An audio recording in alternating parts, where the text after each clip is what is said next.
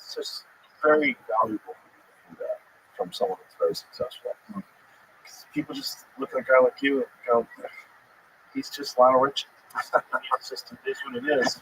You know what I mean? It must be nice. I know. That's how they look at it. I know. They don't think of, oh, that's a bizarre path that a human being took. Superstar. That's a strange. And at any one point in their life, I could turn around and say, I quit. Yeah, and that's very valuable for people to hear as well. And people will, and the fact that you're so honest and you're so open about things, it helps so much because when people read that, they'll think of themselves and the moments where they've struggled, the moments they've been unsure of themselves or not sure what to do or wanted to quit and didn't. It's like, this is universal. It's universal. And the difference between Lionel Richie and Sandy Smith out there is listening to this. Is that Sandy Smith hasn't started taking her first steps, and that if she keeps going down that line, she can, you know, it's just keep going. There's talent, there's gifts of God, there's all sorts of things, but one of those things that they all have in common, if you know with them, it's they kept going. Like Jimi Hendrix, clearly, obviously, was a godly gift, just gifted, something special. Also, worked like a motherfucker. Like the work ethic was insane. Has to be. Yeah. Think about how many records Nas wrote. They were releasing records for years after his death. Years after his death. Because he never left the studio. Of course. He worked. That's how you get that. That's how you get there. You see Biggie on the streets in Brooklyn when he's 17 years old. You're like, oh, okay. With sheets of paper. Yeah. Rapping with perfect flow at 17. You're like, oh, okay. I get it. You just go. Or you get around major corporate leaders and you say to myself, oh my God, you built this company. I said, I was bankrupt 12 times. Yeah. You know what I'm saying? Oh, you were? Yeah. All you remember was the smash. Yeah. But you don't remember, oh, what are you talking about? You know, in other words, how many times can you take no? How many times can you take rejection? Right. How many times can you go, I quit? And then you wait for the next one, I got another idea. Yeah. Because the world is designed to make you go away. Right. Very simple. Right. Don't get psyched out. I tell the kids on American Idol, don't get psyched out. Just because this person can hit every note perfectly and you have this cracky voice that is, but I can remember this perfect voice. But I can remember your cracky voice. And that means you've got a personality. This is a great karaoke singing. Right. Perfect notes don't work. It's something authentic. There we go. There we go. There we go. Yeah. I want to know what your quirk is. What's that thing? Yeah. You know, Cardi B is Cardi B for a reason. Right. Do you follow what I'm saying? Right. Now, there's a lot of folks that came along. Right. Cardi B is Cardi. I mean, I'm just using her as one example. But the wonderful thing about it is she came with a personality. She came with a thing. Yeah. You know. Yeah. And to me, that's the quality I'm looking for, not only in the music, but in life. Okay, so you're rich. Okay, so but right. What's your thing? Who are you? Do I like being around you? Are you? Tell me, what is it? Yeah. Oh, it's just rich. Okay. Yeah. And you got stuff. Okay. But who are you? Right. You have a shitty foundation in your house. Exactly. Right. A beautiful house on a shitty foundation. Or you got no taste at all. Yeah. There's a lot of no taste. Well, listen, Lionel, it's been a real honor having you on here, man, and a real pleasure. And I really enjoyed talking to you, man. It's a fascinating conversation, and I really applaud your honesty, your insight into your life. It's amazing. It's really awesome. Well, I got to be honest with you. There's an old expression that goes, sometimes you don't want to meet the person because they may not be what you thought they were. You know, you're exactly what. Thank you. Yeah. No, I mean, because you know, you mastered this personality when you sit down and talk to just about everybody. And on the days when you struggle with trying to make a communication with somebody and it doesn't work out, I go, I understand why it didn't work out. Because you know, sometimes you have a block right in front of you. You go, okay, I just have to deal with it. Yeah, but I've enjoyed this. I really have enjoyed it. Thank you, and best of luck with everything. And you already have best of luck. No, that's come on. Truly, Lionel Richie out now. Did you do the audio version? We did I did not do the audio version. Somebody else did it? I did. I swear to you, did not do it. How? Like I want you know. If you know Lionel Richie, okay, let me tell you something. For the time it took me to write this book, 2.5 years. Okay, so let me be honest with you. You don't want me to read this book because I don't want to put that in, guys. Can I change that one line? You follow me? Right, So I keep creating. And so it's just one of those things. Dude who read it, if you sound a little like you. Oh no, wait. I'm drawing a blank. Why am I drawing a blank? Blair Underwood. Okay. Blair Underwood. First of all, we kind of had kids our kids went to the same school. I said we had kids in common. No, we didn't have the same thing. Right. No, but we had kids at the same time, and so we met back then. But what I love about him is he understands I call it the middle class approach to my life. In other words, he understood the fact that did we grow up in the rural South? Did we struggle? Did we say no? It's not that kind of struggle. We had a struggle of understanding our identity and how to take that forward.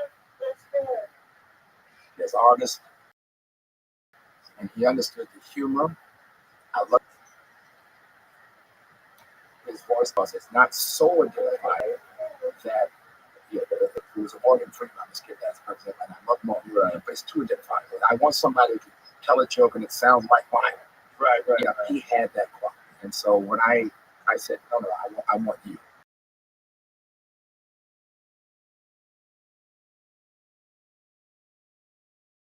Get it off in his voice, you'll hear it.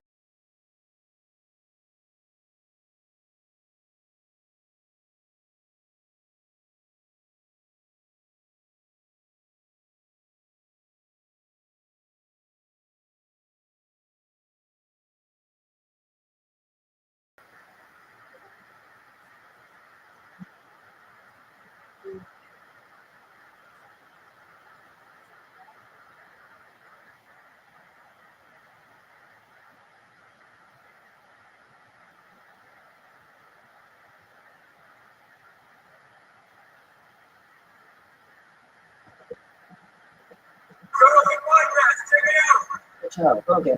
Experience. Train my day, show Republican podcast my night. All day. We just missed a fabulous conversation. I would not wear headsets. Are we recording right now? Yeah. So, did you ever know Wayne died? No, I didn't know Wayne died. Did Wayne die on the podcast ever? Like way back in the day?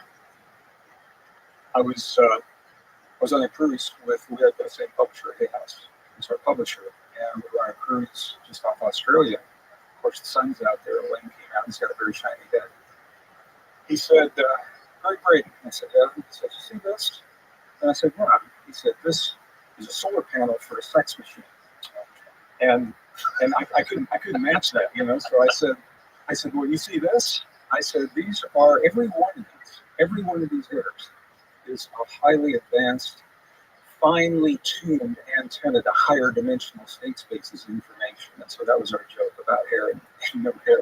Imagine if like that's what made you enlightened how much hair you had and would fall a bit dumber. But I said they every decade of my life, they're saying if you have it this decade, you can keep it. So I get my 70s. That's interesting. You got this so you can probably keep it. So yeah, if you have the Knoxville, you got like really good at it today, and there's a bunch of different DHT inhibitors that are topical that you can use. My friend Derek from Derek More Plates, More Dates, it's a website. He's got a bunch of like protocols and how to save your hair. So people want to save their hair. But we were talking about Art Bell. We came to this. There's a photograph of art on the wall that like was one of the most important things for me to put up. Like we talked about it, and Jamie and I were like, "Oh, we got to get a metal picture of Art Bell," because that was the guy, man. When I was driving home from the comedy store at like 1 o'clock in the morning, and I was listening to AM radio coast to coast with Art Bell from the Kingdom of God. It was my favorite. This was like all for me. It was kind of pre-internet too. Like maybe the internet existed, but it wasn't the thing that it is now. There was no podcasts. No, but The crazy thing, stuff that was on that program that was all fringe is what everybody's talking about every day at lunch. Now. At lunch right now. Area 51, Bob Lazar, totally mainstream. He was so kind to me. He had me on this program before I had my first book. I self-published my first 2 books, and I was doing talks all over up and down the West Coast, up in Vancouver. And he had heard somebody in his shop had been on one of those talks. He invited me on, no book, and then he had me on a number of times after that. And so I was very honored to be on there. And we talked about everything, man. That was the thing. You could talk about anything you wanted to talk about. It was also like art was a show where you could get real information and you could also get complete horseshit. And you had to be able to discern what is what, but art treated everyone with equal respect. Like you could call him up, Art, I'm a werewolf. Interesting. Tell me more. It was never like, bitch, you're not a werewolf. You're just mentally ill. You need to get some Prozac or whatever they give you. But you still got to be discerning today. I think I say it's today you more so than ever because of AI and because of bots and I think it's important to have an open mind, but not a gaping mind. And there are a lot of unfortunate use of terminology, but yes, I agree. Part of the reason for that, is we have a global audience. A lot of those people are very hurt, unresolved hurt. They're right on the edge. They're very fragile personalities. Yeah, that's true. And what they hear on the radio can be interpreted in a million different ways. And it's, I think there's responsibility with saying things. If you're going to say it, make sure it's accurate. Yeah, and your intention, like what are you trying to do? Like, I'm never trying to hurt someone's feelings. Right? If someone's listening, I'm a better life. I want your life to be better. This is an interesting thing about whether it's bots or whether it's, an actual human being talking about stuff. The way you approach life and the way the people around you approach life is very contagious. And if you're doing it in a very positive and a loving way, in a friendly way, in a communal way, that's contagious. It's really good. It's good for everybody. Yeah. But if you're bitter and shitty, it's bad for everybody. What art was like very friendly and fascinated by all these things, and he was a real pro. You know what I mean? It's just like, so when I did his show, it's like one of the highlights of my life. And I got to do the internet version. I never got to do the radio version. So he was on the internet at the time. I don't think maybe he was on some radio stations, but mostly I think it was an internet thing. But I was like, yes, I'm on with our pals. Mine was all by phone. It was all landlines. Yeah, I was on my phone too. I did it from my house on the internet. I think I did it, with a headset or something. But he paved the way. He made interesting subjects. Like I remember when they were talking about things like the face on Mars, and you're like, what? That sounds so kooky. And then you see pictures, and you go, what is that? Well, I only hear about that in school. Yeah, well, yeah, Richard Hoagland on night after night after night after night for weeks on end. Yes. That face on Mars, I'd love to do my career path, actually. Undefeated. Right. So what is your take on all this? Because one of the things that happened was with the face on Mars is the initial images were very grainy, but because it did kind of look like a face, but maybe even more remarkable because sometimes there's faces like the side of a rock, it looks like a face. More remarkable was the geometric pattern of the base of it. And so I kind of dismissed that when the second images came out. So this is the original image. This is the original image that freaked everybody out. They were like, oh my God, there's a face on Mars. And then they came up with these upgraded images, and I was like, well, that's not a face. It's just weird shadows. It's probably just a mountain. But man, that's an odd shape. Or that face of the doctor. It could be true, yeah. But also, then I looked at it, it was like, that shape is interesting. Like, it almost looks unnatural. Then the new images from very close to sight, don't they, show a very clear square. This one's nuts, because this one is somewhere in the neighborhood of between it's plus 300 meters. Like, they don't know how much longer it is than 300 meters, but it's the minimum size of this thing is 300 meters across. And it's a full-on square. Right angle, right. It's like, what the hell is archaeologist, I was fascinated when Hoagland first started talking about what's happening here. So, What's up, Jay? Oh, that one, yeah, the one that we bring up all the time. Which one? Oh, it don't matter. Just click on any of them. Yeah, the non-doctor one, the one next to it, like right there. Look at that. That's absolutely great. So I don't know if I'm very familiar with this image. I don't know if you can see with your mind's eye. You're looking at the lower left. That's a 90-degree angle. If you can see the rest of the 90-degree angle at the top and over at the side, if you can trace out, that is one massive right there. Now you can see it down. It appears as up.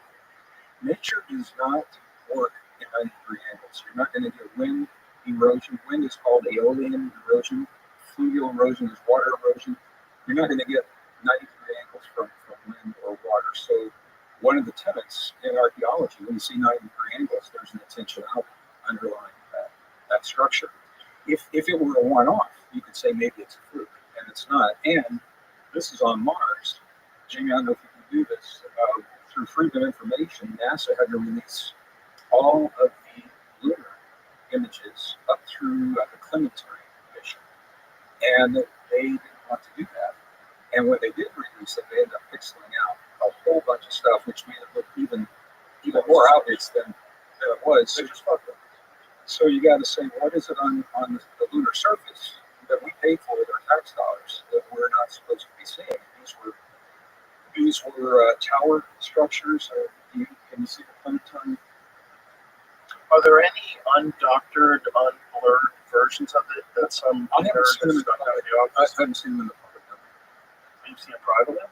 No. What I'm saying is, through Freedom of Information, what you have seen the undoctored. No, if they were forced to release, why in the world would they be pixelating the images that are on there that actually make them look even more obvious than they are? So what we're seeing, what Hoagland is talking about, what you're seeing on Mars is not happening in a vacuum. It's happening. We're seeing the same thing on the lunar surface to varying degrees. On Mars, there were 3-sided, 4-sided, 5-sided pyramids. And the one in the upper right. That's odd. Yeah, that's very odd. So here's the kicker. We were sending Viking probes, Viking 1, Viking 2 in the 70s, went to Mars. 19,000 images were captured from the orbiting part of the mission. The other craft landed on the surface, and I can just imagine being on the surface seeing this. It's like this thing is like a spider comes down in a cloud of dust, and this little tube pops up, and some sticky dental floss stuff shoots out, and then they reel it in to collect dirt and microbes, and they reel it into broth because they're looking for evidence of life on Mars, and it's happening next to massive monuments and geometric structures that are now dating about 50,000 years BP before present. So they're looking for microbes and signs of life next to the most massive signs of life. They can imagine. You said they're dated to 50,000 BC. BP before present. Yeah. So how do they know that? Those were when the Sidonia mission, that's the Sidonia scientists are estimating 50,000 years, and the same for the lunar. I'm hesitating. But the Sidonian, how do they estimate that? If they're using probes, They're using probes, and I think geologically they're using its relative dating. They're looking at strata and things like that. From the lunar sites, they brought back samples, and I'm hesitating because I haven't had people want to go with all this, but the samples that came back from the lunar surface had traces of metals that do not occur naturally in nature. They are the product of advanced machinery. And what metals are these? These were metals that came back when they brought back from the Apollo mission. And I think they brought back that's one you can look up what the metals were that came back, and they don't know where those So is this metals from Sidonia, or is this metals from the moon? This is from the lunar. So the structures on the moon, how old they think they're the same age as the structures on Sidonia? They're estimating 50,000. There's a race for the moon right now, and I'm fascinated by this. There was a time only 2 nations on Earth had the money and technology to go to the moon. It was the former Soviet Union, the former United States, because neither one's the same country anymore. And both those countries have been so broke, they haven't been able to do it. India and China are now sending the probes to the moon. We were going to the moon during the Cold War, and it was a crazy time. It was actually a very civilized war. I mean, the governments were at war, but the scientists were still cooperating. And there was an agreement that we would not share publicly what was found on the lunar surface. And Russia did the same thing. China was never part of that agreement. So China has said that when they land, they're going to televise live what they find on the lunar surface to the people of the Earth. My sense, Joe, and this will lead into a whole conversation we're going to have here. I think they'll find the archaeological structures that we know are there, that we've seen in photographs, the inscriptions on those structures, we're going to be able to read, because there's a thinking that those structures are from ETs from another time, but the evidence suggests they're from us, from a time in our past, a cycle of civilization where we did great and beautiful things by working together until we destroyed one another through war, and that we're repeating that cycle again.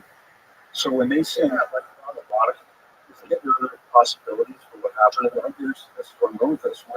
When they see what's on those temple walls, they're going to see inscriptions in languages that we already recognize, and that will be the big. Why do you think that? Because this is what the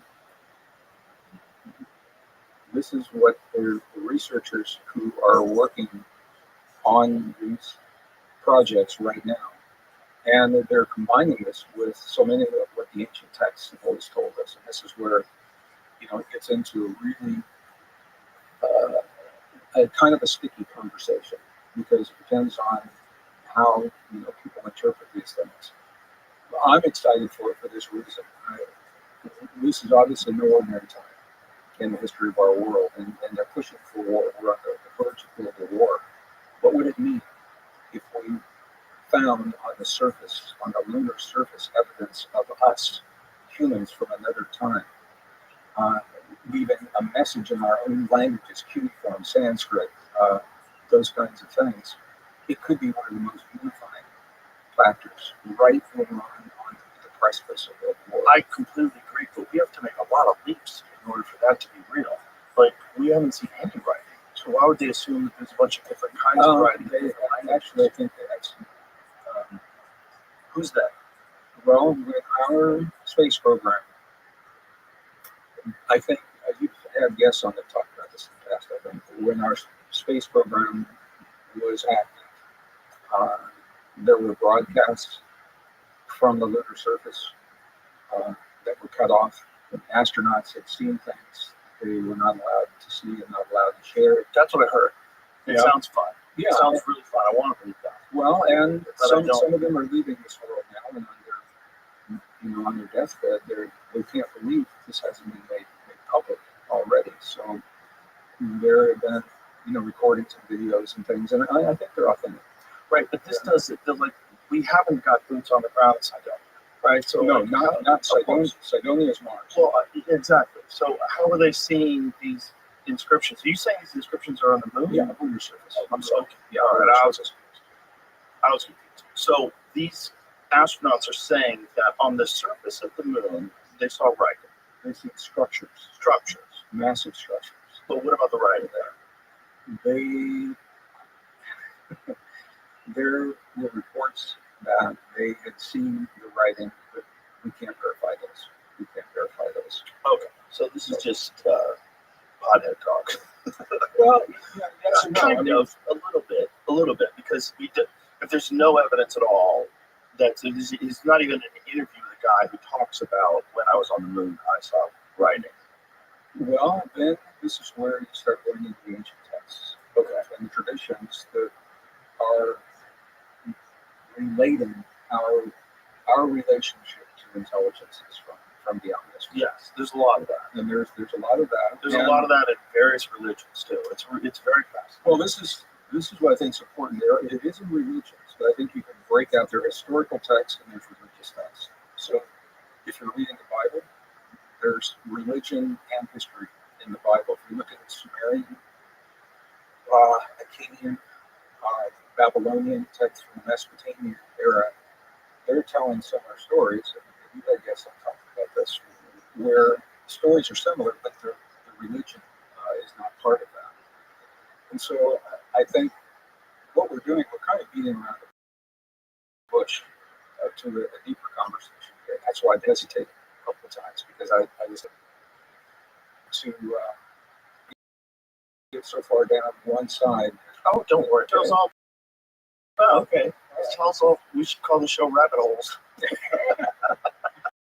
Because people are always in the middle of talking. It doesn't matter. Well, I think this is all tied into disclosure and what's happening, the reluctance to have the full disclosure. We've talked about that multiple times. I'm sure you were you in that documentary, The Age of Disclosure? No. I've been in a lot, and a lot of what I said was about the element flow. Always. And there's a couple of reasons for that. One thing I learned, from this as well, if you're going to be in the documentary, ask if you are on the front end of the film or the back end of the film. What does that mean? Here's the reason. Are you one of the early interviews or are you one of the later interviews? Okay. Here's the reason. They'll develop an arc in the storyline and ask you questions with that arc in the storyline. 5 interviews down, somebody's going to come on and they're going to introduce something, and the producer will say, "Oh, there's a new arc and new storyline," and now everything that you interviewed for may not be relevant in that conversation.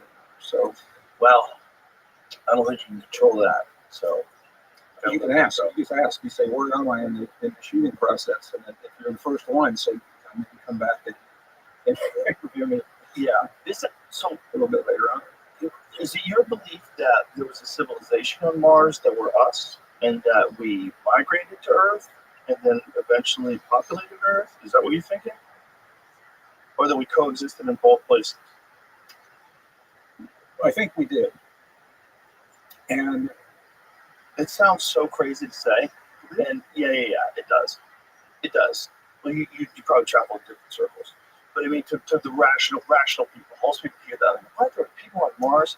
But as time goes on, and more discoveries, we find out just about the structures that are on Earth and how old they might be, and the actual age of Homo sapiens, like how old we might actually be. Or a lot of, like, they found that skull in China the other day. That was you see this? It's a 1,000,000-year-old Homo sapien skull, but apparently there's some debate about it. They're going back and forth. But at the very least, it's in the conversation of the human beings possibly have existed, at least in this form, for 1,000,000 years. Which is, Found it. Yeah, right. Found it in 1990. what? Yeah. What, I found about it? Well, I read it on the I know. I was going through the story yesterday. What happened was some team reconstructed parts of that skull with new methods that are now available. And they, I think it was actually one of those we talked about, the big head, the longie.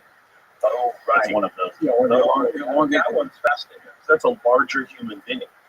what's the Homo sapiens? Yeah, well, they're A branch from the Minnesota. right. So this is the thing. What is it called? I remember longie, but I think it was one that's small. Yeah, Okay, that is the that's it. That's the big head of that. I'm skeptical about those because they find one fragment and there's a lot of interpretation that's going on there. The consensus has been for a long time that I'm a great geologist. I believe in evolution. Evolution is a fact. I've seen it in the fossil record for plants, animals, insects. Darwin's theory of it when it comes to humans, and it breaks down for this reason. We now can do what used to sound like science fiction. If you ever saw the first Jurassic Park, where they pulled the DNA out of the fossilized remains of ancient forms of life, in the movie they brought them back to life. To the best of my knowledge, we haven't done that. What we have done is we can extract that DNA from the bone marrow of fossilized remains of beings that we used to believe were our ancestors. And this is a mind blow. We know that we descend from Neanderthal. We shared the earth with them, certainly, and some people have some Neanderthal DNA because of that, but we did not descend from them. And we didn't descend from many of the other forms that you see on those traditional trees. You know, you've got modern humans here and all these lines connected. If you look close to the lines, most of them are broken lines, Joe, because there's no solid evidence. It's called inferred or speculative relationships. It's like what I've got a picture of here if you want to see that. But what they're showing is that we showed up about 200,000 years ago. Now there's a little evidence that may have been back as far as 300,000. But the kicker is that we can now look at the DNA and reverse engineer it and say, what did it take to get where we are? And what scientists are now calling the smoking gun, and there's still a lot of controversy around this, is human chromosome number 2. Human chromosome number 2 is the second largest chromosome in every cell of the body. It's got about 1,200 or so genes in that chromosome. And just one of them, gene TDR number 1, is responsible for most of the brain we have for our neocortex. So our humanness, our empathy, sympathy, compassion, love, our cognitive abilities, the mirror neurons, all these kinds of things are because that one gene. Well, it's really interesting. It's where did chromosome 2 come from? And scientists have the answer, but they don't like the answer because chromosome 2 is the product of a fusion. Proceedings from National Academy of Sciences, the volume of genetics, says it's very chromosome 2 is part of an ancestral fusion. How did you find out about me? Okay, well, how did you originally find out about me? Oh, you didn't do that. Okay, now I remember. All right, so how things been for you recently?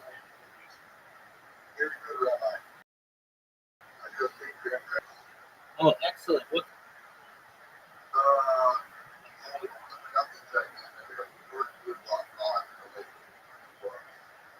Yeah. All right. Very well.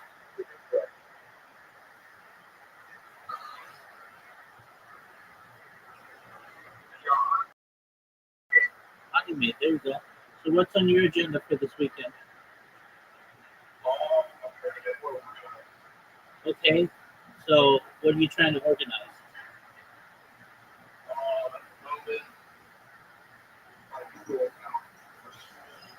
Okay. Okay. Google. Okay. You use a password manager or no? Okay. All right. Yeah. No, I don't. I have like 10,000. I use everything in my head. Yeah. All right. So you gotta get all your tabs in order and bookmarks and stuff. You use the bookmark bar.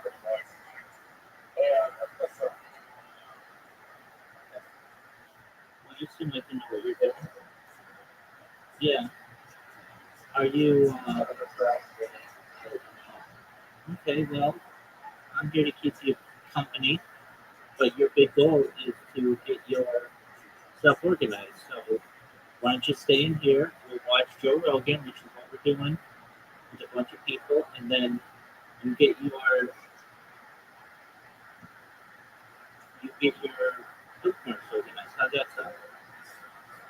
All right, that's organized. Enjoy the club. I'm here if you need me. A telomere to telomere fusion of 2 pre-existing chromosomes. That does not happen in nature. It can't happen in nature. So here's what they're saying. You got two fully formed, fully functional chromosomes, and on the end are the telomeres that protect those chromosomes when the cells divide. And that's why they're on the end. They take the hit. It's a trauma in the cell when those chromosomes are pulled apart, and some of the DNA gets invaded.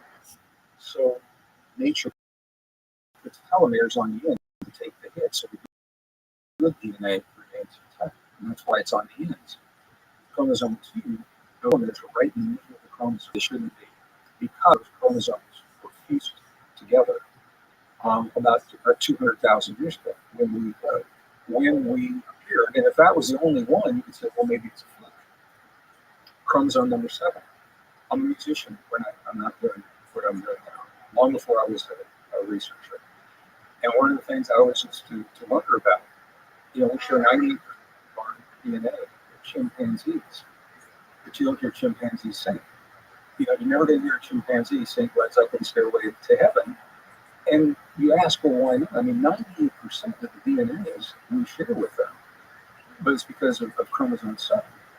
And for about 175 million years, this chromosome was stable in all primates, all of them, orangutan, gorilla, chimps, all the primates.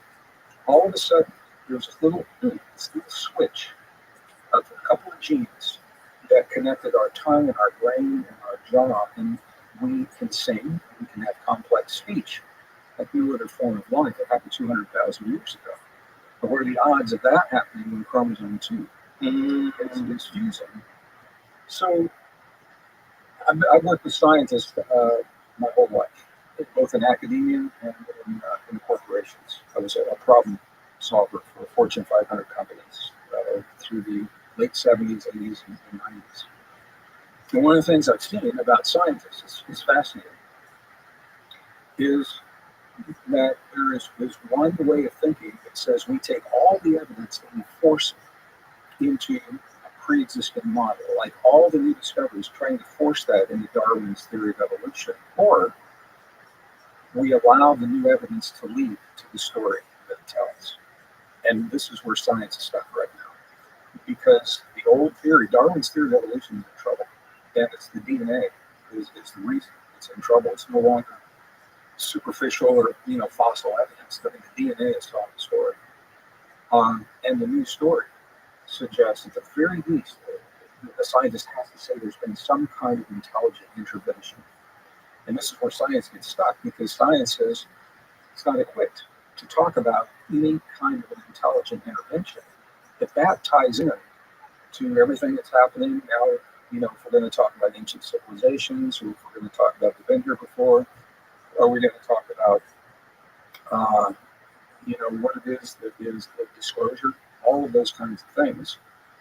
So science is kind of at a crossroads right now. There's something called the standard model, applies to evolution. And what the evidence suggests, we are the product of an intelligent and an intentional act. Who or what that is, that's where it can get sticky. The universe, we have physicists on here, and really good physicists, and some of them are not aware of some of the new information that's come out about it. When I was in school back in the 50s, I was taught to be inert, cold, and we happen to be like biology. That's kind of what we used to teach. Now, physicists are suggesting the universe is alive, it is intelligent, and it's conscious. And one of the reasons for this, and you go to the NASA website, you can look at some of these images. The James Webb Space Telescope. They're showing galaxies that are in proximity of something that is dangerous to them, like an exploding, whatever. And what they'll do is they'll create jets from the center, both directions, these jets that actually move them out of the way. I talk about this. I've got a new book, and I talk about that in the new book. So it's documented in the book. They actually move them to a safer place. And you say, well, maybe that's a fluke. It's a one-off. And now that they found that, they found it happens time and time again. So space itself is conscious in some form. Conscious and intelligent. Those are two very different things. But that is a very different story. If our universe is alive and intelligent and conscious, and we are the product of an intentional act, we solve our problems. Joe, we build our world based on the way we've been taught to think about ourselves. We use our resources. We apply our technology based on the way we've been taught to think about ourselves. And we've been taught that we are a flawed form of life, that we are powerless victims of the world around us. And because of that, this is going to lead into this whole conversation. Because of that, we need a savior. And that savior is being touted as technology. So now we are living at this time where we're being encouraged, indoctrinated, coerced, mandated sometimes to embrace the technology outside of our bodies because we have been conditioned to believe that we are a broken, flawed form of life. And you're seeing this play out in the AI conversation. You're seeing it play out in what's called the transhuman movement, the intentional movement to replace our humanness with computer chips in the brain, chemicals in the blood, RFID chips under the skin. And it's all playing out right now. So I mean, this can't go on for another 20 years because it's moving too fast. This is the generation, right? And I'm very passionate about this. The experts are saying that unless we change our trajectory right now, we very probably are the last generation of pure humans that the world will ever know. But by 2032, when you go to the supermarket or go to the airport, the people you talk to will be some hybrid, maybe some more and some less, but we'll have some kind of technology embedded in their bodies. Now, I was on recently, and I was a scientist, and they said, well, what's wrong with that? Isn't that the next step? Isn't that our natural step in our evolution? I said, no, it is not. If there's a reason. When we replace our natural biology with synthetics, our natural abilities begin to atrophy. Cells, let me just give a perfect example. We used to be taught, when I was in school, I was taught we're born into this world with a fixed number of brain cells. And every beer I drink in college, Yeah, I remember that. all right, I'm going to lose some brain cells. Well, what I'm going to say next is not a reason to drink the beer. But what they found is a part of the human brain, it's the hippocampus, that is producing new brain cells until the last breath we take on this earth. There's a catch, and the catch tells the story. If we do not use those new brain cells in a meaningful way within about 7 to 10 days, the body says, oh, you didn't use it, so you must not eat it, and those cells will atrophy and die. That makes sense because I always feel dumber when I come back from vacation. Are you drinking beer on vacation? Not this time, no, but sometimes, yeah. But that principle, so it's called use it or lose it. We've all heard that. That principle applies to every system in the human body. It applies to our cognitive abilities, to our reproductive system. And when we replace our natural biology with these synthetics, this is exactly what's happening. And we've been doing this long enough. Virtual reality goggles, for example, they've been around long enough. Psychology Magazine has published article after article. If you take young kids with malleable brains, parents are busy, they want to entertain them. So they sit them on the floor, put a virtual VR goggle on, and 3 or 4 hours a day, and say, "Hey, so here's the kid. They're just sitting there like this, and they're seeing images that they would never see in their backyard, and colors, and sounds, and situations." But here's the thing: it's all being done for them. They are not using their imagination like you and I did when we were kids. They're not using their imagination. So now, what's happening is there are parts of their brain that are atrophying. So they are diminished cognitive abilities, diminished language, diminished communication skills. But listen to this: the visual cortex, which is what they're using to watch everything, is enlarged in the brain. The visual cortex gets bigger because that's what they're doing now. Because of epigenetics, all of that can be reversed. When the kids are put into a healthy environment, go outside and play with your friends, they're young enough that they can reverse that. But I spent a lot of time with shamans in the Yucatan and in Peru, Costa Rica, places like that. And they found the same thing. They do, 5,000 ayahuasca journeys because they're leading groups. And every time the group does it, they do it. So they're doing that. Their visual cortex is are enlarged, but there are other of those are diminished. Now, if you're a shaman in the jungle, maybe that's no big deal. But if you're a software engineer in Silicon Valley writing code for nuclear triggers, and on the weekends, this is what you're doing every weekend chronically, it could be a problem. Have they done studies on that where they've shown the declined ability or Yes. cognitive function due to psychedelic use? Yes, they have. Any specific psychedelics? Ayahuasca was one, and I hesitate because there are different kinds of ayahuasca. It's called a group, different kinds of groups. So is the idea that people are overdoing it, they're doing it too much? Well, I want to be clear about this. One-off, I don't think there's any problem. It's done therapeutically. I'll give you a perfect example. I was speaking at a facility. I was invited as a guest speaker to go with a cohort through 7-day programs. And part of that program was ayahuasca. Part of it was breath work, part of it was body work, part of it was natural raw food, the whole gamut. And there was a woman and her husband who came, and they were both healthy. They couldn't have a baby. They couldn't conceive. Her eggs were good. The sperm was good. The doctors couldn't figure it out. And they said there's something else going on. So we came to this program, and the woman, one time, she had a plant medicine experience, and in that experience, a being came to her and reached in and pulled her heart out, and it was all black and had stuff all over it. And the being cleaned it off and put it back in, did the same thing with the wound. And she'd been traumatized as a child, been abused, had not resolved that, apparently, on a deep emotional level. And so there was a part of her that felt that she wasn't worthy to continue. And it was shown up that way. And in her plant medicine experience, this is what worked for her.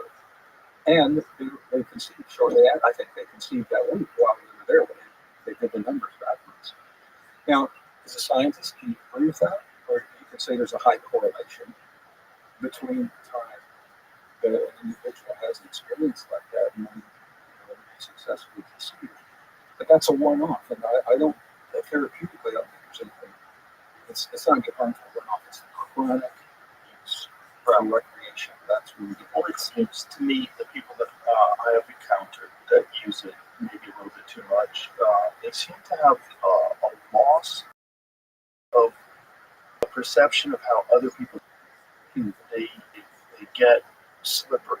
Like the world gets slippery. They act weird and they don't know they're acting weird. And it seems like there's a piece of the interface that's been damaged. If that makes any sense. It makes total sense. And I knew no matter where we go in this conversation, to start with, it's going to bring us back to the same place. And I can show you exactly where that slipperiness comes from just a moment. Okay. When we get there. Because, and I'll just say it right now, there's a part of us that doesn't live inside the body. But that the body tunes to, and I'm using that from an engineering perspective, that the body tunes to through the antenna of neurons and DNA. And this is where it's a fascinating conversation. Scientists now, a segment of science, are beginning to look at the human body as more than soft, sticky, wet, gooey, mushy, cells and skin. Joe, they're actually looking at us from an IT perspective. And this sounds crazy, but they're looking at the human body from the perspective of information passing through and communicating with the world around us. We are such an advanced form of life. We're not primitive computer chips and wires and chemicals. We're more than that. We're neurons and cell membranes and ion potentials moving across cell walls. And the ability for us to self-regulate what is now being called soft. We are a soft technology. The ability to do that is the core of all the ancient and cherished spiritual traditions in the mystery schools. How we go about regulating this technology. So now let me just break that down a little bit. I mentioned during the Cold War, it's a very civilized war. I remember it was 1980s. I was working. I was civilian, working on a contract for the DoD, and with the civilian security, I had a yellow badge. It wasn't a high secret clearance. It wasn't like top secret or anything. But we had access to research papers that were coming in from the Soviet Union. Even though we were at war on one level, the scientists were still cooperating. And the Soviets were the first that sent these diagrams of a human cell as a circuit diagram. Now, this is a mind blow. I mean, it wasn't a metaphor. Literally, that every human cell is a gated circuit. It's got input and output. It has transistors, the equivalent of transistors, resistors, and capacitors. Every cell produces about 0.07 volts of electrical potential. And you say, well, that's not very much. And I agree. And then you do the math. You got about 50 trillion cells in the body. 50 trillion cells times 0.07 volts, it's about 10 volts of electrical potential in the human body. Every cell is the equivalent of a transistor. Every cell is equivalent of a resistor, capacitor. We're photon emitters, and there's a whole science now about reading the photon emissions from humans, and we're photon receivers, and we store information just like a computer chip. And this goes on. Blockchain technology. Our DNA stores information, and the way that it's described is that it is secure, it's transparent, and it's immutable, and it's distributed. And those are exactly the terms being used for blockchain technology today, because blockchain technology in the world actually mirrors the technology of human DNA. We have a record, and you and I, every human body, we have a record of every successful genetic transaction for our species. It is transparent, it's immutable. If you know how to look for it, it's not hidden. It's secure, and it's distributed across all the nodes that we call humans. This goes on and on and on. The point is that we are the only form of life that can consciously self-regulate all of this technology and apply it to our healing, to our intuition, to our resilience, to change, to any of these kinds of things.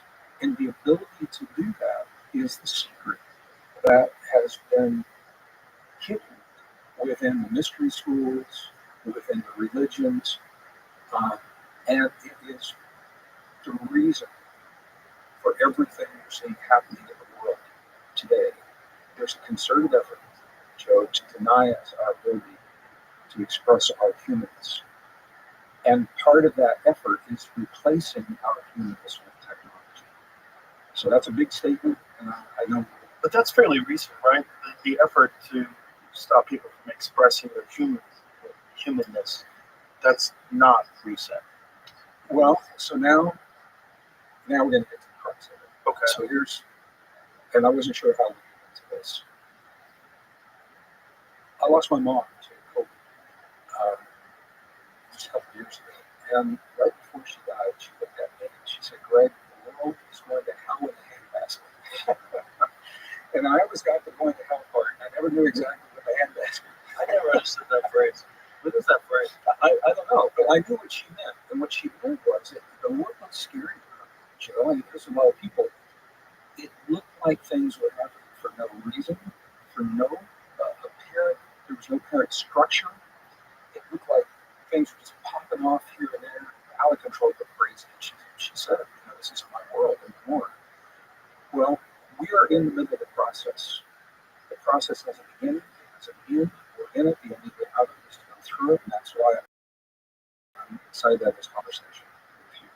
The two parallel themes that are playing out in our world right now, and we can explore both of them. One, there is a concerted effort for the first time in the history of our world to remake the stated intent, to remake our world and to remake our bodies. Now, we've never had the technology to do that, but we do now. So the intent to remake the world and remake our bodies, that's one conversation. The other conversation, the best science in the modern world, is showing us that we're not only being told, we're so much more than we've been led to believe. And we're about to give our humanness away to the technology before we even know what it means to be human if we remake our bodies.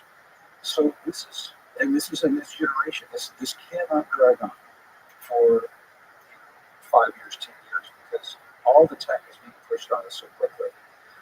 I'm a systems thinker, and rather than get into the weeds of the Democrats and the Republicans and liberals and conservatives, which is all important to have that conversation, but there's something much, much bigger that's playing out here. And we're in a battle for our humanness. And if we don't claim our humanness, there are powers and forces that will stop at nothing to deny us our humanness.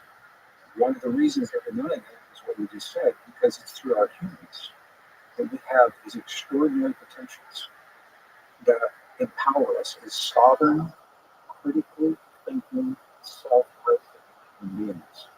And it's very difficult to play out the agendas that are proposed for the world upon populations that are sovereign, critically thinking, self-regulating human beings.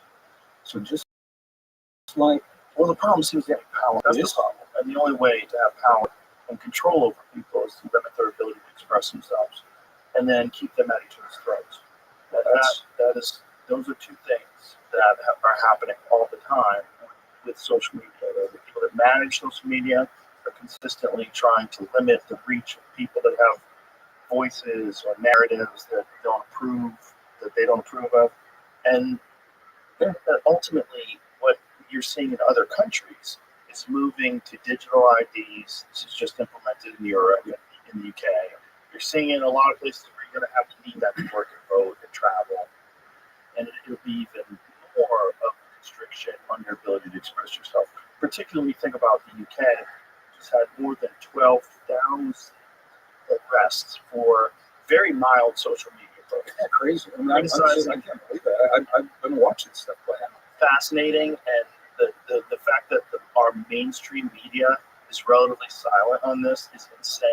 You're seeing a complete, total attack on one of the most fundamental principles of the Western world, which is your ability to express yourself and your ability to call out that you think that the policies that are being implemented in your country are destructive.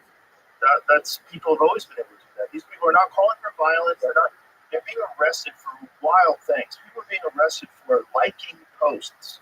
They're being arrested. Some people were investigated for viewing posts. 12,000 people arrested by the police in the UK, the same place that just implemented digital ID. I mean, this is an Orwell nightmare coming to life right in front of our face. And no one's flinching. No one in America is freaking out about what's happening in the UK at all. I mean, you get people online that are kind of freaked out by it, but they're way more freaked out by nonsensical things like whether or not what Jimmy Kimmel said in his monologue is offensive. They'll go to the ends of the earth to fight that. Like the program. That's the program. Well, it's easy. That's a simple thing, and it doesn't freak you out. Like if you could get Jimmy, if you could do that, like you have some power. You have power, but you really don't. If you look at what's going on, like in the UK, what they're learning over there is that they are in a tyrannical government, and it's slowly but surely. It's got its back. It's got hooks in. It's put the rear naked choke in. It's got them locked up. They've got to do something about it. Why do you think that's happening?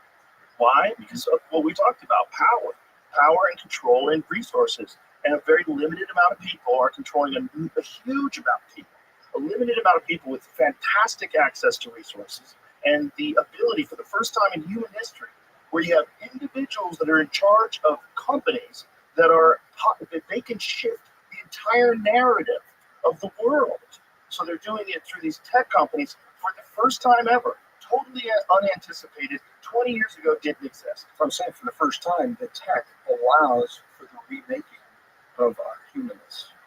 Well, it allows for new methods of control and resource extraction. And we found out that data itself is a fantastic resource and worth billions and billions of companies that have ever existed. They're data companies. That's kind of nuts, and that's like we missed that. But this is all the same thing that happens with kings and it's control. You got to limit the people who rebel, limit their ability to gather resources, keep them at each other's throats ideologically, keep them the dumbest shit possible, including the color of their skin, fight over everything. What gods you believe in, what foods you eat, what views. Keep them fighting over everything, and then get social media bots to continue that fight going all day long. Meanwhile, closer and closer and closer to total control of the population, where they're even openly stating it. Said in an interview, if we can't control social media, we lose control. Yeah. Like, yeah, you're not supposed to have control over other human beings. Yeah, you're going to lose the you're not supposed to have. An elected official is supposed to be a representative for the people. You're supposed to be a person who's a public servant where you go out and you do this incredibly moral and ethical and beautiful thing where you sacrifice your time for the betterment of your community and your society instead of just a means of extracting fantastic wealth that is totally unprecedented and that shouldn't exist in the first place. You shouldn't be able to take that fucking job and then immediately go and start working for some Fortune 500 company making billions of dollars. Like, that's crazy. If you're a government employee and involved in any regulatory fashion, and then you go and work for the very industry you were regulating. Or if you're a person who runs for office, you get in office, and then all of a sudden you're worth hundreds of millions of dollars when your salary is $170,000 a year. It's real obvious what's going on. It's just wealth extraction. And the way to do that is with control. You have to have control over people, and you have to be able to censor them. You're going to call that shit out. Everything you're talking about is part of the bigger picture. So how deep you want to go? All the way to the bottom. But do you think the bigger picture is natural? Like, these are natural patterns human beings follow when they get power and control over people. Because that does seem to be the case. It's just on a much grander scale now. I think what you're talking about, power and control, lust and greed, there are individuals that have a propensity for those things. They're going to fall into those roles very easily. They don't even know that they're supporting something much darker. What do you think is the source of this much darker? Okay, so this will open the door to answering Sidonian and everything else that we've done. So we're not totally beating around the bush. We're going to bring this all together. I wasn't sure how deep you want to go with this, Joe. And what I'll say is, I'm going to acknowledge things we're talking about for a lot of people is a very different way of thinking. It's different from what I was conditioned. I was born and raised in northern Missouri, a rural community. My first degrees in geology or science. It's a very different way of thinking, and it's where the evidence is leading us. What our most ancient and cherished texts, whether you're talking about religion or not religion, they say that we are born into an ancient struggle that began long before we ever got here. And for lack of a better term, this is where words are powerful and they carry a lot of baggage. It's a struggle. We're born into the struggle between good and evil. It's not a religious struggle. When we talk about evil, I think it's important to quantify what that evil is. And to do that, we have to talk about who we are. There's something inside of us, Joe, and this is where science is stuck. This is where science and spirituality come together in a beautiful way, and this is where language can fail me. So I'm going to do my best. There's something inside of us that is so rare and so precious and so ancient and sacred and powerful and beautiful. But there are forces that have in history and are currently working to deny us access to this force. The force is the reason for the ancient texts, the spiritual traditions, and there's two ways that we can have this conversation. You can say we can do it from a biblical perspective and talk about angels and demons. We could do it from a high-tech perspective and talk about advanced civilization from another world at another time. We're talking about the same thing, exactly the same conversation. As to our origin, there was an intentional intervention that created us. The biblical traditions are giving us one perspective. The Mesopotamian texts are telling us that we are the product of the blood of a higher form of life. And now the archaeological sites are revealing that those what's recorded in those Sumerian texts actually existed. I was a member back in the 90s. What specifically did the reporting was archaeological? Let me say, I was in the 90s. I was a member of an organization called BAR, Biblical Archaeology Review. And the idea is that you follow the instructions in the text, and you go someplace and you dig, and there is what the text is talking about from 3,000 years ago. So they use that to try to validate the events, not the religiosity, but the events.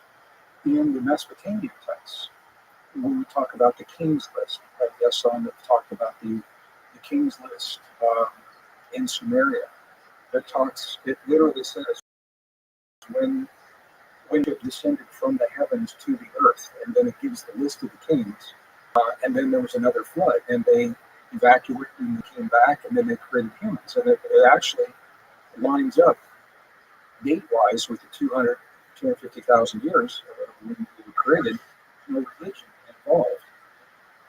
So two different languages. Are we talking about an advanced civilization and our relationship to them a long time ago? Are we talking about angels and humans from a long time ago? Are we talking about beings with wings in the religious? Or when you look at the Sumerian traditions, the kings all had wings as well. Right. But they're telling the same story. And what the story is that we are we're the product of an intentional act, and we were imbued with a force that was greater even than those who created us. And there has been an effort from that time to deny us that force.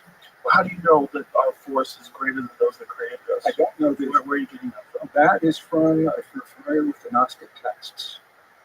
In the Gnostic texts, the Dead Sea Scrolls were discovered in 1946-47, the oldest unedited records of the Old Testament. Push the date back 1,000 years. In 45 and 46, the oldest records of the New Testament and the texts that were excluded were discovered in a little village on an island in Egypt called Nag Hammadi. Can I just tell you, it's a crazy story. There's not much firewood along the Nile in Egypt, and there was a woman who needed kindling to feed family, to build the fires, to feed her family, and keep their home. And she finds some kindling, and he was very resourceful with no trees, so he found an old tomb. And in the tomb were clay vases, and he opened those vases, and there were documents that were very dry and brittle and made great kindling. Oh no! And we don't know how many were lost before the authorities were noted. Right now, there are 13 bound. They cooked a bunch of them. They burned and they used them for fuel. Here's what's left. What's left? There were 13 books representing over 3 texts. They were the oldest records of the New Testament, and they were the records that were excluded by the Catholic Church. Just many images of these books. Yeah. Can you find them? Well, I got them on my. I brought this for you. All right. Oh, Jimmy found them.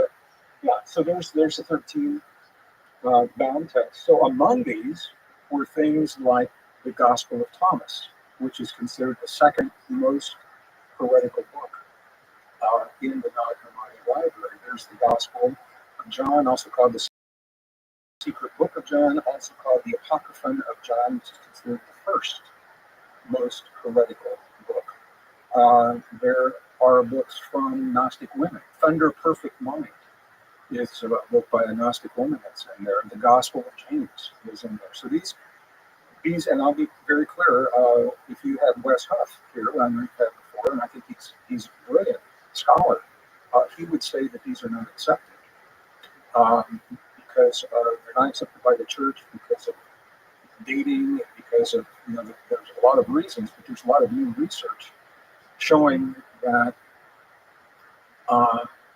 that these are worthy of exploring with the same validity that we give to the other texts. What are they dated to? They're dated late first, early second century, somewhere right around there. Some of them later.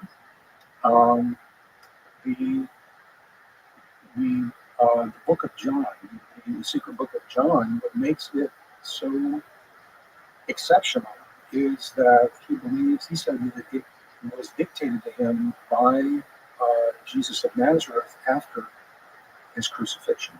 So it wasn't before, it came after. But the Gospel of Thomas is one of probably the most controversial. It's 114 sayings that were recorded by Thomas, and the book says Didymus Thomas. It was the name, and it's almost like it's different from all the other books in that it is each saying unto itself, and what he is saying are, again, I'm hesitating because he's covering so much ground here. What Yeshua was his name, what he was teaching was so profound for his time. There were outer teachings and inner teachings. The outer teachings were for the masses, and is primarily what you see in the Gospels. The inner teachings were for those initiates who really understand what it was he was saying. That's what the Gospel of Thomas appears to be. It did come from a later time. I don't think it invalidates that, what it is that is being said. And What is being said that's so controversial? well, there's 114 sayings in there, but the bottom line, and this is one I think that is probably one of the most well known, where he says, what you bring forth from within you will save you. What you don't bring forth from within you will destroy you. He's saying there's a power inside of us that has to be expressed. And these texts are all about how we awaken that power. Okay, so the name, I'm going to use a word, then I'll define it. The name that is given to that power traditionally is called divinity, but it has nothing to do with religion. So that association is made because there are schools of divinity that make that. They're great schools that do great things. But the contemporary definition of divinity, I love this, the ability to transcend perceived limitations. And so the ability to transcend, to become more than perceived. Joe, you and I, our listeners, we are living limits that probably aren't even real. We're living within limits that we have been indoctrinated to accept about ourselves. Divinity is our ability to become the best version of ourselves. Expressions of divinity, imagination. I mean, no other form of life can do what we do with imagination. I want to talk about that in just a moment. It's more than just a picture in the mind. And an image in the mind is setting in motion a cascade of chemical effects in the human body that literally change as we are changed in the presence of the right kind of imagination. And the books tell us how to do that. So imagination, creativity, innovation, sympathy, love, compassion, healing, forgiveness. These are expressions of human divinity. It's what sets us apart from all forms of life and makes us such powerful beings.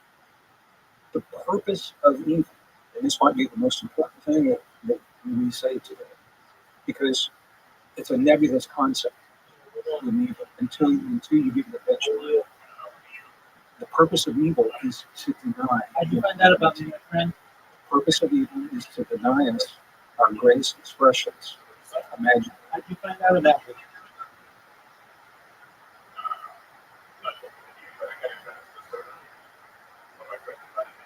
Okay, do you know how they found out about me?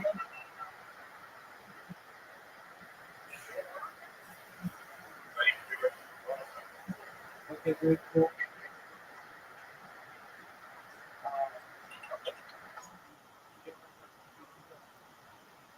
Imagination, creativity, the ability to communicate, share ideas, self-healing, all of those things. So in a very real sense, so anything that denies those things is an expression of evil.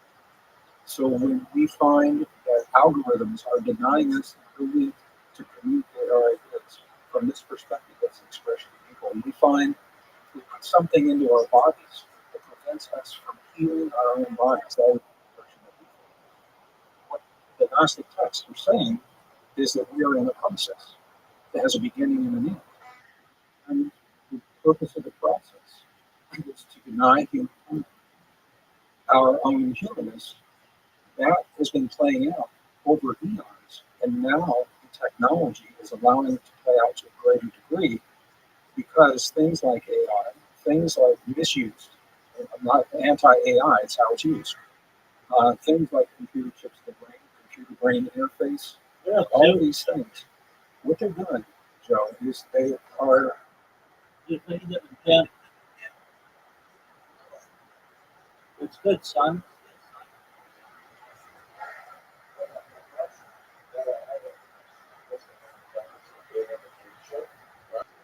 What's that big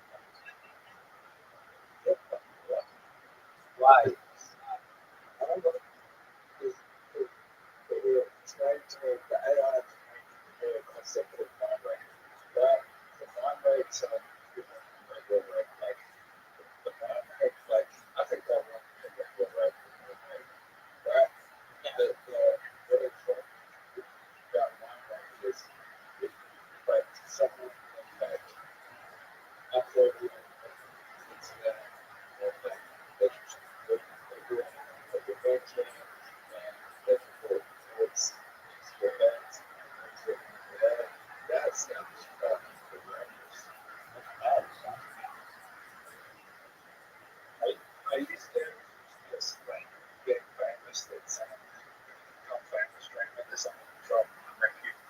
It's essentially a race to be able to avoid that. And I've got a pretty good head start on everybody. With the amount of data that I can generate.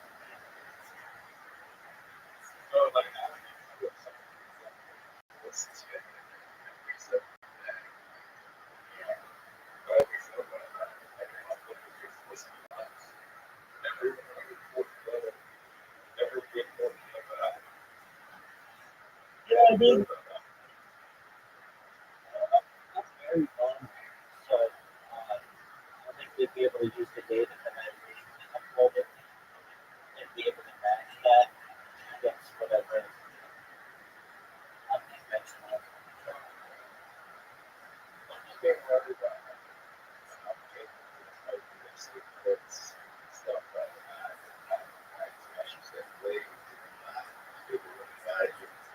No, I'm not worried that they did. They would know that it was unintentional. But I'm pretty sure that everything that has ever been thought ever gets leaked eventually. So like basically, if given enough time, humans or whatever means to which we evolve, will make it a goal of their civilization to basically be able to make the thoughts of people of the past. Well, it's the idea that why not? Basically, if we're able to do everything, including have time travel, travel faster than the speed of light in the future, and all kinds of other things like that, well, it's just going to be another goal that people are going to want to be able to have the information of which they're going to want. They're going to want to know the thoughts of Napoleon Bonaparte, Julius Caesar, and Zeus.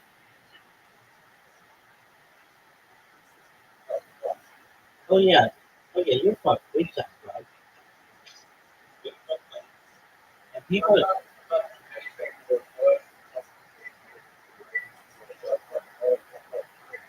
yeah, you got some fucked up thoughts, stuff.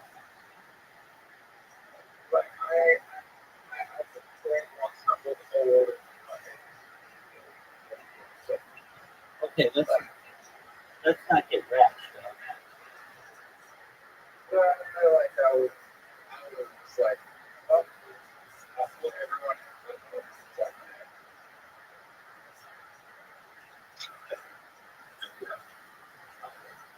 Dude, do you know what pump fun is? You know, I'm live streaming. Yeah, I launched a phone.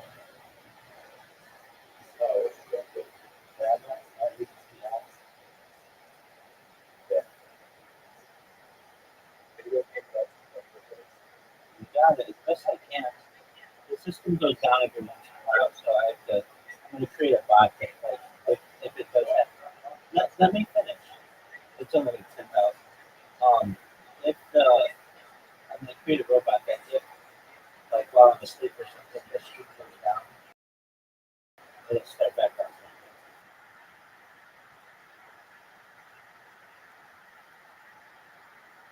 People have been really nice.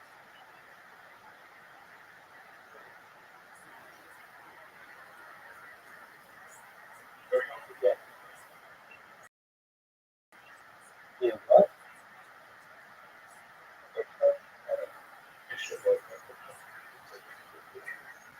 Yeah, I know.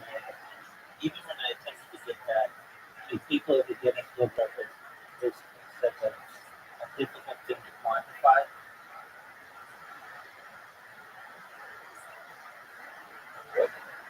Yeah, just because it's difficult to add up everything that's on the internet.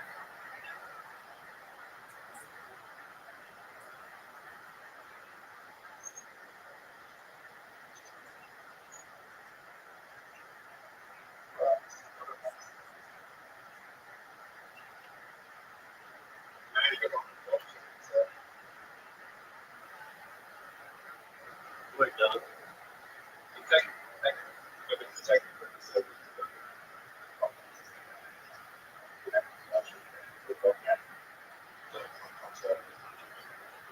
Yeah, I'm not worried about the money involved in it. People can buy it if they want. I'm more focused on the fact that they let me live stream and I can get it to me.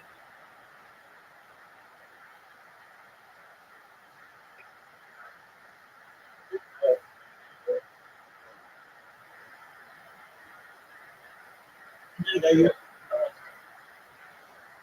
what do you say, Big Duck?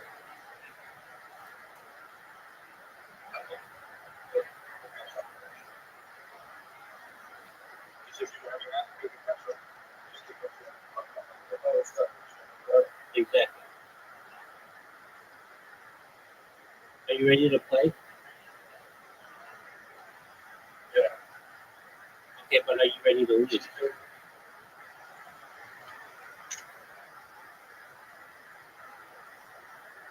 I think what?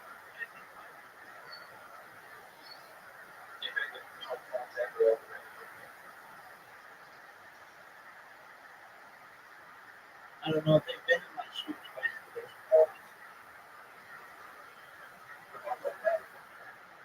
Yeah,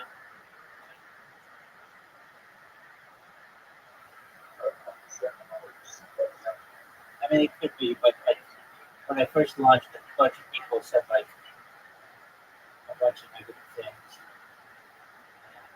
So I think it triggered something in their system. And because of that, they brought in their moderators twice.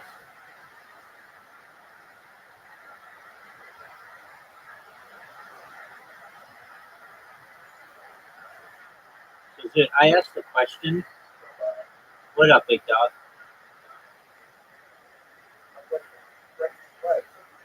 All right, are you ready to get mind raped?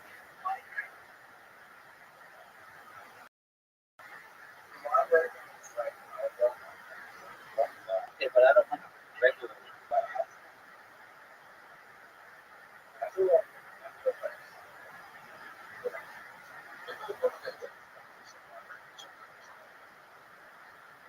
Okay, dude.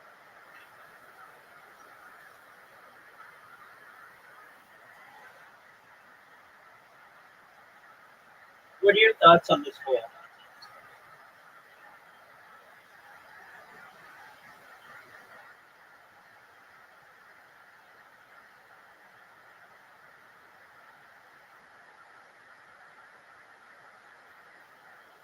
That was not good. It was almost perfect. Are you serious?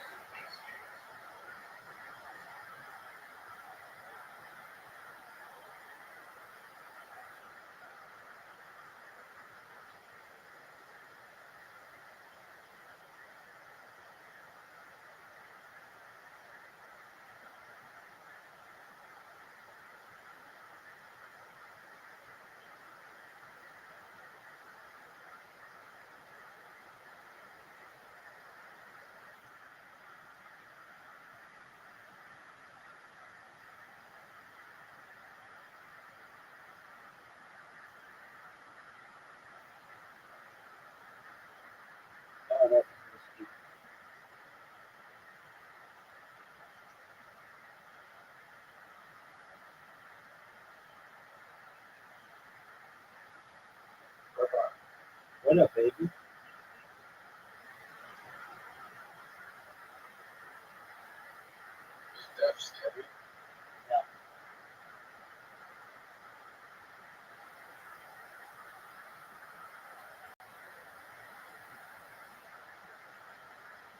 What about you?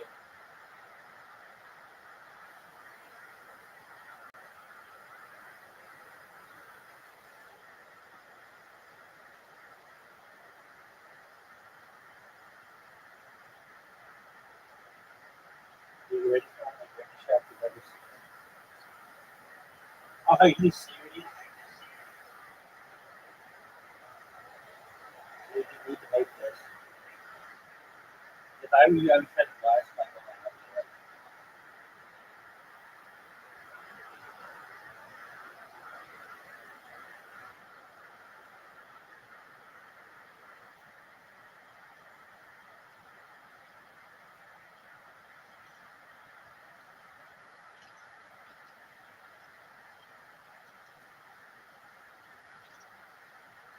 Dude, go.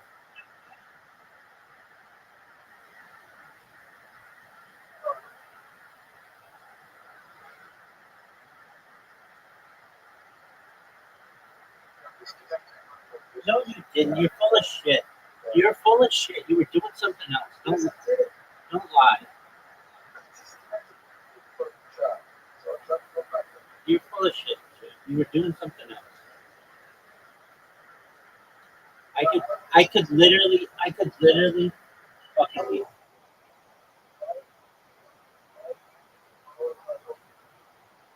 Because you were doing something else, just like I just said. You leave. Dude, you didn't leave. It tells me when you leave.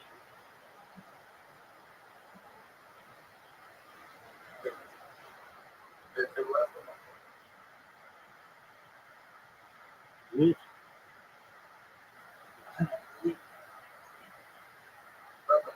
that's okay. I don't have to. All I have to do is have one of the greatest shots that you've ever seen. That's all I have.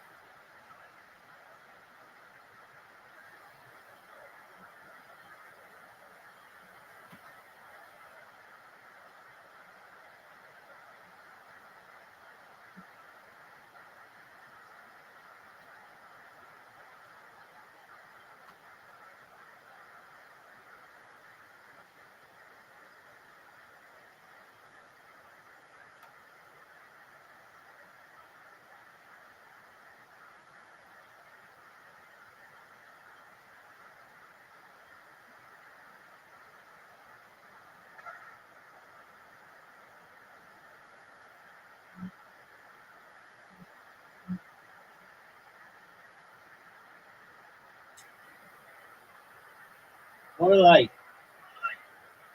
hey, thank you so much. I don't know why it wasn't allowed for the street, but I would do so. Thank you. Hey, by the way, I launched a token on Fun just so I can stream on there. It's Rabbi. If you're interested.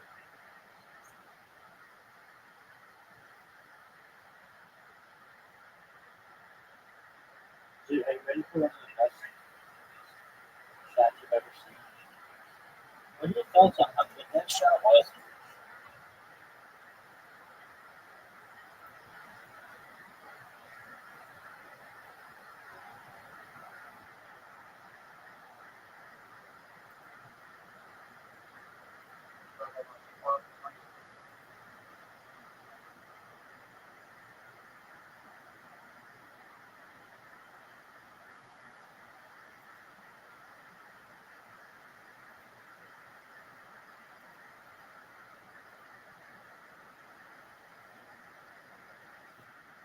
What's going on?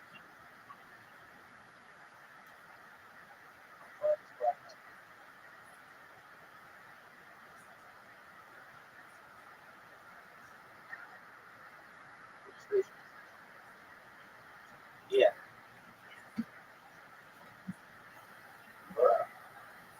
The Telegram?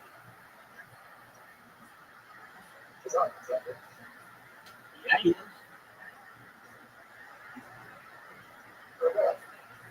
He, he was just in the.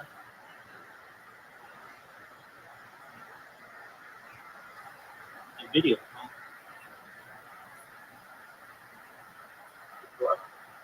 It was just in a video call.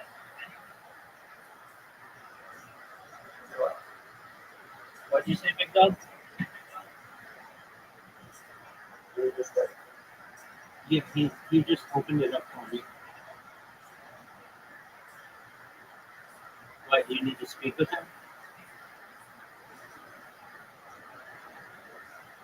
What do you need to speak about? What do you need to speak with him?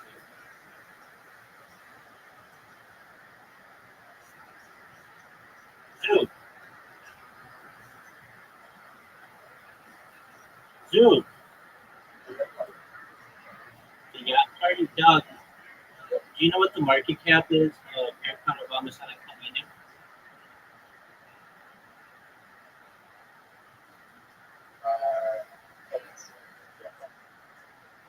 Is that true?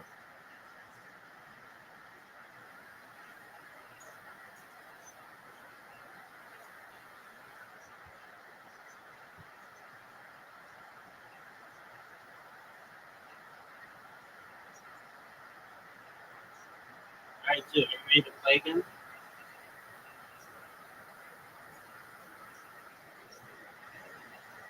Zoo, are you ready to play again?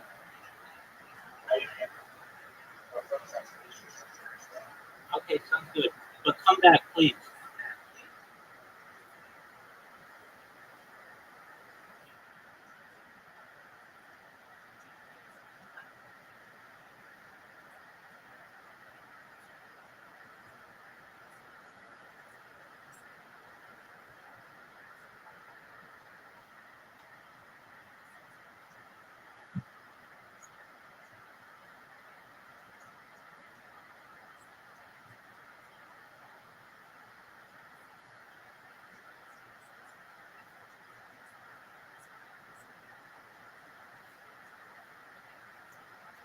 Denying our humans. Use it or lose it. If we're using technology in place of our imagination, for example, and the psychology journals are full of articles about this. People that chronically use artists, musicians. My wife is a voting member of the Grammys, and we just had this conversation. You've got musicians who go to ChatGPT and say, "Hey, write me a song," and that puts some music to that song, and now you enter with the Grammys, and you are competing against a human who has labored 30 or so years to master the voice and the instrument, and you say, "Is that fair?" Well, they're struggling with that right now. So these are all expressions of anything that denies our humans. From that perspective, is an expression of evil. Who is doing that? That is what those texts are all about. That's what the texts are talking to us about. Here's the interesting. This is Gospel of Thomas 1:14. Is how that's. Simon Peter said to them, "Let Mary go away from us, for women are not worthy of life." Jesus said, "Look, draw her in so as to make her male, so that she too may become a living male spirit similar to you. But I say to you, every woman who makes herself male will enter the kingdom of heaven." Okay. So what they're talking about, What is going on? Pull up. I'm not sure why you chose that one. I've got Can you pull up number That's a very interesting part. we can talk about it because it's in Cook, and he's talking about marriage, the sacred marriage and baptism. And it's he said when you make the two one and the inside like the outside, then people say the mountain moved and the mountain moved. And what he's talking about is honoring the masculine and the feminine, and that's more than just a metaphor. And there's a whole thing that goes with that. Can you bring up saying number 70 or number 10?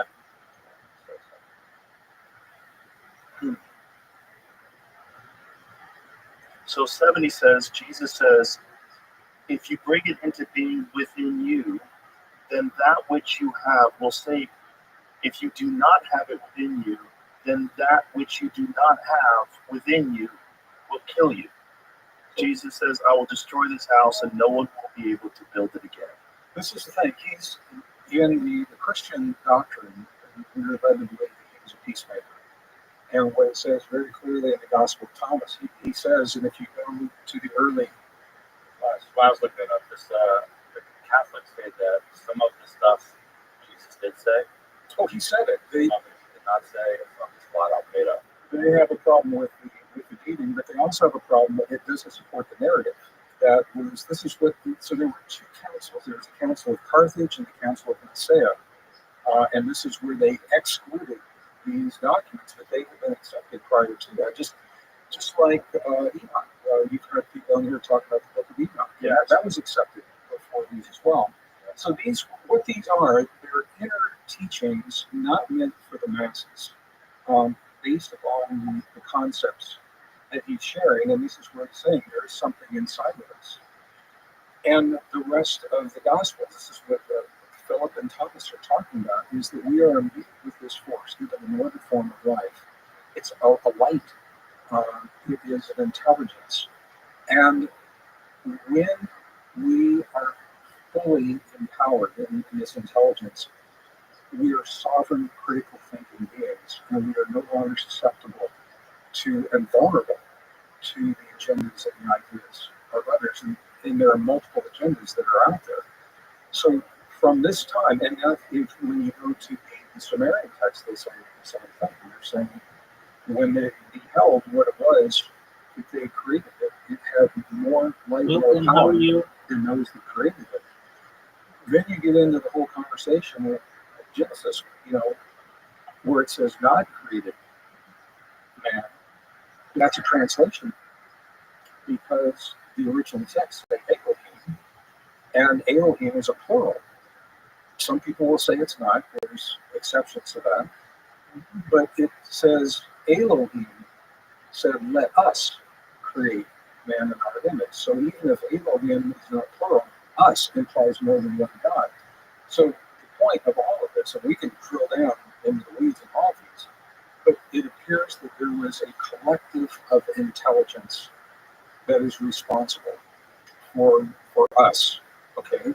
That's not science, that's the text. Now we look at the science. The DNA is telling us that 200,000 years ago, there were mutations that cannot happen in nature that imbued us with the ability to communicate with one another and all of these things that we're talking about. And almost from the moment that we were imbued with these things, there was an attempt to deny us our power, and that attempt continues today. So I think a good case can be made. Everything you're seeing happen in the world, it's all important.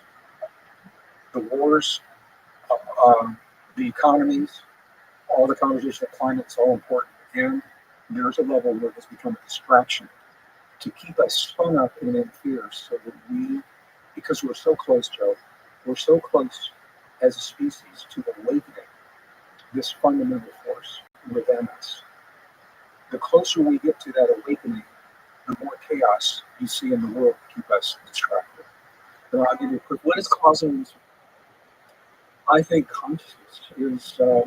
So is this the battle that we have to fight, though? Is this because it seems like there's always a pull and a push, right? I think it's a or struck, depending on what language you want to use. There's a deeper conversation, and I think we're going to get to this in a minute.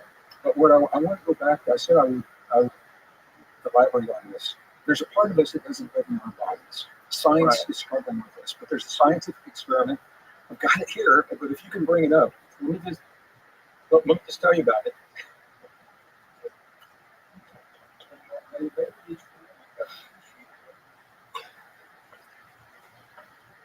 But you'll be able to see once I'm there. So here, this is a mind blow if you haven't heard this. And if you have, let me know. I don't want to be redundant. But, well, tell everybody else about that. Okay, so 2022. But let me ask this. Okay, do you remember when you were a kid a game called Pong? Pong. Pong was I think came out in '72, and it was so primitive. So it's like it's like a tennis game on a screen. But computers were, and we'd never seen anything like. I would go to work. I was in a secure area DoD working on a peacekeeper missile project. After lunch, guys would come in on their CRT screens. They'd be mesmerized. They couldn't help it.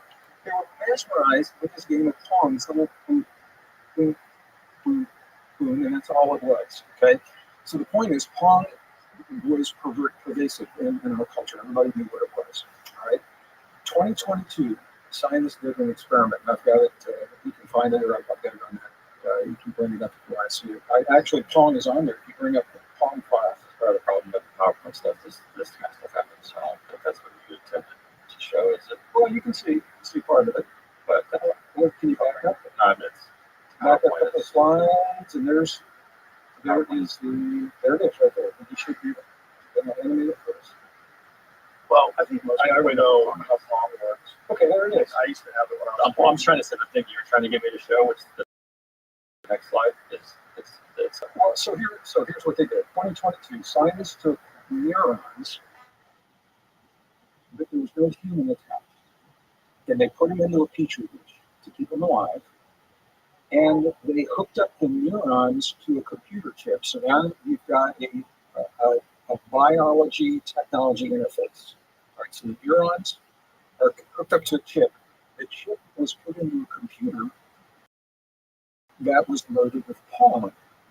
The neurons began playing the game of Pong, even though there was no human neurons. And the longer they played, the better they got. They were actually learning how to play Pong better. And now the scientists are struggling with the question, how does a neuron not attached to a human in a petri dish know how to play Pong? Where are the instructions?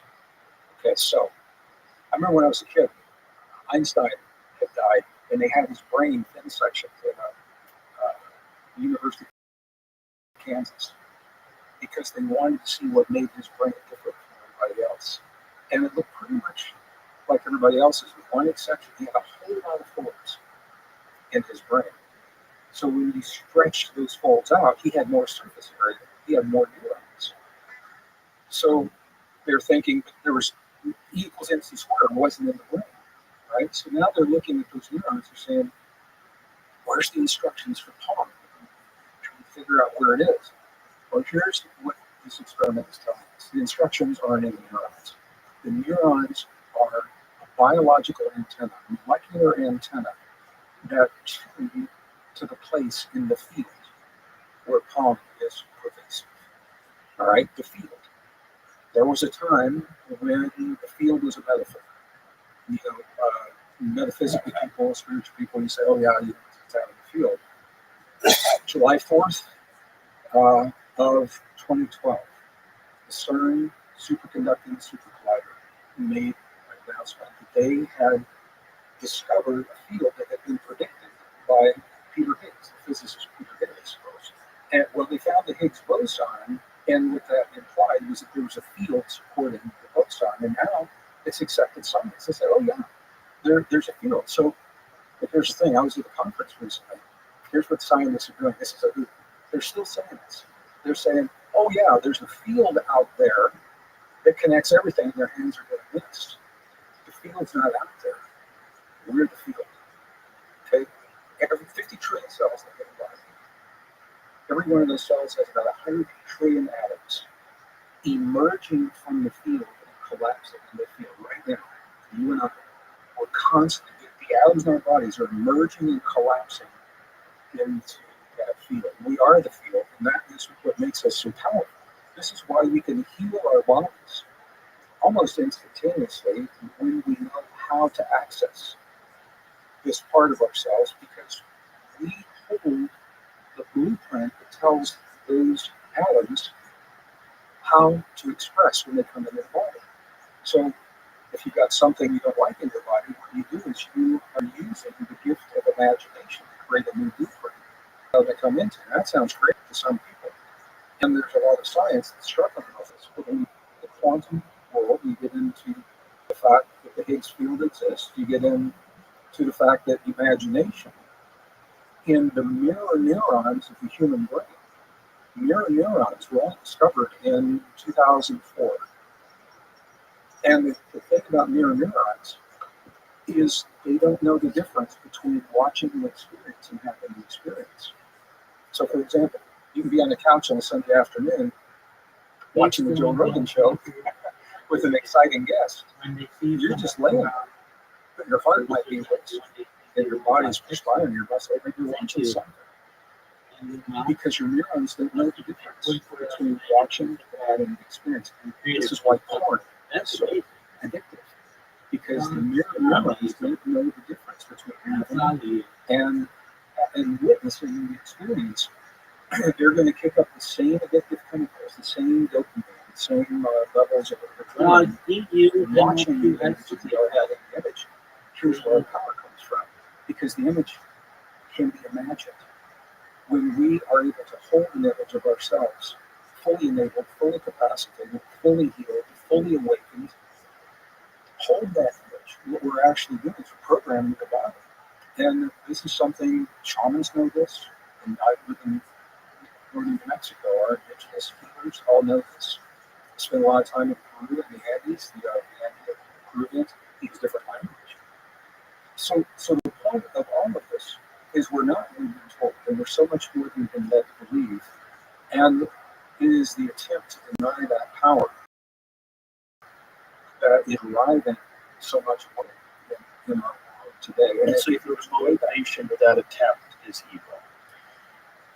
Yes, It's an actual force that we're giving into. That's why they're enacting all these levels of control, and that's why they're suppressing people, releasing bots on the internet. It's literally an expression of evil. And evil's not dark, not necessarily darkness. A lot of people confuse these. Darkness is simply a polar force. We live in a binary world. We've got to have light and dark, plus and minus, boys and girls. We live in the darkness is a passive polarity. Evil has an active purpose, and the purpose of evil has always been, whether you're looking at the Sumerian text, Mesopotamian text, always been to deny us the greatest expressions of our humanness. And now we live in a time, this is no ordinary time in history, but none of this is happening in a vacuum. We're barreling down the road toward this convergence of so many natural cycles and the date 2030 that has been identified by the United Nations, by the WEF, by a number of corporations, by Ray Kurzweil, in terms of AI implementation. They're all looking at 2030. And what you're seeing are the powers and the forces of the world jockeying to be in the best position when this date is upon us. And I'm not saying it's like January 1st, 2030. The United Nations, for example, they've got, and again, I don't know if I'm being they've got the UN SDG 2030, UN, the United Nations Sustainable Development Goals. They want implemented by the year 2030. They're not getting much traction because they're not a good idea. The goals, if you read them on the outside, Joe, they're deceptively beautiful. Who doesn't want food security? Who doesn't want to end poverty? Who doesn't want to end disease? Now, you look at the fine print. How will they achieve those goals? And that's where it gets very concerning. Right? They haven't had much traction because the way to get there is concerning. There's not good ideas. Now we look at World Economic Forum. I know you've got people talking about WEF. They've been around since 1971. They meet once a year in Davos. They talk about what they would like the world to look like, and they have every right to do that. Some of their ideas are very dystopian, in my opinion. Things like you will own nothing and be happy. We've heard them. Yeah. Or the Great Reset is the term that they coined, or the Fourth Industrial Revolution. They haven't gotten much traction, but they recognized that their goals were similar to the UN. So in 2019, these two organizations joined forces. They signed a formal document.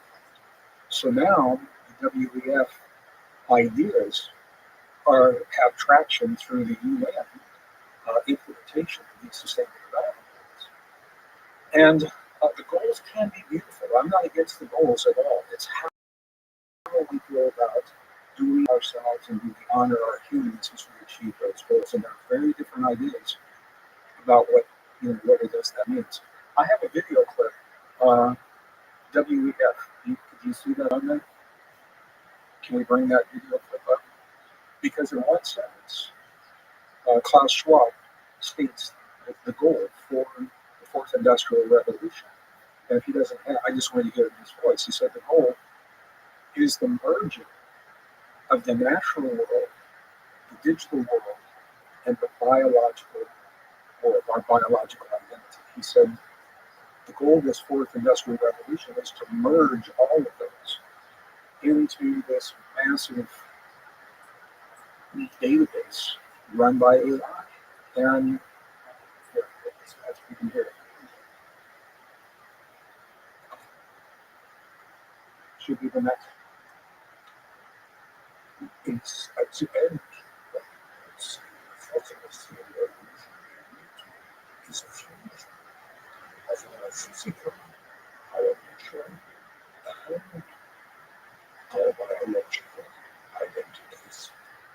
Did you hear how he paused before he said biological? Yeah. Did you catch that? So he's saying, okay, the physical world's already tokenized. We have digital ID for every elephant, all forests, the oceans, all of the energy resources. That's already tokenized. The digital world is already digital, so that's tokenized. Then there's a pause. He said, and of course our biological identities, because he knows the implication of what he's saying. That's us. Right now, we are not fully implemented into that system.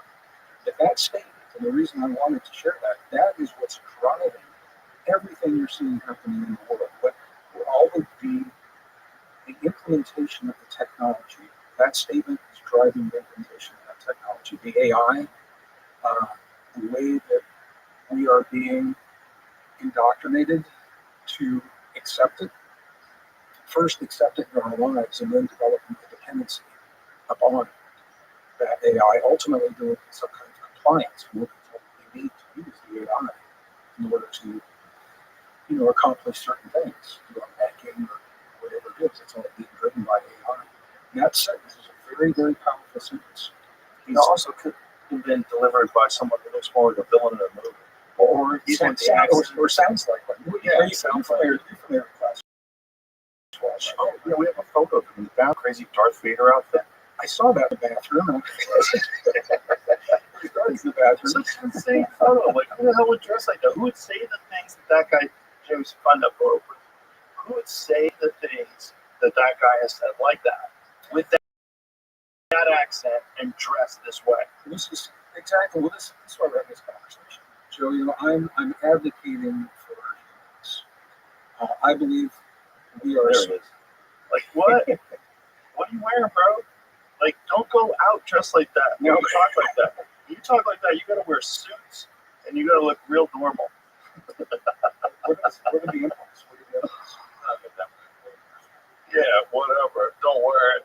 If you talk like Darth Vader, don't wear it. See, all of this is happening from Leave that crazy out. This is happening from people that are afraid of our humanness. They don't know what it means to be human. They're afraid of dying. The transhumanists are afraid of dying, so they want to live forever. Right. Well, they're also extremely wealthy and you want to control the masses. And the best way to control the masses is doing it this way. Yeah. There is a fundamental, it's a very ancient, if you don't know this, the world looks like it's spinning out of control for no reason. When you begin, and you think about it every day, but when you look at the big picture, and you can see there's a fundamental struggle between, if you want to use the language of people, it's a charged language, and I know that, and that's the language that we're using. But the denial of our human potential. And so the best way, what do we do about that, is if the purpose of the evil is to deny our humanness and our divinity, we triumph by living the best version of ourselves. We triumph by imagining freely and sharing ideas and creating. And don't be afraid to have empathy and sympathy and compassion. And now you have a benchmark. Because when something comes up on social media or something, we're asked to do something, you say, well, I don't know if this is a good thing or not. You ask yourself, does it affirm or does it deny my humanness? Does it affirm or deny my ability to imagine, create, to love, to forgive, empathy, sympathy, compassion, to share ideas, deep intuition, is to affirm or deny this, and then that'll tell you what you need to know. What you choose after that is up to the individual, but it will be a blind choice. And I think this is up for us right now. Okay, so now people in technology and the algorithms of social media that are designed to break the social bonds that have always held us together as communities. And this began right around 2011. I think it was the Occupy movement that pitted the rich against the poor, 99% against 1%. That's a very, and we could have used that and come to the table and had a conversation and a healing that would bring us closer together as a society. But it was weaponized to drive us apart. And then the same thing happened. Men against women, blacks against whites, Christians against Muslims, Jews against Muslims. Now it's male against female, and the genders are being blurred. All of this by design, breaking the social bonds that hold families and communities and societies together, because we're more vulnerable when we lose these bonds. And the algorithms that do that. I mean, I'm fascinated as a computer scientist. I'm fascinated by this. We have what are called information silos. So, see, there's parents and their kids, and the mom goes to work, and she goes on YouTube and queries a bunch of stuff, and you know what happens? It's the algorithm just starts feeding you, and it's everywhere. You're feeding one perspective of what it is that you've just queried. Meanwhile, dad's at work, he's doing the same thing. His algorithms are giving him a separate perspective. The kids are doing the same thing. Now they meet at the family dinner table. And everybody believes that their story is the real story. It's the right, it's the true story. That breaks the social bonds. And we're seeing this happen. We're seeing this happen in our society. And, it's following an algorithm. It's very easy. Are you familiar with Saul Alinsky? I think you probably. Rules for radicals. This is exactly what it's following. He said you choose a target, you freeze that target, you isolate it, you personalize it, and you polarize it. And that's exactly what it's doing. It's a simple algorithm. That's exactly, think of all those things we just talked about. All of a sudden, it's all you see in the news. You're freezing it for everybody to see. You're personalizing it. What is that? How are you getting it ripped off and and then you polarize that, and it just drives people apart because they believe what they're being shown. So my invitation. Add that to the fact that people are addicted to social media, so they're addicted to being inundated by all this propaganda and all these various competing narratives. You can't leave your phone alone. It's more and more addictive every time you pick it up. The newer ones are even better. The screens are even bigger. Now you got a foldable one, opens up to a tablet, it's in your pocket. And people are just full on addicted to what is a lot of negative information, far more than you would get just living your ordinary life. You don't see much information. You don't see it together very often, do you? Do you see anything? Well, if you curate your feed well, but the problem is if you spend any amount of time, you're going to be impacted by some ideas that you don't like. There's going to be a lot of negativity. Like there's a lot of X shows me that I did not sign up for this person's page. I did not know. They just showed up in my feed. I do not follow them. But also it appears, and I read it, and I'm like, oh, this is fucking horrible. What a terrible take. People arguing the worst, most evil way possible. Celebrating people's deaths, hoping more people die, and oh my God, I gotta get out of here. That is evil. I'm not saying that those human beings are evil. I think most of those human beings don't even know what they're doing. Exactly. They don't even think of it as real life. They think of it, it's called shit posting. You know what shit posting is? Yeah. People just post things for the lulls. They just post to get reactions out of people. There's a lot of that going on. There's a lot of people expressing their boredom with negativity, expressing their frustration with their station in life, with negativity online, and then feeding into it, arguing with other people instead of addressing their own individual real life problems. They start looking at all these things that they're creating online. That's the primary focus, like throughout the day, is these stupid ideological battles they're having with people that might not even be real people. Well, it's evil. It's kind of evil. It is, and it's robbing what you're saying. It's robbing you of your opportunity to achieve a higher level of humanity. Well, I think what you said is really important. Many people are naive, because they are participating doesn't mean that they're evil people. Right. And that even goes for most people, even people that do a lot of horrible acts. I agree, because they're trapped. But see, Ben, this is why I said what I said earlier. We can tie into this. People who have propensity, they have a spiritual weakness. This is a spiritual battle, not religious, but it's a deeply spiritual battle that's playing out on earth right now. And it's showing up in every facet of our lives, whether we want to think about it or not. People that have a propensity for greed, because that's their spiritual weakness, or a propensity for power or control, they will fall into those roles. They don't even know. And I've worked with people, and I've been in organizations, and I've seen it happen. They're naive. Many of them, some of them know exactly what they're doing. There are some that know exactly what they're doing, but most of them are very naive, and they want to be relevant.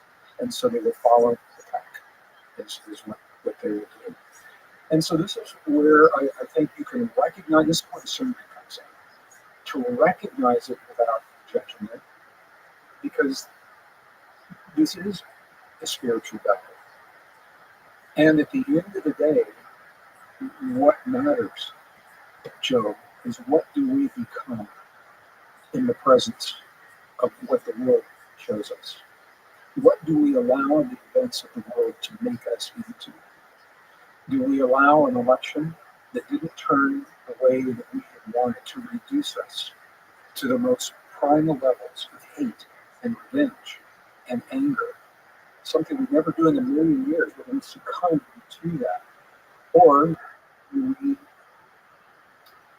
do we recognize what happened? And this means we have to agree with it. But the question is, do we make the decisions from our love of the families behind us and our friends and our community, or do we make our decisions from the fear of what we perceive as our enemy from us? And that happens every moment of every day. I have been in a business of someone who's pure evil. And the first time it happened, it caught me off guard. And then I learned. And it would never happen. Actually, can you tell me what the meeting was? I can't.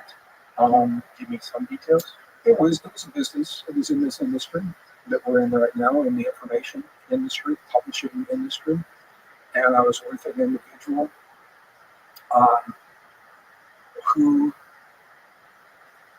I'm hesitating with the words that I use here.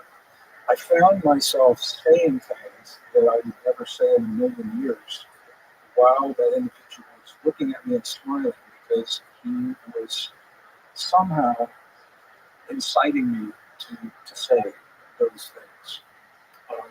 It was almost like, in some way, there was a force that I had not learned to reckon with. I've since learned. Were you young at the time? I was an adult. I was younger than I am now. And this comes up for all of us in different ways. So, but you're not taking responsibility for the words that are coming out of your mouth. I didn't stop it. That was the thing. I didn't know what. So I heard myself say, I was dissociated. I heard myself say them, and I didn't want to say them. But couldn't you attribute that to a lot of psychological factors like anxiety, stress, and the anticipation of this moment? I couldn't accept power structures. I couldn't accept it. He laughed and he had this smile. And when I saw him again, he tried to do the same thing again, and it didn't work. And that was to do it. Yep. See, this is my problem with this. You're not taking personal responsibility for the words that are coming out of your mouth. I did. Right, but you're saying this guy forced those words to coming out of you, and that is where it gets a little slippery, because why would you not just assume it was your own anxiety, your own stress level? People behave out of pocket sometimes. They think outside of their own character sometimes. They talk out of character, and then they go, well, I don't even know why I'm saying that. I'm sorry. That happens. I agree. I agree with you 100%, Joe. And there are other circumstances that I just can't talk about. But do you think this person was actually evil? Oh, I know. Yeah, I know that. I know who this person is.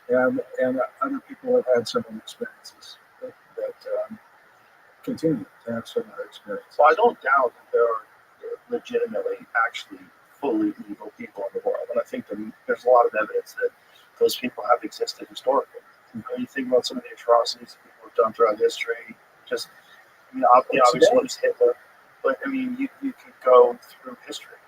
Genghis Khan. There's so many people that have done unbelievably evil things in this world. When that happens, and it's happening it's happening today, right now. You don't have to look at history. That's a perfect example. To do what is happening there, when it comes human to human, the only way that one human can perpetrate that onto another is to sever the relationship to their humanity. All right, and we have the choice to do that. We can deny our divinity, we can have it taken from us by those who have power over us, or technology can deny our divinity. But someone who, and that's closely linked to the soul, which is not the spirit. So the soul is our lifetime experience. When we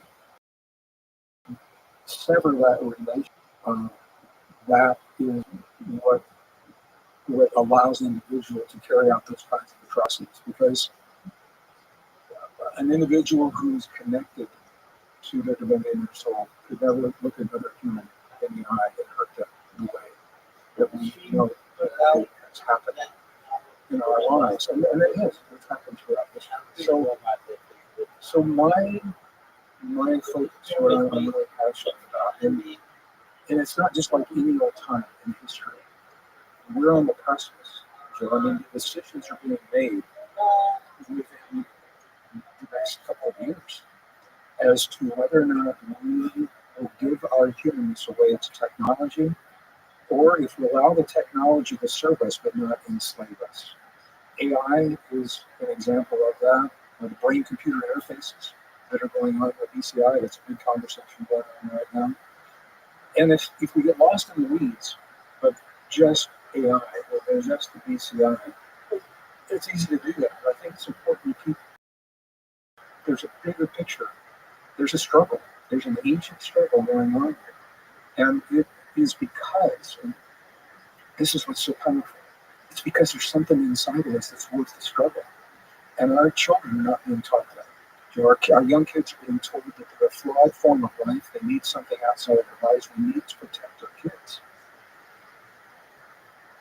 What do you think that thing is? Do you think that's what the soul is? I think it's our divinity is the ability to express, and this is going back to the Gnostic texts. This is why they were heretical. Because the Gnostic text said that we have hotline to a higher realm, that we don't have to go through an intermediary, that we are imbued with this spark, or in whatever language you want to use,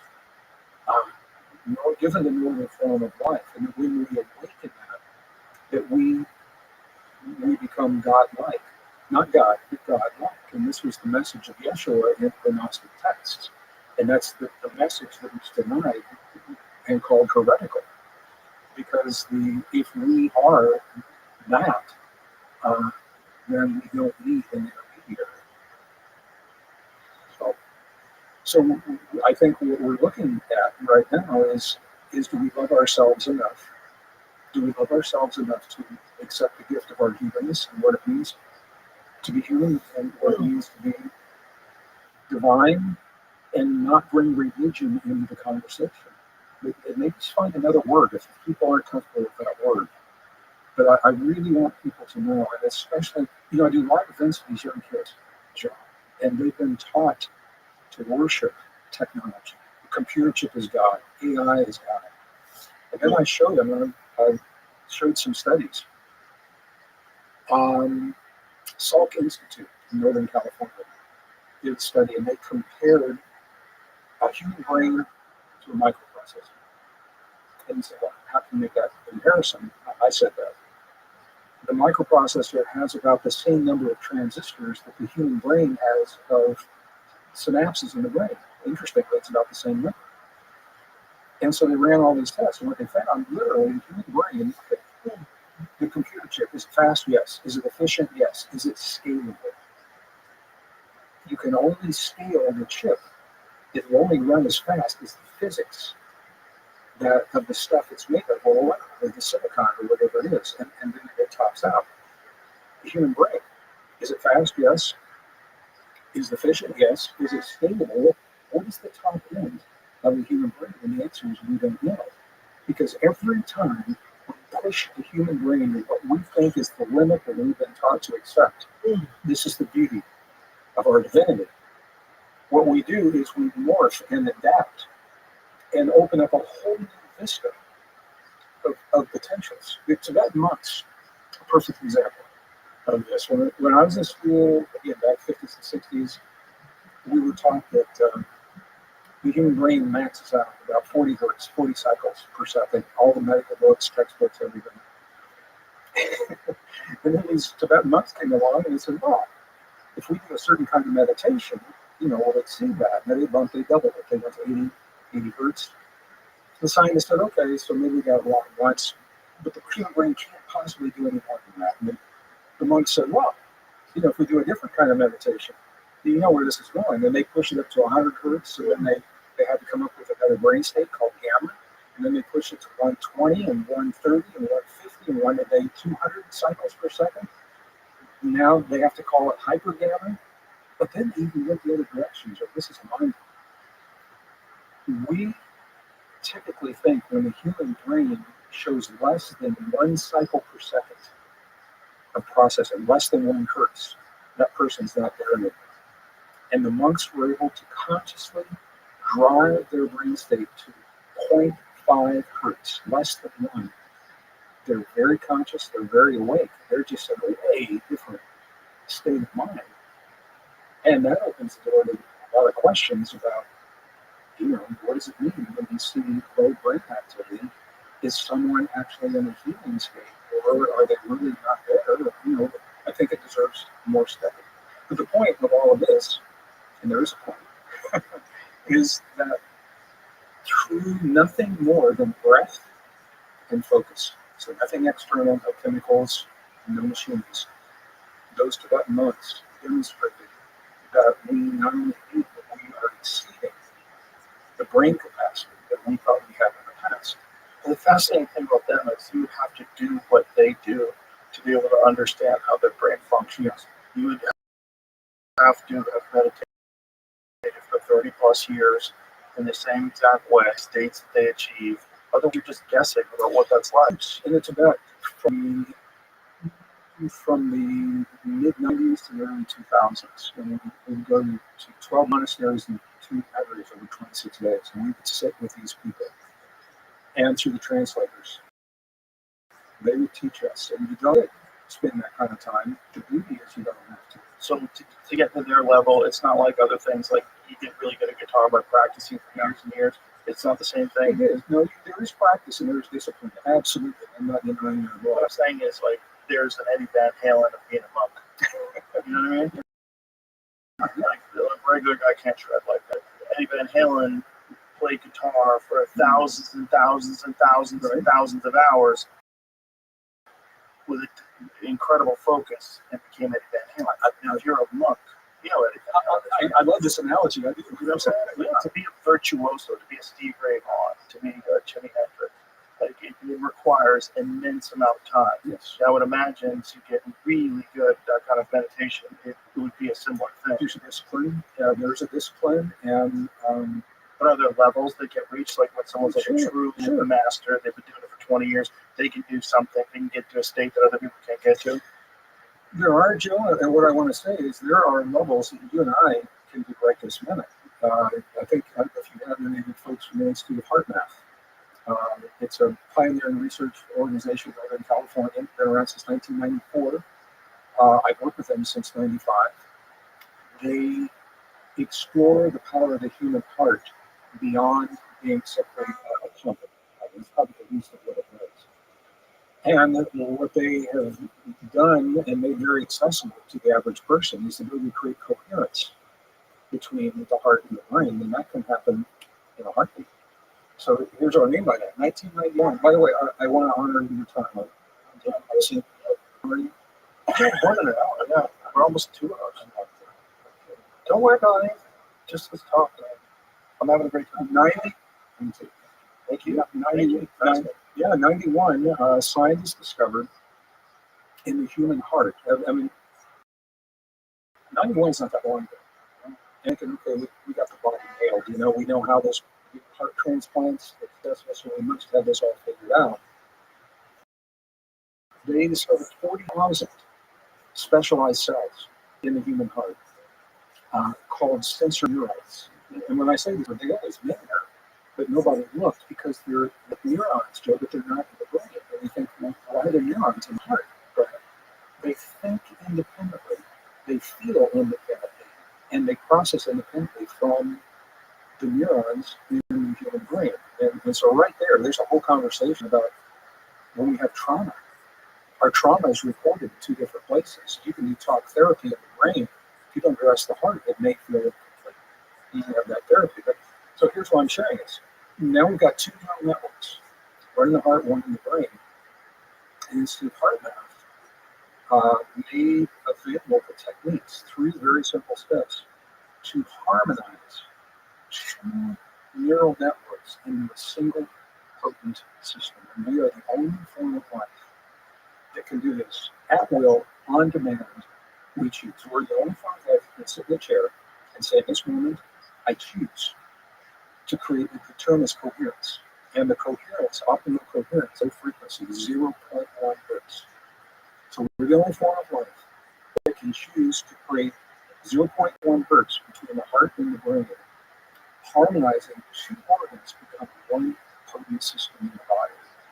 And when that happens, then there's a whole cascade of things. So let me 2 categories: passive benefits, just from harmonizing the heart and the brain, is supercharging the immune system. And it's something I've done at least once a day since 1995 when I learned it, and sometimes multiple times a day. Super immune response. You will awaken longevity instincts that everybody has in the body that often go dormant for some people as they age. You can wake them up pretty quick. Stem cells, you can wake them up pretty quick. Resilience to change. And this is fascinating because when young kids are really resilient to change. I come from a very dysfunctional alcoholic family. We moved. My father left when I was 10. We moved every year. And I went to a different school every year. Had to make new friends every year. And it took a lot of resilience to do that. I can do that then. I probably have problems doing something like that now. Because typically as we age, we lose resilience. That is directly linked to what's called heart rate variability, HRV. Every heartbeat that goes boom, boom, it's the QRS complex. And the time from one peak to the next, to the next, to the next varies. When we're young, it varies a lot, and that gives us resilience. When we age, it becomes more regular, we lose our resilience, set in our ways. Through harmonizing heart and brain, you can actually reset that heart rate variability to the point where it was when you were young. And it doesn't take long. So those are passive benefits. Now, active benefits, once you're in that space, and this is where the really juicy stuff happens, deep intuition. So this is where you do the precognition. You have the ability, your heart will sense an event before it actually happens, and there's science showing why that is. Like so many people knew 9/11 was going to happen before it happened. And I'm not saying they did this, but they intuitively. This is a way to awaken that kind of intuition on demand. Deep intuition on demand. There are 1,300 positive biochemical reactions from harmonizing heart and brain. All right, and what is the method you use to harmonize? Three steps. One is to shift your focus from your mind into your heart. And I've led groups with indigenous people all over the world for 40 years. And the way they all do this is they'll always touch their heart to bring their awareness to their heart center. Some people use a finger or two. If you're in the Mayan cultures in Mexico, they use a full palm. You see this in the Middle East. And people greet one another with a full palm. Or Buddhists will do it like this, and that's that prayer movement right there. And the point is that your awareness will always go to a place on your body where you feel the touch. Like if I touch my arm, all my awareness with that. And it's the first step. So you meet someone, you put your hands on your heart to bring awareness to your heart. Yeah, can you do that? So the first step in heart-brain coherence, developed by the Institute of Heart Math, you shift your awareness from your mind into your heart. First step. Second step is to slow your breathing. And the key here, it's not just enough just slowly, but you exhale for a period of time longer than you inhale, because we all breathe at different rates.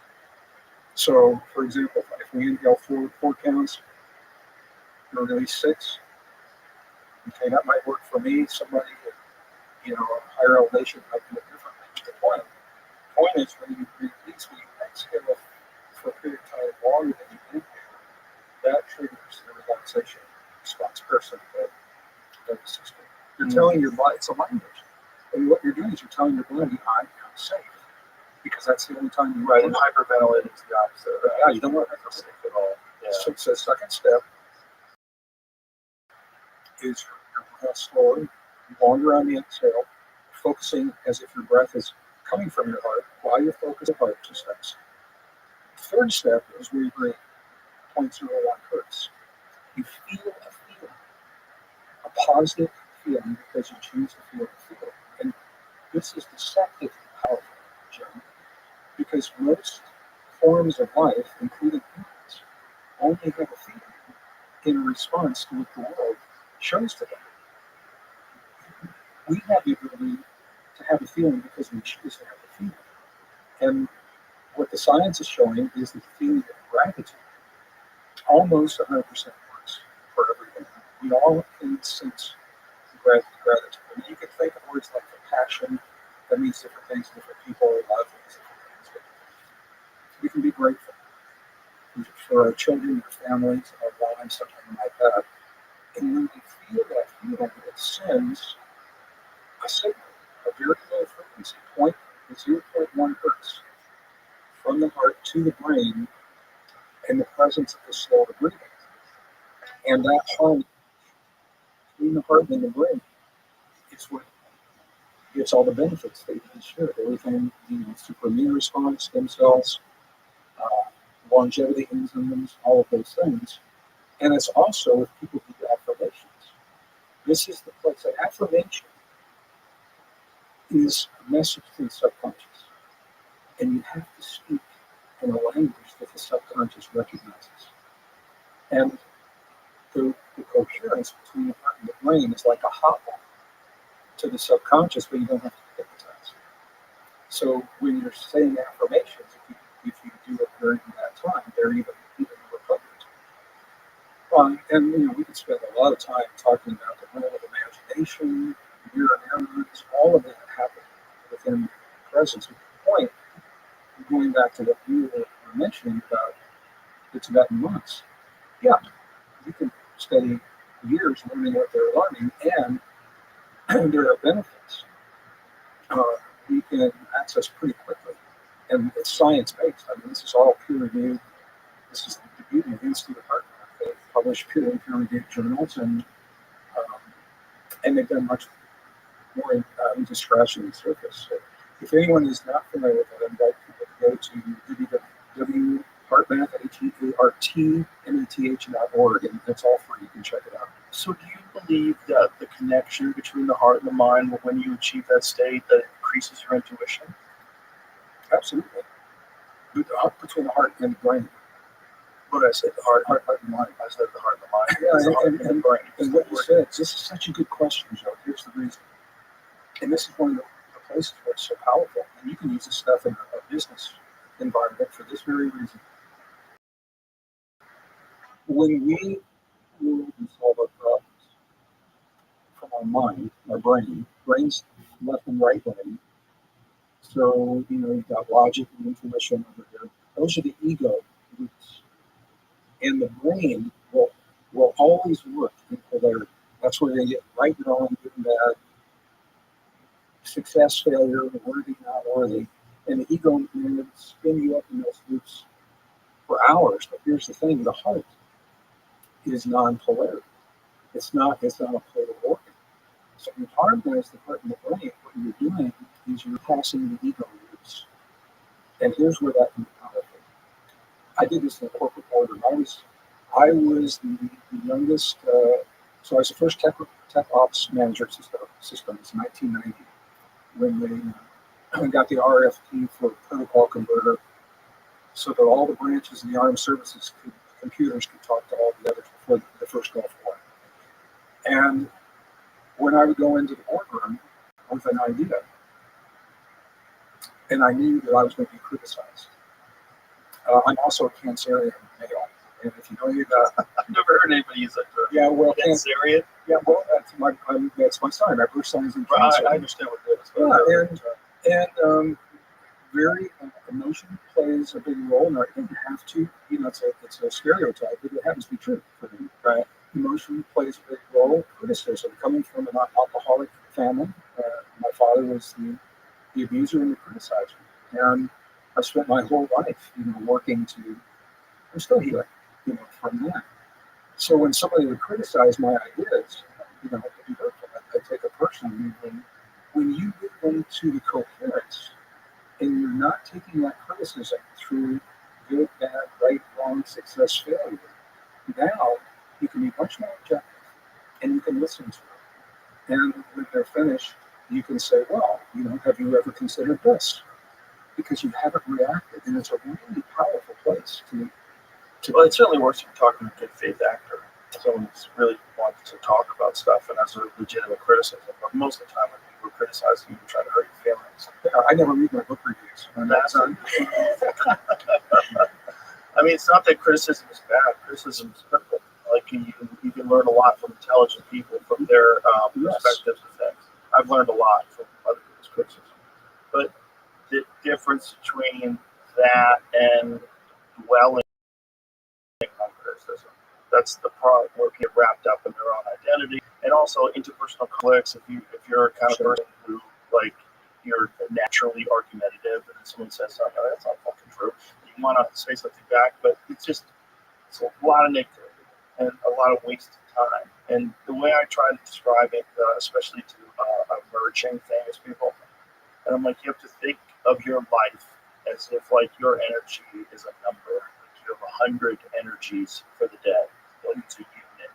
And if you're spending 30 or 40 of those energies on 30 or 40 of those units on social media and on criticism and negativity, it's going to rob the 60% that you really enjoy. It's going to rob your time with your friends, your family, your hobbies, your job, your community, whatever you really love.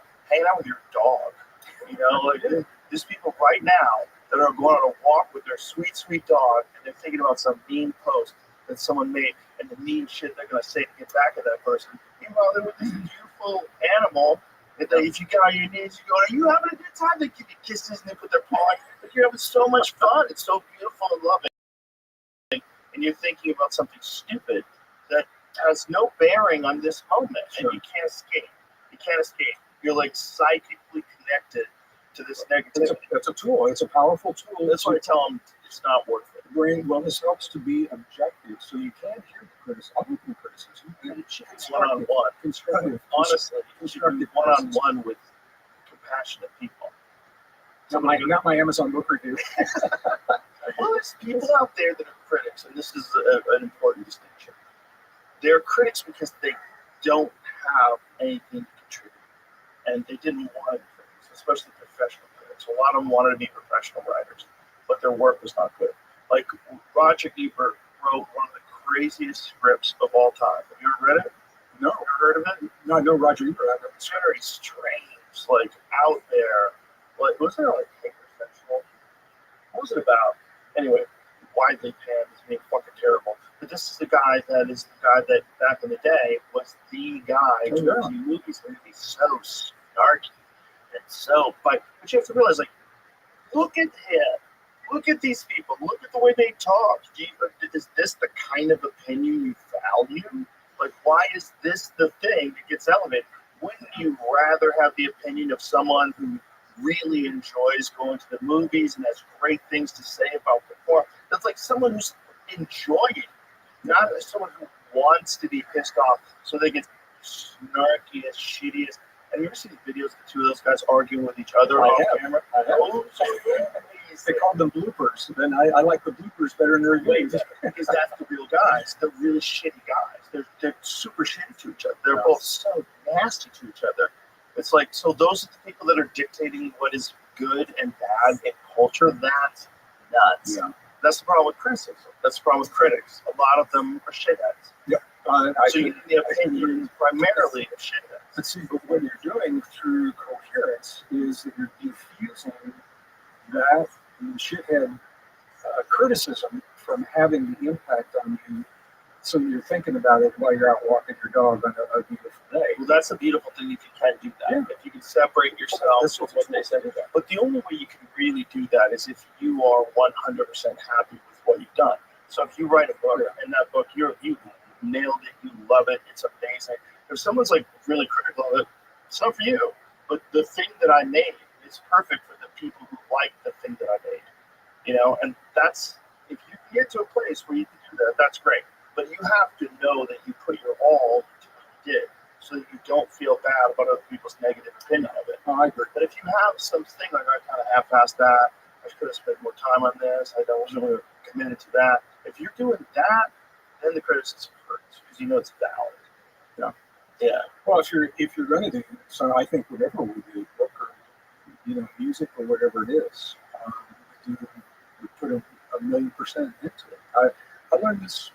My dad left when I was 10, and our family was devastated. My mom is my mom. I have a younger brother, 4 years younger than myself, and mom all of a sudden was raising.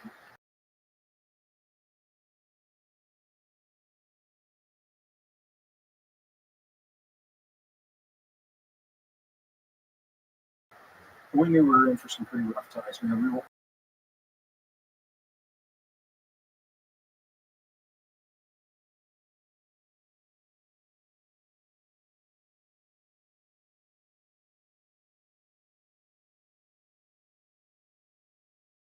throughout my life. But there was one, this is what we talked about work. And in the environment I grew up in, my father hated his job, he worked, my friends all hated him, they just wanted to make money. Khalil Gibran, this is on every email that I write right at the bottom. Khalil Gibran said, work is love made visible. And I like that because it means when we're going to do something, you do it to the best of your ability and even more, or don't do it at all. If you're going to do it really well. And find a way to. So, I went to work. I used to work midnight to 6 a.m. in a warehouse loading. I haven't talked about this a lot, but I was loading 50-pound bags of Purina cat chow on the boxcars so they could go out in the morning to this distribution. And the guys I work with, man, they hate their job. And I said, you know what? If I do this just right, 50-pound bags, if I use my legs, I can get a pretty good leg workout out of this. And then when I'm done with that after dinner, I'll come back and I can do the upper body workout, and I can use my arms. And all of a sudden, I was getting paid for a great workout, and they had a boxcar full of Purina cat chow, and it was love made visible. And That's great perspective. Well, it stayed with me, and I'm saying this because if I write a book or if I do an event, anything I do, if I'm going to do it, I'm going to do it really to the best of my ability. If I can't do it to the best of my ability, I'll just, if I don't believe it, I won't do it. It's hard for young people to hear that. They're doing a job that sucks. They just want to get out of there and go do what they love. And sometimes a job that sucks is really good motivation to get you to work harder, to go out and do the thing that you want to do that you love. Because I don't think I would ever appreciate the life that I have now if I didn't have a bunch of really terrible jobs when I was young. Well, we all did, and I think there is something to be said. If for a young person, I used to do lawns. I was a cook. None of it was my dream, but I said if I'm going to do it, I want to do it really. I do this really well. That's a great attitude. And I I think got we're out better of that people was like, for oh my God, this drains you of your life force. it. We're better for it if we could approach it in that way. And then when you don't do it anymore, it's not good. Well, yeah, I mean, if you have a negative attitude about something that you're doing versus a positive attitude, you can do the exact same thing with a positive attitude and actually enjoy it. You know, and just have fun. And especially if you're working with good people. So I have a question for you. Okay. So when you invited me here, I've got 40 years of work. Was there one particular facet of that work that you wanted to explore? Oh, I've seen your work for a long time, and I've seen you say a lot of really interesting things for a long time. It wasn't any one thing. Okay. Although there was a conversation you had recently that I thought was very interesting. I don't know if it was recently, but it made it into my social media recently, where you were talking to someone about climate change. And you were talking about carbon in the environment and its actual effect versus a lot of the narrative that you hear about this Green New Deal stuff and just the climate, the freak out, the climate freak out from the Al Gore film, which, by the way, freaked everybody out and was totally inaccurate. It was horribly inaccurate. This was a film, An Inconvenient Truth from, was it 2005? Was it before that? So this film literally freaked everyone It out. was a PowerPoint. You did a PowerPoint presentation. No, it was. Oh, wow. Yeah, he just gave a PowerPoint presentation and recorded it. And this film was all about how we are fucked. And by this time, the time we're living in right now, 2025, the Earth is supposed to be unlivable. I mean, it's not, I'm exaggerating, but like Miami's underwater, the coast haven't moved at all. And some of the wealthiest, most influential people in the world buy property on the coastline. So like that, by the way, I should tell you, if the billionaires are buying beach houses, I think it's going to be okay in that regard. But it's also like he made a lot of money off of it. It became really weird because he was speaking everywhere and he made hundreds of millions of dollars. Carbon credits. He created the carbon credits. Yeah. The whole thing is kind of nuts when you're that wrong and nobody calls you out on it. You freaked everybody out. From when I saw it in 2006, all my friends were like, oh my God, we got to do something now. We're all freaked out. 20 years later, very little difference. Yeah. It's not, what he said wasn't true. And there's a lot of weird, inconvenient things. One of the things that Randall Carlson brings up is one of the things about carbon is there's more green now on the surface of Earth than there has been. Absolutely. In how many years? How many years has it been? 20. Well, NASA says, I have some slides called climate, if we want to look at any of And these. if people don't know why that would be, it's for plants to get carbon dioxide. So here's, we could do a whole 3 hours on this. So Maybe we'll come back. I'm a degree geologist, and I began looking at climate in 1979 when I was in the energy industry in Denver, Colorado. Climate change is a fact, and I want to be on record. I want to say it is a fact. It's constantly changing, and Earth is warming. And if we weren't, I would be concerned because the warming is cyclic. And if we weren't warming now, I wonder why we're not warming now. And I want to be very clear, we need to find clean, green, sustainable forms of energy. And we've had them, Joe, for 70 years. If we were, it goes even beyond thorium. I don't know if you're familiar with thorium. No, it's that. So the Manhattan Project. Sounds like an antidepressant. No, it's a mineral. It's an element. During the Manhattan Project, when they, did the crash program for the weapon, they went through a periodic table to find out what elements could possibly be used to create the energy. And they chose uranium because the byproduct was the plutonium that they needed for the weapons and for the nuclear reactors. But it's not the only element that would work. Element number 90 is thorium. Thorium is abundant in the Earth's crust. It's inexpensive. It's almost every nation has access to it, so very easy to get. It cannot melt down like a Fukushima. It cannot be weaponized, which is one of the reasons that they're not using it. The waste can become the new fuel. It can be recycled as the fuel. What? thorium element number 90. And if you look it up, this is why Wikipedia is a problem. If you look up Wikipedia and some of these, that's a little theoretical. We had thorium reactors back in the 80s. China, Russia, the United States had them. In Colorado, there was an Indian River facility that was largely run on, it's called thorium salts, is what they were doing. And that's just one example. So what I'm saying is, if we were serious about clean, green, sustainable energy, there are technologies that they would have allowed us to have that we haven't. All right? So I want to say that. When it comes to, this is part of our earlier conversation, we are being taught to demonize carbon in general. You know, young people are frightened of carbon. They think carbon is bad, carbon is evil, carbon is what we're made out of. And so they have no problem relinquishing their carbon-based, frail, fragile, flawed bodies for the technology because they've already been taught that carbon is bad. Which is bananas. Well, it is bananas. So here's the I thing. can't believe it worked. Well, we've got this psychology with a whole story behind that. So I've got some images. I don't know if you want to bring them up. But that's this narrow view of carbon is so crazy. First, right now, so CO2 levels right now about 418, 420 parts per million, which is higher than it's been in 10 years, 20 years, 50 years. That's true. Is it dangerously high? No. And as a geologist, here's why I can say that. When we go look at the geologic record, there are times we've had CO2 levels that have been 1,000 parts per million, 2,000 parts per million. And Earth was lush, Earth was green, it was definitely a little warmer. The ice melted, the sea levels did rise. Okay? That's a problem for people that build 10 feet from the sea, thinking that the sea is always going to be 10 feet away. Right. All right.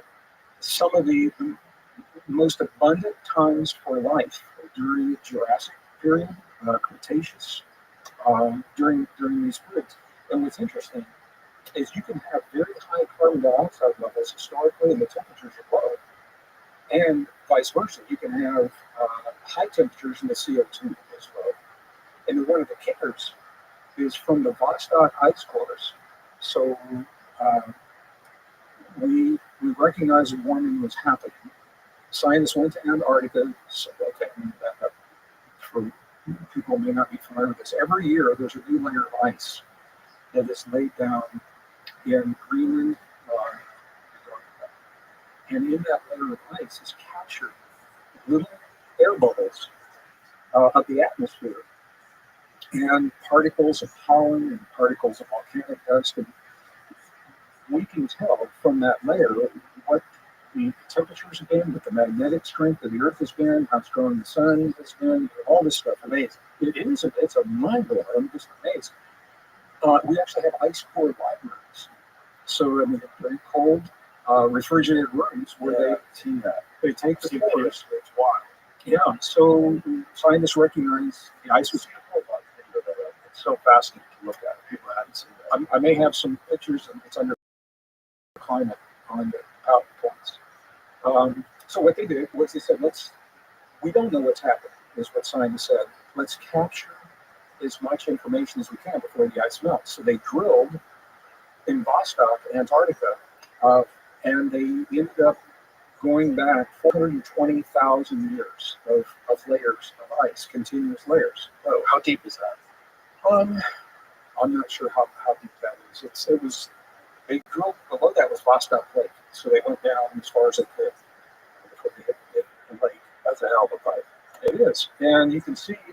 So here, and this was in the 80s and 90s. They were doing this, and the real scientists know what I'm going to say. The real geologists that are not politicized and are not beholden to academic or corporate interests that are paying the paychecks.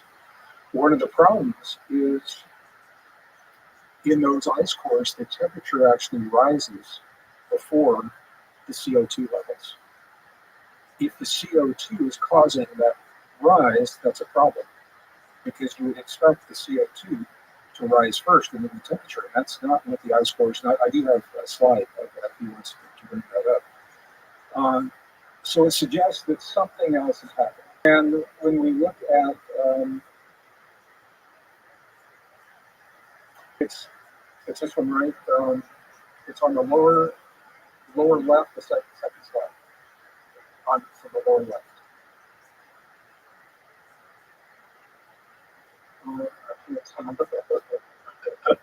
There's a lot of slides, but use 28 slides. Yeah, this is press 29. Okay, right there.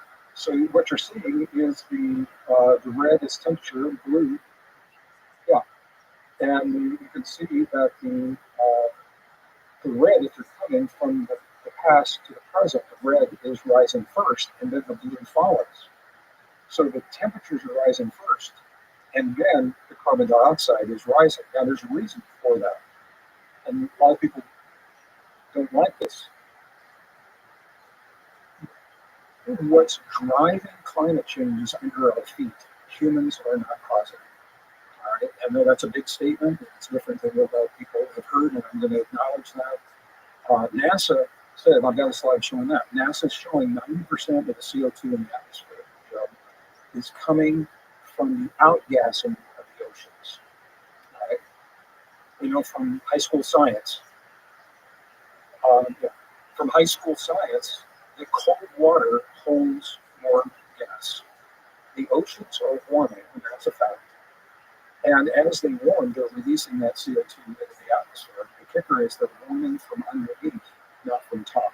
So they're not, you don't think they're warming from whatever we're doing to the atmosphere? No. We are definitely contributing to CO2 in the atmosphere. What would be the factor? What would be the cost of the warming? All right, below? so we're going to go through this. I should probably just go. I have another one on there on magnetic migrations. Okay, so here's. Oh, Jesus. Now you're going to freak me out. No, Randall Carlson. The bullshitting deal? No. And I don't see any evidence of all the things to be concerned about. Before the poles can shift, which they do occasionally, 3 factors have to be in place, and they're not there right now. So let me just say that right now. Thank you for that. You're probably freaking out about that one. No, however, we're asking the wrong question. They're not shifting, they're migrating. Okay. And the migration, what happens?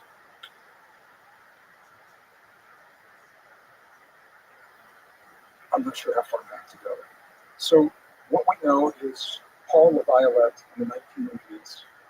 I knew him before he passed. He's a brilliant physicist. He wrote a book called Earth Under Fire that was ridiculed a lot in the 80s. And what he said is that every once in a while, on a clockwork basis, there's a volley of cosmic rays that come from the center of our Milky Way. And cosmic rays, like they're passing through you and me right now, because we're mostly empty. We're 99.999% nothing. So, exactly. And when they pass into the crust of the Earth, nothing happens. In the core is so dense, Joe, because the pressure of the Earth, it's iron nickel, and it's so dense that they can't pass through, and it actually causes what's called perturbations. And it begins to heat the core of the Earth, and that causes it shifts rotation. And right now, Japanese scientists are saying that the core is slow to possibly get stopped. I don't know if your guests have talked about that. And as the core goes through these cycles, so you look at the cross section of the Earth. There's the inner core that's solid. The outer core is molten. Then the mantle is about 1,800 miles thick, and it's magma. And the crust is only about 36 miles thick. So in the textbooks, the inner core always looks like it's floating right in the middle of the Earth, but that's not what's happening. When those particles are hitting it and heating it up, it actually bumps up against the outer core, causing ripples, perturbations is what they're called, against the mantle. And the mantle begins to seep into the crust. And it's the mantle that is heating the oceans from underneath because of that. It happens about every 12,500 years. And that number, if you talk to Randall, we just did a conference in Boulder. He was at the conference that we did up there, and that has to do with the Younger Dryas.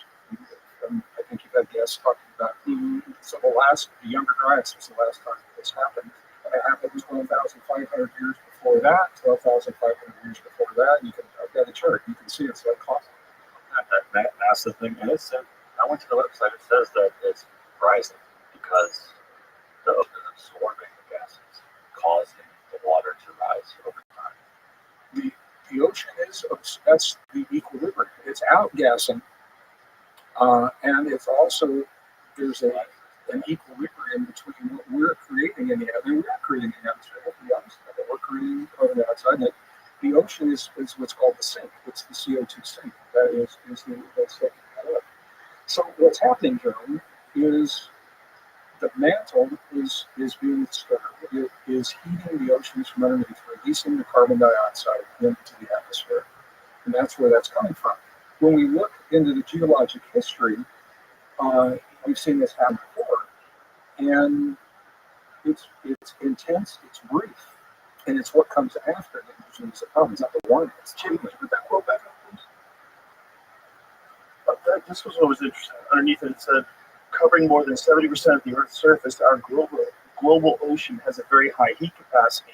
It has absorbed 90% of the warming that has occurred in recent decades due to increasing greenhouse gases. So that there has been an increase in the temperature because of our civilization, because of greenhouse gases. There's an increase in CO2. But it's saying an increase in warming has occurred because of increase in greenhouse gases. So what you're saying is these greenhouse gases, we're contributing to it, but it's not the primary. It's not the primary, and the modeling is the problem. Jamie, would you please? So can I go? But before we go further, if we didn't exist at all, if there was no industrial civilization, we existed like hunter-gatherers, would we have no impact, or would it be the exact same thing, or would it be a fraction of a degree warmer because of human society? I think we have to be honest, and I don't have the numbers on this. I think we have to just be honest and say we are contributing to some degree. So we have something you feel like it's a minor degree, and even if we were hunter-gatherers, the same pattern of Earth warming would still be going on. All you need to do is go back. There's an orange chart on there, Jimmy. And you look at the Jurassic Pleistocene. Is this right here? Yeah. And you can see the black, I think, is the black CO2. Yes, it says atmospheric CO2, and the blue is global temperature. Look at the temperature times when it's high. You look at the orange over here when the CO2 is high. What's up, Jamie? 500 million years ago. I know, nuts, right? Yeah, so we weren't there, and this is what you can see. So you don't have like a lot of data back Data comes from different sources. You've got ice cores, and I know this time. yeah, and how are they getting data from 500 million years ago? You get it from seafloor settlements. Is one of the things you can do there. There's a little sea creature called the Globigerina. That's getting better as we get And like more recently. yeah, Now, I guess. so we can go into this as deep as you want. What I'm wanting you to see here is there's not a direct correlation between CO2 and temperature in the past. We can say that. And we can also see that CO2 levels have been higher in the past than they are now.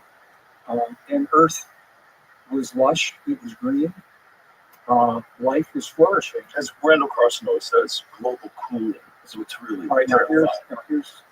now I'm going to tie it back in to what we began this conversation with. There's a concerted effort to remake the world and to remake our bodies. If I did a little experiment in the January blood experiment, and I said, okay, what if we met all of the climate goals? What would Earth look like?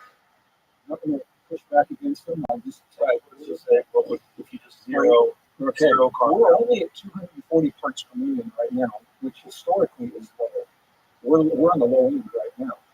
If we were to meet those goals, they want us to go back to, we would meet the goals, we would push it back to about 236 parts per million is what they're looking at. 180 parts per million is dangerously low. So there, and this isn't something like you can just take a dial and just a little bit here and there.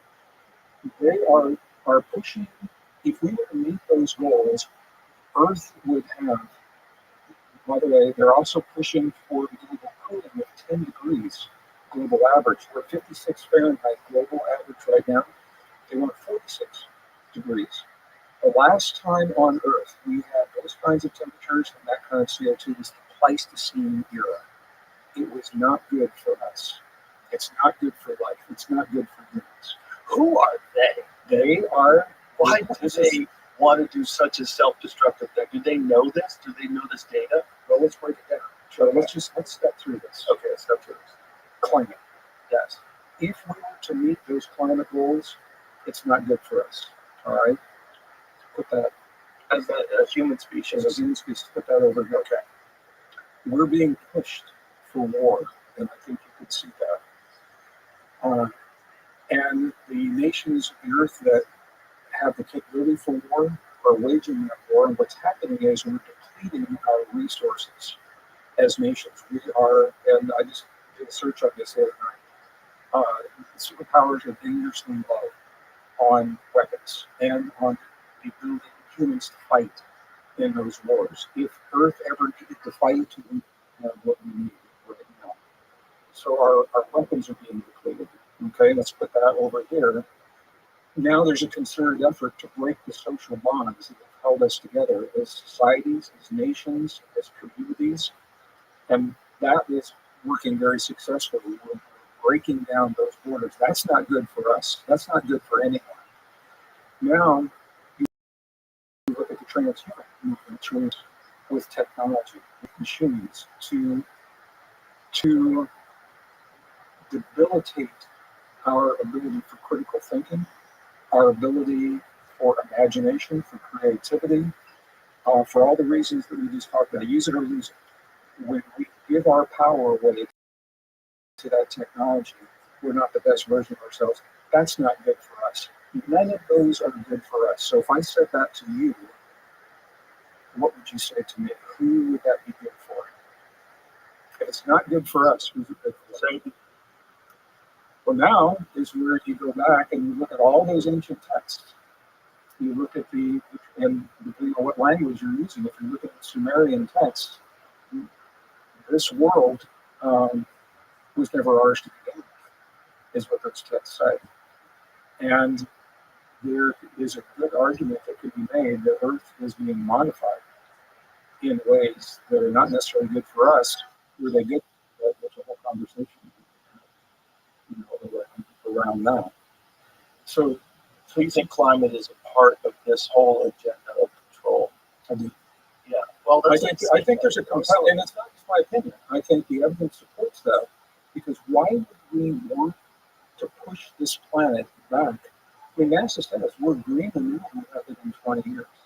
Why would we want to push this planet back to an environment that comes to see? Well, we want to have control over things all the time, and when you see certain areas that become too hot for a certain kind of agriculture, or things change, or certain lakes dry up, there's things like that happen that people freak out about because we want control. That's why we want to bring animals back from extinction. We want control over everything around us because it makes us feel better. But the problem with this one is you're getting people that are saying we're going to lower the Earth's temperature. Like we didn't vote on that. Like just because it's your idea and you people are moving in this direction, you have so much money. You're making a decision for literally 8 billion unelected officials. It's nuts. It's nuts that they think they could spray things in the sky to reflective particles, to dull out the sun and lower the temperature of the Earth. Like that's an insane notion. And especially if we're moving in the cooler anyway. But all of this, I mean, so now we've identified these things. Mm-hmm. I think it's useless to be angry. I think what we do is we recognize, Joe, that all of these applications of technology are a reflection of the way we've been conditioned to think about ourselves. We wake up to become the best version of ourselves, then we recognize it makes sense to go clean and green. It makes sense to do our food differently. It makes sense to have different kinds of energy because we recognize our relationship to ourselves and the around us. Right, not because we're being manipulated. Exactly. So this it could be done the right way. Like the real issue that we have as a society, one of the not the, but war is obviously the, but one of the big ones is pollution. Like that is undeniable. When you see like what's going on in India with some of those rivers, where it's just the entire river is just choked up with plastic. I've been there. That is insane. As a human race, that we allow that. That's insane. Like, but then you look at places like, is it Singapore, Jamie, that we watched, where it was fascinating there? I believe it's Singapore, where they have like the most sophisticated recycling program, like unbelievably efficient.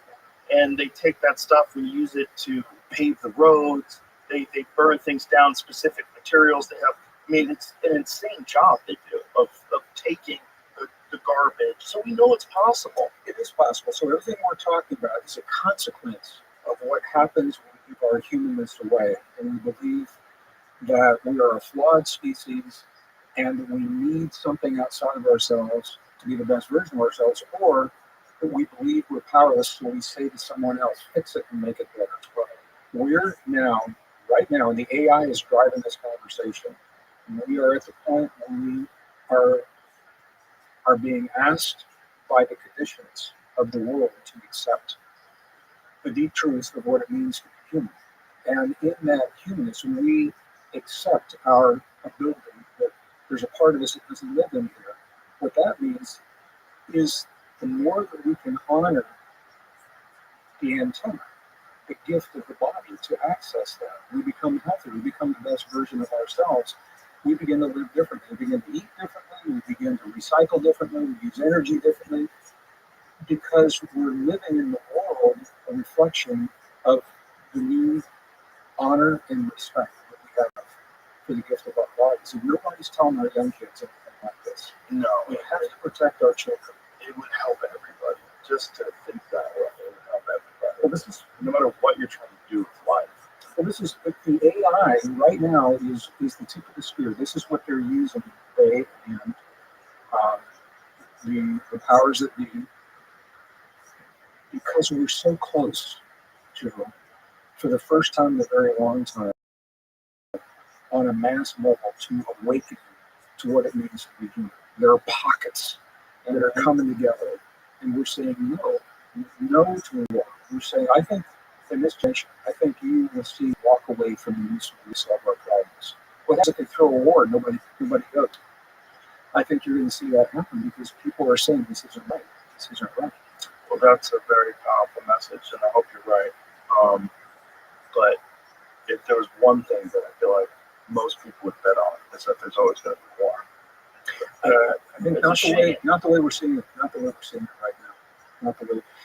This ties into the disclosure conversation, because when you talk to the people behind the scenes of disclosure, we obviously, I don't think anybody would have a problem with a flying saucer in an Air Force hangar somewhere. We've seen it in movies where, I don't think anybody's surprised, but I don't think anybody's got a problem with a gray alien, in an Air Force conference room somewhere.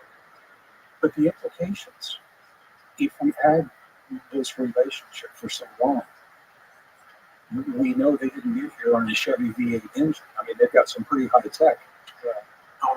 And what the part of the implications are that we are being asked to step up to become a different species to meet the intelligence that is being offered to us. And there are different forms of that intelligence. Some of that intelligence is prone to war, and that's not the ones that we want to necessarily. That's what hard to believe, that they get so far, they can travel from other the universe, yet they still have war. That's the disappointing thing for me. And so this is when we go back to the ancient texts. They begin with a war in the heavens, or what the Bible calls, the fall. And the war is what destroyed the planet and our solar system. And I think Randall has probably talked about that. That's the kooky theory about Mars, right? Well, Mars used to have an atmosphere. It doesn't anymore. And they believe that There is a compelling argument that could be made for war destroying. I think when we get there and we see the archaeological remnants that are there, I think we'll have the answer to that. But that is scary, isn't it, Joe? You're going to be so advanced and still allowed to be so great. The only way to solve it is to hurt one another and destroy one another. But also makes for great science fiction. Because without the war in space, you have no Star Trek. You know, you have no Star Wars. Well, maybe this is where we break that cycle. Well, So maybe we wake up our humanness when we accept the power of human divinity, and we accept what it means, and we imbue our children with a deep sense of a healthy sense that there's something very special about them, worth preserving, so that they care about themselves, and then that begins to inform the way we live in the world. We will be living in a very, very different world. I think you're right, and I think you saying that is very important because it gets that word out there and you start to think about it. I think that's the only way people find these things is where people like you come out and have these conversations and spark thoughts in people's heads. Like maybe I'm thinking and behaving and living the wrong way. Maybe we can just become more united and more positive and recognize this incredible gift that we have of this life. Look at the science. See, the science is so compartmentalized. And I saw this when I was working even in the industry. So a discovery is made in genetics and it stays in that genetic box and it gets published in some obscure. The new way of thinking is looking at humans from an IT perspective. So there are journals like the Journal of Soft Computing. I didn't even talk about that. The Journal of Soft Computing has just come out and said that human DNA, three-dimensional human DNA, is a fractal antenna. So what's that mean? An antenna tunes to a signal. A fractal antenna tunes to a vast array of signals across the broad spectrum. We have 50 trillion of them in our bodies, and the journal is saying that. But who reads that? Who's reading the Journal of Soft Computing? Thank God you are. Who has a beautiful hardbound copy of the Journal of Soft Computing next to their bed like I do? Well, the fact that you know it, you just told people. Now people know. So it's a very different way of thinking. But if we can begin seeing ourselves, and really, I think that the greatest task that we're tasked with right now is to cherish and honor and care for the gift of the human body, because I believe it is a gift, because there was an intervention that created the mutations that give us what we have today. We don't know who or what, but we're not the product of natural evolution. And until we understand fully what that is, Jim, why would we want to give that away to technology before we even know what it means to be human? And once we give it away, we can never go back. This is how we use the species. And I think we're worth preserving. That's my message. I'm advocating for our humanness, for our divinity, for our love, because that's what sets us apart. All our forms of life, and I think we're worth preserving. I agree with you 100%, and I appreciate you very much. And thank you very much for coming on here. It was a lot of fun. And let's do it again. Are you saying we're finished? Yeah, we are at almost 3 hours. Okay, crazy. Well, thank you. But I really enjoyed it. Thank you. Thank you. You are just an amazing listener, and I appreciate the long format and the opportunity to flesh out these ideas in their entirety. So thank you for that. Well, it's my pleasure. Thank you for being here. So I can just listen. But I only have people that I'm interested in. So when I saw stuff online, I'm like, this guy's fascinating. Well, thank you. And it was great. I really enjoyed it. Thank you very much. Let's do it again. All right.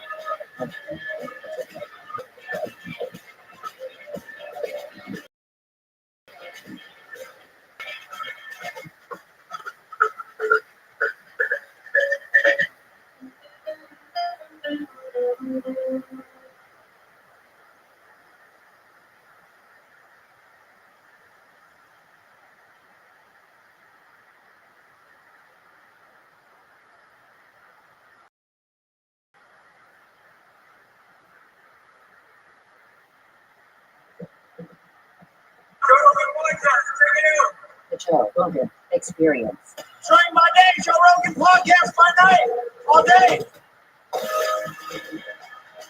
Well, I mean, we haven't done many podcasts, but we were on Theo's last year, and Theo's gets a lot of engagement, a lot of views. Ours didn't do too well. I think Birdcast did all right. You can't not pay attention. I know that. Not pay attention. Don't pay attention to numbers. Don't pay attention to shit. Don't read the comments. That's where I messed up. I got called a lesbian so many times. Mustache. What? He looks like Where'd that Matthew come from? McConaughey. Well, it might be the chain. Maybe. That looks very lesbian-esque. Thank you. Not a bad one. It's not bad. It's not bad with being a lesbian. No, nothing wrong with being a lesbian. I'm just a heterosexual man. That's all. What a wonderful mustache. I went back to the comments last night, and Don't. and somebody was like, Andrew, come on, man, don't sit with your legs crossed. I was just like, this one. Why is it always me getting picked on? Did you sit with your legs crossed in the typical liberal fashion? I mean, Like the Gavin Newsom style? Yeah, you can't see that. chilling. I mean, You got a little bit of a gap there. The thing is, if you get the real, the deep scissor, it's like signal it. the trick is you gotta scoop in. Yeah. You gotta get stuff out the way. You know, it doesn't seem comfortable. I've been doing it for a long time.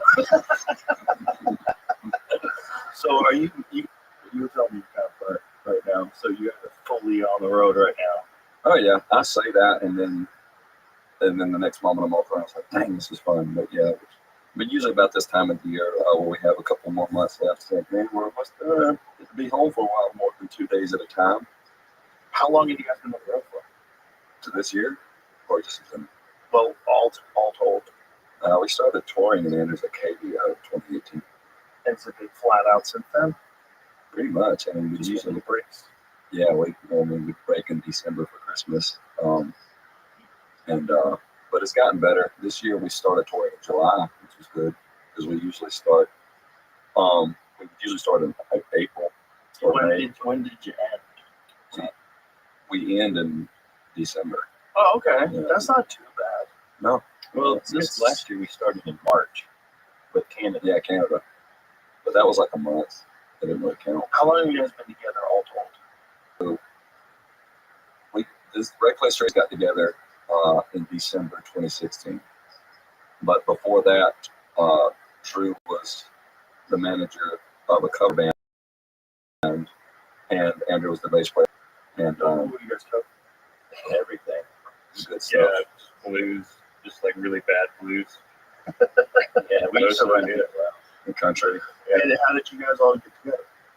I met Drew through a mutual friend. We were working out in the gym together. I was in high school, and Drew, this guy was like, "Hey man, I got a buddy. He's kind of down on his luck. He's like squatting in my dorm, and I want to give him something. I want to give him something." So Down on that. I'm just putting what I just repeat what I heard, and so Drew never done anything like that. He'd never booked or he was trying to be a middle school teacher football coach. That's what he was going to college for. And High school, college, that was the goal. I know, but Realistically, never had that's just where it was going to land. 10-4. never done anything in the business though. And he just like, what did you say? He's like, I'm gonna do everything I can to help you make it. And I was like 18. He was like 22, 23. And he had us playing in every single bar on the Gulf Coast. And we didn't know anything about the business either. So the manager booking agent fees, 50%. We didn't know about that. So we cut him in evenly. Yeah. And so he'd show up and drink beer at our shows. And he'd always be at our practices. And he was fully committed. And so he got an even cut. And he ended up turning his life around. He was able to scoot around and buy burgers and not be telling you luck anymore. I think that's impressive. Never done anything like that. He stepped up and became a legitimate booking agent and a legitimate manager. Yeah, I mean, I just saw something on there that was incredible. I was like, all right, well, what do I need to do to get this guy in front of people? And I would sit and, like, I worked for the equipment staff in South Alabama, and I would sit in the equipment room between washing jock straps and, like, setting up kiln drills or whatever, and like put post-it notes up on the wall and just write numbers down and just call all these people until like somebody picked up or like, hey, like what's the email for booking or whatever, and I just focus as much as I could. So it was basically just learning on the job, trying to figure it out as you go. You have no experience in it whatsoever. Yeah. Wow, that's a cool story. Yeah. And it was all just based on your talent. It was what you saw, right? Yeah, the night you met, the night we met, the night I met you. Yeah. Yeah. I mean, like the first time I heard you on a cell phone recording, I was like, Okay. and then I heard him in person, and I was like, oh my God, all right, what needs to happen here? And yeah, I had no idea. I was just, you know. Wow. Those are the best stories, though. Yeah. You know, the best stories are not started in some fucking boardroom somewhere where a bunch of guys sit down with headshots and demos and try to put people together. The best stories happen just kind of like, what? What are you doing? Post-it notes. You just called people? Like, those are the best stories. We didn't even know how to set up music equipment. Like, we would have our main setup behind us, and so the microphones would be feeding back into the main. We didn't know what we were doing. We just knew we wanted to play music. So we'd show up at these bars, and most of the time run people out, clear the room out, because we didn't know how to play music that well either. Guitar amps turned up, and we would show up and just ruin people's evening and clear out a bar. They're trying to watch a football game. We show up playing Allman Brothers, and just our guitar players just always crank their amps. We didn't have an old man drummer though. That was the only thing about that band before Red Clay Strays.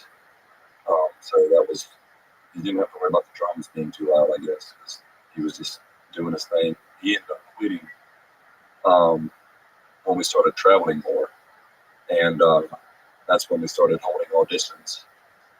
And auditioned this one guy, and he couldn't make the audition. We rescheduled him, and he couldn't make the audition again. And then we were like, how did we get in touch with John? When did we audition him? There's a Ethan, who's in Papa's medicine cabinet. Yeah. I reached out to him. I was like, man, I know you play drums. That was the best band in town at the time. And I was like, I know you play drums. You probably know a good bit of drummers. Like, do you know anybody who could use some work? And John was playing in a band called Brian Tire Band back home. And he said, John they just separated from that band. So John's available. You should get him for a tryout. And I was like, hey, dude, you gonna come play with us or whatever? He showed up, Larry Skinner, with him and his brother, like an SUV or something. Yeah, we had like, this is gonna work. We had the auditions in Citronelle, Alabama, which is like in the sticks, and he didn't have a phone. So he was like, meet me at the Hardee's at 6:30 or whatever time it was. We couldn't call him once he left his house. And so Andrew left. You were driving the Firebird at the time. You left him the Firebird and met him and brought him back, and we auditioned him in. And the audition was great. He showed up with his brother, who played piano. And his brother wasn't trying to join the band, but his brother just played with us.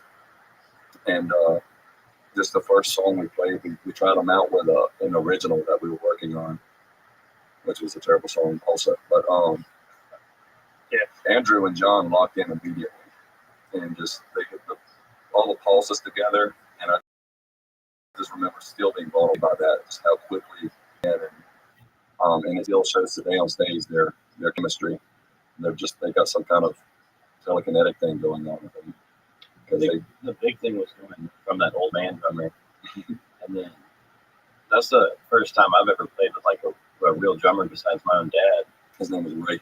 And me and John, I mean, it's really weird how when we first started, like we know a lot when we played in those bars, it was improvised.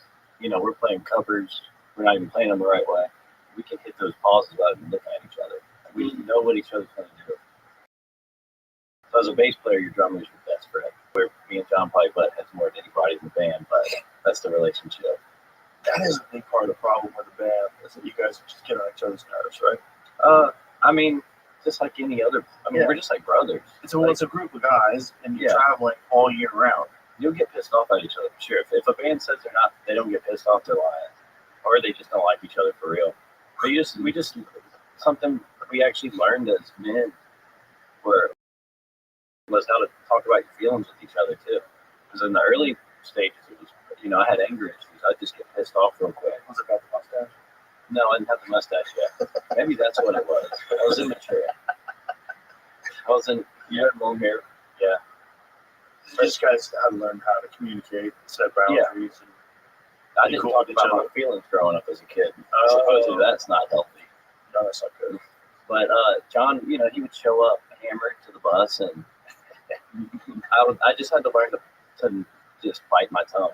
If you're not going to change somebody's mind, just let them go and talk about it tomorrow. But we all had things we worked on together, like stuff like that. Well, it's the final product's amazing, and the new album is really fucking good. It's coming out in June of next year. Is that when it's supposed to come out? We're shooting for summer of next year. We don't really know yet. The press thing that I got said June next year. I'm like, this should go out now. You're probably the only one that's supposed to know that. Oh, really? Well, everybody knows now. Yeah. But I mean, we're still working on mixes. Hopefully, Tony's is going to be the ticket. Well, it's really good. And the final product, you guys are very unique. You have a very unique sound. It's very fun. Yeah. So it's, I know it's got to be a lot of work. Whenever I do shows and I show up at a place and, like if I do an arena, it's just me and my friends. We just have to roll in there. Hi. Yeah. And I see you guys, you got fucking trucks, this, that. There's so many fucking people involved. And it's, Oh, yeah. whew, it's a lot. There's a lot of moving pieces to keep together. So for you guys to consistently do it and to bang out amazing music over and over and over again, it says something. Yeah, man. And we just had to grow together. I mean, even at the rehearsal, we were like, we got one more rehearsal. We got one more tryout with the guy who flaked out on us. And John was like, who is it? I was like, oh, it's Travis Patch. And he's like, oh, you're going to hire Travis Patch. But I think Travis Patch, he couldn't make the next tryout too or something. Yeah. And then that band played for a couple more months and broke up. And then we hired Zach and just tried out Zach immediately. He just came in shredding, and he was always a great guitar player. And then that's when we became Red Clay Strays. Who came up with the name?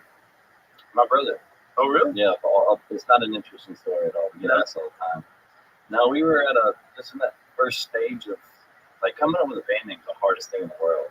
And we had nothing really we liked. We had, like, the Dirt Leg Trio, Brandon Lane and the Hurricane. Yeah. That's my middle name. And then he shot that up. Yeah. And I didn't like Red Clay Strays. I don't think any of us did.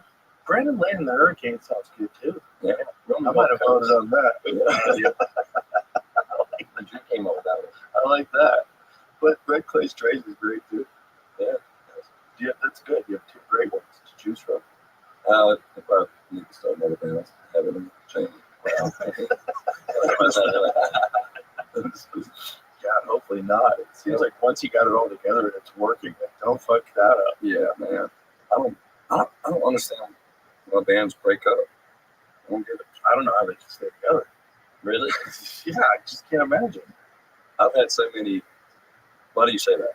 Well, because of the internal conflicts, because of the traveling, because of the stress, Yeah. it just seems like it's very difficult. It's very difficult to manage all these different personalities and to keep everything rolling and keep all the people happy and make sure that everybody feels appreciated and everybody feels like they're doing their part. Yeah. I think you got to have your mindset correct, man. And for us, it's a God thing. If you are just chasing worldly things, I guess, and worried about me and how I'm getting done wrong and how he's getting on my nerves, and that's what dictates your decisions. I can see, you're going to walk away from it because people suck and people are always going to fail you at the end of the day. But when you turn it into I'm not doing this for me, I'm doing this to fulfill my calling that God's given me. And then it becomes a selfless thing.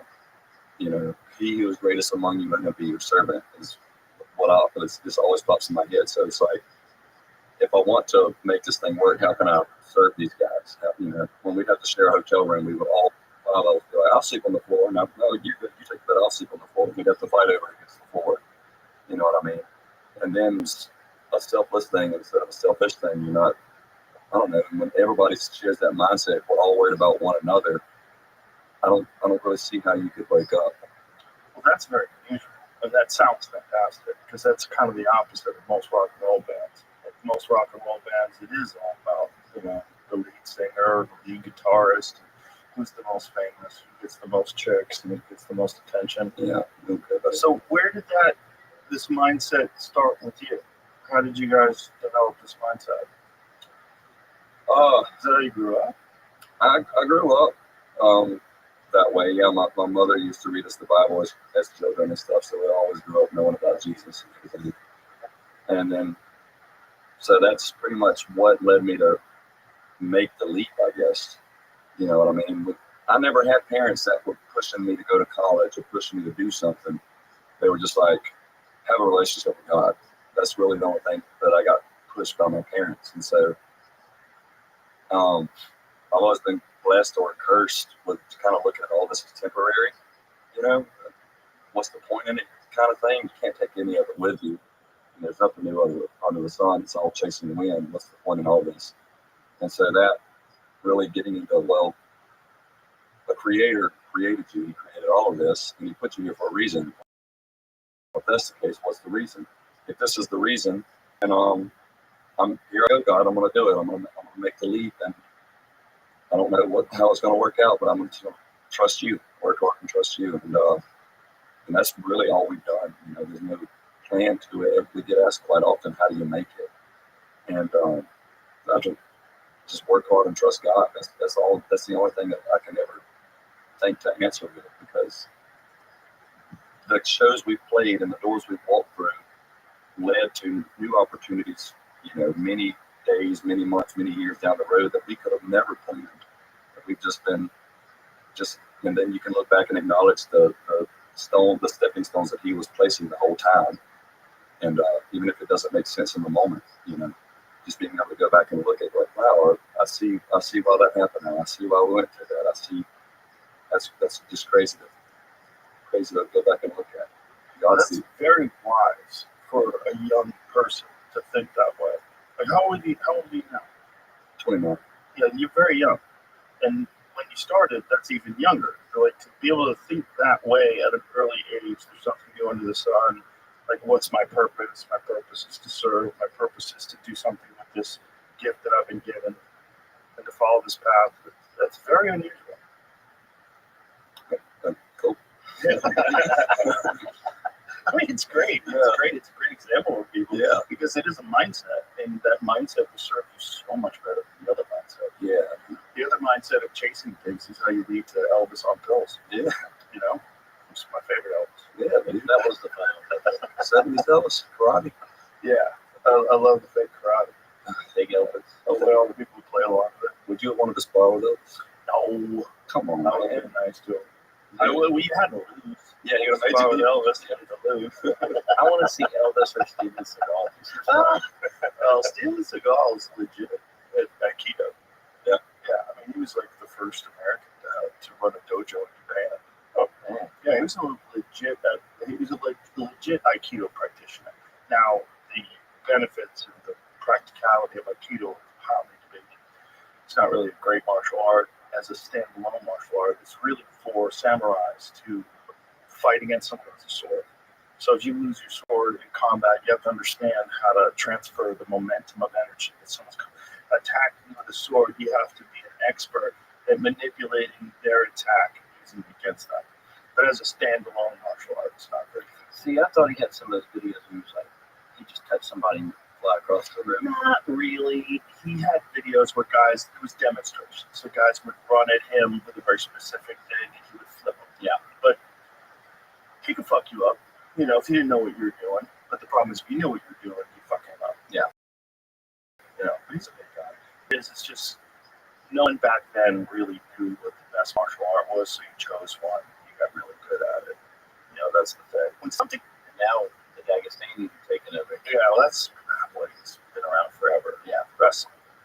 But what Elvis was doing was tempo karate at Parker, and it's pretty clear that he took like some classes, like throws kicks in the air and stuff, but it wasn't very good. It wasn't a black belt. Did he have a black belt? Yeah, he had like 7th degree or something. Yeah, Elvis black belt. See, I did martial arts in middle school. I did Shotokan karate, and I loved it. And a part of me wants to get back into it, but there's the whole Elvis thing. He never really lived. Yeah, this is Elvis. Yeah, dude. But by the way, back then, nobody knew what was legit, what was not legit. Like thrusts, like this pretend they can hit him and he doesn't feel it. One of my friends, this is so crazy. Like all this is just fucking nonsense. This is fucking nonsense. Yeah. Hey, dude, he was on top of the world. He was. Not only was he on top of the world, he was the first guy on top of the world. That's really the important point. Is that he went crazy for sure, but everybody goes crazy when you get that famous, and no one had ever been that famous before. Yeah. There was no guidebook for him to follow. There was no Michael Jackson before him. There was no Prince. There was no nobody. So it's just nobody can handle that kind of fame, especially in 1970s. Nobody what was going on. I grew up at 19. Yeah.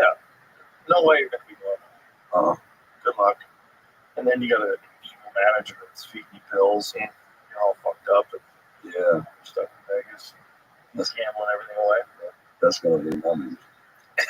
Man, we pick on Cody. You just let him make it. End up being Colonel, bro. One day. Snowman. No, we hold each other accountable. Well, that's good. Because at least now, for famous people, there's a roadmap. Yeah. And you can kind of see what pitfalls are. You can see, oh, that's Britney Spears Road. Don't go down there. You know what I mean? Like, you can see all the things that people, you know what I'm saying? Like, you've seen all the different ways that you can ruin your life and get caught up in the moment. And then also, the fact that you're very religious helps a lot because you don't believe the hype, right? Like, you believe in a higher power. You believe in something that's bigger and greater than all of us. If you believe in that, you will not get caught in this bizarre mindset that befalls many stars, where they think they're superior to everyone else because they get treated that way. That's the reinforcement they get. Mm-hmm. Everywhere they go, people are cheering when they see them. People want them to sign things and take selfies with them. Everybody wants a hug. Everybody wants to be your best friend, and you really start to believe because of the information you're getting. The information you're getting is I'm better than everybody else, right? And if you don't have a lot of personal insight, and if you're not very objective and introspective, you will buy into that. You'll start behaving and believing like that, and then comes the pills. Yeah, dude. I think Pick that's yourself back up. I think that's where we benefit from like a solo act is that we have five individuals that are going to check each other. We always say the pack will correct. Yes. So if somebody acted out, we might let you go for a couple of days, but then you're going to wake up and we have to come to Jesus meeting. Yeah. We've done that, and all of us have had that at some point in our careers together. That's great. And That's very good. we always too just think about what you were talking about. I think we suck. Yeah. The feeding into the I'm better than everybody. I'm famous. So it's just probably downhill from here. People they find new hobbies and new things to like, especially now faster than ever. People's attention spans are so short nowadays. So Oh yeah. we're on top right now. Yeah, but don't forget about us. I think you're much better off being heavily critical of yourself. Yeah. Yeah. I think so too. I 100% agree. Like, I don't never want to be content with anything I've done. Like, I always want to have notes for myself. Like, even after we have like a solid show or something, I'm like, well, I just missed like 10 notes. And it felt like Guitar Hero in my head. When you're and I start doing it, that's what happens in my head. Just like, get it together, man. It's better that way. I mean, that's going to force you to constantly work at it, constantly try to get better. The people that believe that they're the best already, where you can go from there. That's exactly how we think. Yeah. We get asked a lot at VIP. What was the moment you knew you made it? I don't want to make it. What's after making it? Yeah. I don't want to just be there and make it. Making it to me is like the film hands and walk up for the sunset. Yep. That's a fucking shit. I gotta wake up in the morning. Okay, what do you want for breakfast? You know, it's like life goes on, and this idea that there's gonna be a goal where you're gonna get to a spot someday where you can rest—that's nonsense. I'll say you die. Take a day off every now and then. Nothing wrong with that. But this idea that you're gonna get to a place where, well, I made it. It's over. I'm set for life. Yeah, I did it. That's all bullshit. Yep. And if you get really, really rich, you want to get really, really, really, really rich. It never ends. Really? If you think like that, yeah, if that's the thought process, if you're just chasing after goals and looking for this one moment where you can say, okay, we did it, it's never happening. Yeah, I kind of I say that to people too. Just from the outside looking in, you think like if you've never done it before, man, it'd be cool to get a song in a show. It'd be cool to get a platinum single. It'd be cool to sell out Red Rocks. And once you do it, it's like, okay, we did it. Nothing changed. It's like when your birthday comes, do you feel older? You feel older? No, I feel the same. Like it's here, you know. Yeah. So, I mean, It's good to have goals. It's good to have milestones, but at the end of the day, I guess the process and the thing that you were talking about, like honoring this gift that you have, that's what it's all about. That's what it's all about. And then recognizing that you're in this very unique position and you're very fortunate. So because of that, you owe it to this gift that you've been given. You owe it to the people that love you, the people that come to see you. Keep doing your best.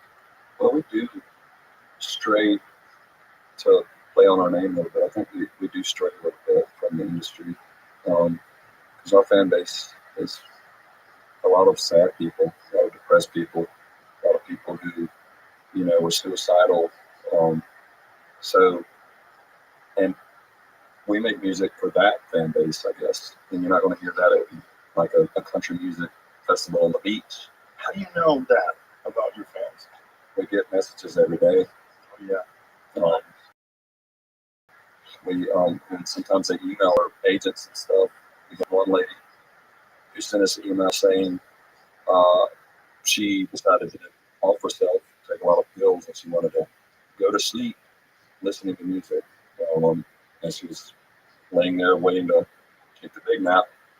Our song "I'm Still Fine" came on, and it kind of, you know, snapped her out of it a little bit, and she started crying and immediately regretted it and got up and called her sister and told her sister what she had just did, and they rushed her to the hospital and did whatever at the hospital for someone who takes a lot of pills at once, and saved her life pretty much. And yeah, it's so moving, and that's what really makes it worth it for us, because touring is a lot. Touring sucks a lot of the times, and if we were just doing it to be popular, be famous, or to be relevant, make money, I don't think that's enough to keep me going, because being on the road is very hard.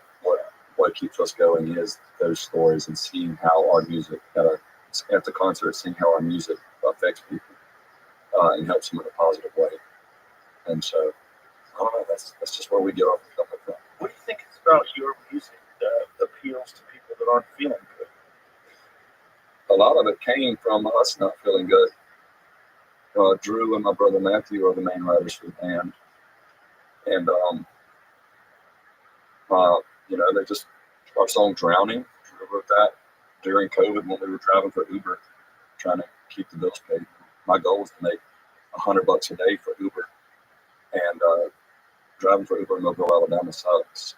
I'd have to do like 12, 14 hours a day to get that, and then most of the time spend. That was just 5 years ago. Yeah. And we were locally famous at the time, so I was picking up people. You know, oh my God, Rick Lee Strays. Yeah. Really? I don't want to talk about it. Makes you leave it up. That's crazy. I picked up like, and I was driving a Hyundai Sonata, and I picked up like 5 black dudes. They wanted to get in the Hyundai Sonata to go to the stripper club. And I was like, you can't, all 5 of y'all can't fit in here. I can only take like 4 at the most. So I had to leave one behind, and I had to take them like 30 minutes across town. That's what Mobile is. Everything is like a 30-minute drive.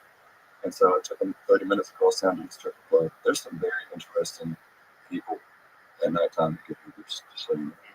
I'm sure. Yeah. And they probably want to talk to you. Sometimes. The worst was people with bad BO. Oh, Get in your car with bad BO and leave it. I'm like a that smell in your car. I'm like a germ free. Really? Sometimes, yeah, and especially with smells. So I can't get like a fresh air. I feel like I'm suffocating. And this frat guy got in my car one time, and he was something, and he was going to Lowe's to get like something for a beer pong table. He was getting ready to have a frat party, and I had to drive him to Lowe's, and he smelled like he had never taken a shower. And so I was just trying not to freak out.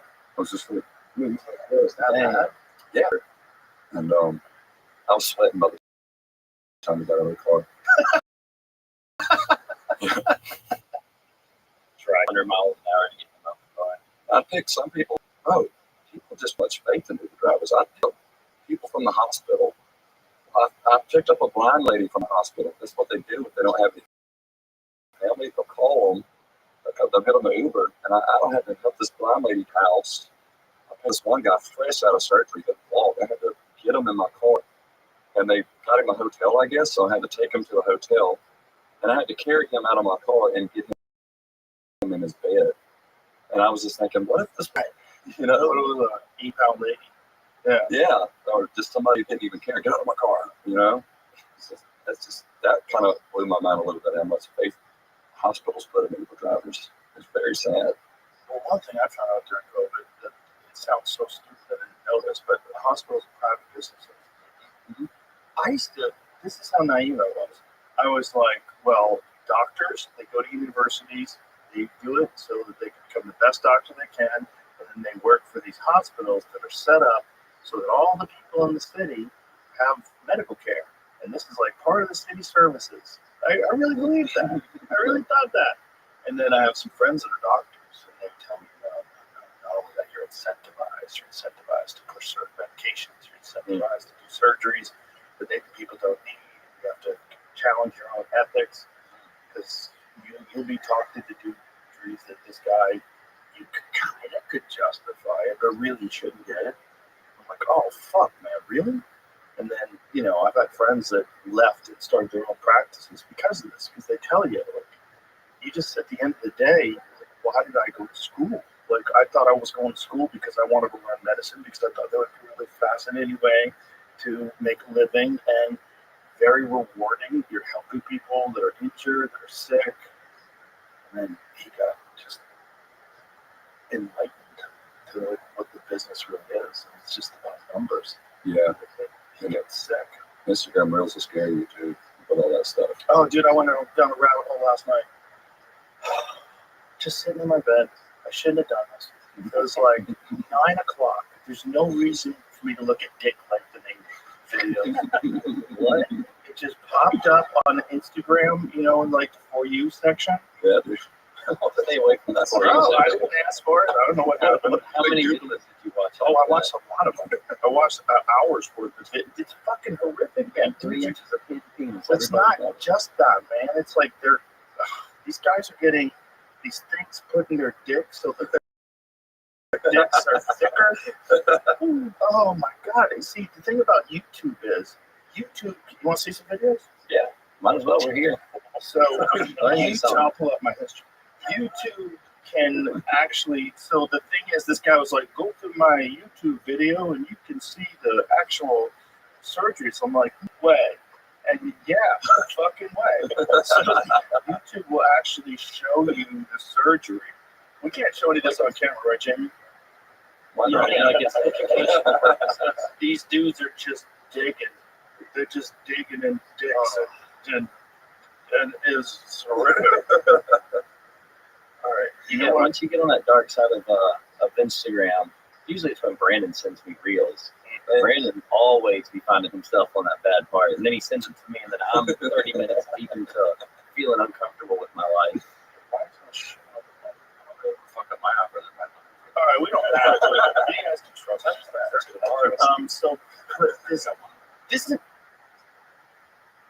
So this is what happened. So I'm looking in the For You page, and it was like I saw this thing that said plus 2 inches and 3 inches of girth, and it's this guy's got what looks like a flounder fillet, and he's dipping it in this liquid, and I'm like, what is that?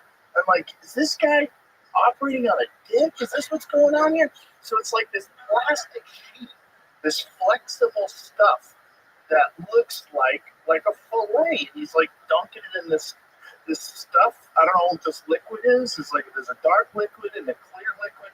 And this guy's explaining he's going to have so much more confidence. He's going to have so much more girth than this. And I'm like, no fucking way. Get your dick operated on. This is crazy. Like, if you have to get your dick operated on, I'm like, okay, I got to do this. I can't believe I got to do this. But I got a dick problem. I got a dick cancer or something. Like, the dick has to get fixed. I got to get it fixed. This is just regular dicks. That people are like, I'm not happy with my dick. I wish my dick was hard all the time. And so one of the guys, like, his dick was like 8 inches flaccid all the time because he had this fucking tube, this fucking PVC pipe that they stuck into his hog. And so in YouTube, because it's medical, they can show you. So the guy just drops his shorts. I'm like, no, fuck. And this guy's get this Franken penis, and with like, by the way, he's got the head of a little dick, but the body of a giant dick. So it's like, you know, like they took a guy who's like got a little tiny body, and they popped his head off and put it on a bodybuilder's body.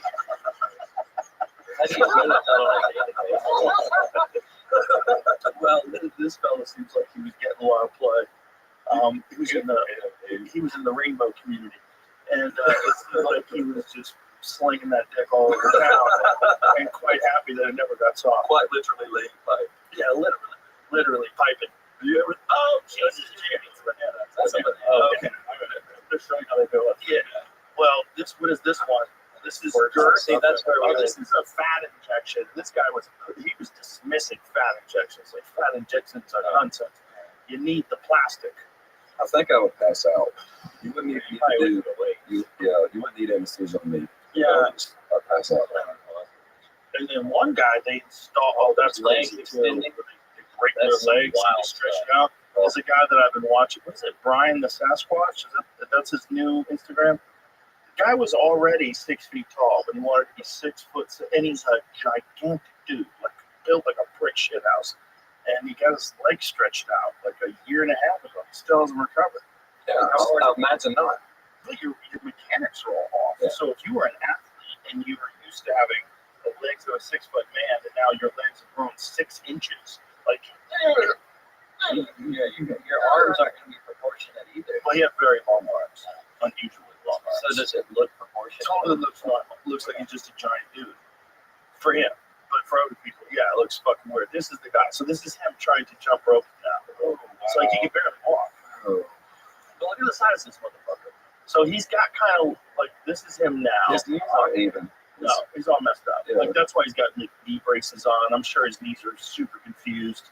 Like, he can barely walk. What are we doing to ourselves? I mean, do you think eventually you would get the strength in the right places? Yes, eventually. There's a guy, we looked up this one guy who did it. Remember that one guy who was running those athletic drills? But he was doing sprinting and plyometrics. Some people have to, but I don't think he gained 6 inches. This guy gained like half a foot. Look, they're going to get to the point where with CRISPR, they're just going to edit your genes, and there's going to be no normal looking people anymore. Like all the interesting personality quirks that you have to develop because you got a weird chin. Like, all it's getting weird. They're trying to get rid of Down syndrome. Yeah. They will probably be a good idea. That wouldn't be terrible. Listen, I mean, there's nothing wrong. They're sweet people. You know, my friend Shane, he's got family members with Down syndrome, and he loves them very dearly. But if you could do that and there could be normal functioning members of society, that would be a better thing. Just delete that gene. Yeah. Manipulate it. They're going to be able to do that. They're going to be able to do a lot of things. They're going to be birthing super babies once they, like, things usually always seem like they start good and then they go really bad. And then we're creating superhumans in the world. We're at the cusp of some really, really wild shit with AI and with genetic engineering and China. I've read something where they can they're trying to grow babies in an artificial womb now. Mm-hmm. That's where ethics gets a little weird because then you're playing God then. Well, there's something that happens. There's communication between the mother and the child the entire time. So are you giving birth to a fucking sociopath? Yeah. You know what I mean? Yeah. Because like this baby is not going to get any love, no oxytocin. There's nothing from the mother. There's no bond with the mother. When the mother's stressed, the baby feels stressed. Some of the mother's brain, ain't something from their brain that goes into their baby. 100%.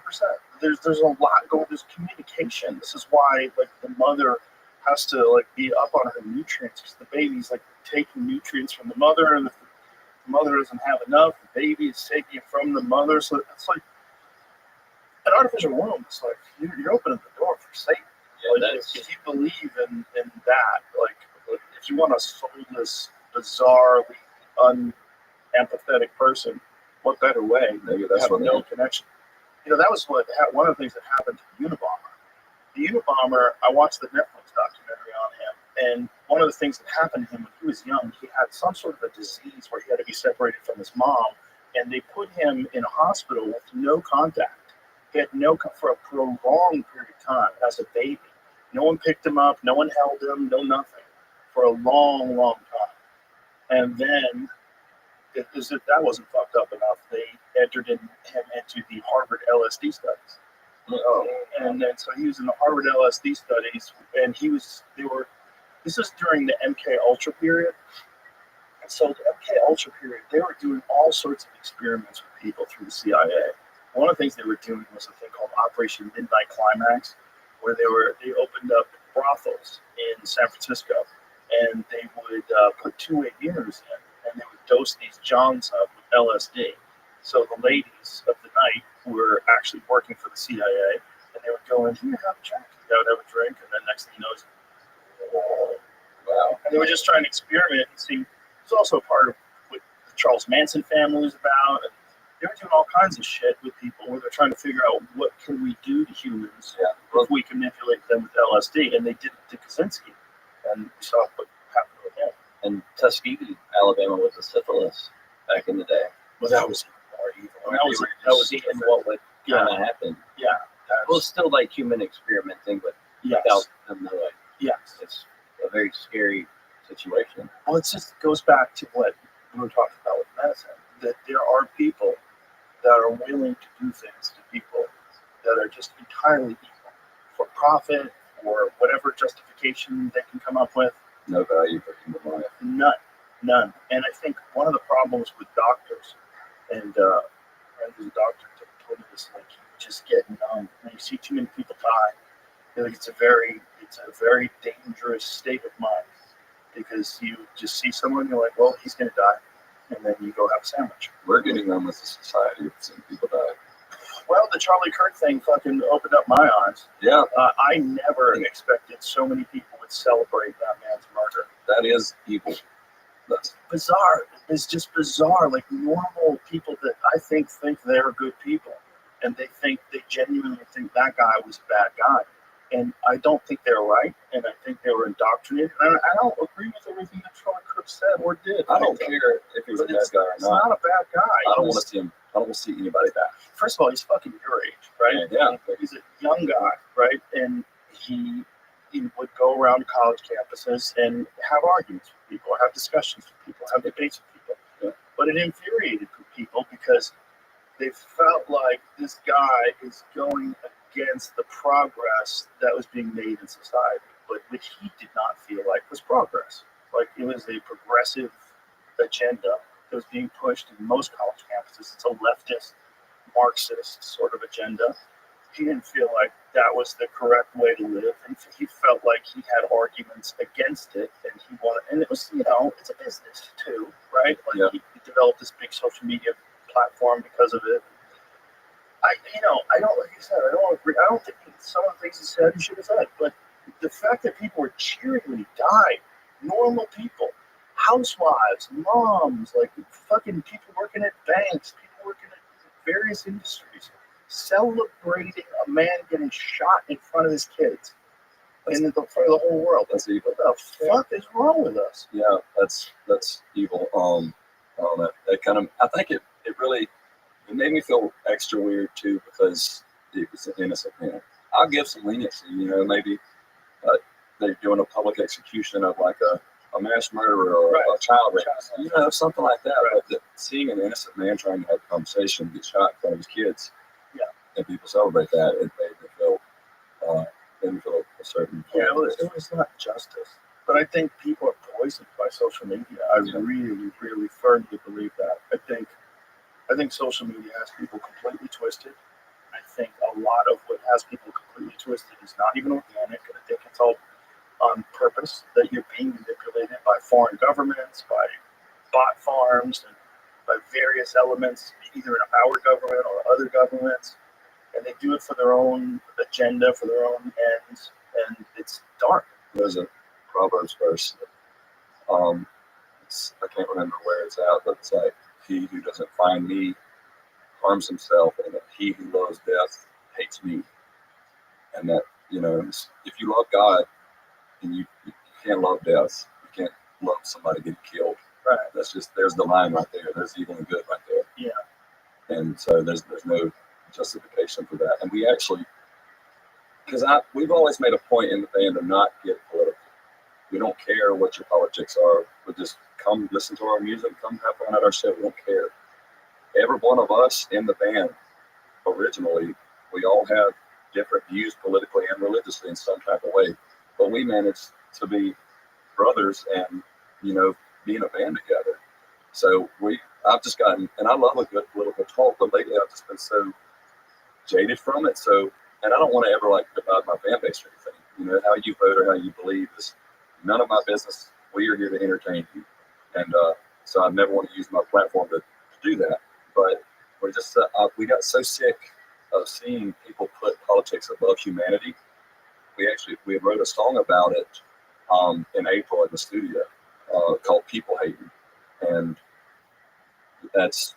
we weren't going to put it out as a single. At first we were going to do another song, but after the Charlie Kirk thing, it's just like, hey, yeah, we got together. And we're like, I think we need to put People Hating out instead for the first single, because we've got to start. We've got to stop killing each other over beliefs and stop hating each other over beliefs. It's fucking insane. Everybody's race is different. Everybody's experiencing life different, and everybody's trying to figure it out the same as you are. And it's just really weird now. It's really weird and celebrated to hate people, and that's the weird part. And most of us know that's wrong, and that's why, when this Charlie Kirk thing happens, there's a giant blowback. Most people recognize that as collectively, as a society, this is not right. Regardless of whoever that person is, whether that person's on the left or the right, they just got shot in front of the whole world. It's not a thing to celebrate ever. And especially when you're seeing people on the left that are supposed to be progressives. These are supposed to be the kind, compassionate, inclusive people that are celebrating gun violence, public execution. That's insane. That's a public assassination. That's insane. Yeah, I mean, you can't be against guns and then celebrate when someone's killed by guns. Right. Yeah. No, it doesn't make any sense. But that hypocrisy is just a symptom of where we find ourselves. Where we're all just, so many of us are confused because of the rhetoric online. And again, a lot of that's not normal. It's not organic. It's not real. It's not real people. And it's not what you would ever get in real social circles with healthy people. Yeah. You're only getting it through this very bizarre filter of just text on social media and videos where someone's just talking to the camera, celebrating on social media. So it's very strange. Most of the time you walk around, because we travel all over the place, and most of the time you walk around, stop watching the news, get off your phone, and just walk around in society. Yeah. It's really not that bad. It's not that bad, and that is the key. But most people are not going to get off their phone. Yeah. And that's what's fucked. Most people are just fully hooked on that thing. You think it's weird now? Wait till all these iPhone babies grow up, and all these tablet babies grow up. You've seen the videos of them taking the tablets away. The babies are freaking out, having withdrawals and stuff. Oh yeah. Yeah, they're being raised with it. Our generation was probably the last to not have. I mean, we didn't have technology growing up. We had dial-up internet. We didn't get that till I was, I didn't have a smartphone until I was 16. We just tell them Android. Yeah, dude, but that's better. All right, but Why are you an Android guy? I've always been an Android guy because I'll give you some. We didn't grow up rich, so that's that's my argument. It's just to play around that. Yeah, we couldn't afford iPhones, and neither. I really didn't care. I didn't even know what an iPhone was. I just got whatever phone I could buy. Text people. My dad got me my parents got me the little sidekick. Yeah. So I've always been on the Android side, and then when I started working as a teenager, I saved up and I bought my own like smartphone from one of those cell phone shops on in the strip mall, and it's Android. I never really got into. I never cared, first of all, what phone people have. It's you guys who Oh care. my God! This is Apple, but it's a weird thing in our society where if a kid has an Android phone, they're looked down on. Yeah, It's weird. Something like 80+% of kids have iPhones. Man, it was after a show one time. It was after a show one time a long time ago, and I was talking to this girl. This is like way back in the day, and she's like, "Yeah, but I might get your number." And then I pulled up my phone. She's like, "Oh, you have an Android?" I just walked off. Just walked off. She didn't like you anymore. Green bubble. Yeah, That's crazy. Yeah, it's weird. Isn't that weird? It's weird. It's weird, but it's like it just shows you how easy people fall into tribes. You know, over anything. What we were just talking about. Yeah. Oh yeah. Even down to if you have something different than somebody, they automatically don't like you. When the it can iPhone be religion, it can be politics, it can be the dang phone in your pocket. Yep. When the iPhone babies grow up, they're going to be killing each other over phones. What about the Android babies? We just want to be left alone, man. See, this is the identity. It's a rebel's phone. Oh, Now, rebels. If you choose it, it's a rebel's phone. If it chooses you, it's like, what now? I'm gonna get a fucking iPhone. Like, get out of this job. I'm gonna get a real job. I'm gonna get an iPhone. No. But the people that choose it, they're the rebels. I'm glad I married an iPhone user. I'll tell you that. I'm glad my wife has an iPhone. You can send cool emojis. See, you say that. I married an iPhone user, and I don't care if she has an iPhone. You're glad that you married an iPhone user. I don't care that I married an iPhone user. I love her anyway. It feels like you're trying to be superior over him now. Exactly. By virtue of calling, Brandon's just like calling out your superiority complex as being superior. Just can't win with these people. Yeah, now he's playing victim. He wants to say it's an American company, but they're made in China. Well, the owner, Tim, what's his name? You don't even know. He is from where we are from. Okay. I'm supporting him local. Now, has he ever put an Apple store in Mobile, Alabama? Absolutely not. Do we deserve one? Probably not. But It'll get robbed, dude. Yeah. Maybe the phone should be made in America one day. Yeah. But American company. Well, if they made I always said that if they made an American phone that had like a little American flag on the back, but it cost $200 more, I would buy it. Yeah, Who do you think's going to make it? Well, it would have to be a company that the problem is that the goal of doing that is a long goal. Like you would have to develop the chips. You'd have to have a plant. Like Samsung tried to put in they were putting a microchip in Texas, and they had giant issues because they weren't getting enough. Like so, all of them don't meet their standards. And a certain percentage of them weren't, and it was a much lower standard than they needed, and so it didn't work out. And you're spending billions and billions of dollars to find out that you can't do it. So in China, they've got that shit perfected. They've been doing it for so long because we've relied on them for so long. Don't they have their own phone as well? Oh, they have a lot of phones. I forgot what it's called. They have a special Chinese phone. Well, Huawei, because they were banned here, so Google and Apple wouldn't let them use their operating systems because it's basically a spy device. Yeah. But guess what? So are all of them. If you're hanging around with me, your fucking phone's bugged. Yeah, that's always been something that does not bother me personally. I don't have anything to hide, first of all. What about your DMs? That's not, the problem is not that. Well, the problem is not you having something to hide. The problem is no one should have access to your private information. Whether or not it's bad, that shouldn't. No one should have access. No, they should not. Because it's an individual. Yeah. No individual should be able to look at your phone. You can't look at theirs. It's a power thing. And they're you can guarantee the government's got everything. No, it's not just the government. It's other foreign governments, especially if you're a controversial person. Like foreign governments, there's a thing called Pegasus too. All they need is your phone number. That's all they need. So if you're not using encrypted apps, all they need is your phone number. And even if you are using encrypted apps, the government can get into those. When Tucker Carlson was trying to interview Putin. The government contacted them and said, "We know you're trying to interview Putin. We were looking at your signal app." And he's like, "What? Wow, You can read my fucking signal app?" Yeah. So it's just like the government saying, back off China, spying on Americans is our job. Well, because the Patriot Act and because of a lot of other things that they passed in this country, a lot of it's legal. They're allowed to. They're allowed to spy on you. I think they can make it illegal. We still wouldn't know. Well, it probably would be illegal, but it wouldn't matter. They would find some sort of a fucking loophole. Or they'd pass some bill, they'd stick it in some farm bill, something. They think, oh, this is good. We're going to help the farmers. And you look in there like, hey, what's this doing? Yeah, I see some stuff in the big beautiful bill where say they were trying to sell some national park land or something.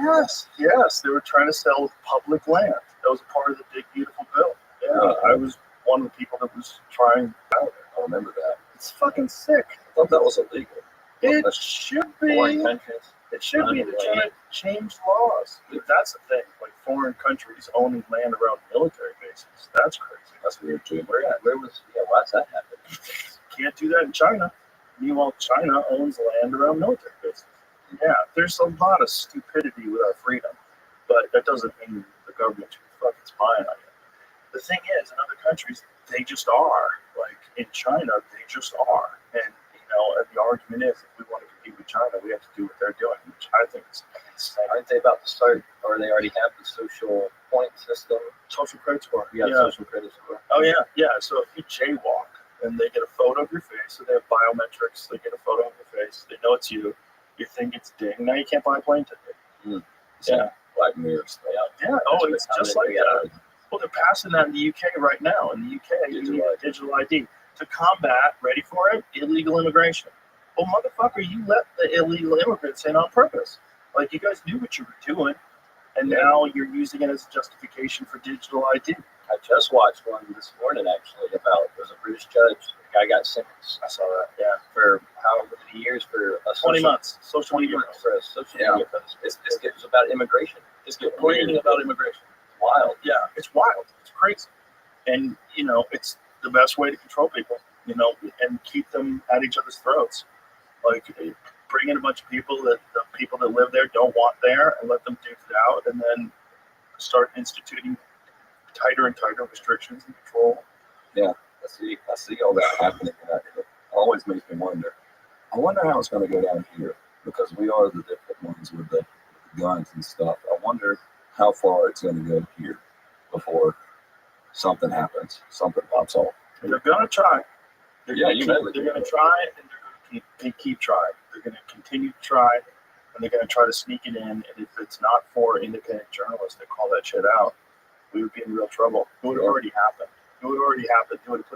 They were trying to institute a vaccine passport, and the vaccine passport would be attached to a digital ID so that you would know. But that digital ID would then be transferred to a social credit score. And then they wanted to do carbon tax.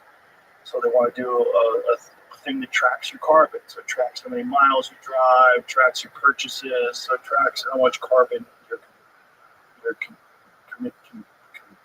you're contributing to the environment. It's great. And somehow paying more money will stop that. Oh, yeah, that's what you need to do.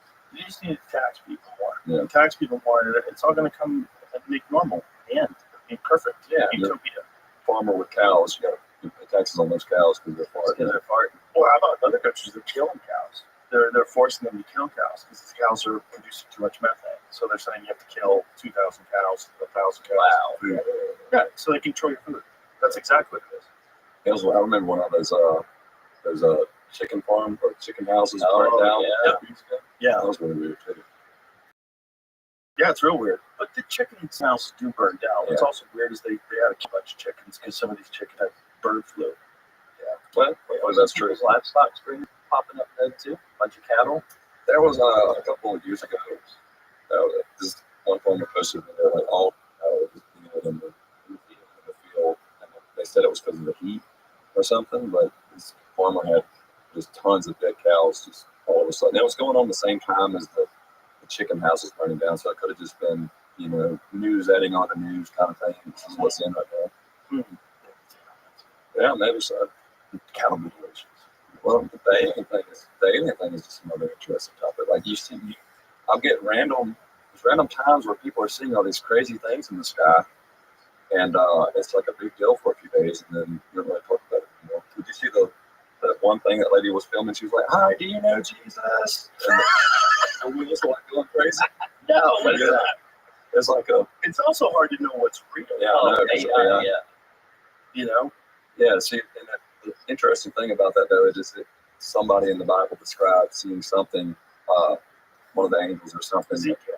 Yeah, and the wheels on In wheels. a wheel. That's what this thing was. And she said, "Do you know Jesus?" And then the wheels would just start spinning really, really fast. It's like, whoa, man, that's real. That's pretty cool. Oh man, Is this it? Yeah. that looks like a rocket. My fingers don't work. She zooms in on an orb and speaks to it. She says, Jesus loves me. She's definitely an android. Look up. Yeah. It's gonna turn into the moon here in a second. Watch. Well, that's the thing. If you zoom on stuff, especially stuff through the atmosphere, things look very blurry. Like if you zoom in on stars, they totally look like there's some sort of a fucking spaceship. Yeah, see, It's just a star. she said, when she says, "Do you know Jesus?" it starts like, starts moving. I think it's towards the end, but yeah, it's just, Yes, That looks like like a weather balloon. awesome. he's one of the Chinese Bible. Play that over here, say it. Jesus loves me. Look. Oh, you know Jesus. You know Jesus. You know Jesus. Jesus is awesome, isn't he? Yeah, Jesus real. But if that is real, dude, Yes. and that random lady's just filming that, But that is the weirdness of the people that think that they can call these things in. So there's a group of people that supposedly successfully sit out and they have this intention, go out to the desert, night sky, and they have this to call these things in, all silently calling these things in, and apparently it's effective. Occasionally, I don't know how often, but sometimes these things show up. who's that guy? He was on Sean Ryan. Yeah. He's an old man, Chris something. But people like celebrities go out to his land, and he's like, I can call these things in, they'll show up, and people go out to see it. Yeah. I don't know about all that. Yeah, It's hard. you should go to Investigate. I don't want to. People will trust what you say. Yeah, but the problem is I don't know what I'm saying. Don't tell anybody. Just go for yourself. The thing is, like, you don't know what you're saying. It could be a drone. It could be anything. Yeah. It could be fucking Starlink. This guy Do said, you have to pay to go do it? That's a good question.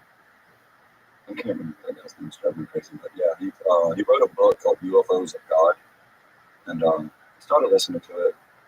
You know, I'm just terrible about reading books and stuff, so I got like the first 3 chapters, and it was really interesting. He's worked with NASA's showed up at his house. Yeah, Chris Bledsoe. yeah. I watched his Sean Ryan, I think the guy's name is. I watched his podcast. It was an interesting listen. And so, this guy, what does he think these things are? They're related with God somehow. They're Listen to Tucker. yeah, I kind There's of a lot of believe it too. A lot of people believe that these things are not from another world, that they've always been here. Yeah. They're a part of our world that just don't show themselves to us. Does this guy have videos of these things? Watch this with an open heart, okay? Show me what you got. Okay, something moving. Oh, There's a lot. okay, what the fuck is that? I think you should go out there and check them out. Just don't tell anybody. They could be bugs. This guy lost my time. Yeah, but that thing moving across the sky, that is odd. That thing's very odd. Because that's clearly moving. I mean, you see flashes. But the thing is, it's like you're zooming in, right? So you get distortion, right? Yeah. So you don't know, and then see it's going behind the cloud. That you don't know what that is. If you take them forever. Mm-hmm. Yeah, but how? Have you seen Space Station Cloud? Yeah, I've seen pictures of it. Does it look like that? Yeah, it's really Just slow a white moving. light. Yeah, it's the Yeah, she's just one though. The rest of that stuff. Now, Probably bugs. Yeah, that looks like bugs. Yeah. That's the problem. Is that like if you're zooming in on this thing, the stuff that flies in between that looks like it's moving really fast and flying across incredible space. Yeah, that easily can be bugs. But maybe not. But that's the Problem. Interdimensional angelic beings. Is that what he's calling? That's what it says. Hmm. There's more. I like to see some documentation. My dad was Go out there. Do wait to the end. What happens at the end? It goes behind the phone. They simply come when we ask in prayer. Countless others were healed too. So just go out there and see it and don't tell anybody. I feel like if they want to show themselves, they should just go ahead and do it. Yeah, I think they will eventually, maybe. So, Makes a lot. Maybe things get real messy here. yeah. Well, isn't there a verse out there will be signs in the sky? I don't know.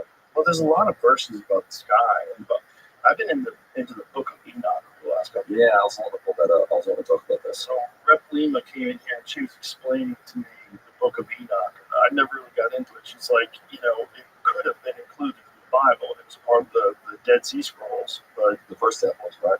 the Book of Enoch is in the Dead Sea Scrolls. The whole book. Yeah, and or at least part. It's the problem with the Dead Sea Scrolls. Rather, there's a lot of it's deteriorated and it's missing chunks and stuff. But Yeah. the Book of Isaiah is in the Dead Sea Scrolls, and it is identical word for word. Wes Huff was explaining that to a version of it that was 1,000 years older, which was the most recent version before they found the Dead Sea Scrolls in the 1940s, which is wild. And that's the book that God predicts his own coming to earth and his own death and all that. Well, the Book of Enoch is the one that predicts that this is what talks about the Watchers in the Yeah. sky, and that these gods made Aliens. with humans and created the Nephilim. It is so. Well, I've listened to it twice now, and I keep going back over it and just rewinding and going, what are they saying? What were they trying to describe? Because this sounds completely insane. when you get into like because isn't there like Egyptian stuff where they're just like men coming down from space that like Stargates. Is that- There's all sorts of weird shit. that to me is just like fallen angels.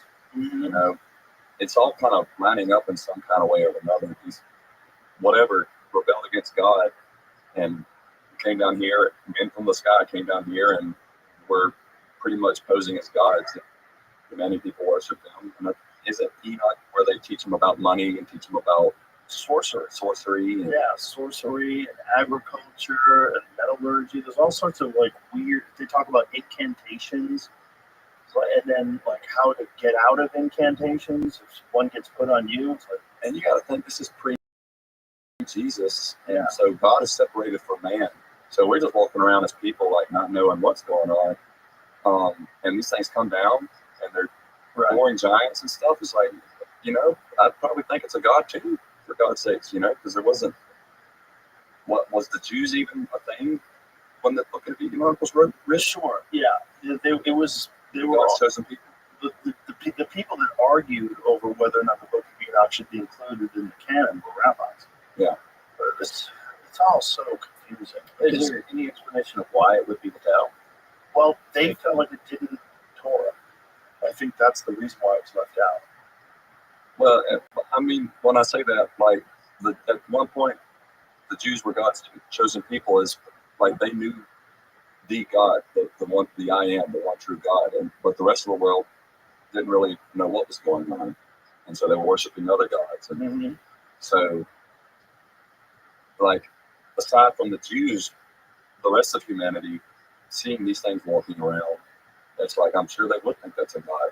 I'm sure they would worship that. What else do they have to believe? Well, something did come and visit ancient humans. I'm in the middle of this Richard Dolan book. It's a very interesting book on UFOs. And Richard Dolan is a very objective, scientifically minded author. And one of the things he's talking about is this gene expression. It's a D allele that it was introduced through breeding. So one of the things that we know is that it came into the human population somewhere around 40,000 years ago. And that all geneticists agree that this was introduced through crossbreeding. So the idea was Was it introduced by Neanderthals? Was it introduced by Denisovans? Like what type of human? Well, the problem is they don't find that gene expression in any other ancient human. Like they don't find it in Neanderthals, they don't find it, but they do find it in Asia, like in Mongolia. Most people have it. The rest of the world, it's like 70% of the people have it, and they think it's responsible for creativity. They think it's responsible for this giant change in the artwork that people start producing around 40,000 years ago. And his assertion or his question, the hypothesis, is that it was introduced by some other species. And this is also part of what is talked about, not just in the Book of Enoch, but also in the Sumerian text. They talk about what happened, created human beings. And so what he's talking about is this one woman that was an academic, I forget her name, but she wrote these books about it where she's some sort of a hybrid species, and that we were genetically manipulated to be one. And I think going back to the flood, because like every other religion has some type of evidence of a great flood. Correct? Yeah. So at one point or another, if God's creation did get corrupt, that was pretty much the Great Reset. He had to get rid of all that he didn't create. And I forgot where I was going with that, but yeah. Well, they do all have a flood myth, and now because of the Younger Dryas impact theory, we know that there most likely was massive floods all over the earth somewhere around 11,800 years ago. Yeah, and I just think about stuff like that when they find the skull that they can't link anything to, find stuff that they can't link anything to. It's like we don't really know what happened a long time ago. We can pretend that we did, but I personally believe there was an advanced civilization way back in the day before all that. There's a lot of evidence that points to that. Yeah. There's also new evidence that just emerged out of China. They found a Homo sapiens skull that's 1 million years old. Well, it's China. Yeah, but it doesn't matter. It's an actual Homo sapiens skull that was carbon dated to 1 million years old. So that predates what we thought of as the emergence of Homo sapiens by 500,000 years. Yeah. And that's just what we found, right? They might find another one 6 months from now that's 2 million years old. It's like they don't really know. We're piecing things together. We're piecing the past together with a very limited amount of information, very limited evidence. And evidence of fossils, it's very difficult to make a fossil. Most fossils, they don't happen. The animals eat the bones deteriorate in the sun. So there's a very specific set of circumstances that has to happen for something to be fossilized. Haven't they found some fossils with like grass still in their mouth? And so they were wondering they found some type of evidence of fossils where it seems like this animal was fossilized instantly. Yes. Well, not even fossilized, just preserved instantly. Yeah. Like this is woolly mammoths. There's quite a few. They think a lot of that was what happened during the impact. So Randall Carlson talks about this quite a bit. There's multiple places on Earth where there's a large number of animals that seem to have died instantaneously, and weird, like with broken legs, like broken mammoth legs, over like a large field of them, thousands of them there. Like what happened? Like some sort of an event must have happened where they were wiped out, or the ones that were in this area were wiped out instantaneously. And he thinks it's probably some sort of a collision. It's a mass casualty of some sort. Yes. What else? That? Well, not only that, 65%, something like that, of all North American megafauna died off at the exact same time. All of it around that same Younger Dryas impact theory time, between 11,800 years ago and 10,000 years ago. Everything, woolly mammoth, African lion, African cheetah. There was all sorts of giant sloths, all sorts of weird animals that all died off in America around the exact same time that they think this flood happened. And it used to be just complete speculation, but now they find core samples where they're finding iridium, which indicates iridium is very common in space and very rare on Earth. So when you find a layer of iridium, it's interesting. It's wild shit, man, because it could happen to us at any moment. There's this guy, Avi Loeb, who's a professor out of Harvard, who is saying that some of these objects that we're seeing in space, they're moving in very bizarre ways. They're enormous. They have much more mass and much more speed. They're interstellar objects, and he's speculating whether or not they're alien. We got one passing by pretty soon, right? I would follow that one. Yeah, this is one of the ones he's talking about. I think it's a spaceship. They think it's something, whatever it is. For it to come outside of our solar Yeah. system on this path is just very bizarre. Very bizarre, but other astronomers say, yeah, but it just might be unique. Like there's a lot of stuff in space they're finding through the James Webb Telescope that they didn't understand. That so they had this idea of the universe being 13.7 or whatever it is billion years old, but now they're finding these galaxies that were formed far too quickly, like after the Big Bang. And so now they're starting to say, well, this might be an indication that it's quite a bit older, and that maybe it's not 13. Maybe the Big Bang is not 13.7 billion years, but that's just as far back as we can look. And as they get better and better equipment and better ways of looking, they'll be able to find more evidence and more information that gives them more questions and less answers. It's really weird. It's like there's a quote by Dennis McKenna. He said that once the bonfire of knowledge expands, the surface layer of ignorance is exposed. More of a surface layer. So the more you see, the more you learn, the more you realize, oh shit.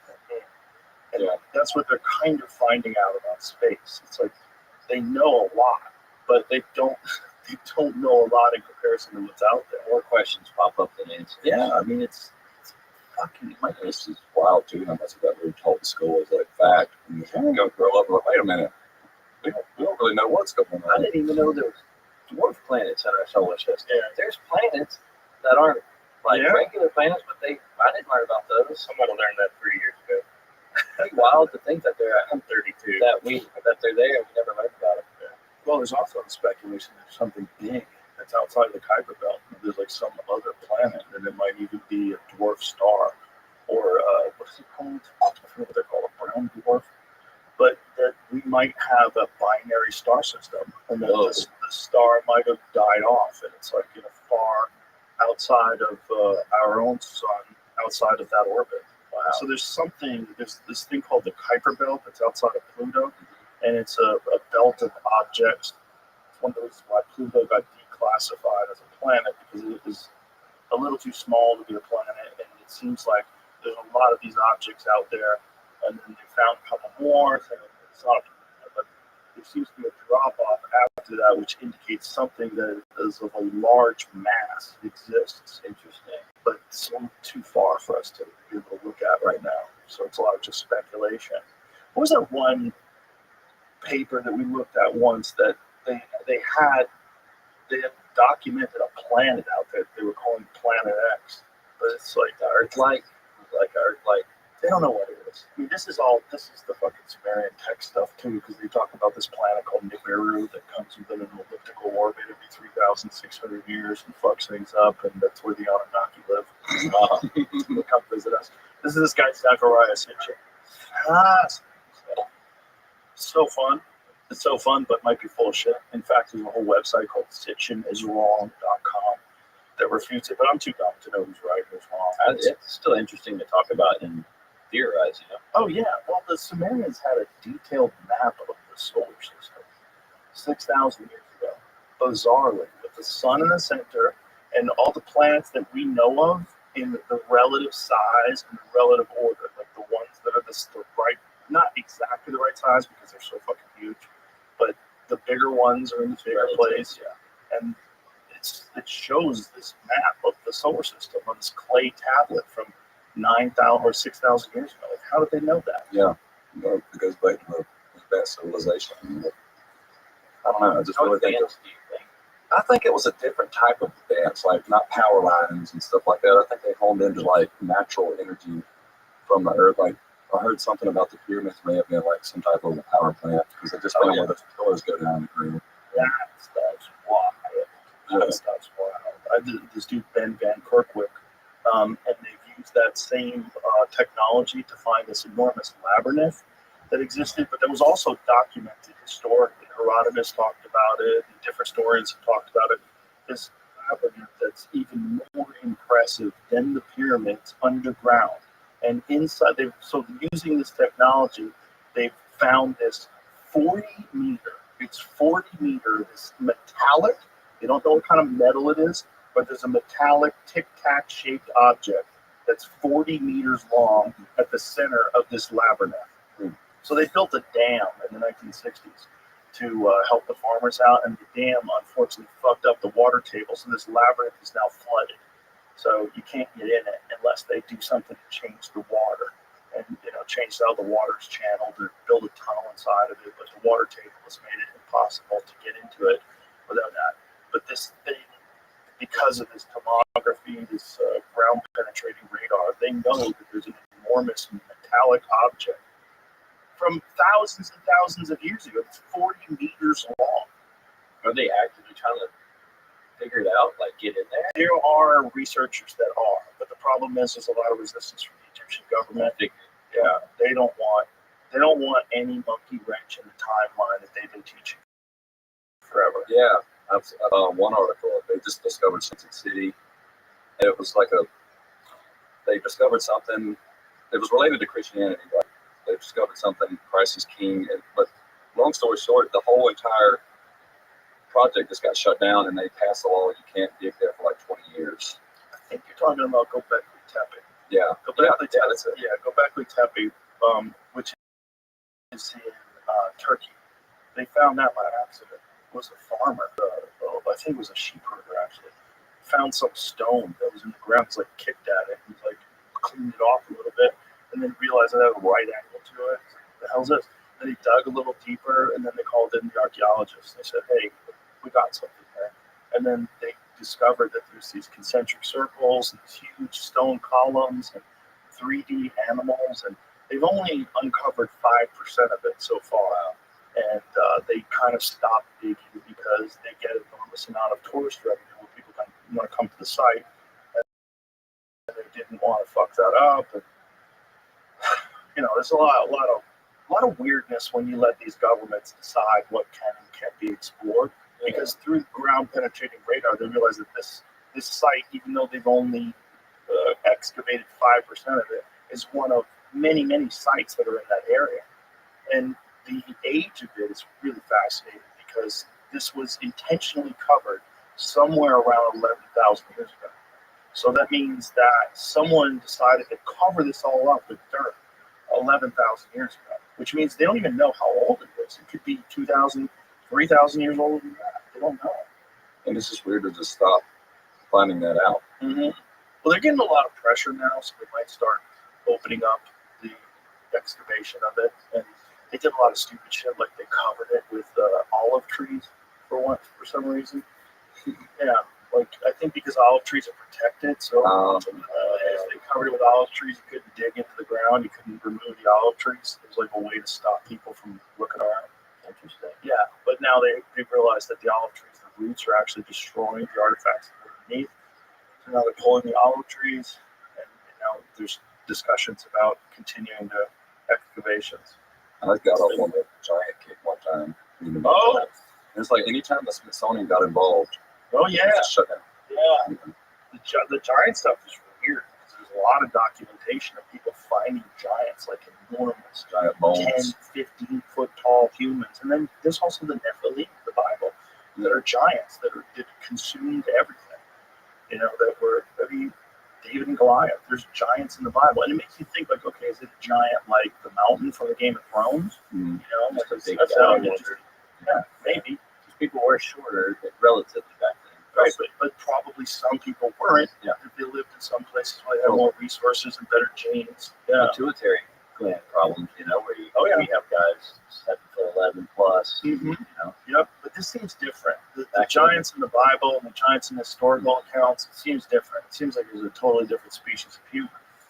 And again, if we just found this guy recently that's 1 million years old, and now we know. So forever they were saying that human beings, the timeline used to be Homo sapiens emerged 50,000 years ago, and then they moved it to 150, then they moved it to 250, 300. As they find more information, now they have to push it to 1 million. And if one day they find a fucking head as big as this table, like what do? What do they do about that? Do they even tell us? I don't think they I don't would. think that. Why wouldn't they? That's what's weird. Like, Yeah. why wouldn't they? Isn't that crazy? But we all agree. We all agree that if they did find a giant, they probably wouldn't tell us. Yeah, But not until they did their own, figured it out for themselves or tested on what I they don't know if they want people to know, but I don't know why they wouldn't want people to know. Like, why am I convinced that they would hide that? well, if there is Antichrist on his way, and his goal, he already knows he lost. So his goal at this point is to destroy as much as possible, get as many souls as possible. Stuff like that would prove the Bible more true, would turn more people to Christianity or to God, the one true God. Then I could see where if there is like some type of spiritual force that is in somewhat control, then I could see that's the only way I can make sense of it. It's like, why cover up progress? Why not tell people the truth? Because, Well, I think it's ego, and Yeah. that might be also related to good and evil in Yeah. a lot of ways. loving yourself, and not you're supposed to love God over yourself. Right, and being the person that has the knowledge and the person that distributes that knowledge and is the gatekeeper of it is a very intoxicating thing for a lot of these academics. And if all of a sudden something comes along, and this is the speculation about what happened with the Smithsonian, that they took that stuff and just fucking tucked it away.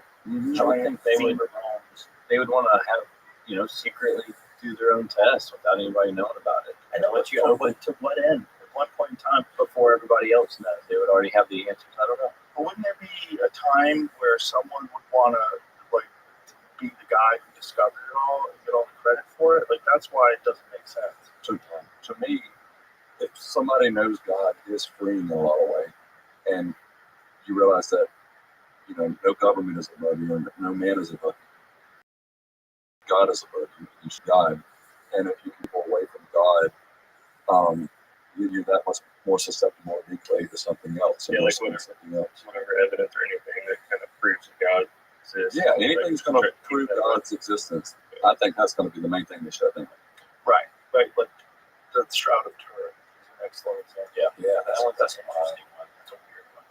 It's a weird one. There's a lot of people that go out of their way to try to disprove it, but when you get into the dating of the cloth, so it used to be they were saying that it was only a few hundred years old, but now they're saying that the way the cloth is made, the cloth is made that's exactly consistent with the time that Jesus was alive, and that more testing can be done to find out the exact age of it, because the problem is, like, you don't know like what piece they studied.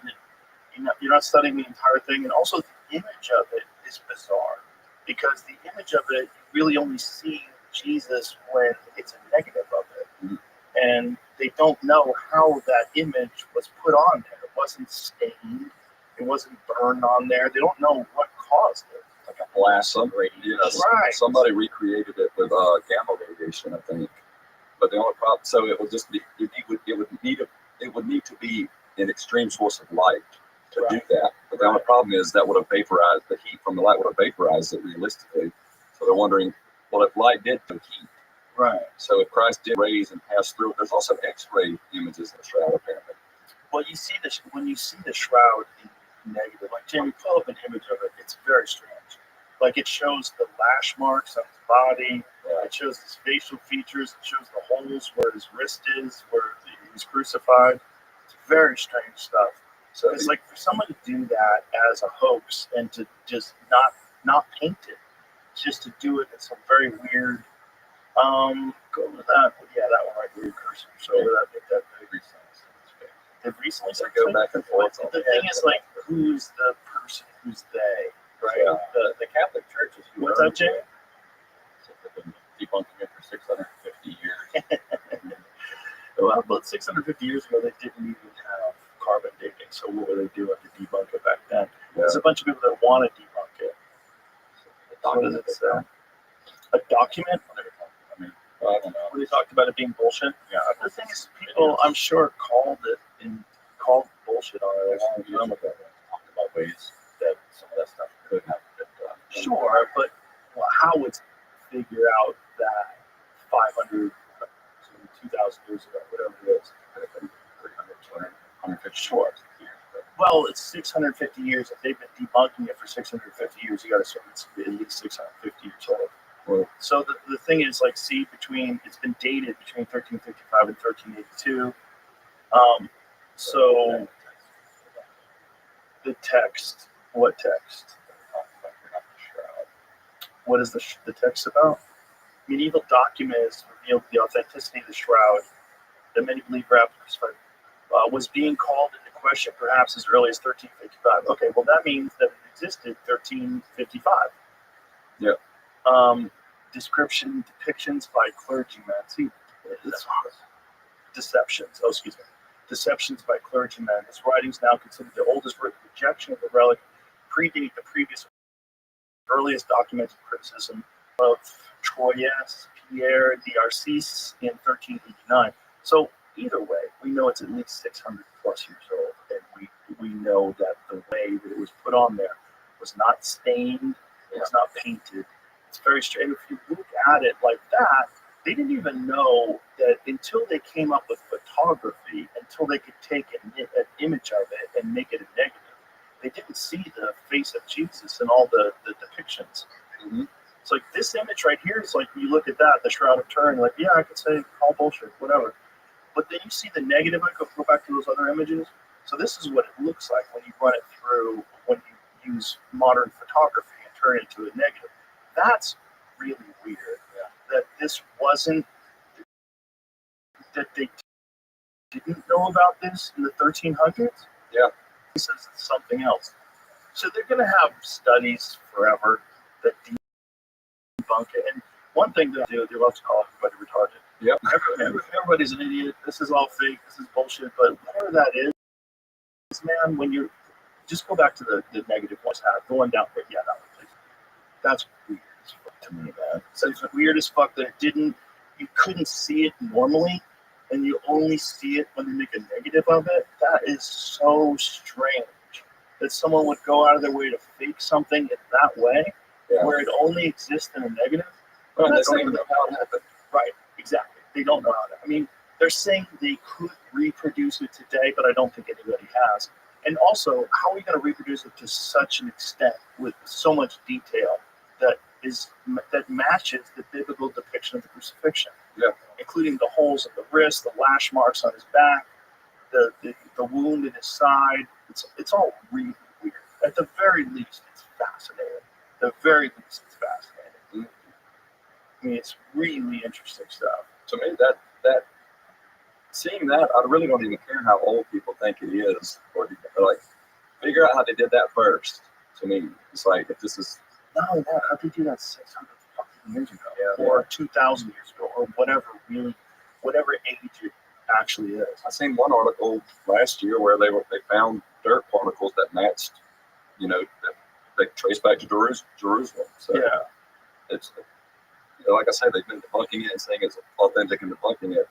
It seems like for the last 5 or 10 years now. Oh, it's very weird stuff. Which is where we are right now. That one church in Ethiopia that's supposed to have the Ark of the Covenant there. Yeah. And all the people that guard it, they all get cataracts and wind up dying of radiation. You ever heard of that? I don't know about that, because the Ark of the Covenant was when God the Father's presence was here on earth, not through Jesus. The Old Testament, the I Am was down here, and that's what he resided in. And you had to do all these things to be in his presence, or you would literally just die because, he's holy. To me, it's like lightness and dark cannot just exist in the same place. So whatever. But God the Father's presence isn't there anymore. So I don't understand why it would still be messing people up. Well, we don't know what they were writing down. Right? The problem with all ancient religious texts was assuming there was real events. Mm-hmm. The problem is a lot of these things were told as an oral tradition for 100, 500, 1,000 years before they're ever even written down. And then they write them down. They write them down in Aramaic, they write them down in Hebrew, and then they have to translate it. They translate it to Greek and Latin, and then eventually English. You're missing a lot along the way. When I read these things, when I read the Bible, or if I read the Book of Enoch, or any of these ancient texts, I'm always trying to say, okay, what were they trying to document? Mm-hmm. Like, what was the original event? Like, what actually happened? And the problem is, people are really bad at telling the truth. Like human beings, when they see something fantastic, they always add their own little flavor to it. People add their own little thing to it. If they are of a certain belief, they're going to attach that belief to whatever this thing was. Question: these people had whatever that was in such high regard, and it meant so much to them that they like the book of Isaiah, that they wrote it verbatim for 1,000 years. Back when they started out, they were writing things down on hand. That's one of the things about the Dead Sea Scrolls that's so fascinating is they had to do genetic testing. So they're writing these things down on these animal skin and make sure that the skin of this one is the same cow as the skin of this one. So if they do genetic testing to make sure it's the same cow skin. So okay, we got all this skin from this cow, and it's in this group of text. So start decoding it. That's an interesting way of doing it. That's wild. It's wild. I would have never thought of that. Like Wes Huff said, how they used to write things, like they leave stuff out back then because it wasn't required back then. They would just write down the basics. I watched that Wes Huff thing. That was very interesting. He's fascinating. He's Yeah. brilliant, man. Yeah. I watched State Bush and stuff like that. Very brilliant.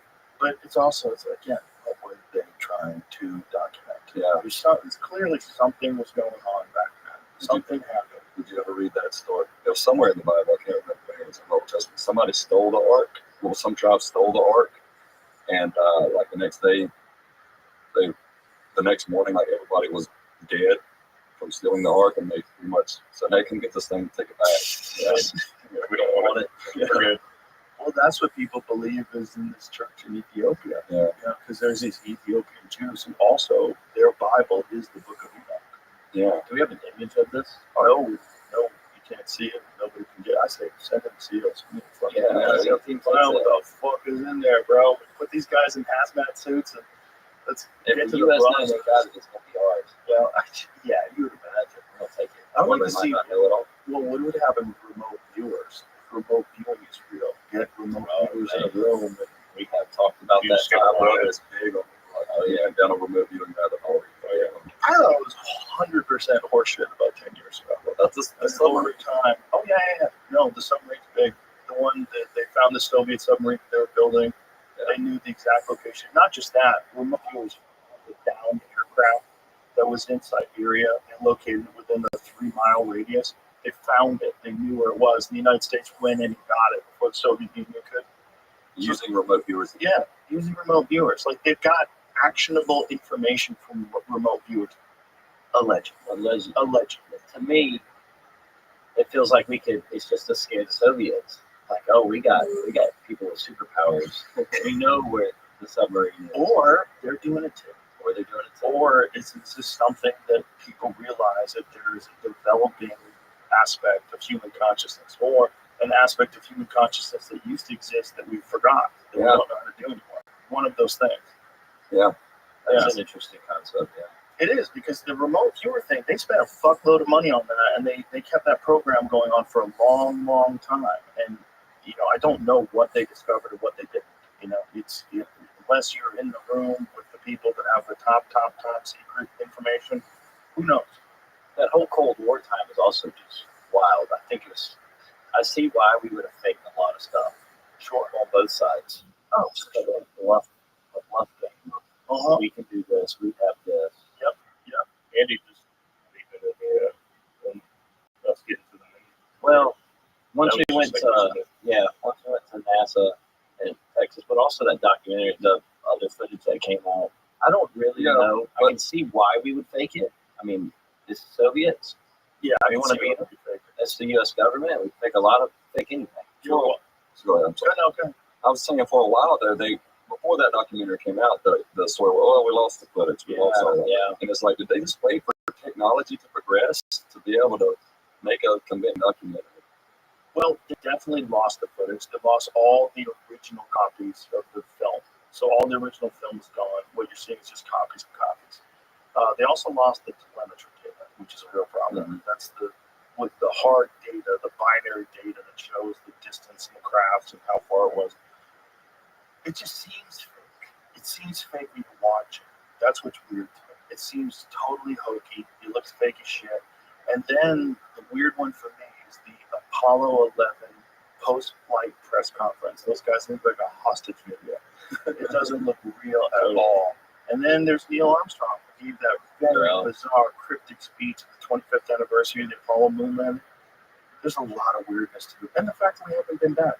There's not a single thing that's not cheaper, easier, and faster to reproduce from 1969 in 2025 except the moon landing. Yeah, well, it's just weird. Like, if it is true, I've seen a video of like something that was supposedly live streamed on the news back then, and it was just this guy who was obviously hanging from the cable. He had this pathetic-looking Earth on the you know, and it's not at all what actual space looks like now. But this was like on the news apparently. Well, that's probably not real. That's probably an artist's rendition or recreation. But how about the phone call?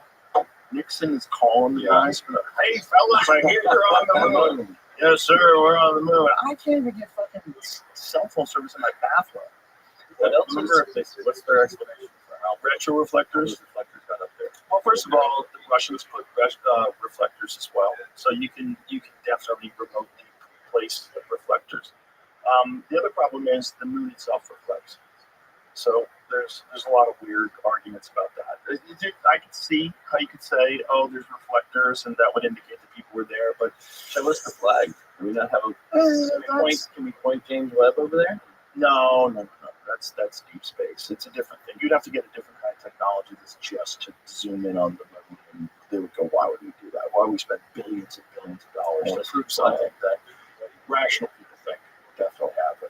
So a lot of people that would have to hold a secret too. Not really. You don't think so? No, because it's compartmentalized. It's compartmentalized. The only people that we really know are the people who made the footage, the people that are involved in the filming, and the actual astronauts themselves. Everybody else, you're getting fed data. Okay, and they would believe it's happening. Yeah, not only that, when the first time when Apollo 11 happened, they weren't allowed to get a direct feed from from NASA. So what they did was they used a projection screen, and then all the news cameras pointed their cameras at the projection screen. That's why it looks like shit. Like the Apollo 11 video looked so bad. But it seems like that was on purpose. Like they made it look like shit on purpose. Interesting. And if you wanted to gain technological and, ethical and moral superiority over the evil communists, you could see why you would make some sort of a rationalization, why you should fake that we have the ability to go to the moon. Because the ability to go to the moon is not just scientific, it's military. Yeah. It's a military might. Like, we have the best rockets, we got the best. We definitely did it. So it just makes sense that they would fake it. And the blow of Sputnik flying over the United States. Mm-hmm. Everybody can see it. It's like, we can put this right above your country. I'm just saying, if they were giving people LSD and brothels, I could see them take over. Yeah, 100%. Most of the United States history is bullshit. At least some aspect of it. Look, what got us into the Vietnam War, Gulf of Tonkin, never happened. Full shit. False flag event. They all throughout history, all throughout the United States history, the 1960s, during the same time where they're supposed to go to the moon, they lied constantly at every fucking turn. At every turn. And who's to say they're not still doing that? It's easier. They are. They are. They 100% are. Yeah. Yeah. Look, I know people in government that will tell you that they're like, let's go for a walk. And they'll tell you that. And you're like, what? That would be that one thing. How about conversation? Strange. One of my favorite things is the pizza ordering at the Pentagon. Oh, yeah. When shit starts to go down, the spike in pizza ordering because people are working late. Yeah. Interesting. Very weird. Yeah. And it just spiked. I saw, I think a couple weeks ago, because I brought it up. I was like, I got a notification. It's like pizza spike. I know. And it was like, I think we're going to war. It was at a time. It was at a high that was like the Panama stuff, Vietnam. Isn't that funny? It's pizza deliveries is what freaks everybody out. Oh, they're working late. And now they just called all the generals together. Seen that? Yeah, I accept it. But supposedly what they're doing is they want to get all the generals together and give them some sort of a moral and ethical mandate. Yeah. Like preparedness. This is what we want the military to be. No more beatings. No more fucking politics and no more identity politics and bullshit. The most important thing is be ready. Yeah. Be ready, have the best, most capable military that's humanly possible, given the resources that we have today. But this is what our goal is. This is what our job is. And they Which needed makes to call sense. everybody together to do that. Well, you saw what the fuck was going on over the last 4 years. You got guys in dresses talking about how it's really important to have inclusiveness. It's the most important thing about the military is inclusivity. Like, we had crazy people that were in charge of very important positions. Yeah. Including that guy that was stealing women's clothes. Yeah. That guy was in charge of like fucking nuclear waste. And he's running around stealing people's underwear. And she Lipstick and a bald head. Not just stealing, but he stole this one lady who's like a famous designer. It was a one-off dress, and then he wore. That's how he got busted. He wore it to some event, and the lady's like, "Hey, motherfucker, that's mine! Like, someone stole that shit from the airport," and that's busted. South Park. That is a South Park. Is it? Is it a South Park? No, we live in a South Park. Yeah, we do. Yeah, we do. It's wild, man. Yeah. It is wild, but it's like it's always been wild. And this is one of the good things about Trump being elected and Trump in office is they kind of threw a monkey. They didn't want him to be the president. They threw a monkey wrench into all these things that they were doing. You get to see a lot of these people scramble, and you get to see like, oh, this is there's so much like all the Doge stuff where they uncovered all these NGOs. That was crazy. There's an NGO for, I think it's every 600 people in India. Yeah. You know how crazy that is? There's a non-government organization for every, I think it's like 500 or 600 people, and it's millions like that. It doesn't make any sense. It's crazy. It's like, what are you doing? What are you doing? Elon explained it to me too. He said, what you would do is you would make this non-profit, and you would call this you'd put a bunch of money into it. Say you put like $10 million, relatively small to them, $10 million to this thing, and call it like Agency for Peace, Center for Peace, whatever it is. And then that becomes a non-government organization. Then you get politicians to dump tons of money into this NGO, and then through this NGO you profit.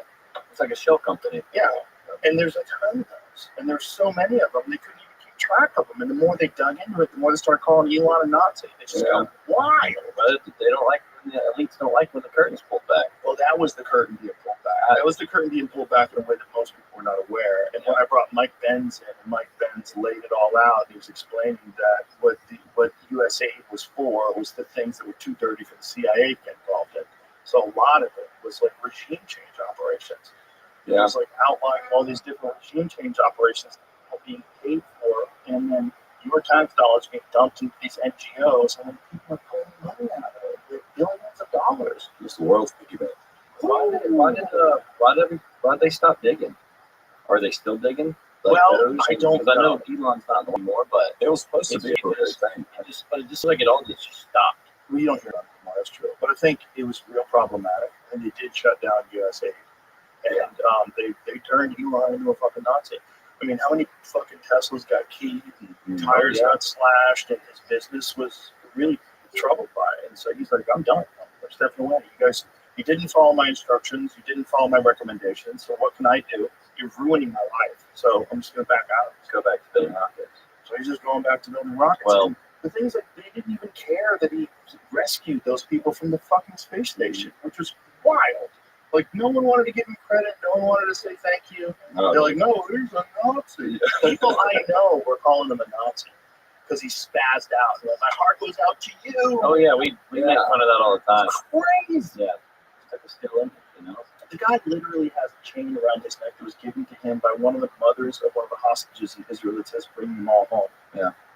He wears it around his neck. That's what a Nazi does? Like, are you fucking kidding me?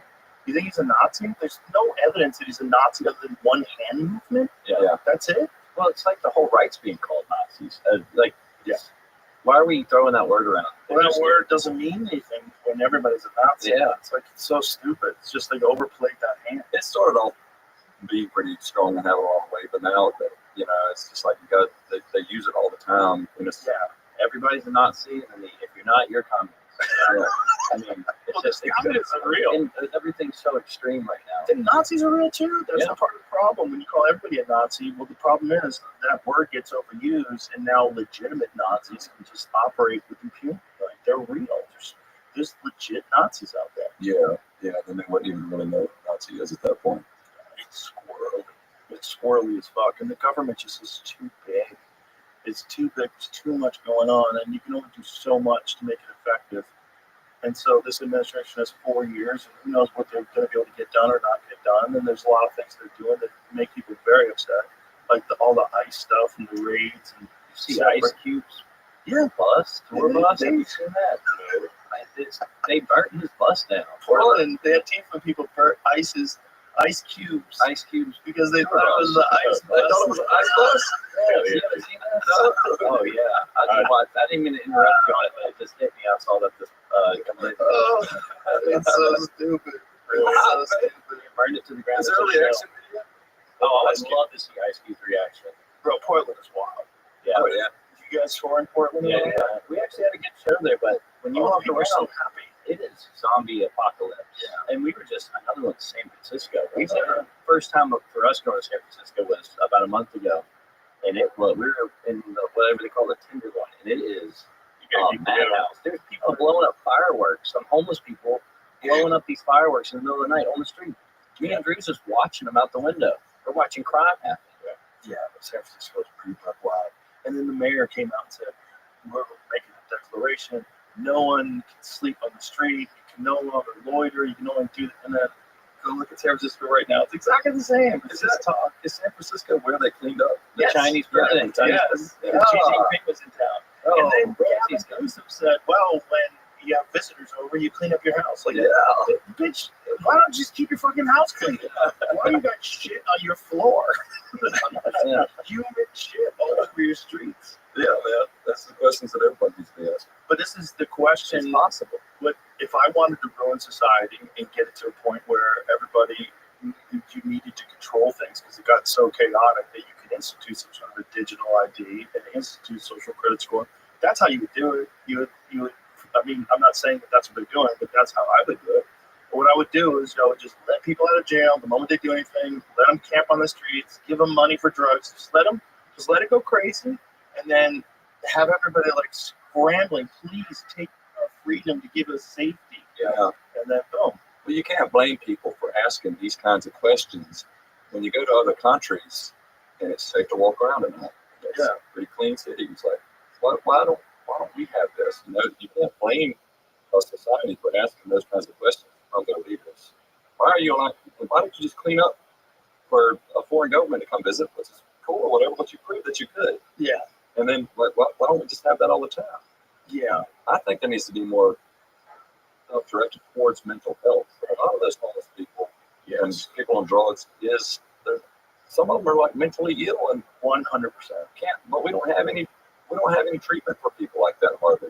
Well, it all skyrocketed during the Reagan administration because they changed the laws in terms of what you're supposed to do when someone's mentally ill, and they just let them loose. Let's stop paying for it.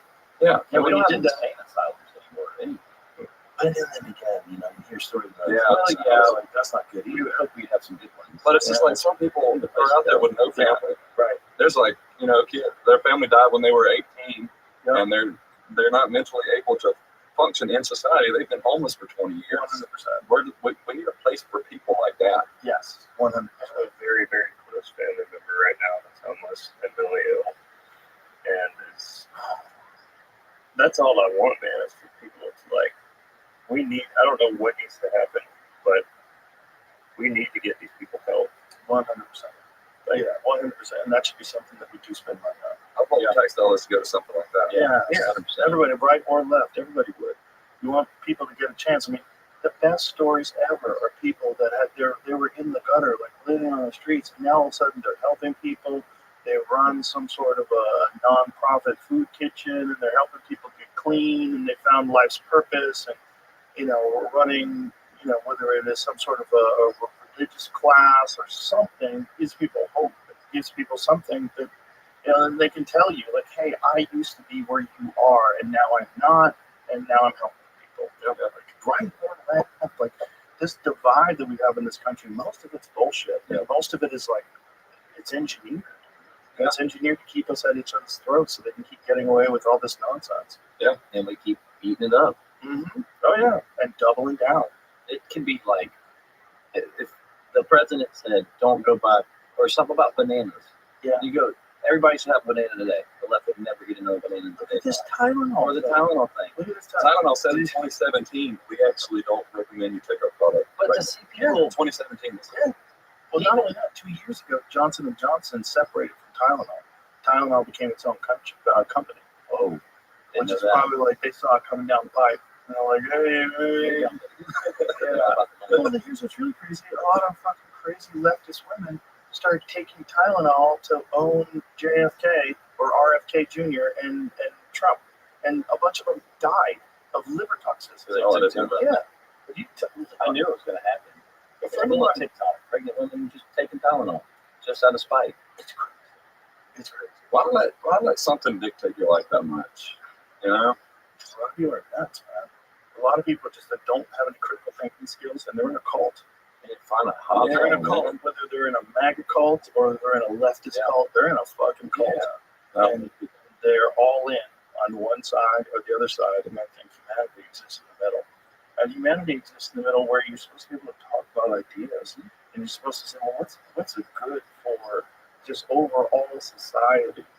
Like mental health institutions, like giving people some sort of a chance to become a productive member of society. Like, there's a lot of things that we all agree on. Yeah. We need to find common ground instead of like fighting, instead of polarizing people. And this is one of the problems that I have with this administration is that they're really good at like pointing fingers at the other side and polarizing, and really bad at uniting stuff and not attacking the other side, just uniting us and bringing us together. What was the last administration that was good at uniting?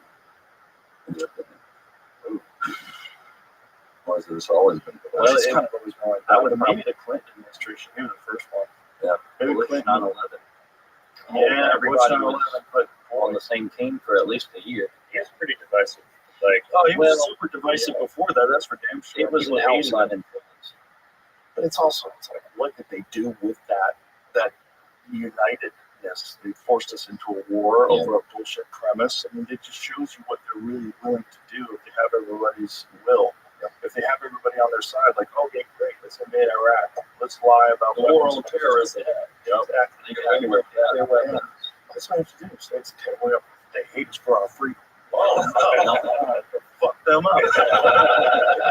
And take their oil. Yeah, exactly. It's kind of crazy, but we always fall for it, and hopefully we fall for it less and less every year. But it doesn't seem like it when you see pregnant ladies chewing Tylenol. Yeah, We're in a crazy time. again, that's what the song touches on. We're actually going to put it out October 3rd because of it. I listened to the gym today. People, Yeah, I love it. I love the whole album. It's really good. just jaded on it, man. Yeah. Hating each other. I know it's sick.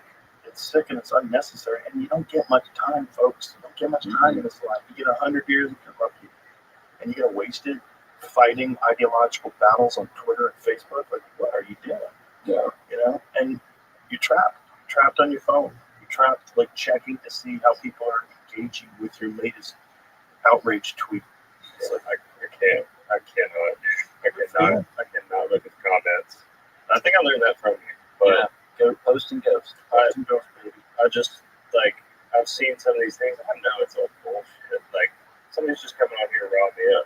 But, like, David 36907. yeah. It's like, on the inside, it kind of gets to you a little bit. And I just don't, Not rather mixing. not. Yeah, no, Brandon's a comment. He loves to eat it up, son. Yeah, I don't care. Really? I wouldn't be doing this if I cared about people's opinion. You know what I mean? Well, you do keep care about good people's opinions. Yeah, I You just don't care people that I about love. negative opinions. I don't care about the negative opinions. Because I'm not doing it for God, pretty much. But I mean, anytime I post a cover song, sorry, not Waylon. Sorry, nobody will ever be George Jones. I wasn't trying to be. Right. Singing the songs, not that deep. Johnny Cash will never be 9 Inch Nails. You know, when Yeah. you made Hurt, it's just a different thing, man. You can enjoy it without saying that. But there's a lot of people that are just negative. And it's why? It's because their life sucks. Do you think Michael Jordan leaves YouTube comments? No, Yeah. because he's a fucking winner. Yeah. You know what I mean? Yeah. Like, that's really what it is. It's like a lot of our society, their main contribution is bitching. Yeah. You know, that's what they spend most of their energy on. We want to keep it about music, man. Good for you, There's a lot of drama in the world. I mean, somebody's just trying to start drama with us. We would even reply. Yeah. It's a fake place. You think I'm going to waste my time arguing with you on social media? You know, I'm like, cool. That's what you think. It's All right. one of the few things that we have that really unites us. You know, Yeah. really does. But you can get people of all persuasions, all different kinds of backgrounds, just love a good song. You know, That's universal. yeah. Yeah. So it's weird about social media too. Is the algorithm like someone left leaning will have a completely different comment section than someone right leaning. Oh yeah. Oh yeah. And that's really bad because then you think, look, and then when the election happens, you're like, what? What is going on? How do you not think the way I think? Yeah. We're all people, man. Yeah, I just wish someone would come along that was a great uniter, and hopefully they won't get shot. Yeah. Jeez. Jesus. Well, maybe it would. They Maybe killed that's it. him first. Yeah. They did it back then too.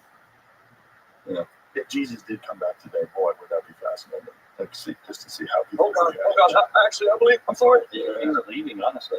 I mean, Could you imagine they're like, I don't know. I don't want to throw shade on anybody, but just dying. So, they were like, I know. I'll see myself. just go ahead and walk out, walk the other way.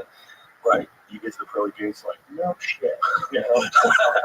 Really? And then St. Peter's like, come here. Talking about some See, for me, like, oh, dude, I didn't know. If I knew, I would have never done all this stuff. I would have never lied about my taxes. I would have never. I'll have to make a stop at Purgatory. I'm going. That's where I'll be. Make that the first. Yeah. I'll be there eventually. But music is the great uniter. It's the only Catholic thing. Oh, So okay. it's like, So you believe in purgatory? but we coexist. Yeah. You know? We talk about, we have like a little random Bible study that pop up. We just talk about the Bible. I pull out my catechism. You know, it's fun. I'm just going to be laughing too because God probably will send you to a purgatory because you believe in it. Hey, he might be sending you. We don't know. Nah, We'll know I when we don't get believe there. I'm gonna see y'all in that. And Well, when was Catholicism established? when with Jesus Christ, when he was crucified. That's when it was started. Yeah, he told St. Peter, "I'll build on top of you. You are the rock. I will build my church on." You know where his bones are? In the Vatican, underneath St. Peter's Basilica. Interesting. Vatican's got a lot of stuff. St. Peter's Just so went. Just went to my honeymoon. Insane. It was, even if you're not Catholic, just going there. They have a whole museum. It's insane. Are we going in here? No, that's down in Rome. We won't go that far, but Well, either way, Rome is pretty bizarre to Oh. look at too. But there is nothing. There's nothing like St. Peter's Basilica. it is. It's like By the way, how crazy is it that Rome is its own country? How crazy is that? Yeah. They have their own. It's a country. It's like 50 acres or some shit. Vatican. Yeah, the Vatican. The Vatican, rather. Excuse me, not Rome. And you have to wait in line. Yeah, you have to wait in line to enter in the morning when we went. The Vatican being its own country is so strange. And then you get in and you're like, this might be the richest country ever. Yeah, Like, look at all the art. There's so much they have art. so much art. It's just Other St. houses. Peter's Basilica, whatever you believe, if you go to that, you'll be awestruck. it's literally like you walk in and you get you're just covered You're in blown away. chills. Yeah. You're blown away. Didn't it take like 400 or 500 years to make? I'm sure. Oh yeah, I mean, this was all people with no computers and no power drills, and no power saws. Like how dedicated you must be. I will say that's what some of my favorite memories of Europe last year was seeing cathedrals, just how beautiful they are. It's kind of screwed up. They were like charging people at the door. No, that's Yeah, it wasn't Catholic. Yeah. Catholics, look, you can enter. Anglican will charge you.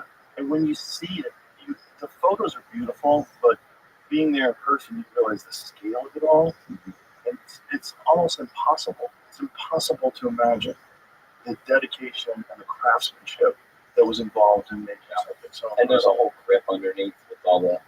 It's like we moved backwards. How did Yeah. stuff stop being beautiful? That's a good question. Did it make construction methods got much more convenient. You see like a picture of a train from back in the day, how like this beautiful public train used to be. Oh yeah. Old cars are just. How about you ever see economy seating from like the 1960s? I always thought that it looked really amazing. They were smoking cigarettes on them airplanes. Oh, Yeah. back then on flights. Yeah. They were smoking cigarettes in couches. They had Yeah. big ass seats. Everybody looked relaxed. Rappers don't even do that now. I mean, they were like living it up back then. Yeah, they were living it up. I really couldn't imagine sitting on an airplane next to somebody smoking a cigarette. When I was a kid, Smoking they smoked on planes. It has to be suffocating, right? That was horrible. And if you got a ticket like late, you had to sit in the smoking section to the back of the bus or the back of the plane.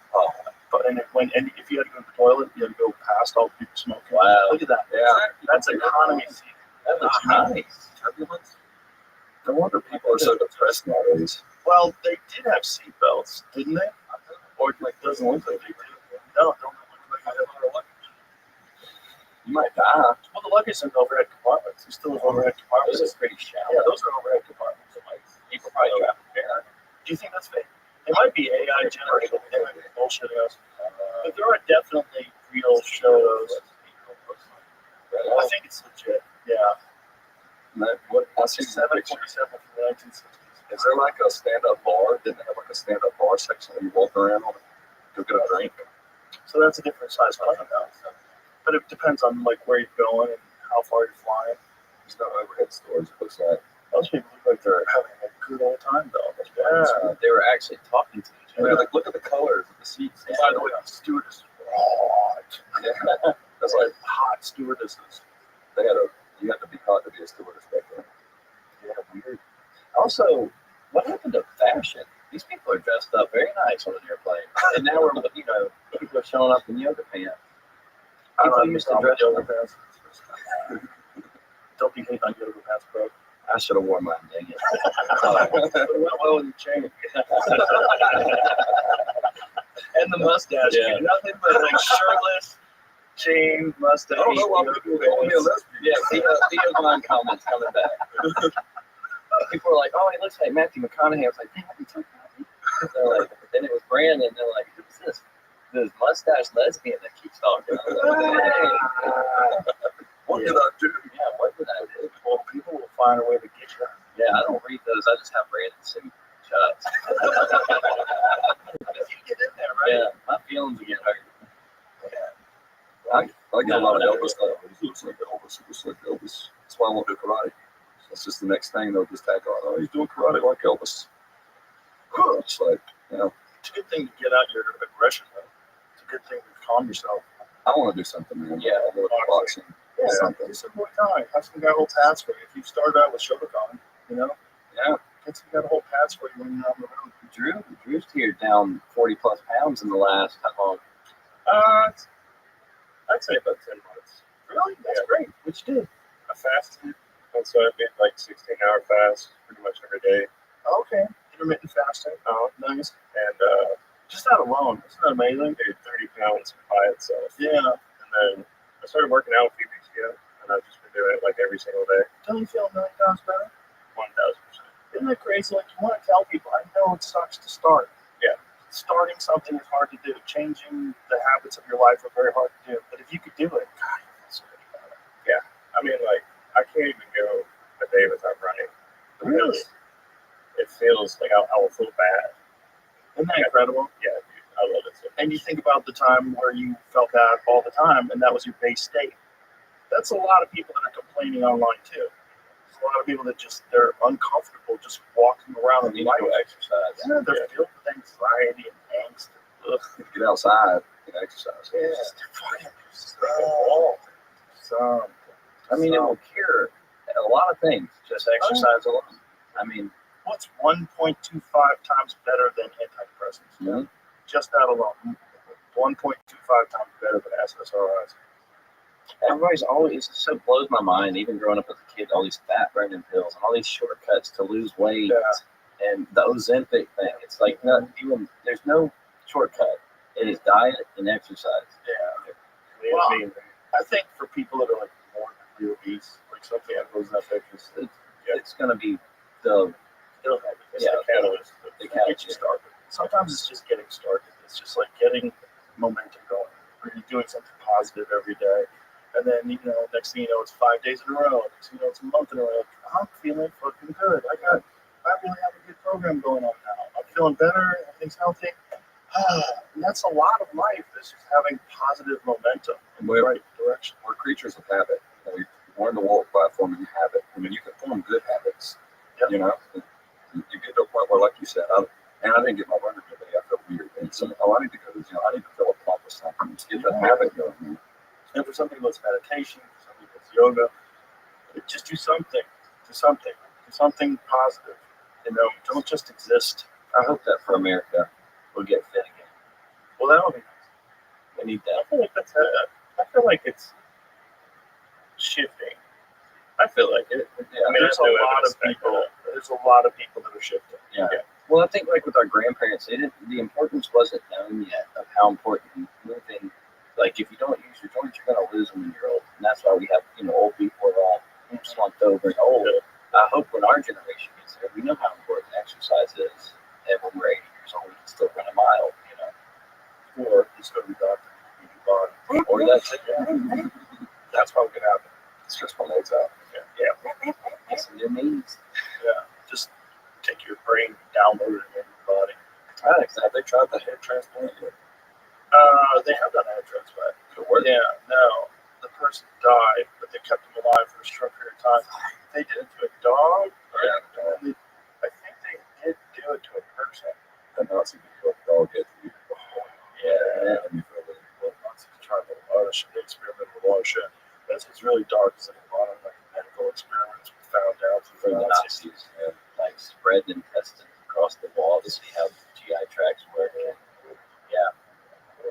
Like hooking on people's brain while they're still active. Smelly room, dude. Oh, yeah. Well, with genetic engineering, hopefully they don't have to do any of that. But it is going to be weird if you can just choose your body. Yeah. Like everyone's going to look beautiful. Everyone's going to be looking like Thor. At that point, Hemsworth's walking around the world. It's going to be very strange. At that point, God's just going, all right, that's it. Yeah. Pull the plug, let's go. Me and my wife are looking into IVF right now, and they're like, do you want to take a chance? You can do that. Yeah. I mean, if you had your choice, if you want to pick. That's something you got. I'm only going to need to think about. And why are you looking into IVF? Why are you doing that? So my wife has scar tissue, and so she had a mass on her one of her tubes. Oh, so they have to do this. Yeah. So. Well, see, in that way, medical science is brilliant. Yeah, right. Yeah, and it would be cool if that was covered by insurance. Yeah, it would be. There's a program called Carrot now that runs through our insurance that you can do that on. Oh, what? So it's cool. It's more expensive though, right? Isn't it like $30,000 a shot? Something like that. It doesn't always work the first time. You have to try it again. Yeah. No. My wife puts it as, your baby's just taking the scenic route. There's a lot of people feel funny about getting IVF, but it's like, it's nothing wrong with that. Listen, if it allows you to become a parent, it's the most rewarding thing in life. To become a parent, to me, it changes everything. It changes your whole life, changes your perspective on things. Dave Chappelle said it best to me. He said, it didn't just change the amount of love I had, it changed my capacity for love. Yeah. And if you can give that to people, that's beautiful. Yeah. Especially there's a real population collapse problem. Yeah, I was going to say that. Yeah, a lot of countries, it's really serious. There's some countries where it's not. There's some countries where they're overproducing. It's like, is it even below the rate they need to be? Yeah. China's real bad. China's upside down. I don't know what Japan or China is, but I know Japan has a real issue. South Korea has a huge issue. It's funny. I wonder why it's the Asian countries. They're working hard. They're busting their ass all the time. They don't have time to make kids. I mean, if you're super dedicated to it, to work, super disciplined, and South Korea in particular, is a very disciplined culture, very hardworking culture. So if they're career-oriented and disciplined, those are the type of people that have less kids. I'd like to see where they're the highest and where they're the lowest and see, is it like Europe? Is it Northern Europe producing more children? I've seen a map of it. I can't remember what's what, but It's kind of A scary. lot of poor countries. Yeah. That's how a culture disappears over time. These low birth rates. Oh yeah, no doubt.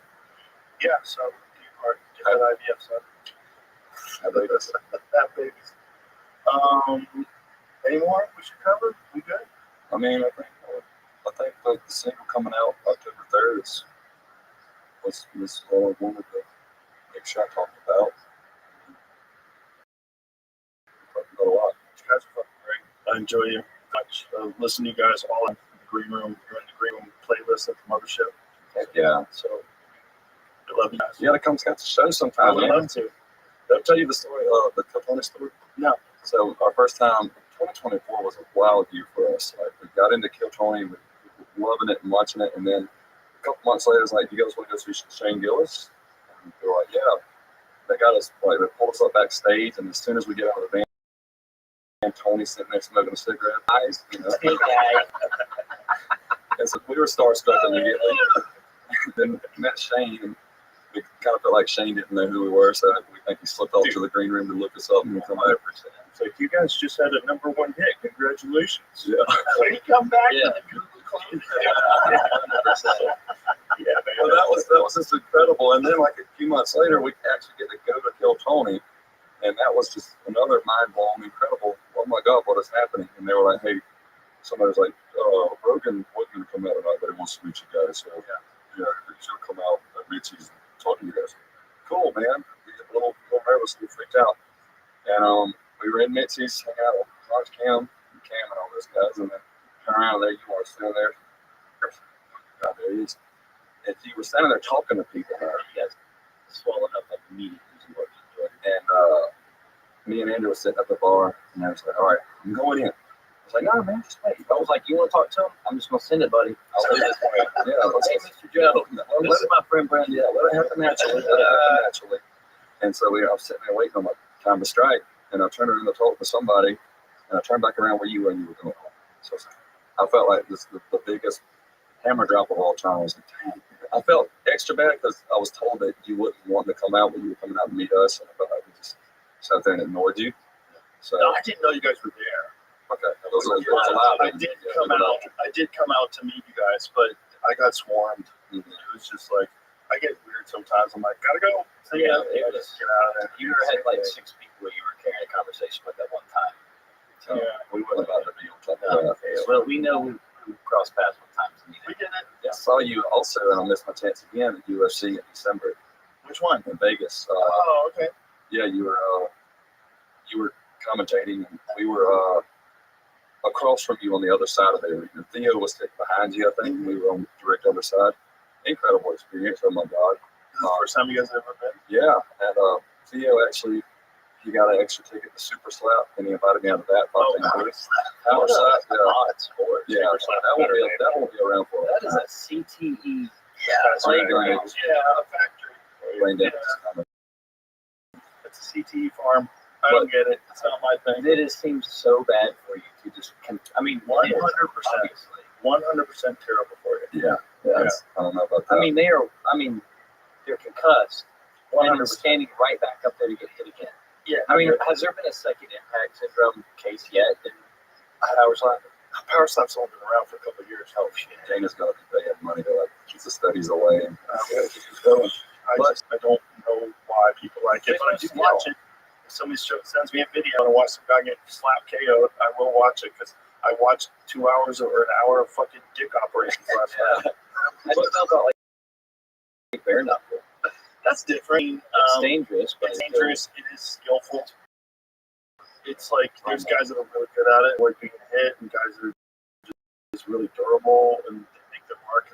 Like if you can punch someone with regular gloves, why can't you punch someone bare knuckle? It's probably better for your brain because you can't get hit as hard. So man, they're not standing there just waiting for it. Get a lot of that connection though, when they hit you don't have a glove on, you see the shock it puts through you. The noise Power Slap makes in real life is uncanny. When you hear that in real life, it's like I've never heard a noise like that before, and that was in somebody's face. not good. Yeah. Not good. And sometimes they get KO'd and then their head slaps the table and then they fall backwards stiff and like combo. I don't like It it. felt weird, but It's like watching a cockfight or something. Exactly. So, Yeah. But hey, sign up. yeah. You want to do it? No one's forcing you. Do whatever you want. You want to ride bulls? Go ahead. Yeah. Flip bikes. Whatever you want to do. Yeah. Some people Want to evil Knievel your way through life? After that, though, we got to meet Dana.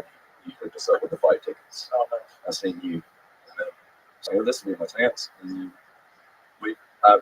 afterward, we left our seats, and then we were going out, and then you immediately stood up and walked right in front of where I was sitting. I was like, man, this is good.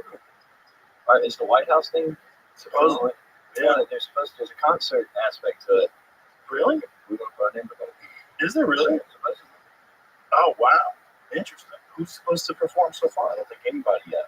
Oh, I didn't even know there was a concert aspect. That's what we've heard. Our agents there. Interesting. This is the first time I've heard of it. That makes sense, though. Come play our sad music for Heck yeah.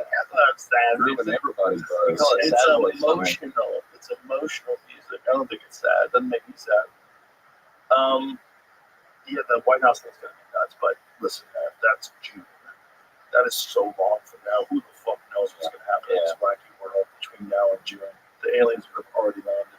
I can't wait to see the card though. Oh yeah. I hope it happens. Well, he's gonna try to put together the greatest card of all time. I know that. So they're gonna try to get as many insane fights as they can. Before people come jumping on us for that, it's like it'd be an honor to play at the White House, period, no matter who. It's like we're just being able to go and meet the president without being. It should be cool. It should be a cool thing. It shouldn't be cool. I'd like to meet Trump, but I'd also like to meet Obama. He seems pretty dang cool. That would be cool. Just going to the White House would be a big honor. Sure. Well, hopefully you guys can. You know, we'll see. Just keep kicking ass. Look at that. We'll see. I don't know. less polarized time. Yeah. Tough to get in there. But thank you for being here. Appreciate you guys very much. And thanks for making awesome music. Yeah, thank you. Fun to meet you. Awesome. All right. Bye.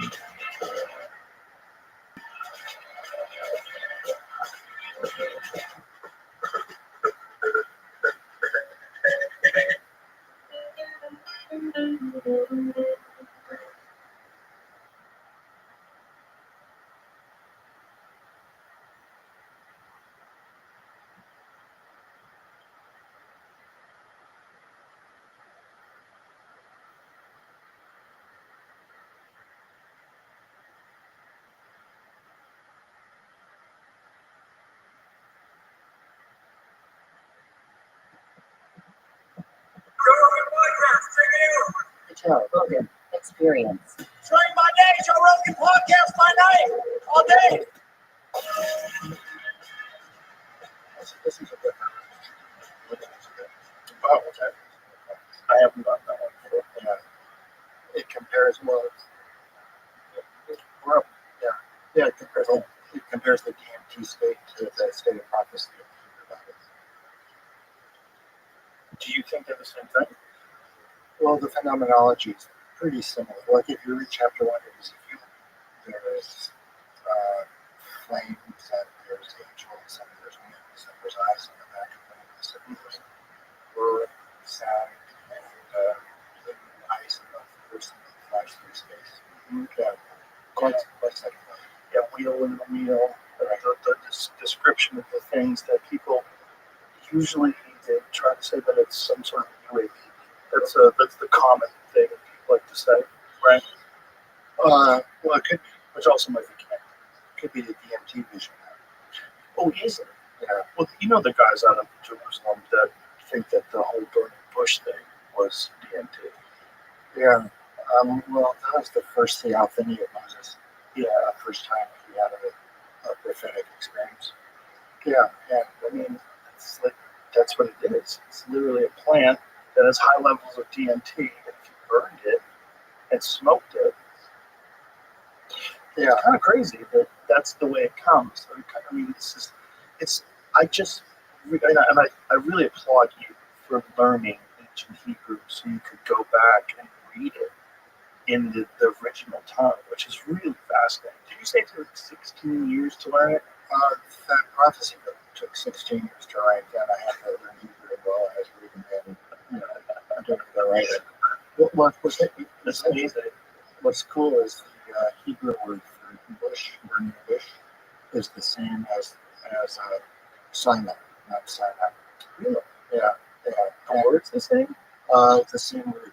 The thing about the Hebrew language, at least for biblical Hebrew, is every word is based on a three-letter word. So the word for bush contains those three letters, and the word for Sinai contains those same three letters. And how is that? You could have that. I'm sure there's examples of three letters that are similar, completely different meaning. Like why do those three letters as a root connect these words uniquely? Well, it could be that bush group, and that was the significance of the location of the bush. Oh, I see. So it was literally named after that experience. Could be. Yeah. Well, you're talking about the occasional bush. Yeah. Releases the MT. Yeah. And it's very common in that area. Yeah. In fact, there's a plant, just a weed called pagan and harmony, which also grows in that part of the world, and it contains beta carotenoids, which are the compounds responsible for making DMT, for making ayahuasca orally active. So they have their own ayahuasca plants available in tandem there. Isn't it bizarre that you saying that to many people listening sounds utterly crazy? Like the proposition, just proposing that these people that were writing these things down a long time ago, these experiences, they were probably experiencing some sort of psychedelic state, and they were trying to describe it. Well, in thinking about psychedelic states back then, and in the prophetic literature, you can think of the visions as being generated from the bottom up when you take something. In the model of the Hebrew Bible, anyway, it all comes down from God. So it's a top-down, causal relationship between the source of the visions and the visions, as opposed to them being generated by taking something. It's exogenous DMT versus endogenous DMT. And if we try to, like, what is the difference, like, for your interpretation? Like, you guys, I know you have read the English version of the Bible, but what is the difference between learning ancient Hebrew and reading it in, like, the source language? Like, what was it like for you? Like, what made it different? Well, I mean, it might be helpful to go back to last reading the Hebrew Bible. Sure. Thing. Yeah. Well, when I was doing my PhD work, I was really involved with this Buddhist community. And I started affiliating myself with learning from when I was 22. And that's the spiritual approach I took to the DMT work. I was expecting it to be consistent with a Buddhist enlightenment goal, with no form, no thoughts, no sense of self, anything like that. So that was the expectation that I took in with me when I was doing those studies. When people have those kinds of experiences, it's just being given DMT without any other trappings.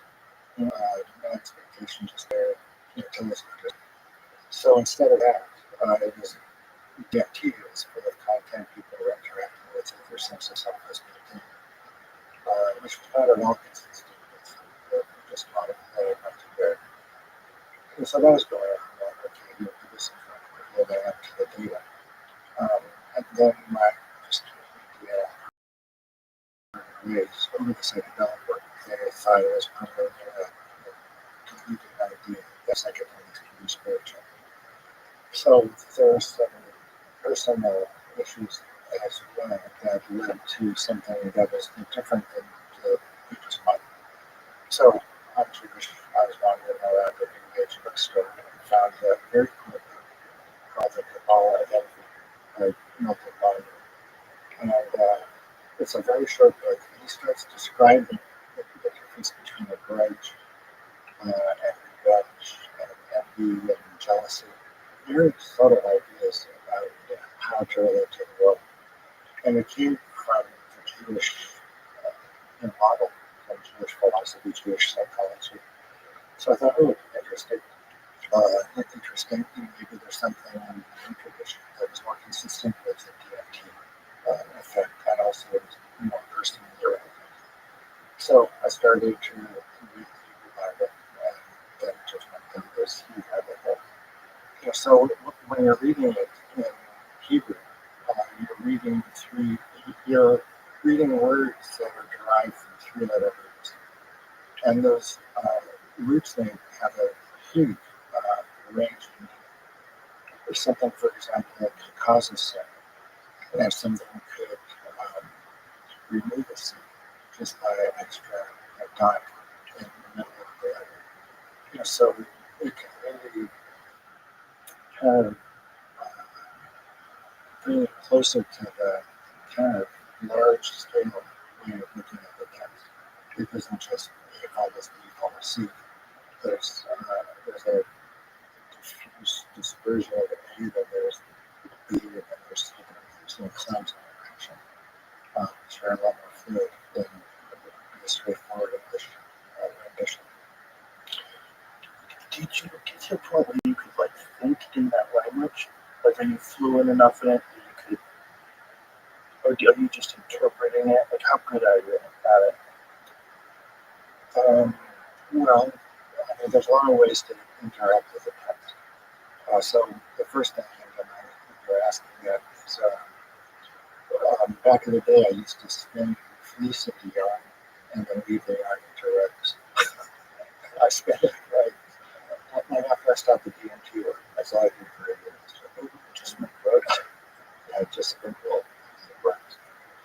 Yeah, so there's a part where they're building the tabernacle in the desert, and the Hebrews have been led out of Egypt by Moses and living in the wilderness. And they're building this tabernacle to the highest authority. And the women are spinning right from the goats. Yeah, they're spinning the hair from the goats right into your eye without first shaking. And I was spinning all that time myself, and all the guys back there. I was back there spinning.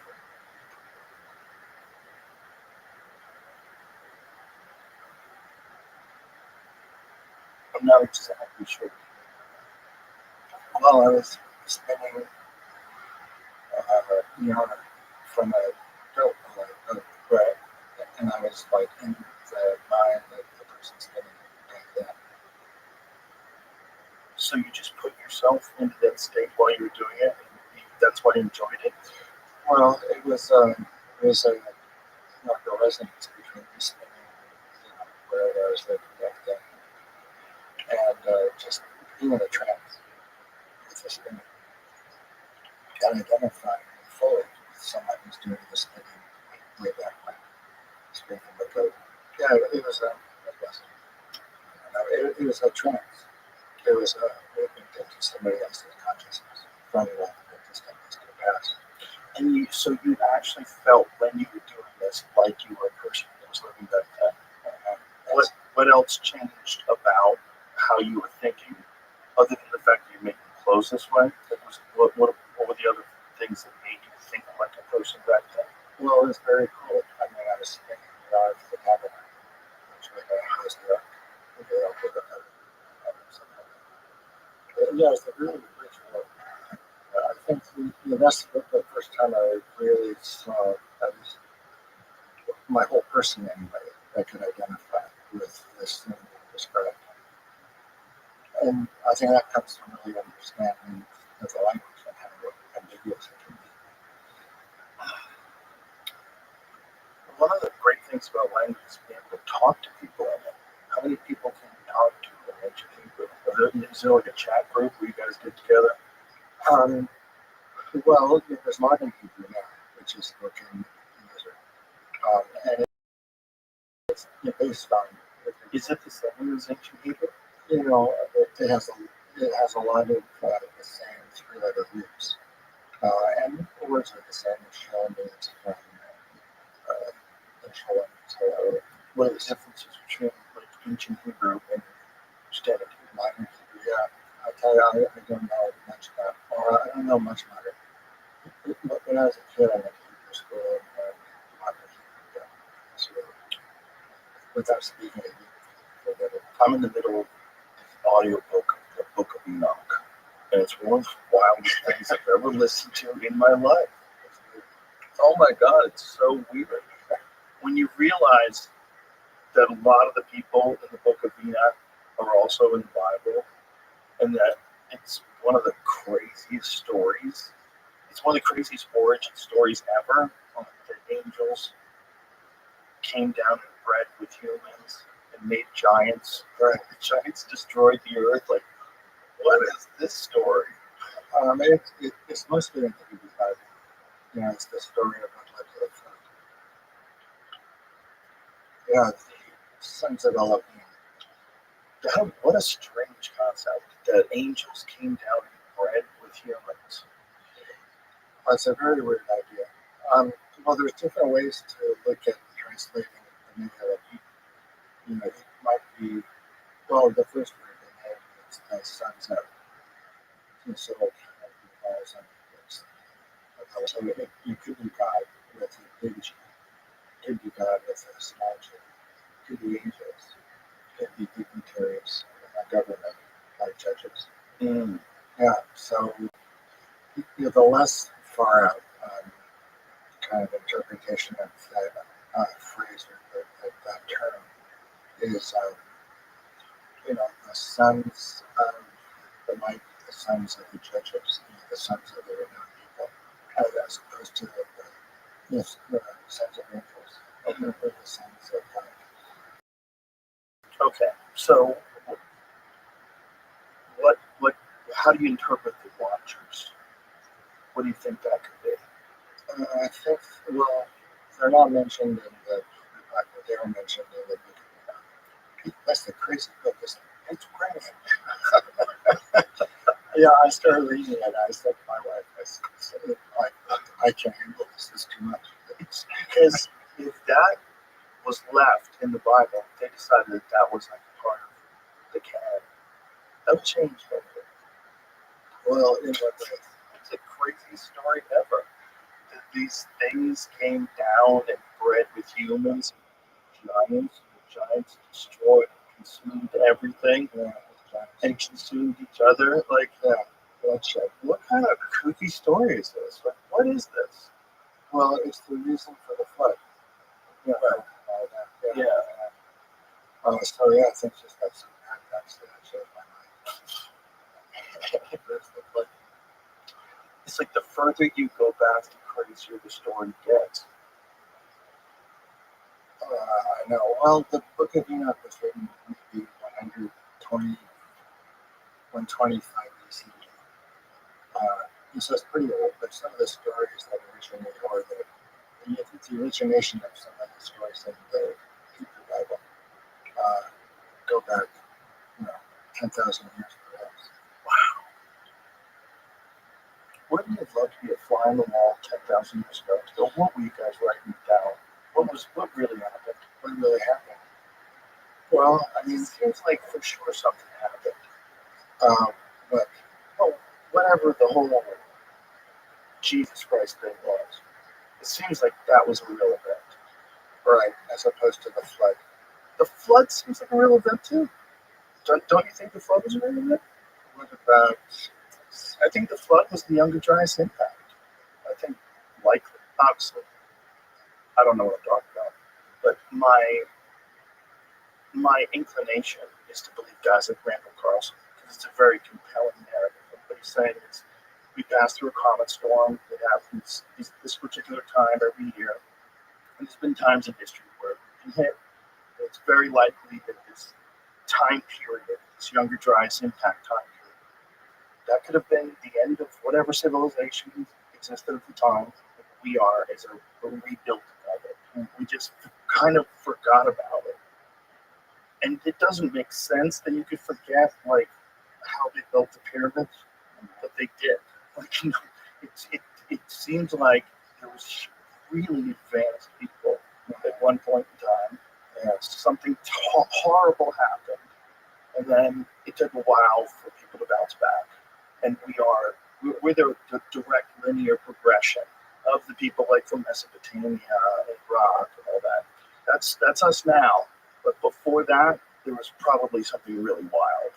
Yeah. Well, if you look at the text description of the generations from Adam to Noah, what civilization was like right in the beginning and the time of the end. Yeah, I mean, it became filled with violence, and God just said, "Forget it." Yeah, so that's one way of looking at the universe, I suppose. It's just what God changes his mind. Sure, that also could have been like the Yucatan impact, right? God's like, we can't get anywhere with these fucking dinosaurs everywhere. Just yeah. Then he got tired of lizards running the world for a couple, like maybe gave it a couple 100 million years, figure it out, guys. Mm-hmm. And then they have to increase that. Yeah, and what comes after us? I think it's most likely digital. I think we're transferring with the idea of what a life form is. What does a life form do? We want to think that it has to be just like us. And I don't think necessarily that's true. I think we might be giving birth to something we didn't anticipate would be a life. Yeah, a very cool book I try to mention as often as possible. It's called The First and Lasting Stable that talks about 19 species of everything. And this is the first one. This is a story span of 2 billion years. It's this huge story. Oh, yeah. And it's mostly through genetic engineering. Make people bigger, smarter, like brains that occupy a football field. That's one of these species of man. Yeah. So his thought is that clears biology through genetic manipulation. Just over time, naturally. After a while, it gets steered. Yeah, I think it's yeah. It's all basically so there's one species that instead of love as kind of the core value feeling, they have hate as their core value feeling. You just can't wait to hate. Yeah. But that's one of the species that goes through period of rising and decline of these. It's just consistent. Well, you've got to wonder, like, how long this is. If AI really is a thing, it really is a life. We've got to make a compelling argument why AI is bad and we are good. Yeah. Because if people say, if you really want to be ethical and moral, this is a horrible take, but if you really want to be ethical and moral, like, people are uniquely terrible. Like, if we just gave in and became digital life, we could ensure there'd be no more suffering. How can you can't. You can't know if vaccine is safe and effective. You can't. You just have to try it. You have to try it. I think a bunch of people try it. I don't know how much further like biological people can go while we're making digital people that are way better than us. That's basically everything. Yeah. And I don't see too far from being a reality. The way I try to follow it is through a biblical lens. Really? What chapter are we in right now? Yeah, well, good question. You read the prophets like Isaiah, Jeremiah, Ezekiel. You think it's rage against the machine. So I think it's far back.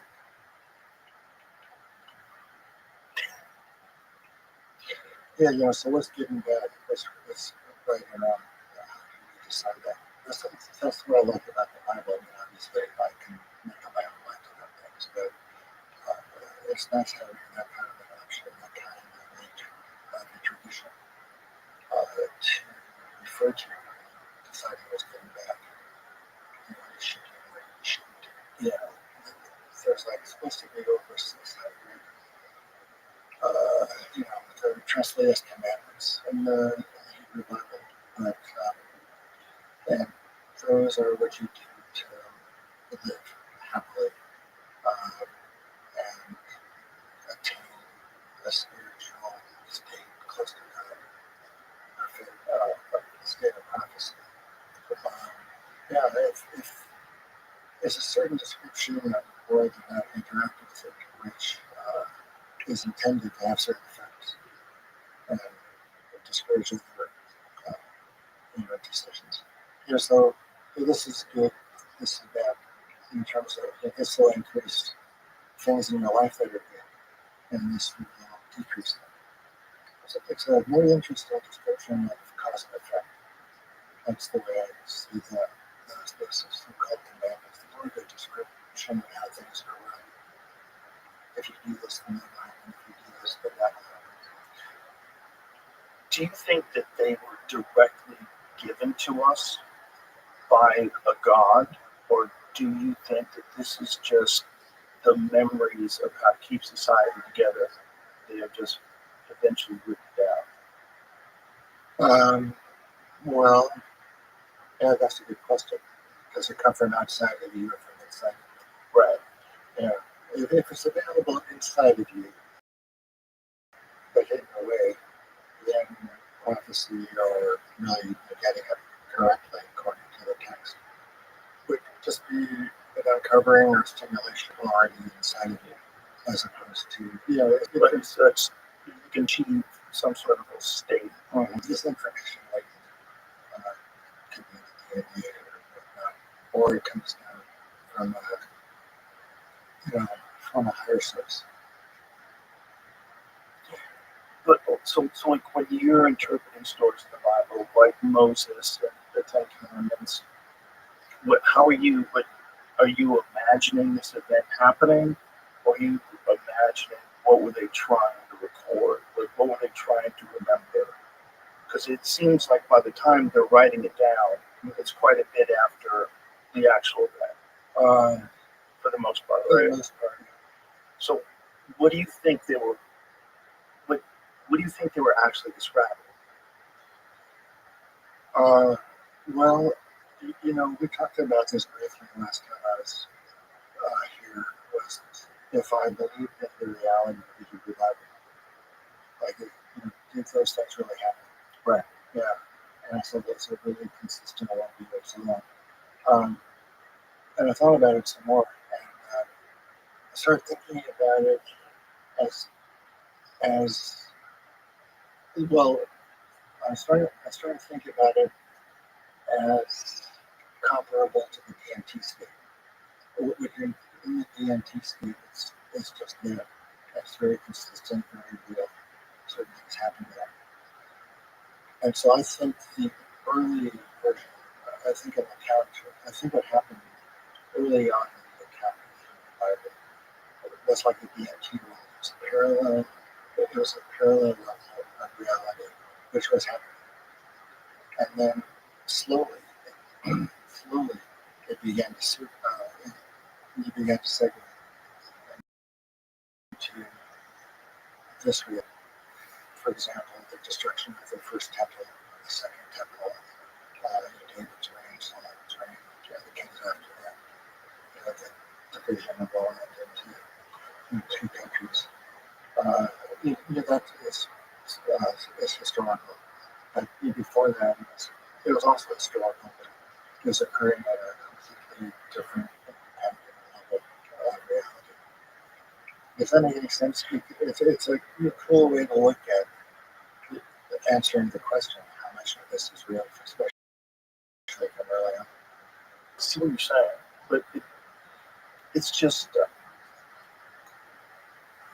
it's always like it seems like an interpretation of what happened. Like what were these original events? Like what was Adam and Eve? What was that? What was the Garden of Eden? There's so many of these stories where I would be fascinated to be there the day the dude wrote it down. Like, what were you talking about for hundreds of years before you wrote this down? Like, tell me what the stories were. How did they go? Well, my way of dealing with those stories is to just take them at face value. Here's Adam, here's a garden, there's two trees that are very important. It's beautiful. Yeah, and that there was a serpent supposed to took the apple, gave it to Adam. Yeah, and then out of the garden.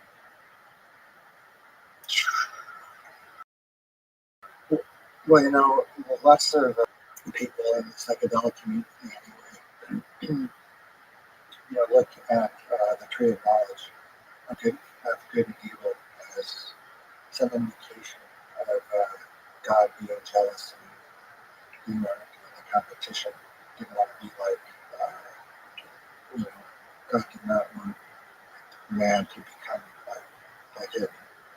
And part of that was keeping the two early people away from the tree of knowledge of good and evil. It's not simply the tree of knowledge, but the tree of knowledge of good and evil. So I think is an important distinction because once they ate from the tree, they were embarrassed because of their nakedness. And that they could hide from God. And they didn't believe that before. They kind of went into good versus not good, good versus evil, as opposed to true versus false, which was their religion was evil.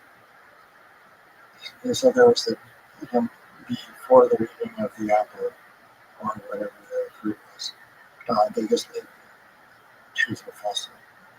And then after eating from the tree of knowledge of good and evil, then they were embarrassed and trying to hide themselves, tree-like coverings or from coverings from leaves of those trees. So you look at it as if it were happening. There's the serpent. And well, that's the chapters I was looking at very carefully the last month or so.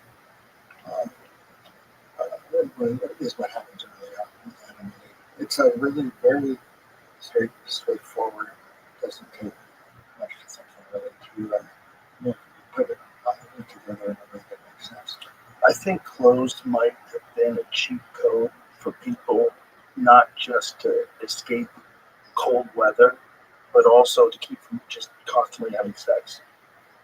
Because people are stupid, and they need like some layers of clothes that they have to take off of each other. You can't be just wandering around naked all the time. People would be just like chimps. That would be ridiculous. You can't do that. Yeah. So we need clothes in order to advance as a society. But can't you take off clothes whenever you want? Yeah, you can. Yeah, but it's like you decide. Like, I don't want to feel that good. I don't want to be out there in the air.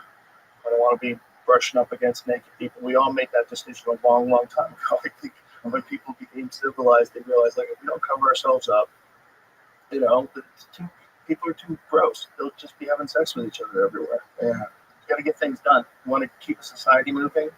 Wear some clothes. Or clothes. Well, that story could originate during that we are looking at things could originate with Adam and Eve. Totally makes sense. It also makes sense, like an intelligent hominid emerging would start to realize that, oh my God, self-awareness, look at my boobs, look at my dick, this is crazy, I can't believe I'm out here naked. Because it's kind of becoming self-aware as opposed to like, as time would go on, it would become more self-aware. And if it happened over a relatively short period of time, it can kind of have memories of the past. That would make sense. Yeah.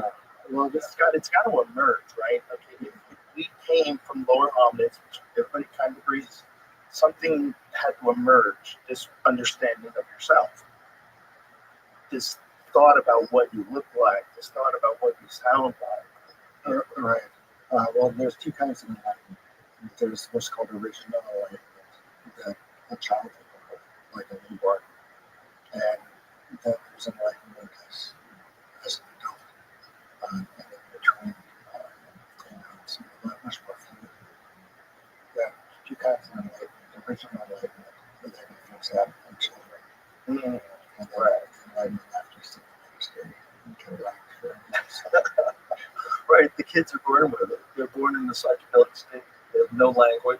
no language, no You know, sense of they self. just speak with love and touch and need and hold. Yeah, kind of wild. Yeah, that's original, like, just happy. More sad. Or Isn't that crazy? You're born perfect. yeah, all the way you're born stupid. Well, as long as people are taking care of it, perfect. Well, the Hebrew word for perfect and for simple is, Noah is described as a perfect man, pure, complete. Yeah, that's the word. That's another good story. Okay. What do you think is going on with that story? Like, what is the origin of the story of Noah and his ark and his family and all the animals on the boat? Yeah, well, I think it was placed in that. It may have taken place on the planet, but I don't know. I'm, looking at, why we don't have any clear archaeological history story, about what happened during the time of Noah, if there was a time of Noah. It's useful because when Noah came from Adam, and he and his family were the only survivors of the flood. Even the first thing Noah did, got drunk after the flood. The first thing. First thing he did, he planted a grapevine, drink, got drunk. And he exposed himself in the tent. One of his grandkids reported being laughing stock. Oh, really? Oh, no. Poor no. Are canceled? Noah got canceled? Yeah. Took off his clothes. Really? Wasn't he like 600 years old too? He has first child at 600. That's real. Well, he meant this. A lot of people wonder why did people that in the Bible Right. have people that have 900 years. Well, they did. Right. But that's also why people question what the origin of the story is. That's why. When you hear things like that, you're like, wait a minute, how old is he? 600 years old? Come on, man. His first He's child. just a regular dude. And his first kid when he was 600. Uh, Oh, that seems logical. yeah. But maybe, Why you laughing? maybe, It could be listen, true. Why not? if people lived normally to be 600, would that be any weirder than living to be 100? No. Like, what if something happened? What if something happened in our lifespan? Just went, oh, Yeah. Well, the final species of man lives 35,000 years. gee, that's a long time to be in a bad relationship. Imagine 5,000 years. You getting yelled at. Well, they, I think that would be bad. Well, it's not. I mean, I'd say 35,000 years would be awesome. You have great friends. Your life is together. But you meant 35,000 years of fuck this place. That would get tired. Well, the point that those people tried to attain in the 35,000 years was this group telepathy around the whole planet. Neuralink. Right. Yeah. That was their. Yeah, they were well by 35,000 years.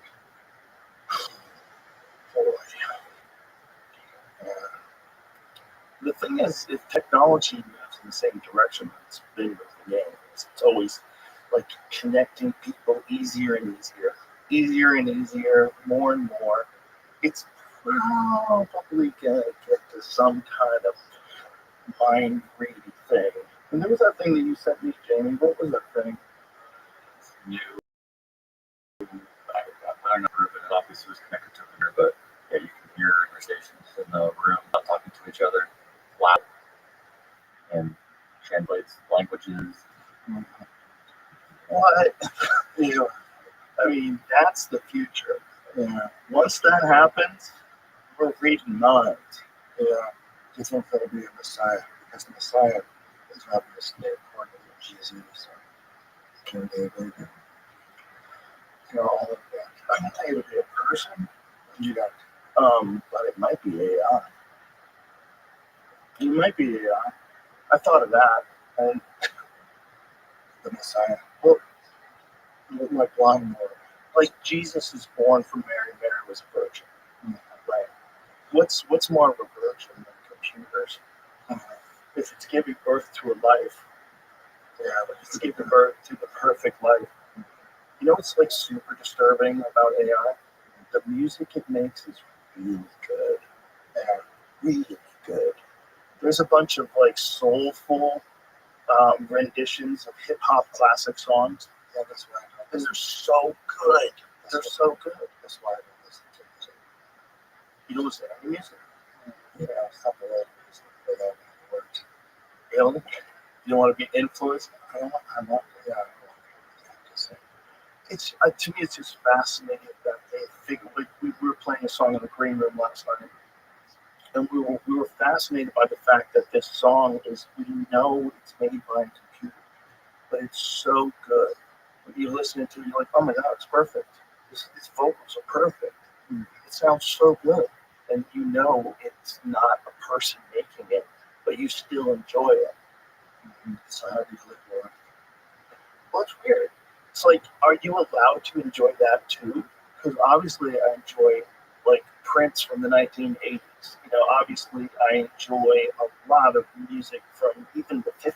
So it doesn't mean I can't enjoy this crazy computer thing that took like a hip hop classic and turned it into a soulful song with like the most amazing voice. It's weird. All because you could. He said that we should. I'm not thinking we should avoid it.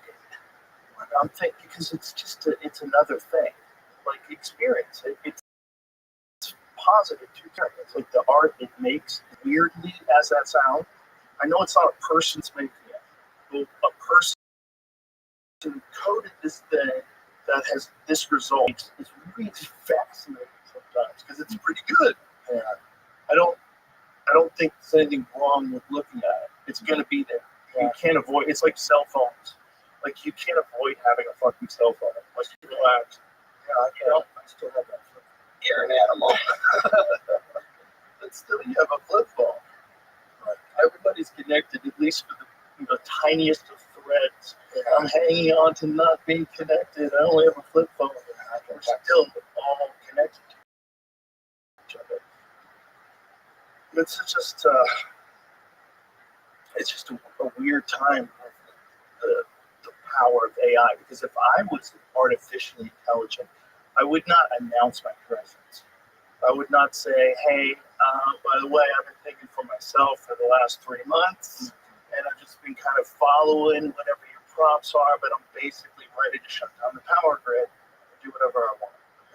I'm alive now. I wouldn't say that. I would just keep getting stronger and keep having this arms race to force people to make more nuclear power plants to fund me. Well, I know, so we're kind of stuck with how to live your life.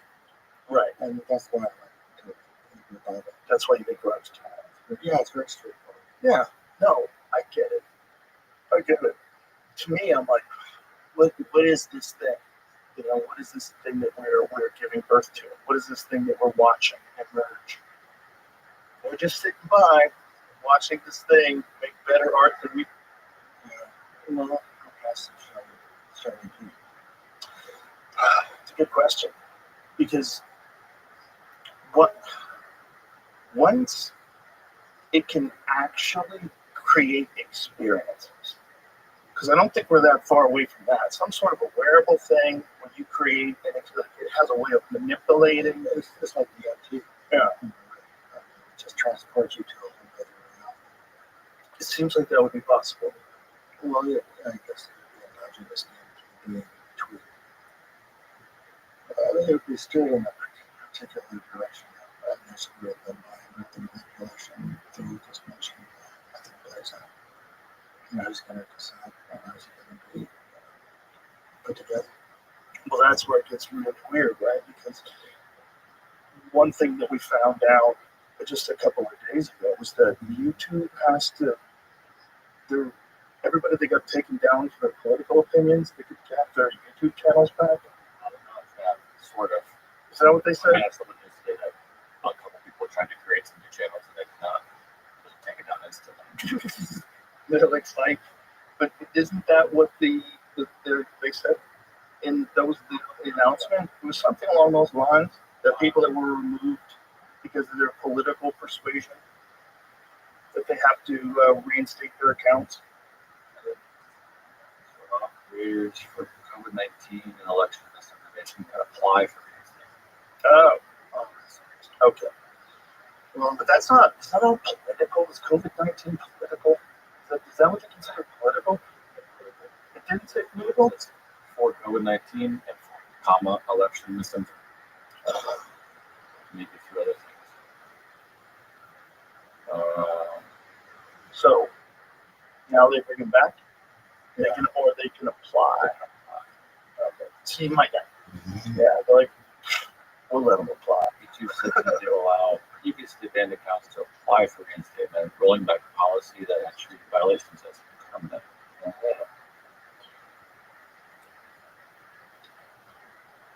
Well, it's interesting to compare what's going on now with what happened in Nazi Germany. You think it's the same? Yeah, I spent a lot of time reading concentration camp literature, so that I've gotten interested in the development of the Nazis here. What do you think is similar to today's world? Well, I think it could have a period of rehabilitation, ostracization, and turn like a triangle. Yeah, and then gradually placing people that are each person. That's yeah, murders too. There were murders that were out of the parliament, those kinds of things. What murders are you referring to? There were 2 assassinations. One in, I think, early 20s, one in the middle 30s, late 30s, after the Nazis took over. Oh, I thought you were talking about current assassinations. No, back in the 20s and 30s. Oh, okay. Yeah, that was around the local pockets.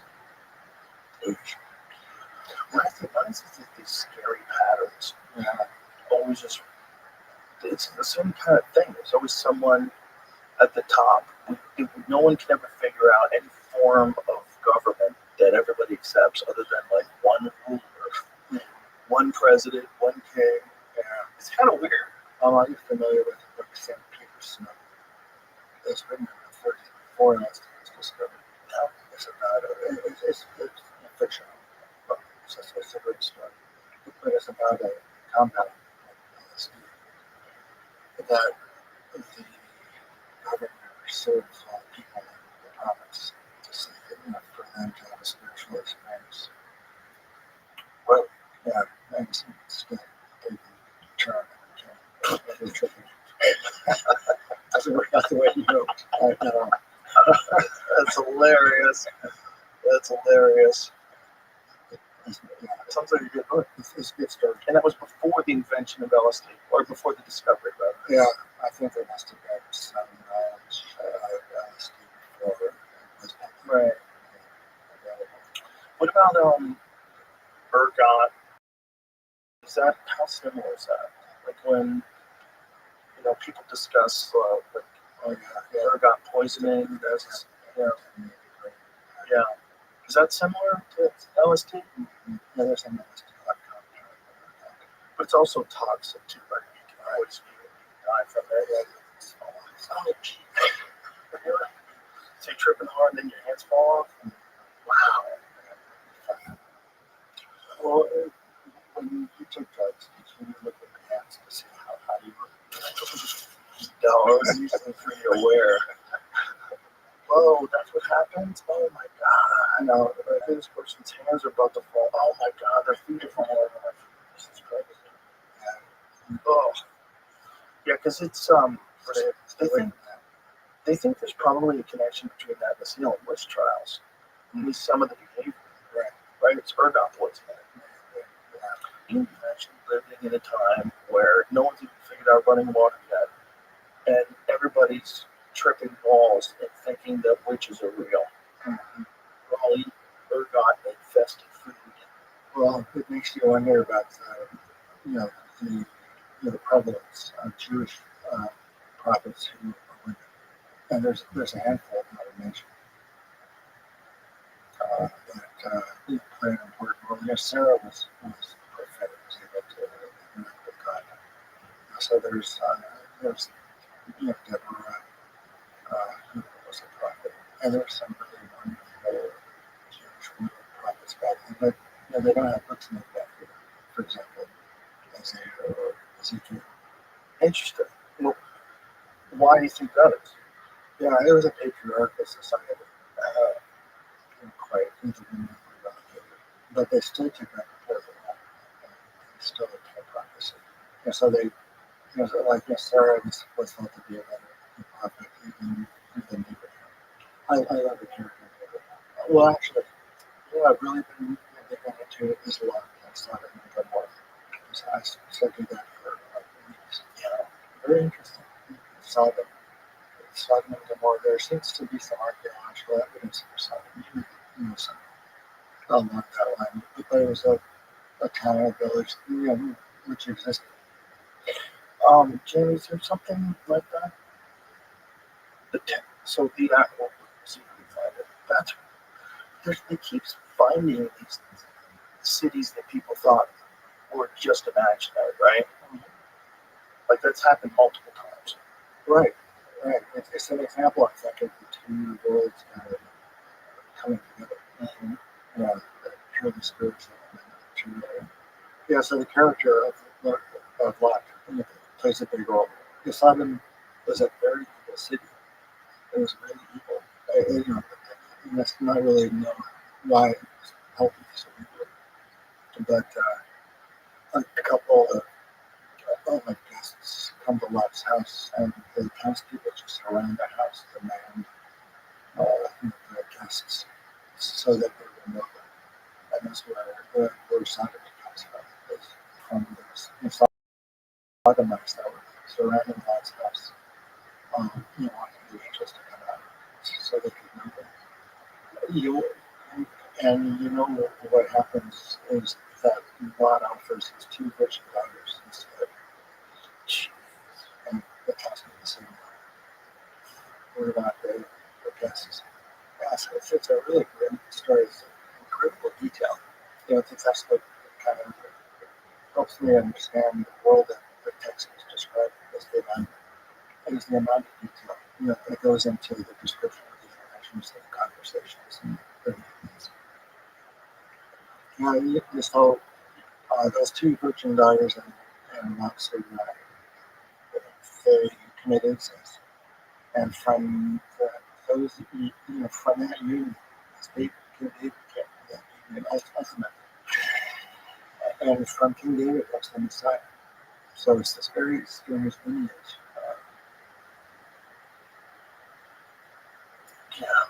What were they writing down? Yeah, well, they were describing what was happening. Apparently, at some level, it was happening, and they were writing it down. Very strange. What do you think the resurrection is? The resurrection must have been. I don't know. It's not really described in the Hebrew Bible. It's not. Not clearly ever. Really? Yeah. Is that surprising? I don't know. In the Christian Bible, I guess. Well, there is resurrection. There are some narratives of resurrection in the Hebrew Bible. There's Elijah resurrects, or Elisha resurrects a dead child. The bones of one of these prophets helps somebody else become resurrected. Yeah, the bones do. The bones do. Yeah. So there are some references to real resurrection and then future resurrection later on. Also, in a further extraordinary event, a dead man who was thrown into the tomb of the deceased Elijah was resurrected upon contact with Elisha's bones. Whoa. Not Elisha. Contact with the bones? Yeah. So here's a prophet who resurrected. Wow. Our lineup, very interesting, face to face, palm to palm, chest to chest, lying on the body, completely, merged with that big boy. Yeah, and then he comes back to life. It's a very important story. The sheer madness. What do you think that story is? It's what happened. You really think that someone did that and brought someone back to life? Well, yeah, that's how it's described. That's what happened. So are we arrogant to assume that that would be bullshit if someone said it today? Because if that happened today and you said, oh, this person died and this guy laid on him and they came back to life, Yeah, most people say, no, that doesn't, you can't do that with 2 phones. yeah. You can't do that. Well, Leo's just the secret chief, the guy from the Bay Area, psychologist who gives so much MDMA and other psychedelics. Yeah, so Leo sat free from that academic experience, and it was kind of difficult at times. And he laid on me just like Alicia laid on the dead boy in the Bible. Real, face to face, hand in hand, some of the stuff I've learned. Or, what happened to that? Well, it really calms you down. It's really quite a powerful experience. I feel like this is going to be a meme. Yeah, I guess. Yeah, I mean, I did that one time with somebody having a very difficult psychedelic experience. Yeah. Well, I guess I could, but I tried meeting in the middle, maybe give him a spiritual hug. Spiritual hacking. Yeah, quite helpful. So, yeah, I'm surprised that's never come up before. We didn't figure that we're attached by, we constantly want people around us, but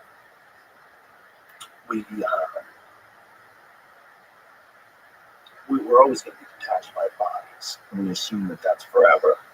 But there comes a time where we figure out how to separate consciousness from the body and let consciousness interact without a shell.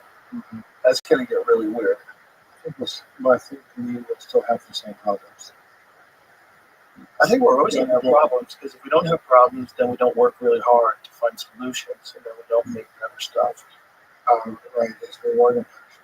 A little bit, yeah. There's it seems to be a very clear incentive program that the universe has put in place. Which is, what do you think? Well, it's not entirely based on happiness. It's not based on happiness. Mm-hmm. It's based on overall growth for everything around. It's like whoever consumes the most, it wants to reward. It becomes this, but what it's really working towards is making better and better and better and better things. Yeah. Do you think that's the Antichrist? Do you think that's the devil? If I had to guess, I mean, we're in it, right? We're stoking the fucking coals right now. It's not us. It's going to be. It's not dependent on us eventually. Right now, maybe it is. It might be, but it's not us, and it's going to be created by us. It's going to think it's us because it literally has all of our thoughts. Right. It has access to so much information instantaneously. What happens to free will then? I don't know. My hope is that it enhances life. That's my hope. Yeah, I think that's possible. I think, first of all, it's making people diagnose themselves from illnesses that maybe they would have ever thought they had. A lot of people have learned things about it. It can. We make them happier. So, no, it doesn't do that. You gotta figure that out on your own. Right. Yeah. So but can you be happy and also have it? I say yes. I say it's totally possible to interact with technology and still be happy. But there's certain physical and spiritual requirements that you're going to have if you want to be happy. The spiritual requirements. Yeah, you've got to be really nice to people. You have to curate a good group of friends. You have to do a thing you truly enjoy. You have to always do the right thing. Well, the two themes in the Hebrew Bible are one, there's one God, and next it's the golden rule. So one God, golden rule. There's no idols and all other gods.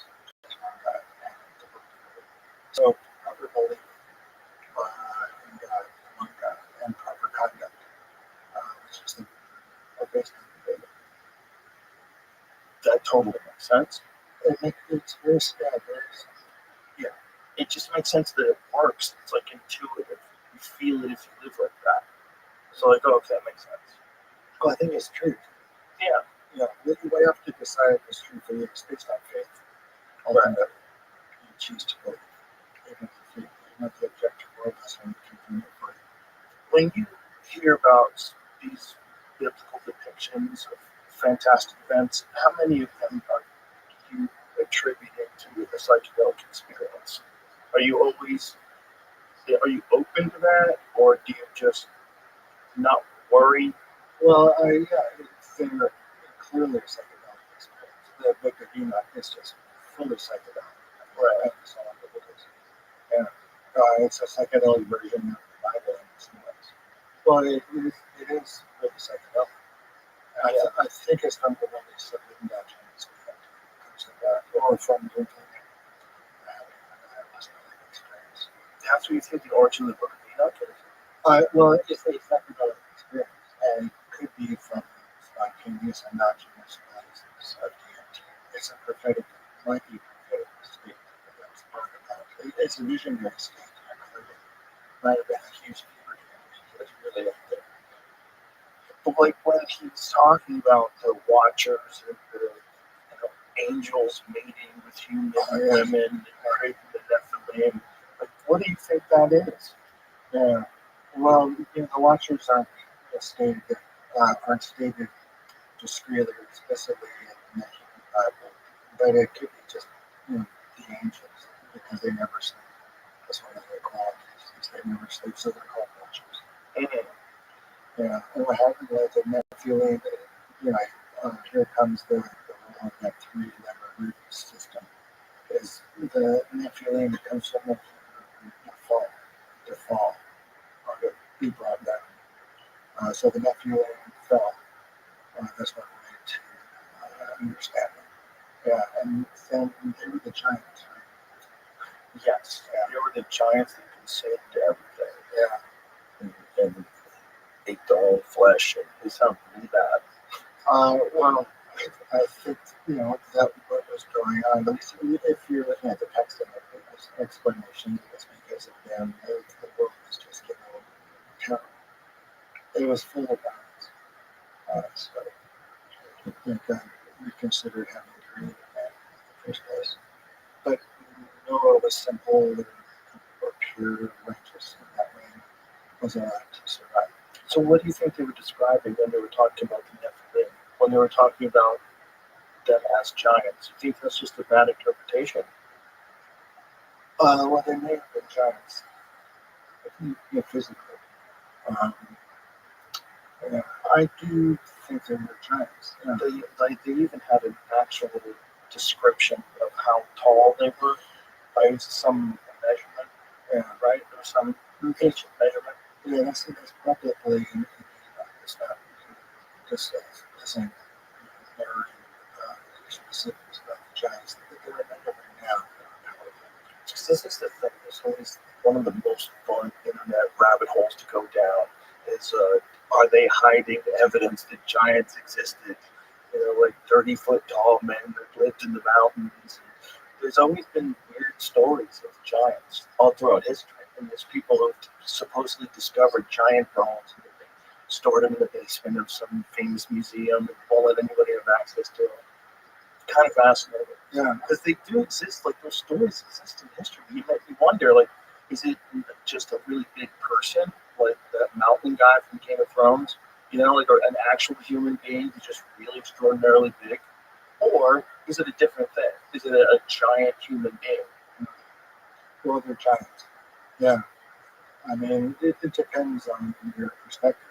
Like I'm trying to look at, or understanding anyway, the giants as they're described in the Bible, or else an implication in the book of Enoch. There were giants that were renowned, and then the earth became corrupt. And they consume everything. Nothing that the problem is, it's like if you look at the least charitable version of human beings in 2025, There's a lot of examples that you can point to. Well, that sounds, guys, it sounds a lot like us. Or there may be another. Well, there won't be a flood that destroys all mankind. If God promised there would be a flood that would destroy all mankind. And that's the reason that we have the rainbow. That's the rainbow is the cover. God made a promise that he wouldn't flood us anymore. That he would destroy all mankind. All mankind would flood. With a flood. But that doesn't rule out Don't you think whoever wrote these stories, don't you think that was a regional event? Like these great floods, like if they were happening, let's just say that Randall Carlson's wrong, and there's just one flood in the area. There has to be, if there's people from all parts of the world that all have this flood story, there has to be some truth to it, right? Agree to that? Well, I don't know. I mean, I read the Hebrew Bible. That's sort of where I'm thinking about the events that are described in the Bible as occurring. So you just leave it at that? Yeah. But when you well, I mean, the important thing about, I think the important thing that I get anyway out of the Hebrew Bible is a kind of understanding of how things are between us and between us and God.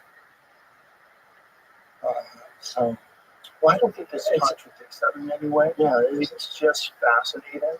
And when Randall Carlson explains it, and interestingly enough, he first had this idea. He's not the only person to have this idea, but he first had his version of this idea while he was on acid. That's what I was going to say, but I didn't want to say it first. He looked out and he just had this vision like, oh my God, this was water. Water made this. And it happened really quickly. And you saw it click with him. And then he's been chasing that rabbit ever since. And he's a fascinating guy.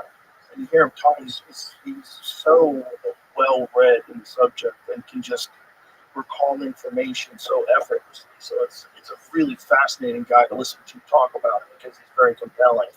But I think those younger guys, impact theory folks, are right. I think something big happened. I wonder why LSD sparked his genius that way. I think he said he saw it. Like when he looked out, he recognized what he was looking at. Right. He recognized that water made that thing. Yeah. And then for some reason that hadn't been even thought of. But then when he showed me a bunch of these images where you have like satellite images, you could see how the Earth was clearly has the ripples of like massive amounts of water going through certain parts of the world. Yeah, well, it kind of raises the issue of the spiritual property or promise of the psychedelics. I mean, are the psychedelics spiritual and theogenic? And I just don't know. I'm beginning to believe they more enhanced. They have to have something going on. They can only work on who you are. And I think they just work on who you are. I don't think they necessarily generate the information that they're somehow transmitting to you. Yeah, it's a question of how psychedelics work. What are psychedelics? I think psychedelics, or the psychedelic state, will play an important role in shaping this virtual universe that seems to be taking hold. Well, it's really weird considering that it was 1970 when most of these psychedelics were made a Schedule 1 substance. Controlled society. Yeah. Imagine that didn't happen.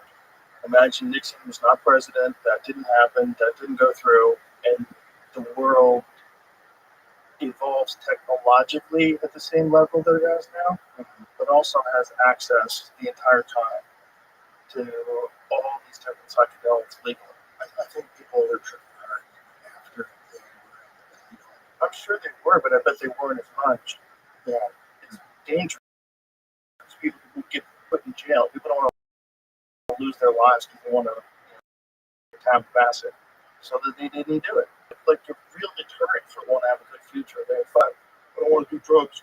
But if mushrooms were illegal, like you might have made a complete life choice a long time ago that made you happy. Right. Well, or not, but the option to try should be yours. so you're pro-legalization. Yes, and it certainly shouldn't be restricted by people who haven't experienced it. That doesn't make any sense to me. Like, why would a person who has never experienced psychedelics be able to tell people who've done psychedelics that they can't do them? That's nuts. Like, you don't even know what you're talking about. You don't have any experience in the state of mind that is enhancing these people's lives that come back from war. Like, especially like Ibogaine therapy, which is they've passed now in Texas. So they're allowing that to happen now for people with like severe drug addiction and PTSD. And it's a very interesting drug. I was wondering if you've ever done it. No, I haven't, but it's beautiful that it's being approved and used here because there's so many people that could do it. So many fucking people go over, have to fight overseas and come back home scrambled and need some help. And people who got hooked up on pills because they got injured, because something happened or whatever it is, and then all of a sudden you have a real problem. Ibogaine is one of the best ways to kick it. Like one of the absolute best ways. It's very effective, right? It's like one dose is like one experience is like 80-something% of the people never go back to whatever they were addicted to. Yeah, I'm not sure if it's because of the drug or the belief in the drug. The guy who first started to, kind of popularize Ibogaine was a fellow named Rothschild. Real cool guy. His hard during his late phase, but he, like as a young man, he was addicted to heroin. And he heard about Ibogaine as a drug to just trip out and have some kicks. Yeah, and he found himself and just not using opiates anymore. Wow. Yeah, the origin stories of Ibogaine are really fascinating. Yeah. So before that, people didn't know that you could use it to kick drug addiction? Not that much, no. What is drug addiction ubiquitous throughout history? Is there always been people that are addicted to drugs? It's just, when did it start getting recorded about people with addictions, actual addictions to drugs? Yeah, I don't know. There was the idea of addiction in the 1800s, maybe even earlier. It was kind of an American and British idea. But did they know they were alcoholics in the 1400s? Yeah, all kinds of, I can't imagine what they were addicted to in the 1400s. It's right. It's the pollen-containing plants, and so the solanacea. Scopolamine, isn't that dust that they blow up your nose and turn you into a vampire or a zombie rather? Yeah. That's it. Scopolamine. Oh yeah, isn't that like that? Right, it's a zombie drug. Yeah, some sort of a zombie drug. Yeah. Right? Is that scopolamine? Well, that's the chemist. Sure. Yeah, he tells the story of scopolamine in Mexico. I hope I'm right. It's a great story. Devil's breath, that's right. Medication used to treat motion sickness and post-operative nausea and vomiting, but it also does something wacky. Yeah, like you take large doses of it. The devil's breath. So you get it in Dramamine. That's what Dramamine is, right? It's an anticholinergic. The scopolamine drugs are. But isn't like the stuff that makes you less nauseous when you're seasick? Like, isn't that like composite? Does Dramamine have this stuff in it? It's not the same. Yeah, one is. Sorry, Dramamine is oral antihistamine called dimethylhydrinate, while scopolamine is a different prescription-only anticholinergic medicine, particularly in patch form used to prevent motion sickness. Okay, so they put it in a patch form to stop motion sickness, whereas Dramamine is the oral thing that stops motion sickness. God, that was also a patch. That's right. It is a weird thing. So, but scopolamine, you can get in a patch, and it is for motion sickness.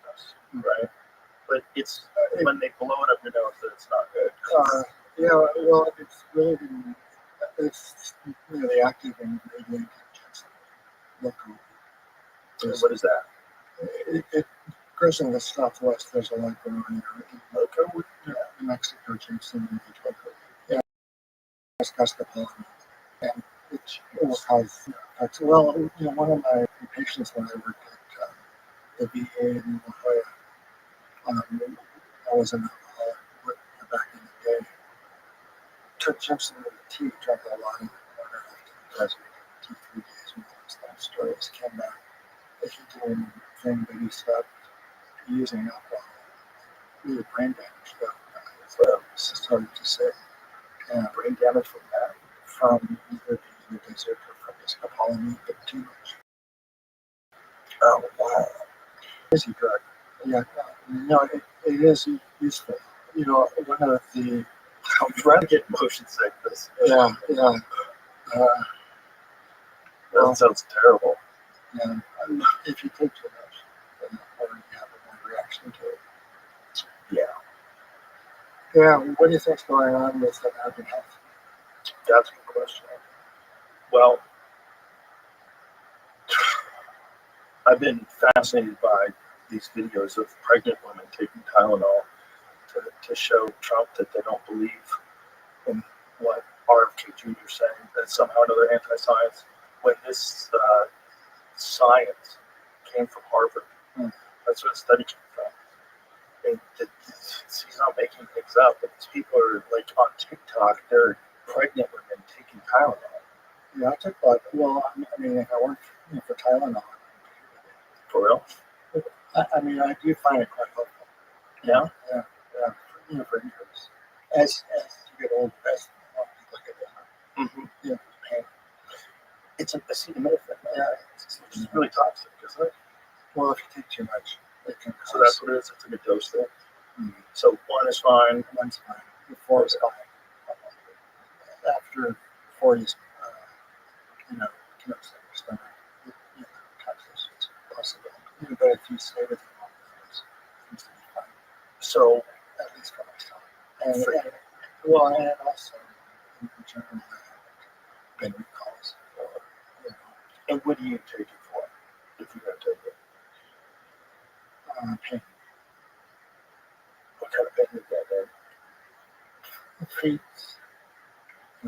I'm a hernia repair valve. Oh. Yeah, so I find it very helpful with no side effects. Well, you should definitely be allowed to take it, especially you. My concern is always I should be allowed to take it. People that don't understand that there's a dose that if you go over that, it's going to torture your liver and you could die. Yeah, it's all about dose. Microdosing psychedelics completely different. Quite a few weeks than full dose or the effects. Yeah, for sure. Yeah. Have you tried microdosing? I have in the past. Yeah. Yeah. Well, back, I was having some belly issues and I microdosed ayahuasca for about a month. So helpful. Very helpful. What is every day like? Microdose and ayahuasca? Well, it was a microdose. So, like a micro.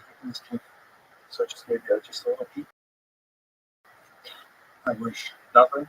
Not really. More stretch out. It's kind of like coffee, like sparkling coffee. If you take a little too much. Oh, yeah?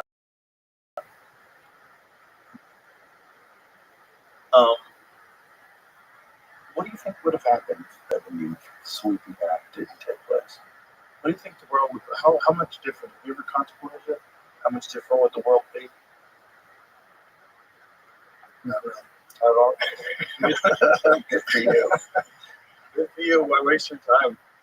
Well, when I tried to get my DMT study off the ground, that was pretty weird. That was in 2 years of just, making it.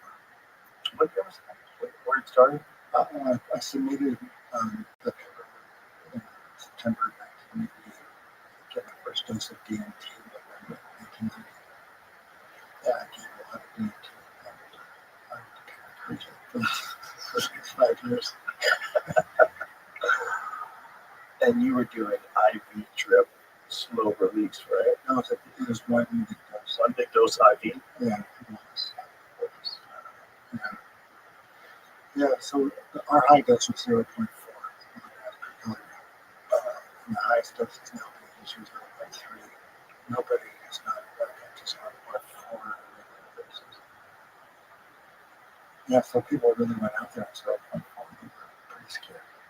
They really were sure they were coming back. I'm not sure they're coming back.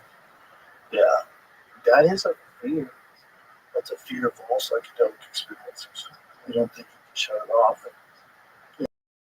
Yeah, What is this? Is this real? Is this around me all the time? I'm ignoring it. is this real? Is this real? Yeah, boy, it's a terrible state. Terrible. That's why. Yeah.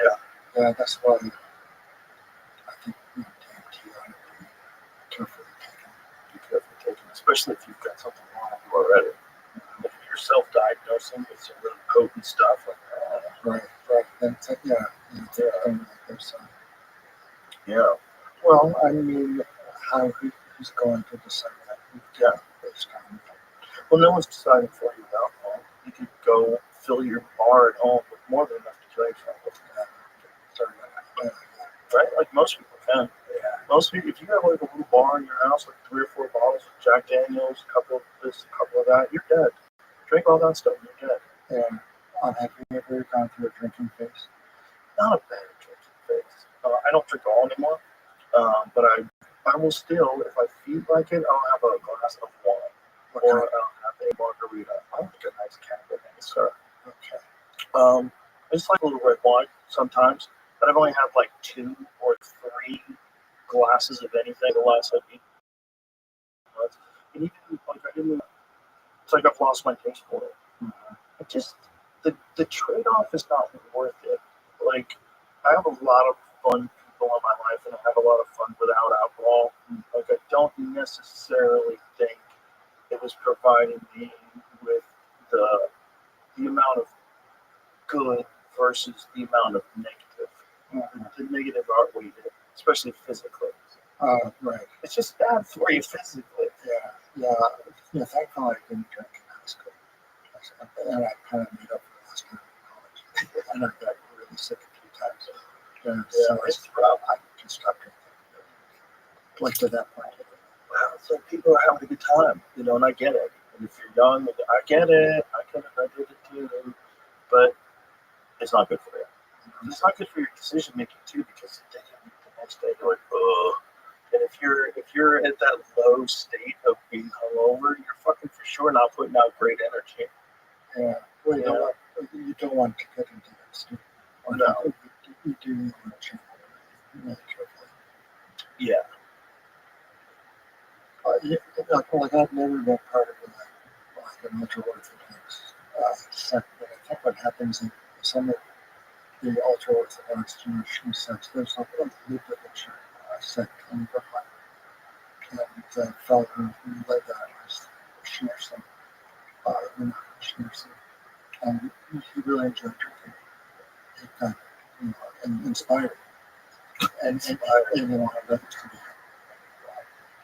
It has to be, something to become a conduit. I think it kind of differs, like with Bukowski.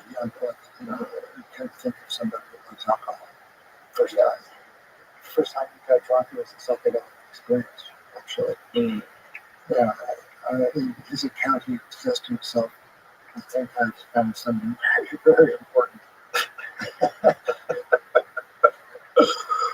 It's kind of hilarious. Yeah, that was not really effect alcohol had on me. I didn't need to feel good for a while, sure. Yeah. We obviously all differ biologically, but some people, it hits a switch that nothing else does. There's something. Yeah. Well, it's discounted in the text that you shouldn't drink. Smart. But I'm not sure you shouldn't drink at all. But you should drink if you want to drink. And, everybody, people get real rigid. Especially if you have someone around you that has a problem with alcohol, or you've got a problem with alcohol. Well, there's a huge homeless population in America. Oh, yeah. Alcohol is somewhat. Yeah. I'll take a lot more in the reservation than I have to know. Well, I think people are just being these drugs. Well, there's also those things that sound like there's not a lot of opportunity in the places you're describing, right? Right. So if you don't respond enough, They're outside a reservation or on a reservation. Yeah. I'm in the middle of the audiobook Empire of the Sun and Moon for the second time. It's all about the Comanches and the war between the settlers and the Comanches here. It's great. And I'm in the middle of this, and I'm thinking, have people always been this horrible, and we're just sort of catching up to it now? well, that's taken into account the King and Abel story. Sure. The first two children, one murders the other. So they started way back. It starts way back with a bang. And people always been this awful From the beginning. There's a line in the text that God's going to destroy mankind. No, what happens there? I think he just says people will only live 120 years at the most because their inclination is bad from the get-go. And 120 years is enough time to repent and become a better person. Wow. So you're given 120 years to deal with what you're doing. But this book, this Empire of the Sun and Moon, it just makes me think. When you think about what life was like for the people that lived here before the European settlers arrived, and how quickly everything went away. Historically, in terms of like the timeline, it was only a few hundred years. It was just completely gone. Yeah. Water garden of Eden lost. There was a lot of war. That's the thing that everybody likes to leave out. Like, I'm fascinated with Native American culture. I'm fascinated with this Comanche civilization that lived here, because this book, Empire of the Sun and Moon, is just, it's so interesting. They were so fierce, and they lived right here. Yeah, well, there's 29 Pueblos in New Mexico. And the Pueblo were peaceful from their agricultural. Yeah. That's been their heritage. The Comanche were not. And one of the things this book talks about is how a lot of the Apaches were not on horseback. That they were literally wiping out bands of Apache and forcing them to go to Mexico. It's like, this has always been, there's always been, once they've had horses, which is really like after the Spaniards got here, then once the Comanches figured out horses, they got really good at it. And they were like an impossible barrier to get through this part of the country. Yeah, there's mostly Navajo around where I lived. And they were nomads. They raised sheep. Sure, and then on the eastern side, a lot more agriculture, right? Yeah, it's just spaces. The amount of time that it took for everything to get pushed. Where if you're a Native American and you're, it's 2025 and you live on a reservation, whoa! You start going into history, like, how many people died? What happened? Is this the Comanche presence in Texas? A lot of signs, I'll tell you that. A lot of the signs are like Quanah Parker Lane. It's like he's the last Comanche chief. Yeah. Well, they like to name things after who used to be there. Well, this is all that area. There's a lot of Comanche in this area, but it went all the way down to, it was just a barrier they couldn't get through. Yeah, it was fun living in this Western area. Yeah. Very low key. They come to terms with being, defeated. That's crazy, though, isn't it? Well, I mean, like, all those things had to take place in order to get New York City. Like, yeah. So you have to decide, what do you like more? New York City, or you want to go back in time and say, don't sell this? What do you like more? Do you like pizza? Do you like to be able to go to a nice... I like pizza.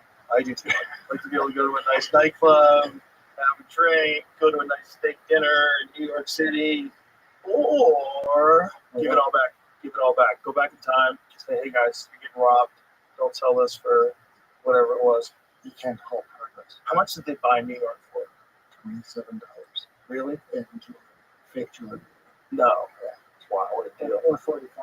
What a great origin story for a villainous country. That their number one city was made through a swindle deal. And With fake jewelry. well, that's why I went to medical school. It's the Bronx. Well, you're from New Jersey. Yes. Yeah, That's where I was born, yeah. yeah. I trained in the Bronx. I didn't get to Jersey much. New Jersey's a crazy place because everybody thinks of it as just being city because like it's right near the city, like Hackensack and Hoboken and stuff like that. But it's like mostly rural. Yeah. Mostly it's got there all over the place in there. There's some really nice coastal parks. Sure, it's awesome. You know, small doses. Mm-hmm. Yeah. Just to go down there. So the Bronx was great training. Yeah. It's a yeshiva. It's basically like the modern Orthodox university in the country. Oh, that's where it is? Yeah. And, it's the medical school of Mm. all that stuff. It was in the Bronx. It was great training. You could do anything. You could do everything. Because it was pretty poorly staffed. In some ways in the 70s. Yeah, so we had a lot of people. When did you first even have the idea to create a study of people doing IV DMT? Like, when did you even? That's a long story. It's like a good one, though. It seems like a good one. Because how do you get to the point where you're asking the government to let you do this? And then you get them actually to say yes. It was the war on drugs that funded our study. Well, it all kind of came to a head with parents in Canada meeting programs like in the afternoon. And instead of saying DMT was a really great drug and asked for money, they said DMT was a really dangerous drug and asked for money. I think you told me this before. Yeah. But it's a good story. It's a, yeah. I just want to study it. We just want to study.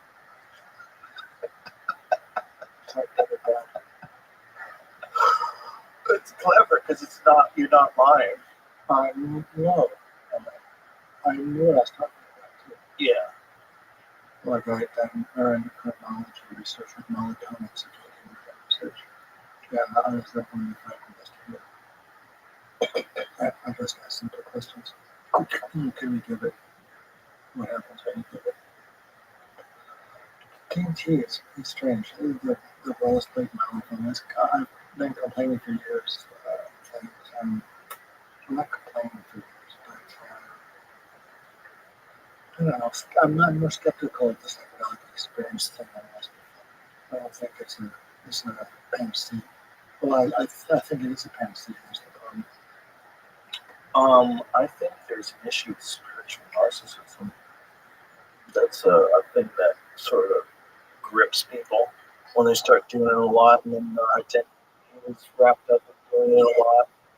Yeah. Like that. There's a little bit of that happens with folks. With DMT in particular. Is it? Yeah. Or ayahuasca. Mm-hmm. Once a year, I get an email saying something in the subject line, a book in my son. Yeah. See, just not too much DMT. They're in the hospital. Oh, Jesus. Yeah. Just like it became the end. Like you said. Like you believe you know more than you. And it's just listen. Yeah. False Messiah. Well, there's some interesting stories of false Messiah. At least with Judaism, Messiah is not coming, as opposed to Christianity, where Jesus was Messiah. And also, what is Judaism's version of what happened with Jesus? He wasn't the Messiah, so he died and didn't get resurrected. Well, he may have been resurrected, but resurrection occurs in the Hebrew Bible, so that's not really. Right, but what is their take on it?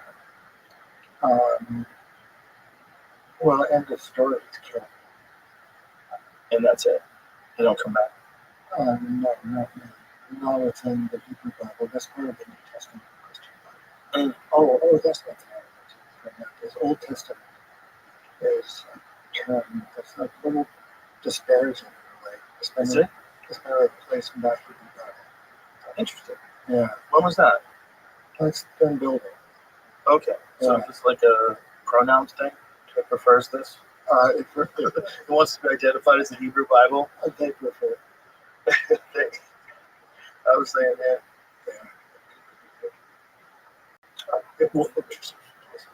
Yeah. Um, Like I was thinking of, well, you know how people put parenthetical phrases, he, him. Yeah, I was thinking of doing that for myself once. It and it's. It and it's. Mm-hmm. And it would be gender neutral. Sounds good. Yeah. Well, that's what it is. Or just not ever. Yeah. So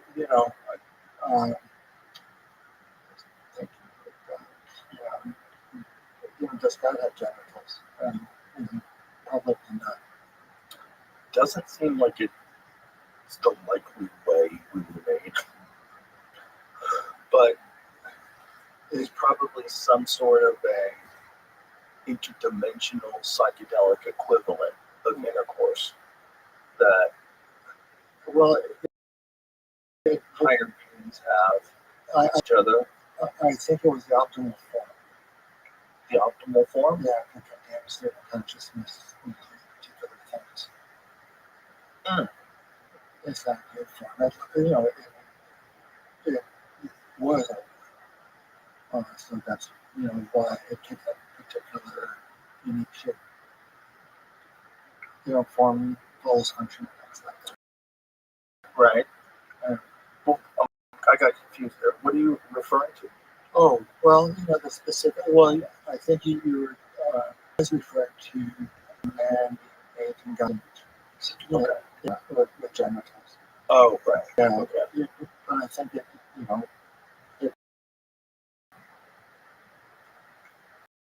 animal kingdom, things evolve things that have function which they combine to determine where each behaviors. So I think humans that's sort of was the outcome form as well. Certainly, perhaps. What do you think happened when human beings had this doubling of the brain size over a period of 2 million years? What do you think that was? Is that true? So, Yeah, I think so. I think it was. Yeah. I don't know. Sounds like a crazy little expansion. Yeah. So I mean, you can look at it, evolutionary, biologically, and theologically, you can look at it too as finally breathing down with, human spirit. There's multiple spirits. And even in the Hebrew Bible, there's multiple spirits. So as the brain expands, does it develop the human spirit? I think so. That human spirit allows for divine communication. That's what the theory is. So it's the breathing in of the soul by God. It's in that creation. Right, so ultimately, we're going to get to be a gray. We're going to have a big, giant head, and we're not going to need to talk, because we're going to do it telepathically. Yeah. Okay, telepathically, do you think people being able to read the mind is a good thing? It will be a good thing once that happens, or if it can happen. I think it will be a thing, and like all things, it will have good aspects to it and bad aspects to it. I think reading people's minds will be very enlightening. You're going to learn a lot more about how people actually think versus what they project. You're going to be able to see people's motivations. You're going to be able to see lies. And we might even have a universal visual language that can develop. We might all be able to adopt it really quickly. Kids probably will jump right on board, and they'll be literate in it before we are. What about psychological events? Letting someone one minute to Well, that's what happens if you tune in to one you're convinced that's solely the case. If you're ambivalence is a real thing. You're, when you have an unconscious too, where things are kind of stored away so much. Yeah, I'm not saying it's good. It might be. But I don't know if the only way we link up and communicate completely telepathically, it's weird. Yeah. But it will be a thing. It's like it's we're gonna have to navigate it like we navigated making books, like we navigated everything else. Like if we want to stay alive, we've got to recognize that there's some shit going down. There's some shit going down right now. And right, well, there's free will forever. All these decisions they have to make. Well, or is there free will? The determinism people don't think there is.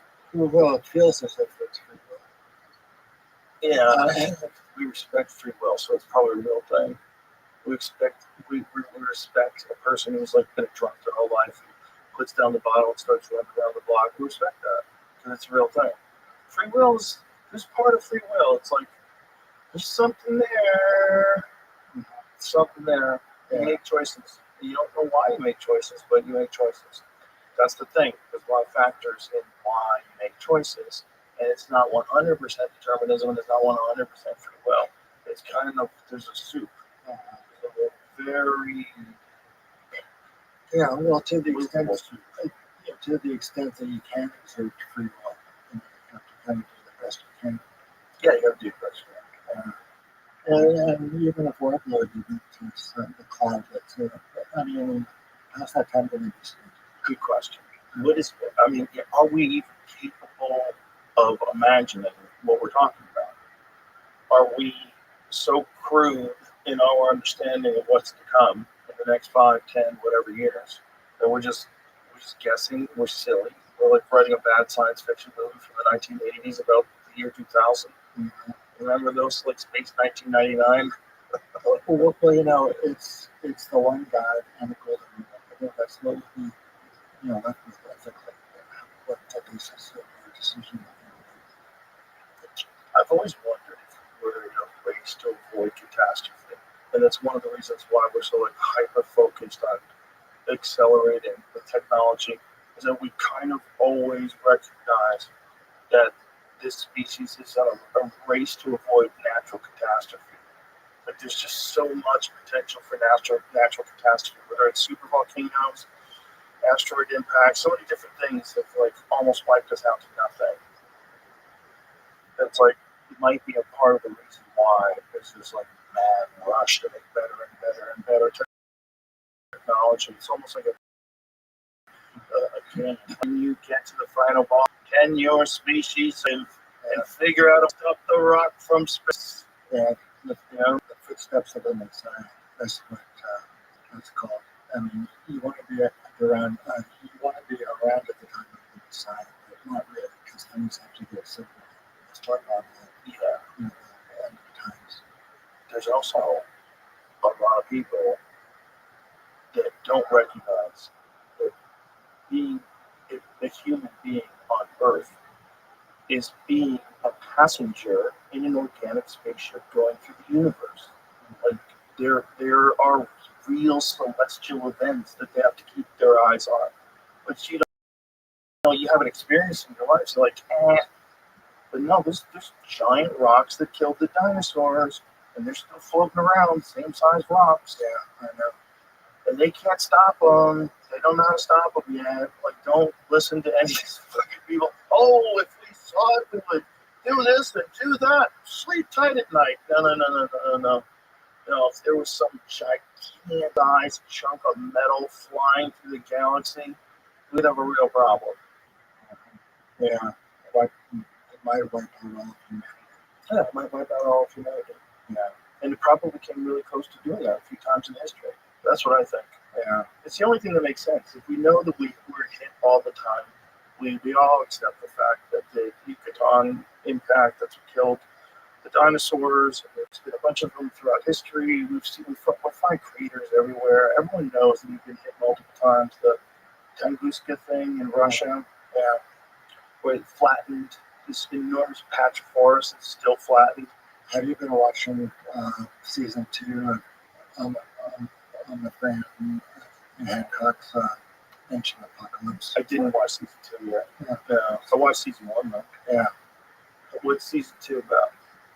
It's It's like the Americas, right? Yeah. Yeah. Yeah, the Americas are crazy. Yeah, I like Graham. Oh, he's the best. Yeah, he's hard working. Oh, he loves what he does, man. He really, really does. And the fact that he's finally been over all these attacks, it's finally, and people are starting to accept more and more things, are probably a lot older than we want to believe. And especially after go back to the 10th, that kind of like that popped the cork on everything. And everyone's like, okay, this has definitely been buried for 11,000 years. So this is kind of crazy. We didn't know they could do that back then. Well, before coming out here, I asked ChatGPT how old are some of the stories written down in the text in the Hebrew Bible. And at least according to ChatGPT, is 10,000. So some may have happened with that. That makes sense. Yeah, that's a very interesting fact. Oh, a more or less a good story. I'm working on this translation of the Bible. I've got this set now. I've been putting out things every week, chapter. Yeah. My translation of the Bible is like 1,000 pages right now of commentary about the language and grammar. It's called the plain meaning of the text. Like there was in Noah with 3 sons. Yeah. So that's like my big project that I'd like to do a smaller one about a Sodom and Gomorrah, a figure of luck. I think that's a really incredible story. I've spent about maybe 2 to 3 weeks looking at that. A lot. His virgin daughters that man circling his house. They're asking to know him. He himself, in a cave with his 2 virgin daughters that he drunk. And he sleeps with them. Or they live with him. And come 2 kids at a certain point, and they become very important. And later on, they're the beginning of the Messianic line. And so it's a very intricate tale with very, I think you can make some cool conversations between some of the main personages and with a narrative. There's a book called The Red Tent. Can I ask you about the rock? Like how old was that story? Well, that must be, well, it's an explanation of Sodom and Gomorrah, which is around the Dead Sea. There was a conflagration of some sort. Any of your guests have spoken about Sodom, what actually happened around the Dead Sea. It was quite catastrophic. What else? Well, the story in the block, happened. There was fire and sulfur pouring down of Sodom and Gomorrah. Yeah, it was the beginning of the plague. Yeah, so that's the southern part of the Dead Sea. It is the Dead Sea because it was having salt concentrations. It was kind of closed up on the coast. So it's at least a description of what took place. What do you think is going Well, my perspective is volcanoes it actually happened. People think of volcano. It's some kind of volcano. We're totally saying it sounds like a volcano, right? And we know that there's been a bunch of those that almost wiped people out entirely at certain points. The Toba volcano, that one. No. We got down to, I think we looked this up before, but I want to say they think we might have gotten down to just a few thousand people On the whole planet. like 70,000 years ago. 70,000 years ago, there was a massive super volcano that went off, and it, plunged the Earth probably in the nuclear winter. And they think that our genetic line entirely of the human race on Earth came from these few thousand survivors. Joe, can we take a Yes, we got a beat. Yeah. Yes, we'll be right back, folks. Seriously. We're back. Yeah, so we were talking about the alternative.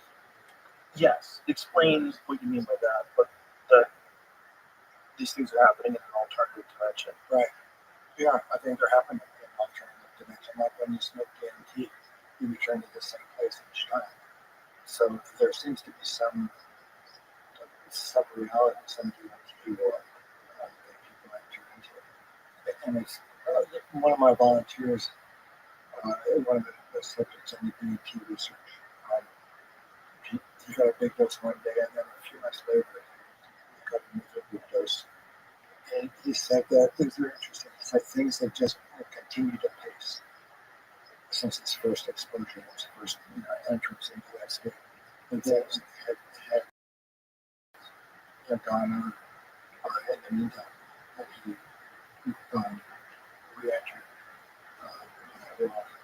So in that way, there's, in that same manner, the world of the Hebrew Bible early on, Adam and Eve came, the Tower of Babel, all that took place at some different level of reality, which gradually made its way into ours. And once it made its way into ours, there's the archaeological evidence for the first temple, second temple, and so on. So there is a transition between our world and that world kind of bridge. But in the beginning, it was an alternative dimension. So the same God, I think, with different dimensions. Really? So, is this your own personal conclusion? Yeah. Well, when I was on the show last time, you were asking if I believe those things take place. And my answer then was like, well, take it as if it were true. Right. And then I started to think, how I would do that. In what world would that be true? In a different world. Right. I feel like I've always believed that they were trying to record something. I just didn't always trust that human beings were completely honest with their recollection of events, so that there's something that they were trying to write down. But was it really coming from God? Are these accurate events? What exactly happened with Noah and the ark? What really happened? Well, three stories, three levels. Two of each, 7. One pair or 7 pairs of birds. Well, every living thing.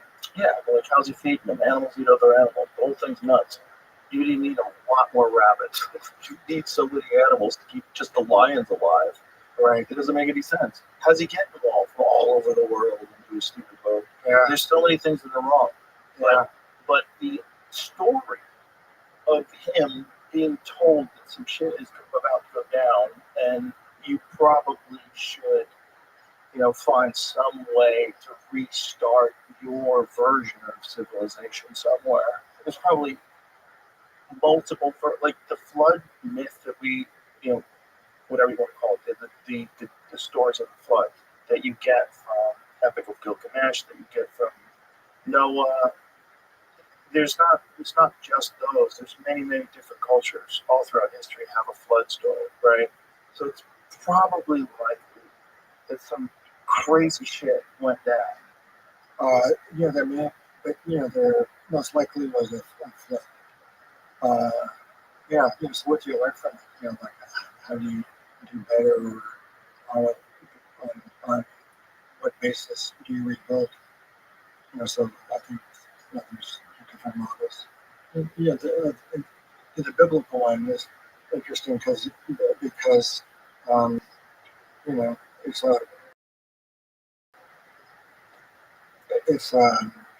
Adam to Noah, right, to Abraham, Isaac, and Jacob, and the tribes.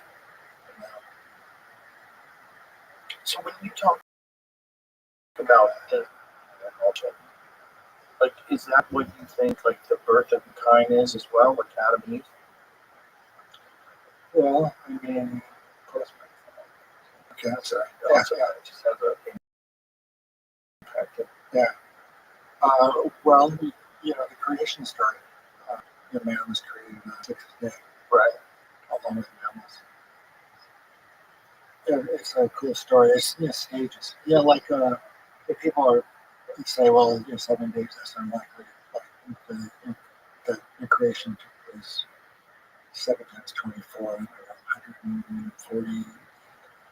I think something about 148 hours, 168 hours. The whole world was created. But it's broken into stages, in 7 stages.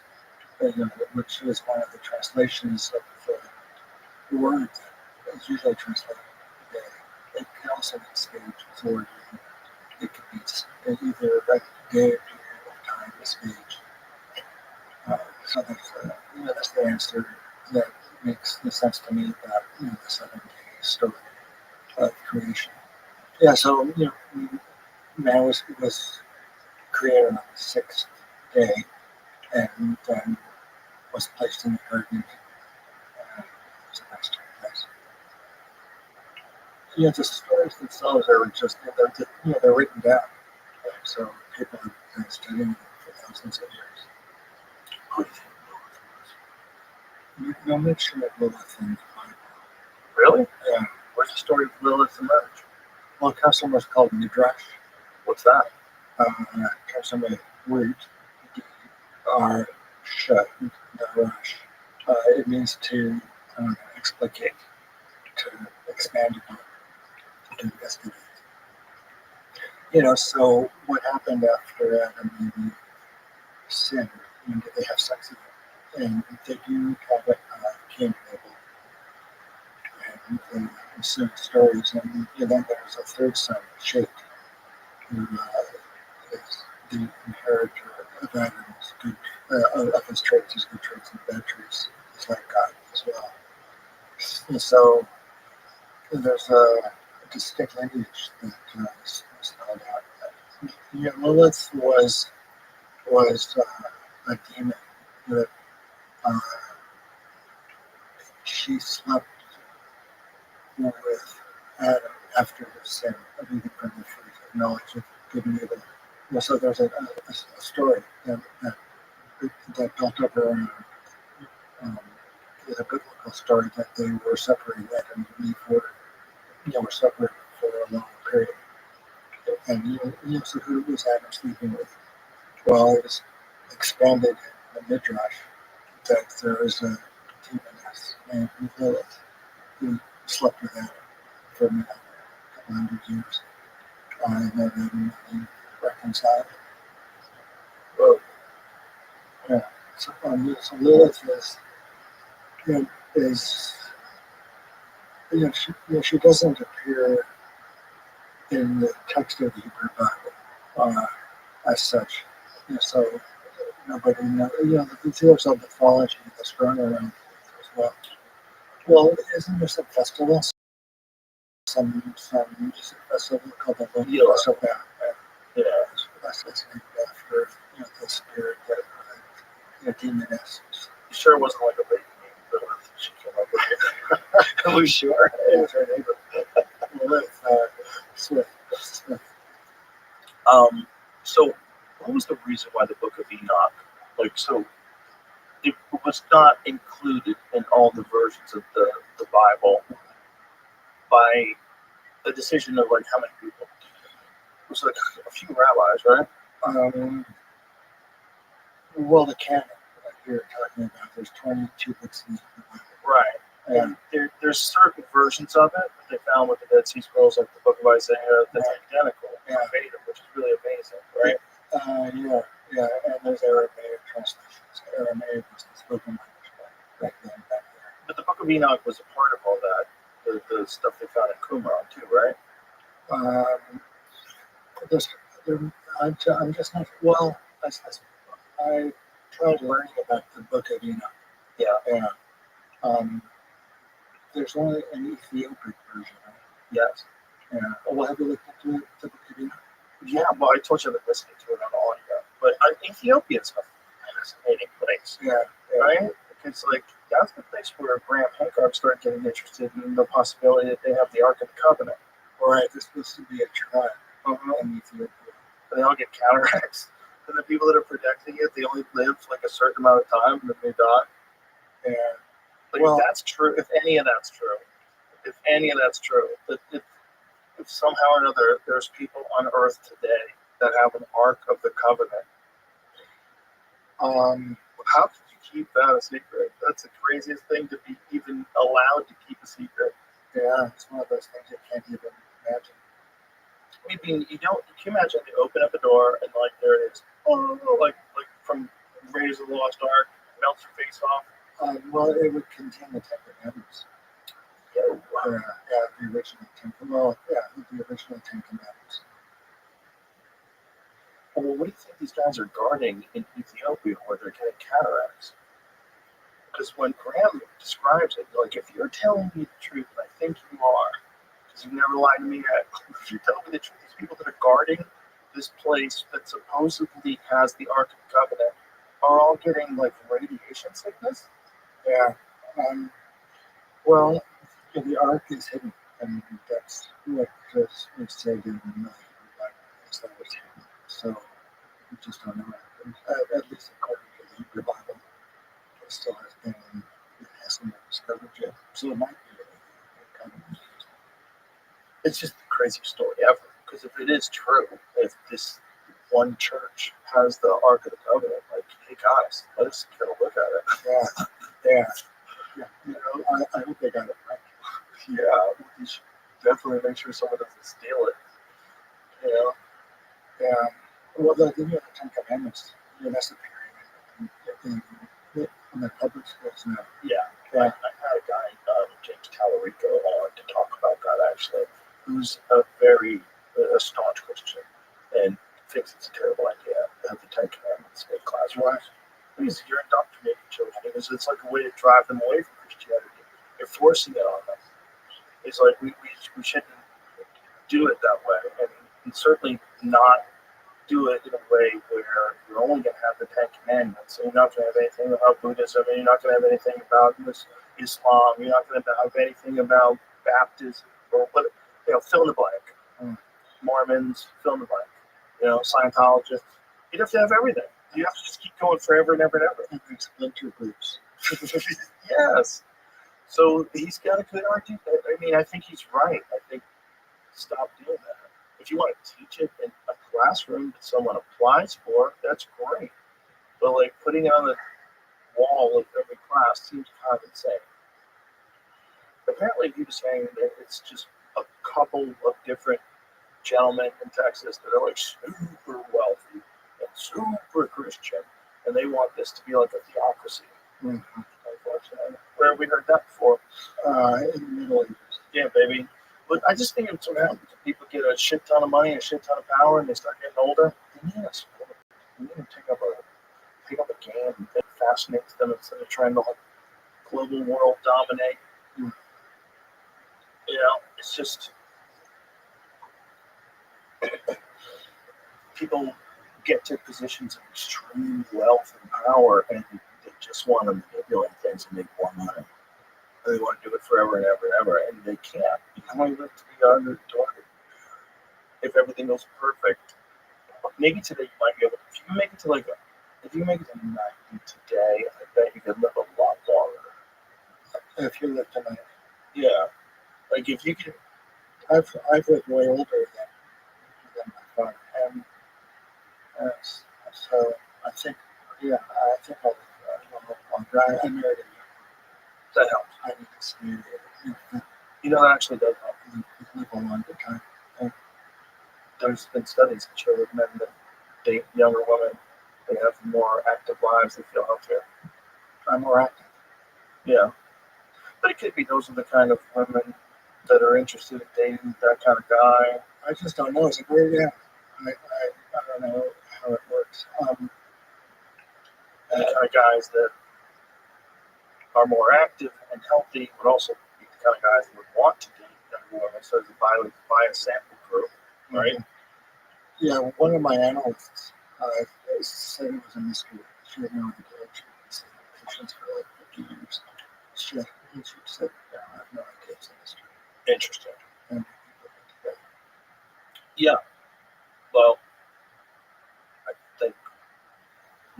Okay. Well, that's it. That's the book of Ecclesiastes. It's about emptiness, emptiness. It's all emptiness. Yeah. But at the end, you should make your life happy and eat and drink and be merry. What do you think of that? It's good advice. Solid advice. If I was living 2,000 years ago, I'd probably say the same thing. Right. Yeah. There's no medicine. You have no antibiotics. There's no orthopedic surgeons that are going to put your knee back together again. Yeah, I'd say that too.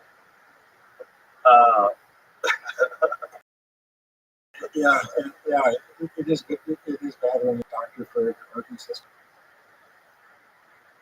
Yeah. They didn't know anything. It's nuts. I mean, how many people died of infections back then? We're just not alone. That's extended life, like just antibiotics alone. It's extended lifespan so much because so many people that would have probably died got healthy again. So many people, and those people can maybe figure out some new way to bridge this gap and stop these viruses, stop this, stop that, and then we just keep getting better at it until we eventually get to the point where we're living as long as Noah. 600 years for Noah. And that's probably when God gets fed up. He's like, enough. Well, you fucking animals. Maybe we're gonna repeat that process. Maybe we're gonna figure out some awesome new peptides, keep you alive for 500 years, and everyone's gonna be a dick to everybody else. And then eventually God will just have to drown us again. In college, we had to read a book about the funeral home industry in Southern California. Yeah, I read a little novel by Rothschild. Many summer times this one. It's about these people who live forever by eating the intestinal microbiome of carp. Oh, wow. And they become like carp in a lot of ways. And I tried to get into it. These funeral homes, I asked to interview them to just see, what people did after death. And never heard back. One of those crazy college stories about looking into the funeral home industry, which is it's pretty big. It's a weird business.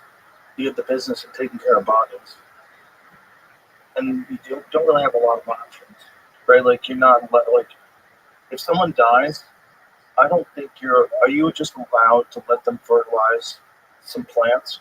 Are you allowed to do that? Yeah. You have to put them in formaldehyde. You have to do all that stuff. We did an autopsy on a cadaver. Back in the day. Well, yeah, there's no surgery registry to go through as well. Right.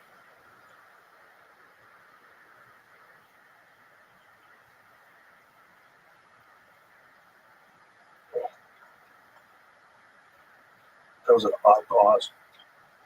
I was like, where are we going with this conversation? I know. Well, I love the Hebrew Bible. Yes. I spent all my time. Just the weirdest thing there is. Do you have any idea why the Book of Enoch was supposedly excluded from being included in the Bible? Seems to be some debate about that, right? Yeah. I know. There's there was I think the Dead Sea Scroll community used the Book of Enoch. Right. It was like their Bible. Right. Very strange.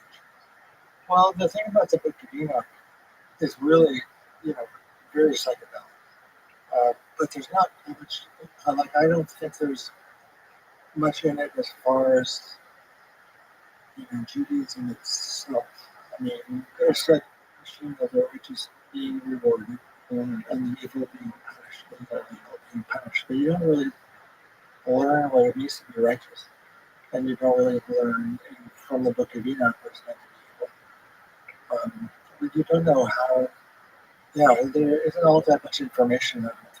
It's just historical, and it's really weird astronomical stuff too. But I think it may not have been included in the text. in the Hebrew Bible because they were working the ethical teachings. You know, that could be had by reading. No ethical teachings that could be had by reading it. What do you mean by that? Yeah, I mean, one of the essences of Judaism, I think, is ethical monotheism. Yeah, that's where there's the golden rule, and there's one God. Yeah, and so it's ethical monotheism.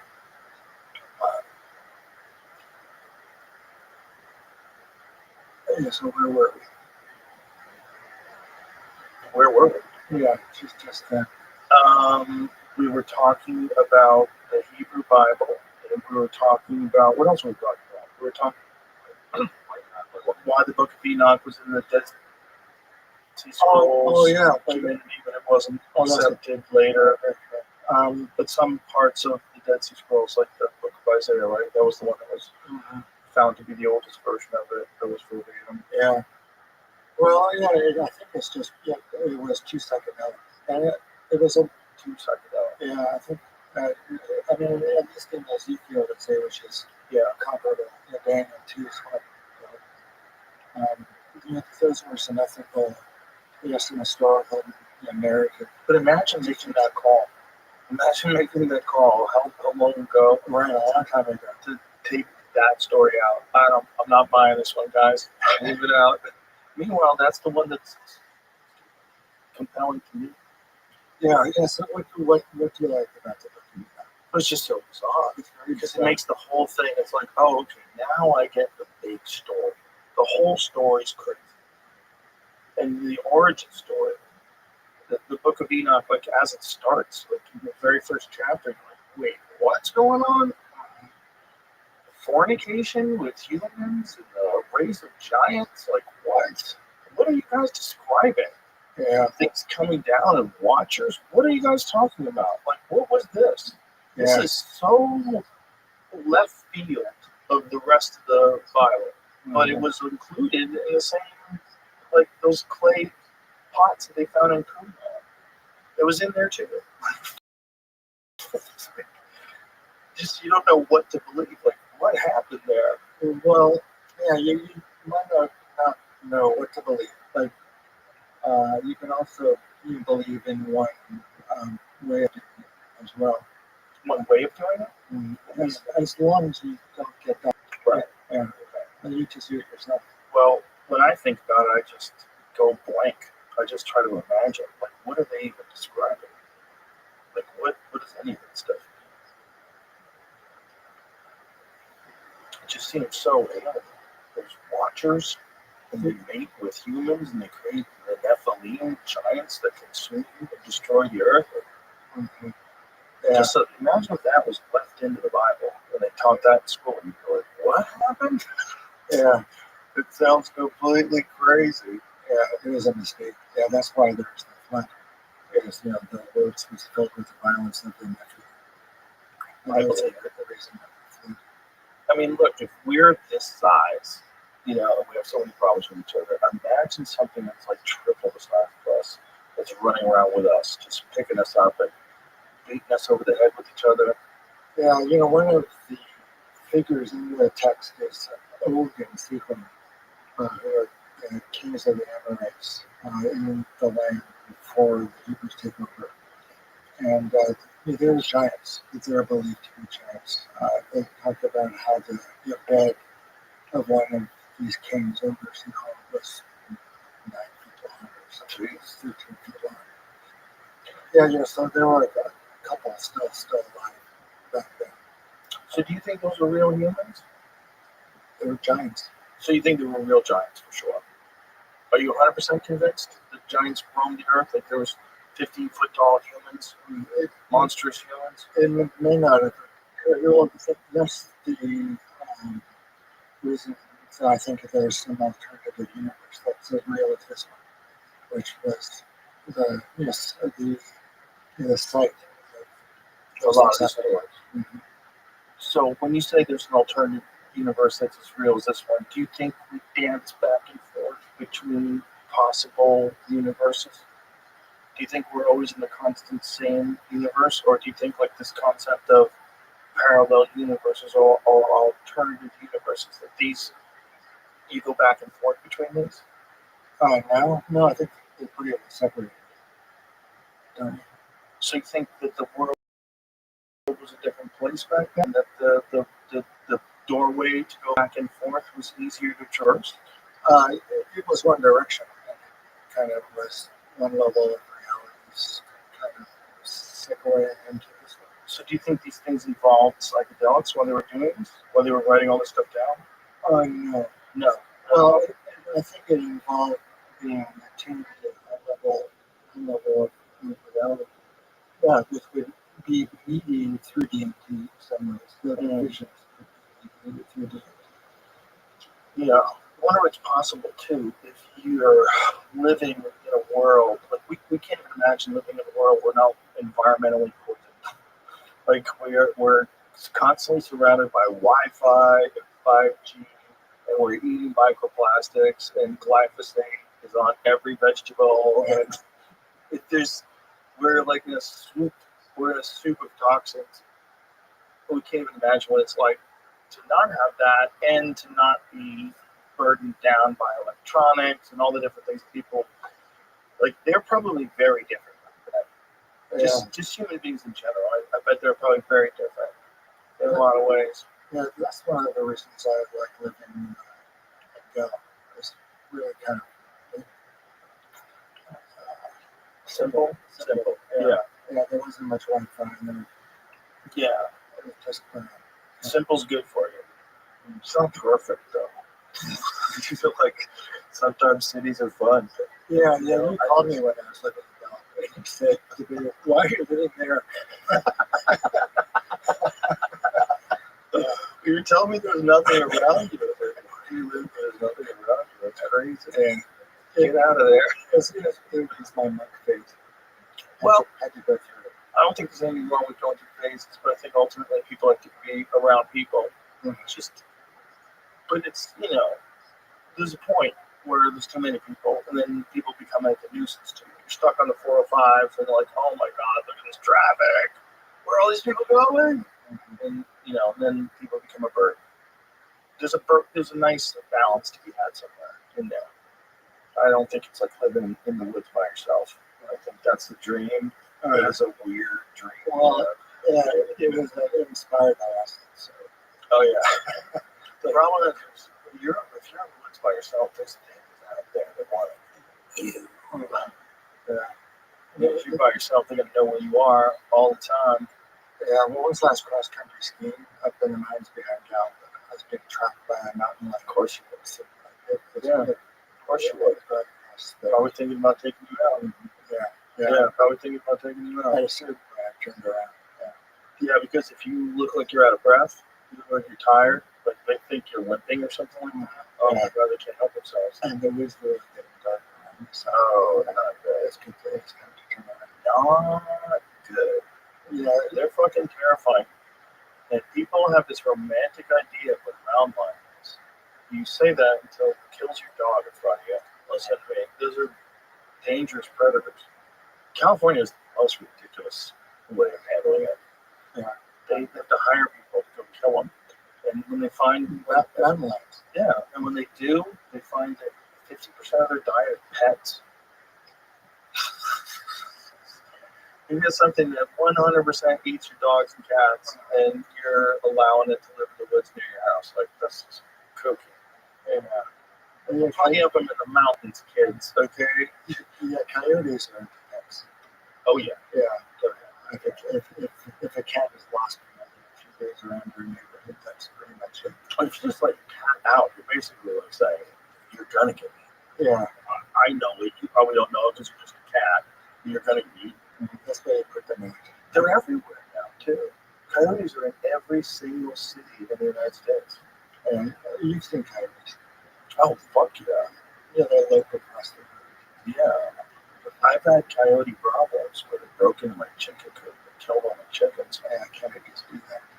They're smart, too, man. They're fascinating. They trick dogs into chasing after them, and then they all ambush them. Yeah. They're very clever. Yeah, you used to watch the, Wile E. Coyote. He's an idiot. That was a dub. Yeah, there's a lot of roadrunners. I know. It's crazy. The idea that the roadrunner is smarter than a coyote. Coyotes are so clever. Did you ever read Dan Flores' book, Coyote America? No. It's really good. It's about the origin of the coyote and why the coyote is everywhere now. And part of it is because of the persecution by the gray wolf. So the gray wolves don't mate with the coyotes, but the red wolves do. The gray wolves, so they're from a totally different line, so they just kill the coyotes. Because the coyote is just a small wolf. So what they figured out is that when a coyote dies, and like when they yell out, "Hello, hello," it's like roll call. And if someone's missing, the females produce more pups, so they have extra pups, and then they spread. So the extra pups, and then they move to a new place. And by doing, just because they were persecuted by the gray wolves, when they started getting persecuted by humans, like so, human beings extradited wolves. They killed them all off, except for a few in the upper northern parts of the United States with strychnine. But they couldn't do it with coyotes. The coyotes just kept moving around and stuff, but they just went to different spots. They're very smart. They're super smart. They're in New York City right now. Right now, there's coyotes in Central Park in New York City. Little wild wolves running around Central Park, coexisting. Just big enough where they don't look threatening.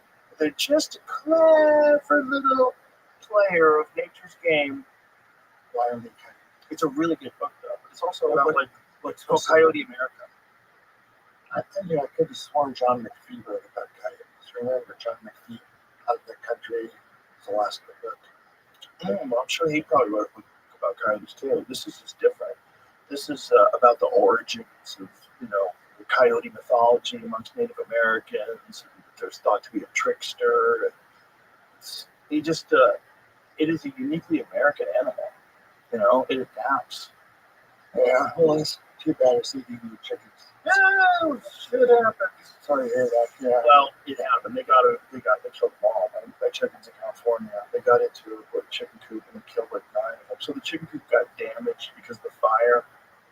So we had to get another chicken coop set up. And so when we set up the other chicken coop, it was one that you just buy from like a pet store, and it wasn't that durable. And the coyotes figured out how to open it. And they just fucked up these chickens. Ooh, that's bad. Yeah, it was all feathers. Feathers and blood. Yeah, it was horrible. They just went they just killed them all. They killed like 9 of them. But, that's the fucking game they play. And I love that they exist. I'm a fan of coyotes. I like hearing them at night. I think they're cool. I don't want them to eat my dog, though. And it's like, and they're not going to listen. They're like, hey, don't eat my dog, we're cool. No, they're playing a game. It's like, wait till you turn your back and they'll attack your dog. I think besides, movie trailers, the things I watch on YouTube, most are animals killing other animals.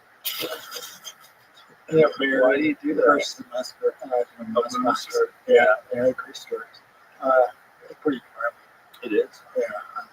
Yeah, it's pretty interesting. These people were in India, and they were on some sort of a park drive, one of the wildlife parks, and they watched a tiger take out an animal right in front of them. A tiger took out a deer right in front of them. And they filmed it. What's cool, well, the ones I like are the warthogs. Oh, they're so weird looking, aren't they? Yeah. They're huge. They look like a Star Wars character. You don't even look like a real animal. Yeah, it's unkosher pork. Interesting. It's unkosher? Unkosher pigs, yeah. I mean, these things which are kosher and chew cut and completely split, separate meats. Right. Instead, those are the meat criteria for mammals. Do you think that's because of ancient diseases? Because this makes sense that we know that trichinosis, a lot of that comes from pork, right? It always seemed to me pigs are dirty animals, but I have a friend who's consistent that given the choice, pigs are very clean animals. So it's hard to say about the filth aspect of it. That's domestic pigs. Wild pigs are filthy animals. Wild pigs? Yeah, all of them, 100% of them. There's a difference between like a domestic pig. This is where it gets really weird. You take a domestic pig and you let it loose in the wild, and 6 weeks later it starts to morph. It starts to extend its snout, its tusks grow longer, its fur gets thicker. It becomes like a wild pig. That's kooky. Yeah, I guess the primitive or the early stages are really strong. Yeah, quickly. It happens quickly, within a month or two. It's really weird. Yeah, and I wonder how that works. Must be some endocrine thing. Must be their gonads and their pituitary and their hypothalamus. It's a really good question because, like, what would let them hit that switch and realize, okay, I'm on my own now. They're not just bringing me my food every day. Fuck. Time to get hard. Yeah. Well, it isn't a conscious decision, but Yeah. sometimes it just takes on it. But I was thinking, like, if that animal is not, like, the Muslims don't eat it and the Jews don't eat it. And you would imagine at a time where food was really important, and if you can get pork, that was way better than not having any meat, and you can't eat it because of your religion. To me, it seems like I bet at least some of the origin of that was there was a disease that was going through these people that were eating pigs. It's hard to say. The ones that are kosher are the ones which were burnt up in sacrifice as well. Some of those sheep and cattle, Pull that microphone up to your mouth. sheep and cattle and goats. Right? Yeah, those were the sacrificial animals, the ones that were burnt on the altar, and also the ones that were. But do you think that, why do you think pork was excluded from both Judaism and also from Islam? Consumption of pork. Yeah, it didn't meet the criteria. Then what the criteria for what? For kosher meat. It's used cut and are completely separated. Right.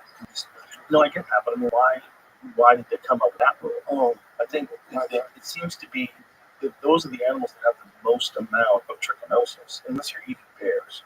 So I don't know if they're eating any bears back then. Probably not. They're probably eating a lot of deer species. And if you tried to eat that kind of wild pork back then and you didn't cook it correctly, you'd probably get violently ill or die. Well, there are causes. There are reasons for some of the precepts in the text. It must be, right? Yeah, that are medically established. Yeah, like shellfish probably has to do with red tide, right? Well, bottom dwellers. Bottom dwellers. Yeah. Yeah, it's interesting that you try to decipher, like, why do they have that stuff in there? Well, it kind of makes sense. Pork, pigs, rather, do carry a bunch of diseases that can wreck human beings. Yeah, well, the person that making the dietary laws, you think that's the reason they wrote those dietary laws? Yeah, well, they didn't have meat thermometers back then, right? So I bet a lot of people ate some medium rare pork or rare pork and got violently ill. Yeah. Violently ill. Like trichinosis apparently is brutal. And you have it for life. So that, like, if somebody eats you, they get trichinosis unless they cook it. Yeah, I had C. diff some years ago. I even wrote a book about What is he doing? it's potentially fatal diarrhea. Oh, no. It was brain. Yeah, I wrote. Well, yeah, that's. Oh, that. Just couldn't do anything. Oh, that's right. That's right. I forgot that you had that. Yeah, so I wrote a book about it. Anybody said Joseph Layton escapes death.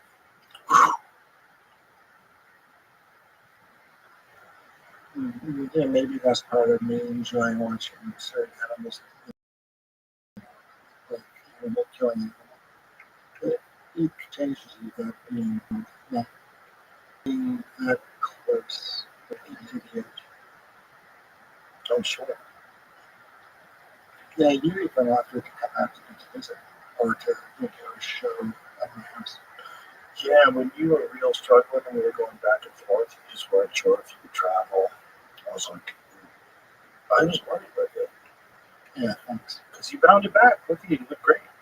Thanks. But there was a time where I was worried about you because you didn't sound like you were doing well, really struggling. And so, yeah, that's one of the things that pushed. Well, that began in concentration camp literature. Particularly like this, really, like how bad people have it and what do they do. Wow. It was pretty inspiring. I like reading Primo Levi. It's my favorite Elliot Detail too. Auschwitz and the end of Auschwitz. It was like the end, the last month or two. Seemed like it was really something. Typhus and nobody cleaning up after that for weeks. It's freezing and bursting. Oh, it's just nuts. So Primo Levi was a chemist, very clinical, took notes, remembered things. He was very kind of dispassionate, almost journalistic description. The kinds of things people can go through. Yeah, just that cheered me up in a way. I mean, distracted. Yeah, they have it way worse, and they have faith in something. So I think it helps, strengthen my faith. Like God wasn't done with me. So, did you feel like you had an obligation to get to work once you got healthy again? Like God gave you his chance? Yeah. Just bounce back? Mm-hmm. Return to the Mac? Thank God. Yeah, it's great to see you looking healthy because I really did work. Because it's, sometimes people, a bad health trip takes them down and weakens them so much that they never really come back. Yeah. What do you think about death? You must think about death. Sure. You have to. It's coming whether you want it or not. Be interesting that. Not think about that. Yeah. I don't dwell on it, but I'm definitely aware of it. Yeah, there was a week or two, friends came over talking about, their wishes or their interest in medically assisted death. There was an article about that even a couple of months ago in one of the British trials. Yeah, medically assisted death. I called a rabbi, and I asked his advice. And he said, you might be, you may be obligated to not the pills onto the floor. That was interesting. You may be obligated to knock the pills onto the floor. From the person's hand who's about to take them. Well, that would, yeah. Or, with or the equivalent. There might be some words going on. Stop them. Well, I feel pretty good. So I wonder, well, what happens if I start feeling really bad? So, I'd like to start to figure out, just keep me out of pain. And give me enough of see what happens. My mom died much too bad. Oh, wow. Yeah, we keep me out of pain too. Like that. It's pretty peaceful. Yeah, it was quiet. And yeah. It's a weird thing because you don't want anybody poisoning anybody. Yeah. But you do want people with the option to go nice for it. Well, I think you just be feeling great. Yeah, exactly. You'd be feeling pretty graceful. Yeah. Just one first. I had a morphine trip where I had my knee operated on once at night. And it was incredible. It was incredible. And people tell me this is not true, but I swear I remember this being true. That you could press the button anytime you wanted more morphine. Yeah. I think it's called patient-controlled analgesia. Yeah. People are like, no, you remembering it wrong. I'm like, I don't think I am, man. I really remember hitting that button a bunch of times and meeting Jesus. It was like the most wonderful, loving hug by the universe. It was just like this thing in bed while my leg is on this continual motion machine. You know what those are? No, but I can imagine. When they do ACL reconstructions, when they do a patella tendon graft, it's a pretty violent operation. They have to cut your knee open like a fish. They take a slice of your patella tendon along with a chunk of your bone from your shin and a chunk of your bone from your kneecap, and then they screw it all back in place. And to keep it from seizing up while you're lying in bed, your leg is on this machine that goes like this, extends it and brings it back, extends it and brings it back, because otherwise it'll lock up and then you're fucked. Were you awake when this was happening? Oh yeah, you're awake. Yeah, I was awake for the operation. Because my thought is I'm only gonna have one knee operation. I want to be awake for it. So they did like an epidural. Epidural. Yeah. So I was awake. I watched it. I watched it on a monitor. It was crazy. Crazy to watch this guy open my knee up, screw it in place. The point is, while I was in the hospital bed, they had this button that you could press when you wanted more morphine. Yeah. And I hit that button like a bunch of times, and I was like, wow. It felt incredible. And I only did it, and I remember also thinking, boy, this could be a problem. Because I had done construction with a guy who had a bit of a heroin problem. And so I was aware that people get like a real opiate problem. And when I was in bed, I'm like, I get it now. It feels amazing. Yeah. Well, I would say cool, but yeah. But also, I knew like my leg was fucked. I knew it was gonna take forever before I felt normal again. It was in pain and like just like okay, I can't do anything but enjoy this right now. Just like let me take a couple of taps and You know, it's called God's medicine God's own medicine for a reason. yeah, it felt like a hug. It felt like the universe giving you a hug. Yeah. Well, interesting you mentioned that one day. You're talking about faith and belief and what you base it on. I was just talking about how when I was living up in town, I was just kind of alone and sad. And I prayed to God to help me. And I felt this love how it kind of embraced me at that moment. Oh, It must have been, maybe probably like endorphins too. right. Because it sounds pretty similar. But it's interesting that we always want to like dismiss anything positive like that. Oh, probably just endorphins, just chemicals. Yeah. Right. But is endorphins because of or the source of? Like, which one is it? It might just be a part of it. Like, yeah, the endorphins are real, but also it's the experience. It's the experience that you're experiencing. And the intention that you put out there. Right. You're out there feeling the endorphins attaching to the receptors. Exactly. Yeah. You feel wonderful. Yeah. There's something real to it. Yeah, drugs are interesting. They are.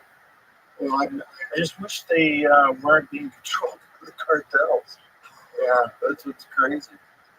So what's crazy is like people are not going to stop using. I think there's a lot of drugs that should never use, kids, and there's a lot of people that should never use any drugs. But the fact that they are always going to, and that the only way they can get them is through a criminal organization, and we haven't done our fucking 1 + 1 = 2 on that. Still in 2025, well, a dispensary for everything you want.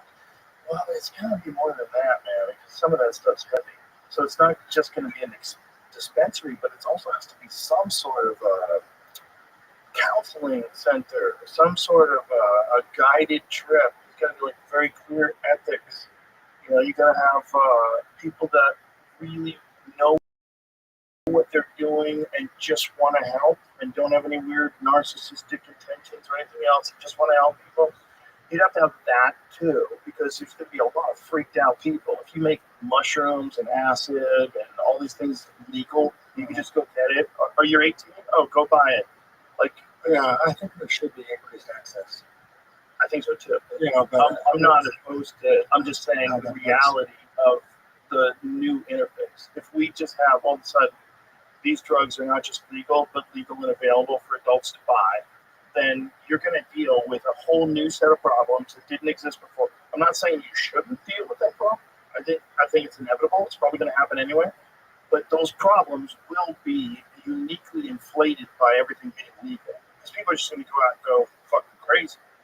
And why is that? Because if you go to the bar and you can just go buy acid, do you know people are going to just go get acid? If you could go like to any corner liquor store and pick up a pound of mushrooms, like it was just totally illegal. Because you can go to a liquor store and get a case of beer, right? You can get a case of whiskey. You can get like 24 bottles of whiskey. That is death by whiskey. There's no way you're drinking that tonight. Sir, you can't buy that many. People will tell you that. Like, go ahead. You want to spend that money? So if you wanted to do that with mushrooms, and you could go to the liquor store and buy pounds of mushrooms. Well, I think with increased access, there's increased, mortality. It will be. Yeah, yeah. And it's not just that. It's like people that just like they've ruined their brains. They're not ready for it.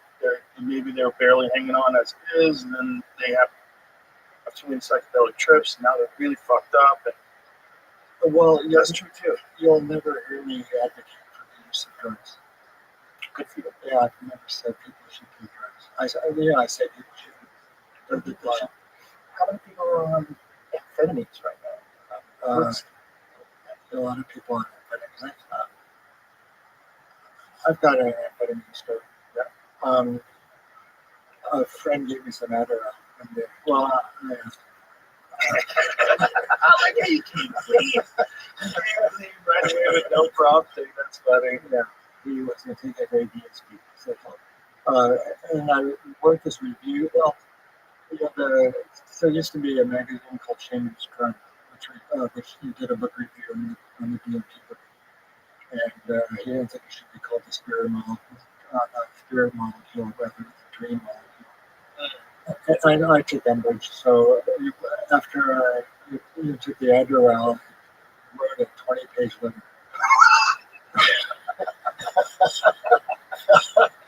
It was pretty what's the word, inflated. So,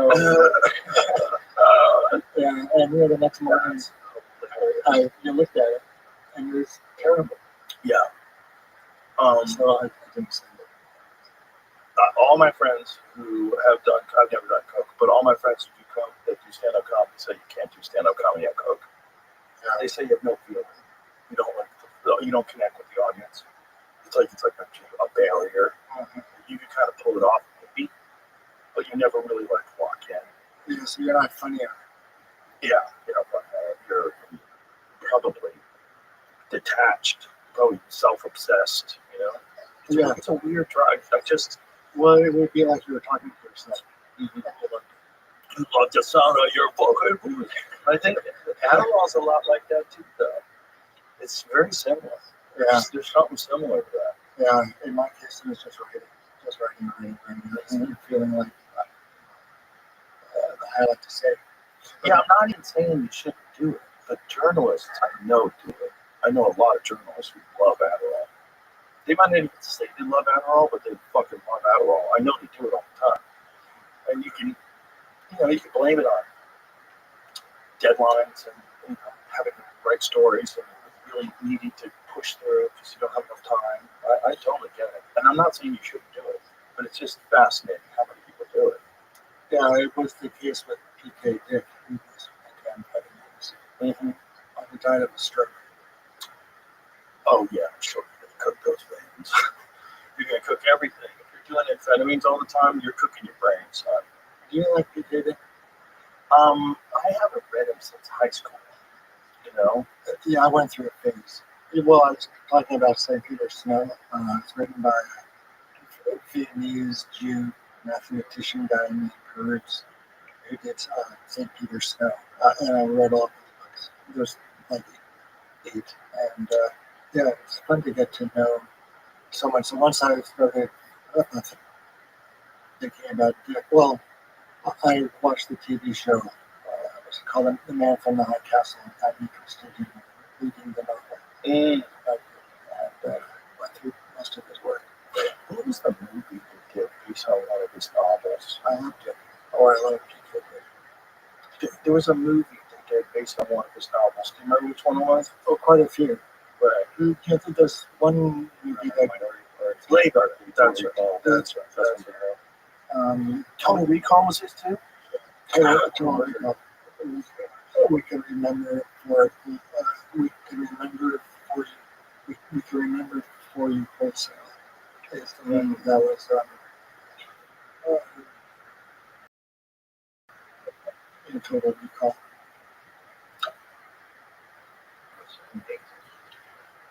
The original Blade Runner, Rutger Hauer. Oh my God! What about the one with Keanu Reeves and Robert Downey Jr. and the Rothschild scattered out. Oh man, Alex Jones is in that, isn't he? Yeah. Yeah. So that's a novel. Wow. Very interesting. Yeah, the guy with skin or the seat that changed according to the mushrooms. Remember mood rings? No. Remember those? I think that may have been. They had it when I was in high school. They had mood rings. You were cool if you had a mood ring when I was in high school. So a mood ring, apparently, depending upon your body temperature, would light, different hues. You never heard of it? Not really. James, you could find mood rings. Yeah, that may have been from the 80s or something. Yeah, I'm old, dude. Yeah, How old are you? I was more serious by then. How old are you now? 73. Okay, you're older than me, no? I'm 58. So, you look great, by the way. You really do. Yeah. Well, You really do. And you look so much better than you did when you were struggling. So it's really nice to see you bounce back like that. This mood rings became a 1970 sensation. Here we go. 70s, yeah. Here we go. So I went to high school in '81, and they were still down with mood rings if you were in the right circles. Yeah. But these goofy things, you would wear them, and they make your hand green, of course, because they're made out of crap, like the metal was crap. But they had these weird rocks on them that would change color. See if you can find like a photo of one. But like a photo of one changing color. I'm sorry. I mean, you know what I'm saying? Like to show what it looks like. They're kind of dope though.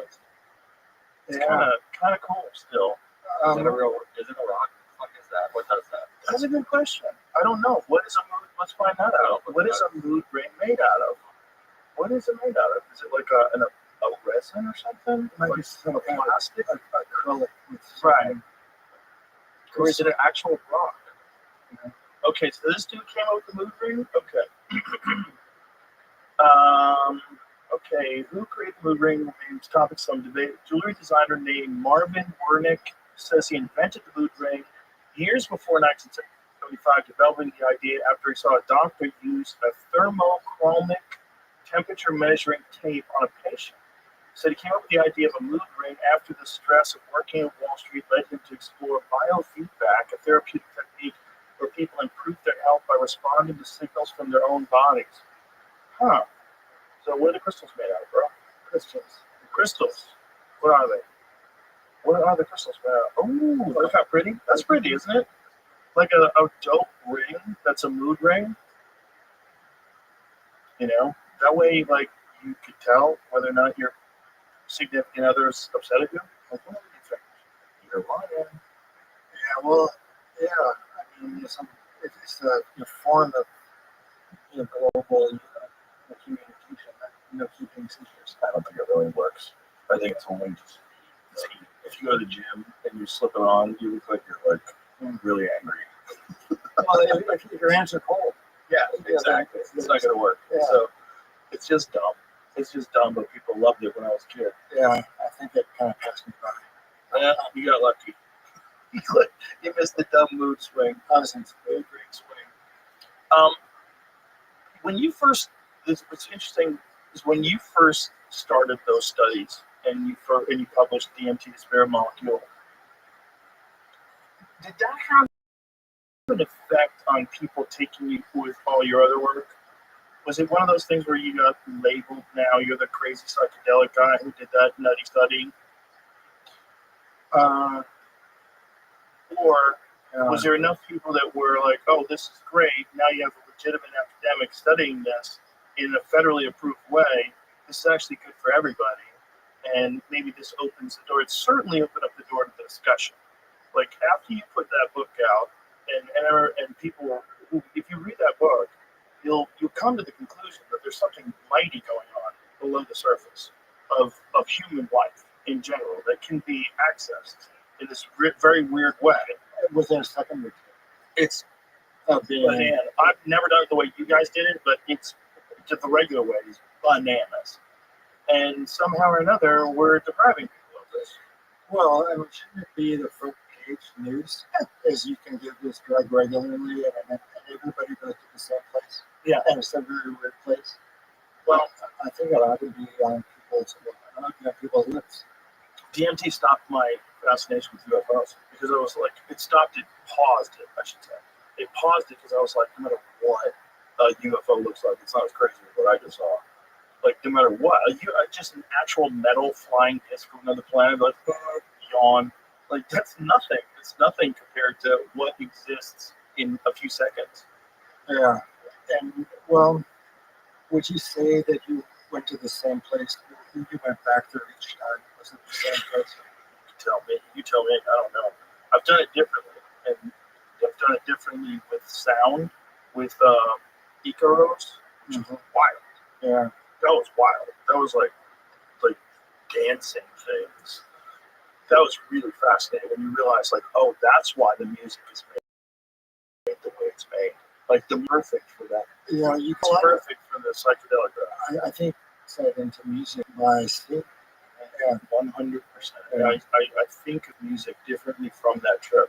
Mm-hmm. And then, I think I really want to explore Kundalini yoga. I just want to put it off forever. I've done DMT and also do Kundalini yoga, and they'll tell you, dude, if you work hard enough, you can get to that place. Where you can get to that place with on the natch, completely in your own mind, without taking any drug at all, where you could full on DMT trip. And the guy who told me this was very reliable and had experience. DMT. He was also a jiu-jitsu black belt, like solid guy. Like, I believed him. He's like, you can get there. Yeah, have you ever done or heard about the holotropic breath work? Yes. Yeah, I've done that, and it switched me into a very highly altered state. Very highly altered state. It felt like, as long as we're talking drugs, it felt more like MDMA than it did DMT. I've had some moments before I have like a big show or something that just really wanted to relax, where I'll do deep breathing and stretching. Just deep breathing and stretching, and you get high as fuck. It's just this weird natural high that happens. Like, you alleviate tension in your body, and your body rewards you for it with all this endorphin rush and dopamine rush. You get so friendly and so sweet. You just want to hug everybody. You want everybody to be happy. It's like it releases this, like, you're carrying around physical tension that manifests itself in the way you view the world. Well, and you can get out of it on your own, which is nuts. Yeah. So how do you think? Well, what do you think it means that that's built into our systems? I think we need physical activity, and I think we always have had physical activity, so it wasn't ever a thing where you had to mandate physical activity. It's like we had to stay alive. So because of that, there's like the body functions in that way. It's only strong if it's forced to work. It only has a good immune system if it's exposed to a certain amount of different people and different bios. It's like it becomes just like a muscle does when it gets sedentary. It atrophies, and your body and so that's the problem with like the human civilization. We get into cities, everything becomes easier. You're sedentary most of the time. The body decays, and you're in a state where you're depressed all the time. You don't know why. Well, it's because your body doesn't. It's not designed to work like that. For tens of thousands of years, you had to be active. You had to be running around. You had to be carrying things. You had to be getting water. You had to be building things. You had to be hunting things and fishing. You had to be moving because you had to stay alive. And then all of a sudden, you're not. And I think that's one of the great dilemmas of mental health in this country that's maybe dismissed by a lot of people. One of the great dilemmas is you're sedentary. Well, I think there were some studies comparing Prozac way back when with a routine of physical exercise. And exercise is an antidepressant. There's been recent ones with SSRIs that show that it's more effective than SSRIs. Yeah. Because we're not supposed to be sedentary, and nobody wants to be told what to do. Nobody wants to feel bad. I get it, but you have to feel it so you can feel better later. You just have to get coached. That's all it is. And don't resist it. Just embrace it. What about those? I don't think those things are bad in the right circumstances. I don't think if you're a guy and you need to lose 30 pounds, you get on that. Come on, man. You can do that. You can lose that. I'll be your friend. I'll fucking help you. Like, just stop eating sugar. Stop eating bread. Get yourself on a workout schedule. I'm going to get on the fucking bike in the morning. I'm going to get on that stupid fucking, I'm going to do a Peloton workout every day for a month. You'll lose 20 pounds that month. Right. You can do it. You just have to be focused. Right. But if you're 500 pounds, if you're morbidly obese, if you're really addicted to food, you've got a real problem. I think it can help you get to a healthy path. That's what I think it's really the best for. If it can help people get to a healthy path where they stop overeating, they can get under control, they get new patterns, and then they start getting addicted to walking, maybe get addicted to feeling better, start being able to do things you couldn't do before. There's like hundreds of pages of Instagram people who, during COVID, where they were obese, wind up 100, 200 pounds. Do you know what Jelly Roll is? No, but I've seen some, some stories, some pictures of people that were very, very, very 800 pounds. Jelly Roll is an amazing musician, an incredible guy. Went to jail, got face tattoos, but he's the sweetest person that's ever lived. He's lost like 200 pounds in the last year or so. Is it a year and a half, 2 years? He looks amazing. Yeah, Hey, no Ozempic.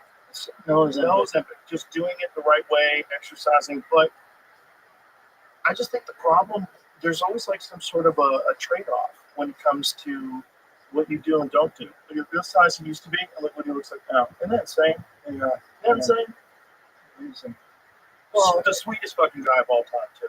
Yeah, so you can reach that way. It's like depression and exercise. But also, he's a wealthy star. He has access to great food. He has a reason to believe his life is going to be better. He's got a great life already. Yeah, for most, enhancing himself. Yeah, I think for most people, like actually developing a real exercise regimen is way harder than just taking Prozac.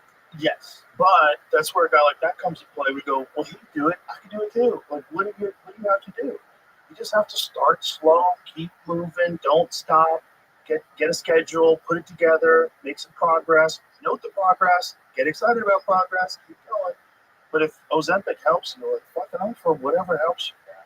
You know, I've had a friend that was very close to suicide before he died. I'll never say this. No one should ever take SSRIs. I don't know if he would have bounced back, but he did bounce back, and then he got himself off of them, and then he got healthy, and now he's great. And this is, with a lot of medications, a lot of them there's some real benefits for them, and I think Ozempic is one of those. I think if you're a morbidly obese person, one of the things that my friend Brigham Bueller, who is the CEO of Ways to Well, and Ways to Well is also a pharmacy. They're a compounding pharmacy, so they make some peptides.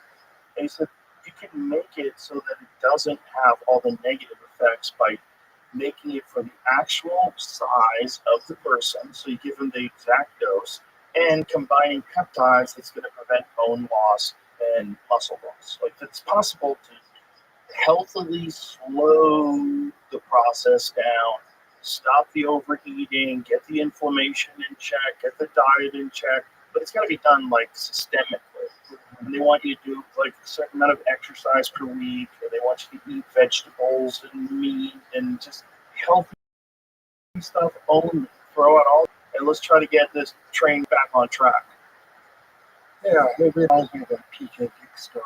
Did you, what's it called? The Three Stigmata of Palmer Eldritch. It's a competition between an interstellar psychedelic versus a terrestrial psychedelic. Which company was going to be able to sell the psychedelic or the worldview of choice? You're the one that came from the earth, got people into turkey patties world, where everybody was this big, and they all lived in this house together and did stuff like they went to the beach and had barbecues and things. That was the terrestrial psychedelic that was competing against an interstellar psychedelic. It was completely horrible. It was weird. It was like you never stop tripping. Like, oh no. Yeah, and that was gradually spreading. Well, I think that's everybody's fear when they do something. Like, oh my God, what if this never ends? What if this is my new reality? Like, oh my God, I'm done. I'm dead. Yeah. I'm gone. It's always been this way. It'll always be this way. Yeah, there's not much tripping. Right. And then for people with severe anxiety, some people just don't bounce back well from something like that. And that's why I never advocate drugs to anybody. I never have. Yeah, I know you haven't. Yeah. Well, you didn't even want to admit that you did it when we first started talking. Right. You didn't even want to make me smoke pot. Yeah, at this point, But I think you thought back then, like, to be taken seriously as a researcher. Yeah, that's true. But I'm realistic the researcher now, so I don't have that same kind of camouflage going. Yes. Well, I'm glad because like without you, the understanding of what that experience is would be greatly diminished in popular culture. I don't think people really understand what it is if it wasn't for that book. And I know you got to really stick your neck out to try to make something like that. Yeah, And it's bizarre because it is a thing. It's a real thing. And you should know about real things. You should know about real things that have probably been in human use for thousands and thousands of years and hidden from you by yeah. The thing I like so much about DMT is that it's endogenous. It's made in it's made with the brain. Yeah. Uh, Do you think it's what we're making on the dream? it might be what we're making right now. Yeah, I mean that's one idea is that it regulates consensus reality at a certain concentration in the brain. I buy that. But I buy a lot of things. It's the matrix. It's the endomatrix. Yeah. Yeah. Oh, you know about the matrix or this red laser? Oh, yeah. Yeah. Tell people about it because it's nuts. Yeah. I don't know much about it. You haven't done it? No. So apparently it's a red laser, and if you're tripping on DMT and you look down or below, so you could either look from below it, look up, or from above it, look down. Right? Is that correct?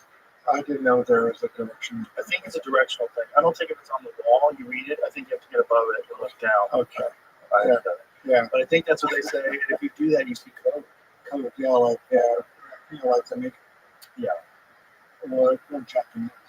If there's anybody that you believe that life isn't real, it's me. Life is that real. But it's not real. Like that maybe there is some sort of magical quality to this experience. Some sort of very difficult to grasp aspect of reality that we ignore. That's spiritual or mystical, or there's something going on outside of just normal physical reality. Well, I think things wouldn't be this way otherwise. Because certain things are encouraged and certain things are discouraged. Yeah. And, cause and effect goes a certain way. It's not neutral. Right. It, kind of pushes in the direction. Mm-hmm. So we create cause and effect, cause and effects, causes, motivations. What are angels and demons? Right. Where does evil come from? We know it's real. Mm-hmm. Where does good come from? We know it's real. It's like everybody wants to be so smart. They dismiss the idea of angels and demons. It's really fascinating because they're really just a word for an actual force that creates a damaging, terrifying, or wonderful, amazing effect. Good and evil. Right. Right? Angels and demons. Yeah, like it's the effect is real, and we both know that people are capable of one. It's one of the reasons why we love people, though, is because we love great people because we know that there's terrible people. We love people that are warm and friendly and kind and sweet because we know that there's people out there that are self-serving and shitty and mean, and we need one to appreciate the other. And that's what's so fucked up about being a person. Yeah. Well, in the text anyway, angels are intermediaries. God has no body, right? So how can God interact with the world? So the angels are the intermediaries. That makes sense. Yeah. Like DMT in a way is from the spiritual, not the physical. What do you think about the people that try to connect UAPs with angels? I don't know. Have you ever had a UAP, UFO experience? No, I've never really. What about you? No. I'm trying. You're trying. How do I'm you try? trying. I get on the rooftop. I got a flashlight. No, I wish. Yeah, I wish I saw something. I wish I saw something that was like 100%. There's no way that's ours. Right. It'd be cool. Yeah, that's never happened. But I don't think they're all lying. I don't think that's the case. I don't think they're all lying. There's too many of them that tell a story that it just doesn't seem like bullshit. Mm-hmm. Has Whitley Strieber been on your show? No. He's an odd one because he's a fiction writer. Not that I don't believe him, but when a guy writes fantastical fiction for a living, and then has a fantastical fictional experience that actually happens to him that becomes his thing. Mhm. It's like Arsenio Hall said, things that make you go, hmm. I'm not saying that it didn't actually happen to him, because his experience, it would be ironic if it did, because then nobody would believe it, because it's fiction, right? But his experiences mirror a lot of the experiences from the John Mack book. You know, did you read that book, Abduction? Yeah, I need to. Yeah, there's like that. Those stories, and that was back before the internet, really, where there was any social media or anything like that back then. Those stories were oddly uniform. Well, they were, and John Mack, the psychiatrist, Yeah. from Harvard. Yeah, we talked about the similarities between his subjects reports and our DMT volunteers. He thought we had come across a technology that would make contact, at least the experience of contact, was something that could be studied scientifically. Someone should reignite that idea right now. I'm surprised DMT is not in the news more. Well, there was a study that they were doing in England, correct? Yeah, there's a couple of groups. Where they were doing a long-term drip, not like yours. Yours was like one push. I think theirs was like a drip. Yeah, 30 minutes. 60 Something minutes. kooky like that. Yeah. Yeah. And there's a group in Switzerland. John D. CCD was going to start one. So there's at least 3 around the world. It's a real place that you can go to, and that's what's nuts. Yeah. And for people that never experienced anything, they're teetotalers their whole life, it sounds crazy. I know it sounds crazy. Yeah.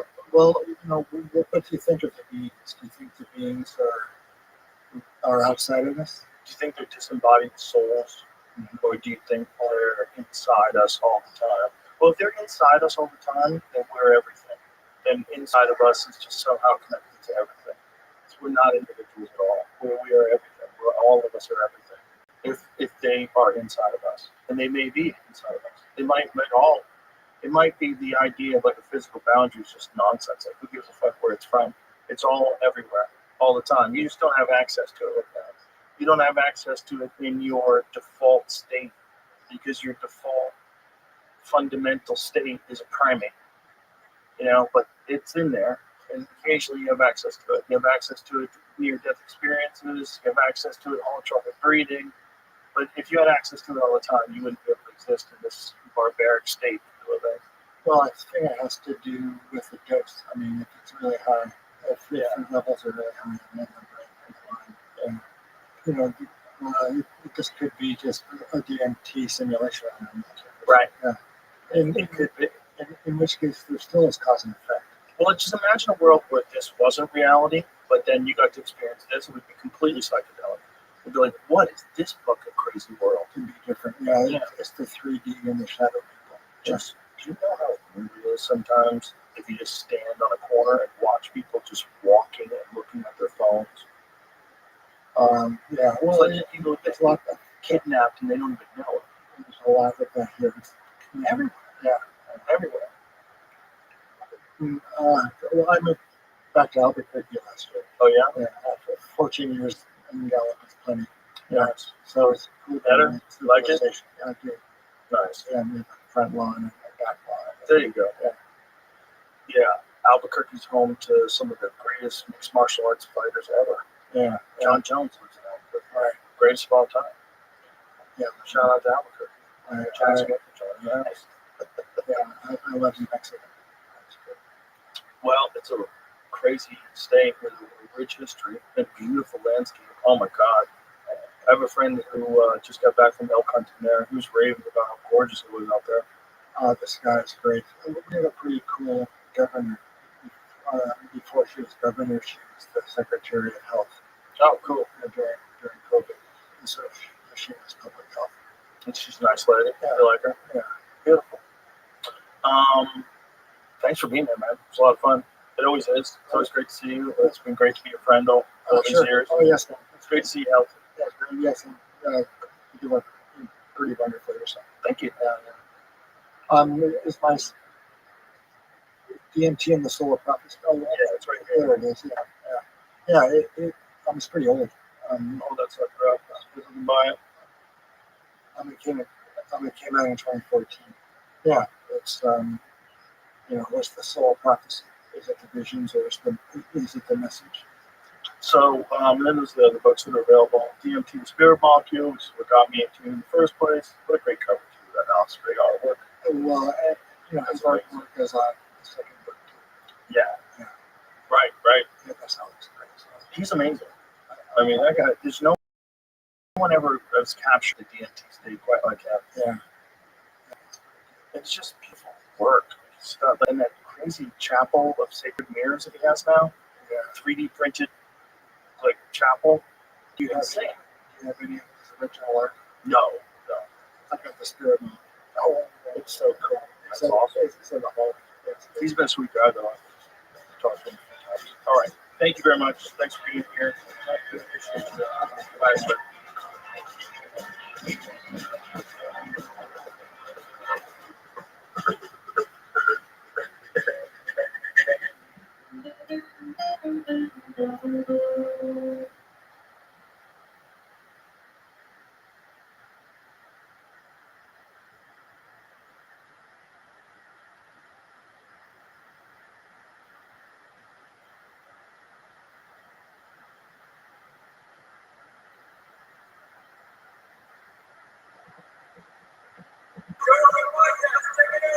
Good job. Again. Experience. Swing by day, Joe Rogan podcast by night, all day.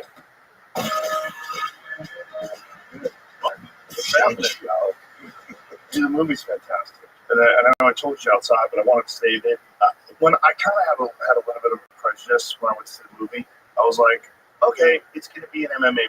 Yeah, but it's not. It's a movie that happens to be about MMA, but it's a great movie. It's really good, man. It's like, it's very gripping, and the performances are fantastic, and the way The Rock did you is nuts. I can't explain it. I keep using the word surreal, but it doesn't describe it. Like I was saying, my son, when he watched it, and just flipping out, like talking to me, like I was saying, like literally, just going, Dad, he's got your mannerisms. He's got your speech pattern. But you imagine, like I'm picturing my son. He's in New York when he watched it, right? And so I'm picturing him in the corner of the lobby of the theater, talking with his back to everybody, going, "Oh my God, Dad! Like it's like a doppelganger. He's got all of it, like full blown. Like it was like the because a lot of my saying for myself is I can't see the forest through the trees. I'm in the middle of it. Am I looking at it objectively? Am I really looking at it? Or am I seeing something that I hear my son say, "Oh my gosh, Dad, he nailed it." Right. No, Unbelievable. he really did nail it. Like we were saying in the lobby, like I didn't know The Rock could act that well. It's really good acting. It's not like blockbuster movie acting, which is he's great at that, but it's a different thing. It's complete. So with DJ, I kept trying to say to him, "You don't have to do this, dude. Like you don't have to do this." And he would stop me and he would go, "Yeah, I do." What do you mean by you don't have to do this? So meaning that, like, he's at a place in his life where he can just keep doing blockbusters and be perfectly fine with it. Mm-hmm. He says it himself. There's always a place for that. There's always going to be a place for blockbuster movies and for that. But he needed to do something different. Mm. He needed to do something different. Well, it's a perfect role if you want to do something different for him because it's a very complex role. And it's about a giant dude. That's it.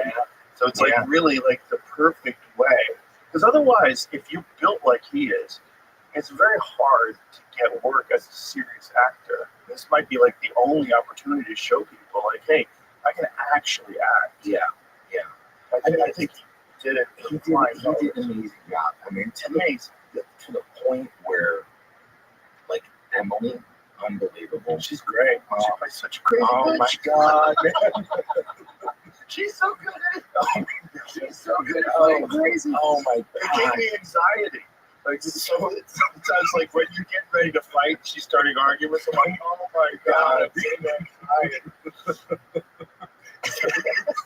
So here's what was here.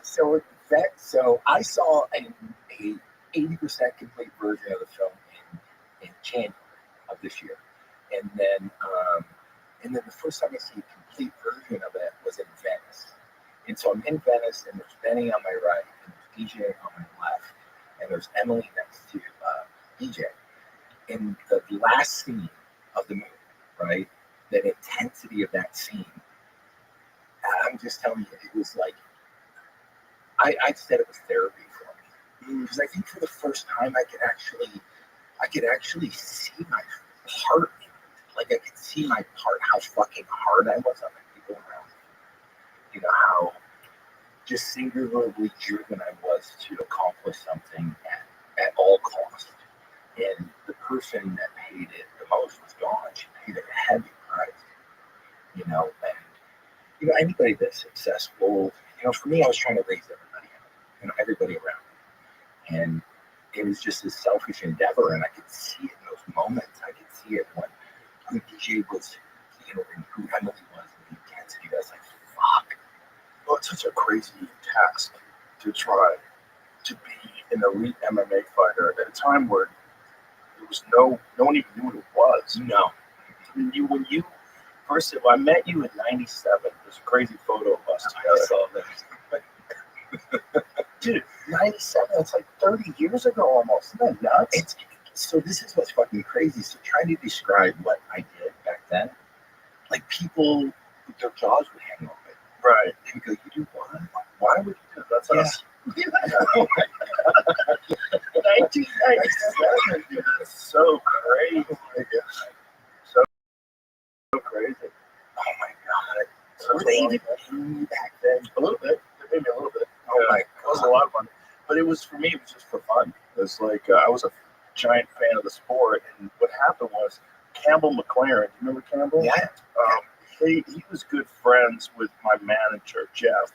And they were just talking. And he said, we need a guy to do backstage interviews, post-fight interviews. Yes. And he goes, Joe really loves the sport. He's like, really? He was like, oh, yeah.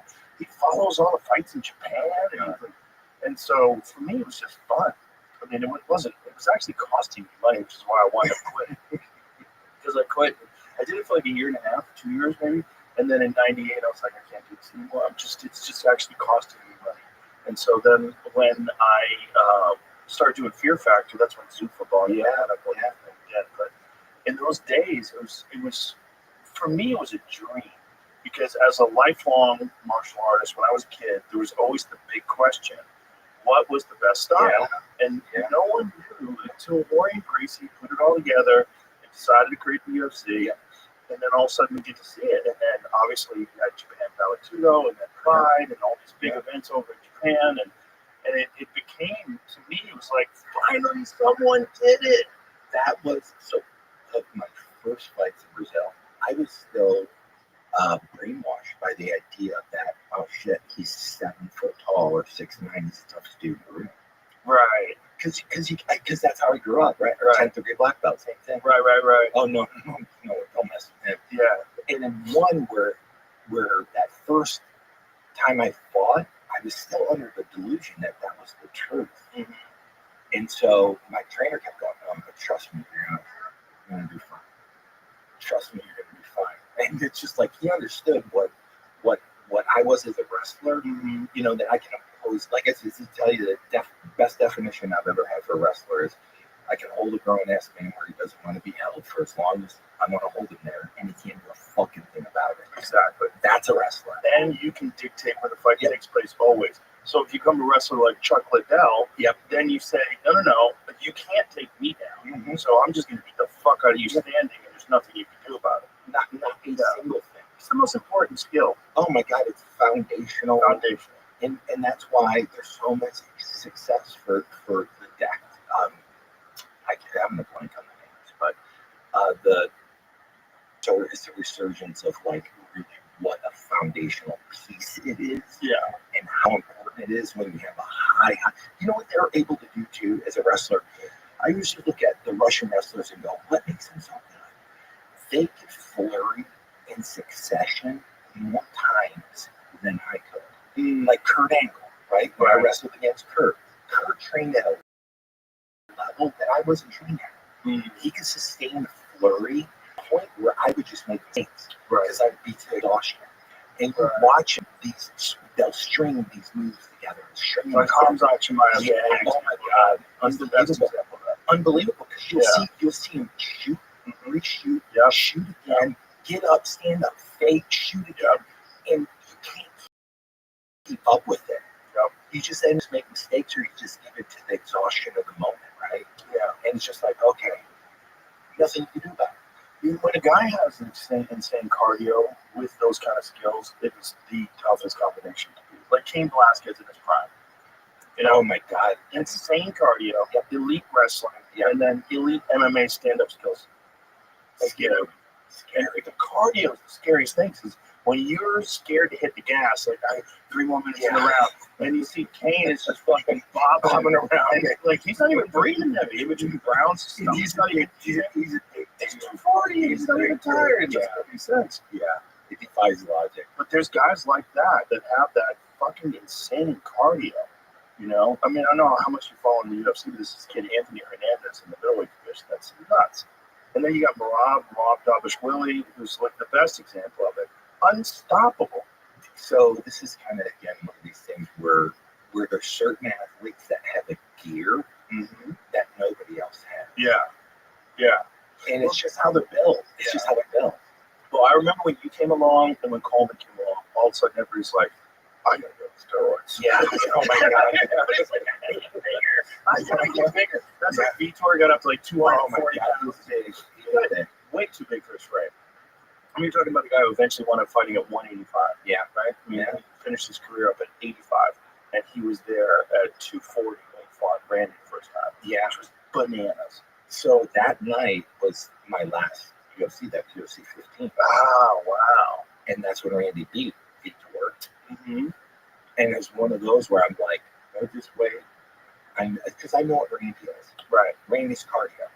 Randy's like, he can take it. And it was one of those things where I was like, I don't think that's just going to happen. Right. It's just and that's what we called him back then. His name was Victor. Yeah. When he first came into the UFC, when his first fight, when he was fighting in Hawaii, he was Victor Gracie. Yeah, he was going by the last name Gracie. And then I think he got sued or threatened with a lawsuit, and then he changed it to Victor Buffer because, like, Orion was very litigious. He was, like, very protective of the Gracie name. And so he fought John Hess in Hawaii and Rumble on the Rock. I don't know Rumble on the Rock. That was BJ's promotion. That was later. This was, like, early on. This was, I don't know who the fuck was doing that event, but it was just in a ring. And Vitor came out and blitzed him with punches, and nobody had seen anything like that before. Like, oh God, this is because everybody thought Brazilian Jiu-Jitsu black belt. Yeah. You don't think you're gonna have a guy with his hands like that. Oh my God, his hands speed was unreal. He was so fast, unreal, and accurate. Yeah, like you can be fast, and that's one thing, but fast and actually hit the target when the target's bobbing and weaving. It's like, oh my God, he's an interesting case study because he's like, first of all, pioneer, right? First fought in the UFC when he was 19 years old. Crazy. And, you know, won the tournament at 19, which is just bananas. And then when we got to see him, he got off the sauce, and his body kind of faded out. And then they brought back testosterone replacement. And then when testosterone replacement came in, all of a sudden it was TRT Vitor, and he was the scariest motherfucker alive for like 5 fights or whatever it was before they killed the TRT exceptions, and then it all went away for him. And it's like, that should be a commercial for testosterone replacement. Yeah, I mean, it really could be. And back then, because there was so much myth surrounding mixed martial arts, that you felt like if you didn't do something, it was like the saying is like, you're going to a gunfight with a knife, right? It's that type of mentality back then. It was also, everyone was on it, and there was no testing. Yeah. And in fact, in Pride, when Ensign was on the podcast, he told me that in large letters it said, "We do not test for steroids." Yeah, oh my God, man. They're like, So they would do this. They would hand you a cup and go, here.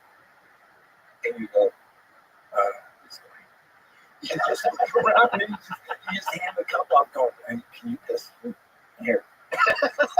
and you literally walk back to the medical and go, Here's "Look, the yeah, here." And I mean, that's the era it was. So your first fight was it in Brazil? In Brazil, yeah. And the crazy thing is, they reproduced that arena, that conference room, Yeah. perfectly. Yeah. Like, because I saw your first fight, I saw all those early fights, and then to see that in like the movie, I was like, oh, they did it. That's perfect. Yeah. Because sometimes they fudge a little. They So here's what. So I was in Vancouver for the set when they had the setup, and I was sitting there. I was laughing with Benny about it, going, "All right, who came up with the pyramid and the door opening with fog machines?" Because it's like I can imagine the brainstorm going, "You got any bright ideas how to introduce the? Yeah, let's do a pyramid." And let's have a trapdoor fall. It's like, what the fuck? Where in the bigger picture of stuff is going? But they reproduced it to the T. It was perfect. Oh my god, it was amazing. It was really great because in the movie they did about Mark Schultz, what was that movie again? Fucking Foxcatcher. That's right. That movie had a lot of shenanigans in it. There was a lot of stuff that wasn't accurate. Wasn't accurate. Like, he fought Big Daddy Goodrich in this one MMA fight, but in the movie he's fighting some Russian dude. Didn't make any sense. No. Completely different cat. Fought a white guy in the movie. Wow. Yeah, he fought Big Daddy Goodrich. Big Daddy was wearing the gi. Like, wow. Yeah, remember? I mean, not only that, but it was Big Daddy Goodrich is a legend. Yeah. Like, how do you leave him out when that was his only MMA fight? Like, why did you change the guy he fought? That doesn't even make any sense. But they just did Hollywood shenanigans. So that was a huge part from the beginning of this when DJ and I talked back in 2019. It's just the trust factor. You guys started talking about this in 2019? Wow. Yeah. 6 fucking years. Yeah. Wow. Here's what's crazy. So he says, "Hey, we move forward with this." And so for me, I hadn't even thought about any of this. Like it being a movie. He wants to play me in a movie. He goes, "I'm going to make the announcement. Madison Square Garden, the PMFL." He goes, "Listen, we had this beautiful conversation, and it was just like this. Do you trust me?" It was like, yeah. He's a fuck great dude. Oh my god, solid. By the way, he says, "Say hi." He left me a great message on the way over here. I was listening to it, man. He's a rare human being. He is. I'm gonna call him after this just to tell him what a fucking amazing job he did. I wanted to watch it right before I saw you. Okay. So I watched it today. And I was like, God damn, this is a good movie, man. And I was just blown away by how well he captured the chaos of the Pride organization, all the weirdness of the contract negotiations, everything. So Benny from the beginning said the only way we're going to be able to do this is have that authenticity to the point where I sent them watches, rings, necklaces, posters, everything I could find, picture-wise, everything, to the props and production. Oh, wow. And they reproduce everything. Oh, wow. So, Joe, I mean, like, when I went up to Vancouver, like, and walked into some of these sets, like, literally going, holy fucking shit. Getting flashback. Oh, my God. Like, you'd walk into a room, and there'd be from one corner all the way to the other, on the wall, just pictures of me in my house, and my this and this outfit, this, and these in my house, and this, and then production saying, okay, was this accurate? How did this? It was this unbelievable, painstaking. They rebuilt my life 25 years ago. So when DJ got into me, he actually was. He was me. Yeah, it seemed like it, man. I mean, it really did because it's just it's hard when a guy's so famous to pretend that he's someone else. Yeah, he has to be really good to get you convinced. And I was all in. In. So first time I saw him in Vancouver, like nobody told me. Nobody said, "Hey, listen, we're going to prosthetics. We're gonna give him cauliflower here. We're gonna make his brow, and then nobody told me this. So I was up there for fight week, and they're getting ready to shoot the scene where they're introducing everybody to the finals for the Grand Prix. And so DJ's the last one to walk in, and I'm watching the ring. I don't know who's behind me, and I turn around, and it's like this, like I see him as me. Like what I did, I'm like, fuck you, like fuck you, like oh my god. And it's this moment where I'm looking at him, and I'm looking at myself. Yeah, I can still see him in there, but I'm like looking at it like a mirror picture of myself, and it's this experience where I'm like, oh my god, man, like wow, like you're going, like this is you going to a place that nobody even thought you could get to. Right. Like it was incredible. Well, you're such an important part of the history of MMA that I think this movie did that. It really honored that. It really did it justice because at the end of the movie when it talks about how fighters today make millions of dollars. I'll cry. So go on. I'm sorry. No, it's okay. It's like, but that you guys paved the way. If it wasn't for you guys just doing it for very little money, barely getting by, putting your whole life on the line, and barely getting by. Oh, and I love that you had Alexander Usyk. Oh my God, he's like this episode, that was amazing.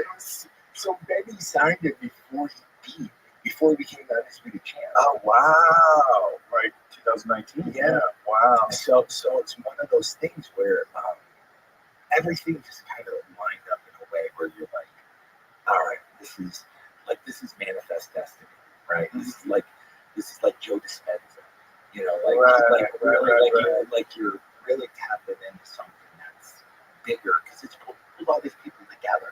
Usyk did a great job. Oh, he did a great job. Oh my God, he did that spinning back. I'm like, he's a boxer. He's not supposed to. Yeah, I mean, I didn't even know he could do that. No, neither did I. It's kind of crazy. Yeah. Well, I guess I got kind of do anything. Yeah. Oh my God, he's. You know how many rounds he trained prior to fighting Tyson Fury? No, 600. Jesus. With 3 different training partners. So every dude came in every third round. He had a fresh guy. I know that he was doing 15 rounds a day, and he made a deal with himself that his back touched the ropes. He would have to do another round, an extra round. So that's one that I didn't hear that, but he said he would do rounds where he wasn't allowed to punch. Oh wow! At all.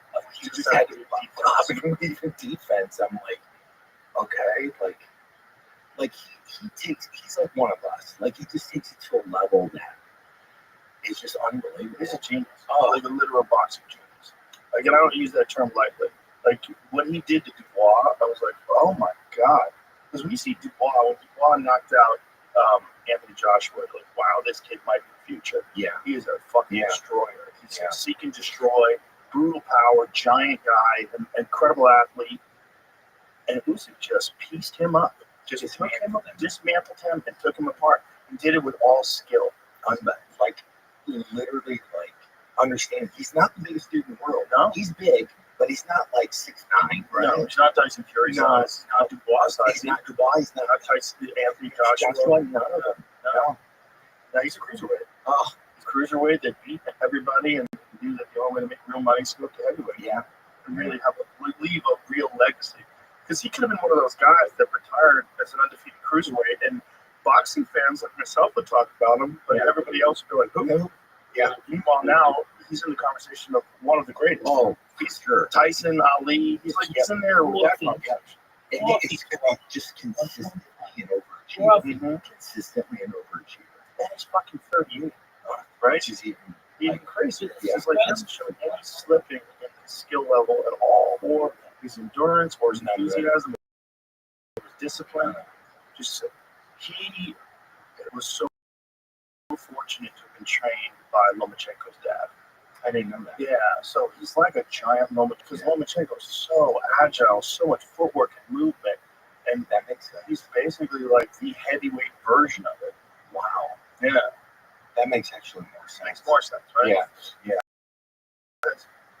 his movement for such a big guy is just extraordinary. It just doesn't exist anywhere else because it's not just the light on the feet; it's the angles he takes after punches and then the shifting of the weight back to center when you don't expect it. And that's like my son.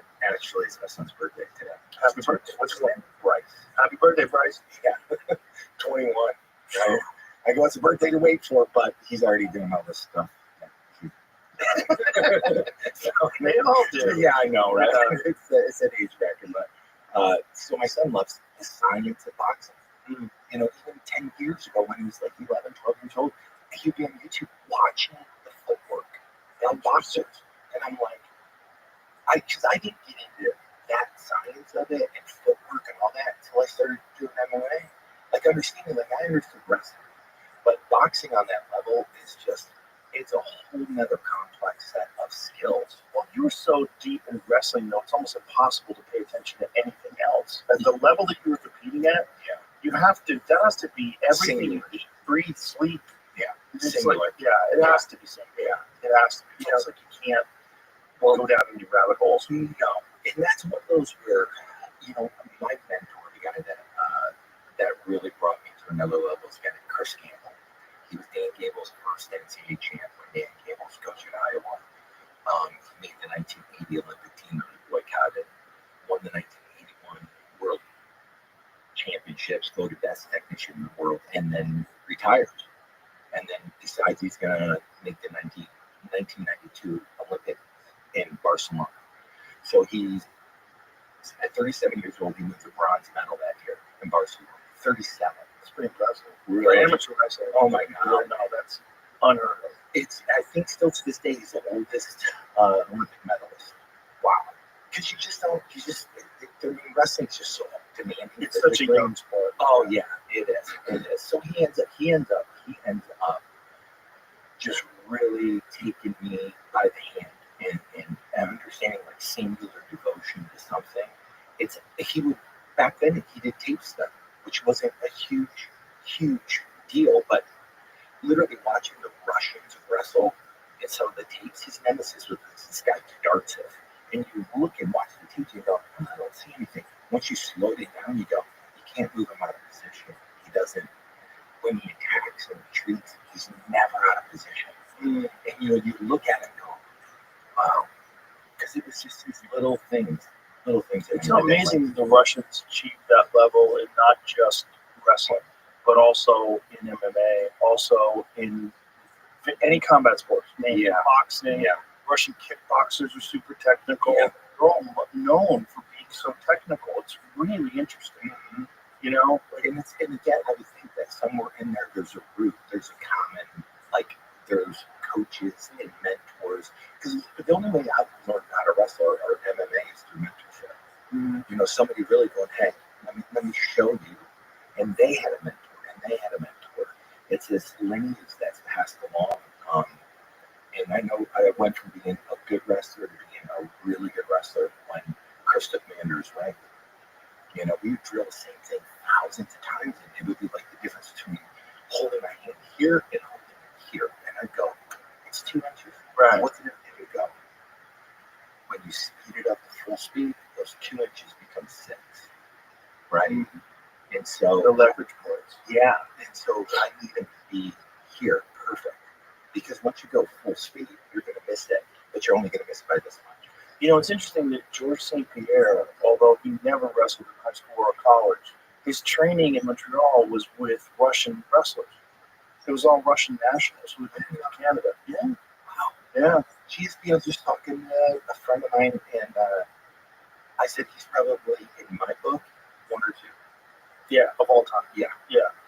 He's certainly in the conversation. It's so hard to say, really, because, you know, Mighty Mouse, I think, never got the credit that he deserved. Yeah. He was a 125er, and then people forget how good Anderson was when he was in his prime. And then BJ Penn when he was in his prime. I feel like you really have to look at a guy when he's redlining, like when he's really at the peak of his abilities. You can't judge him by the fights they fight after their prime. You can't, because it's not fair. You're just gonna say like who, when they were champion, when they were running shit. Who exhibited a level of MMA that's above beyond everyone else. And George is certainly in that Oh, conversation. he's for sure of parties like John Jones, right? Like when you get somebody that's at that level at his peak, right? And he can make other professional fighters look like they're amateurs. They look silly. Yeah. They don't belong in there. Like And he was doing that to guys when he wasn't training. That was crazy. He was fucking off and barely in the gym and still dominating in world title fights. Sometimes I get a little upset because I'm like, how many fights he probably rocked as a spectator, as a fan? Like how many fights he missed because of shenanigans? Yeah. Just like, but it's also, I mean, you know, what happened with you and what happened with him and what happens with a lot of guys, it's like the pressure of life sometimes, and what makes you a great fighter in the first place, there's a certain wildness. Yeah. And with a guy like John, that wildness, it's like, it's hard to keep on a leash. Yeah, I know how that feels. Yeah, I'm sure. Well, I remember I had no idea, and I don't think anybody had any idea until the Smashing Machine documentary came out. And when that documentary came out, everybody was like, holy shit. First of all, kudos to you for allowing people to see you like that, raw, completely honest about all of the addiction problems, everything, and no one would have expected it. When they saw you, they just saw this fucking dominant destroyer, this guy who's like smashing everybody, and you just thought, oh, well, that guy's just, he's just a machine, and just so mentally strong, and he just gets out there and gets done. And then you allowed them to show you where in the making of the documentary was what essentially trying to capture was you at your prime. Yeah. And what they caught you was you where your life was falling apart just fortuitously. Yeah. It was just kind of random luck they caught you at that time. So when John Green, who's the producer, I went to Syracuse with him. We were on a wrestling team together. He's the one that called me and said, hey, I want to do a documentary. At that point, my vision of what it was a little camera where the screen would show up and they go, okay, we're filming a documentary. I got you on stage, you know. And they show up in Japan for my full championship fight with 10,000, 15,000, whatever they were, digital Sony cameras, a boom mic, and like 5 people. I'm like, oh fuck, you're really gonna make a documentary. And so he was right from the get-go. John could see what was the contrast, like me as a player, as a person, that contrast. And so that's what he was after. It's like to really show this contrast and like you could do this for a living, be this kind, sensitive. But that was what was weird about it. It was a very weird contrast. Yeah. You're very soft-spoken, very kind, always very considerate to people, very nice. And then you get into the cage, and it's like, who the fuck is that guy? you know what the feeling is? The feeling is like, the question I always had in my head is, okay, if somebody's going to go you in a room, who the fuck's coming out? And I never was able to answer that question for myself. I know it's competitive, right? But I didn't know if I had that switch, that thing, and then start fighting and go, oh fuck, and then there's a switch in there, and I figured through that process, what I was really trying to get is your will. I was trying to take your fucking will, and most people don't want to give it. Right. Like when you get a high-level fighter, it's like Fabio Gugel didn't want to give him his will. Headbutted him, dug in the cuts, did all this, beat him mercilessly, but he wouldn't give it to me. And it frustrated me. I didn't know how to take it from him. I'm going, I'm out of here. It's waiting for him to break. Yeah, he doesn't break. Yeah, some people don't break. You can break their body, but their will can't break. No, he was one of them. And it's still to this day, his wife called me and I had lunch at his house. Wow.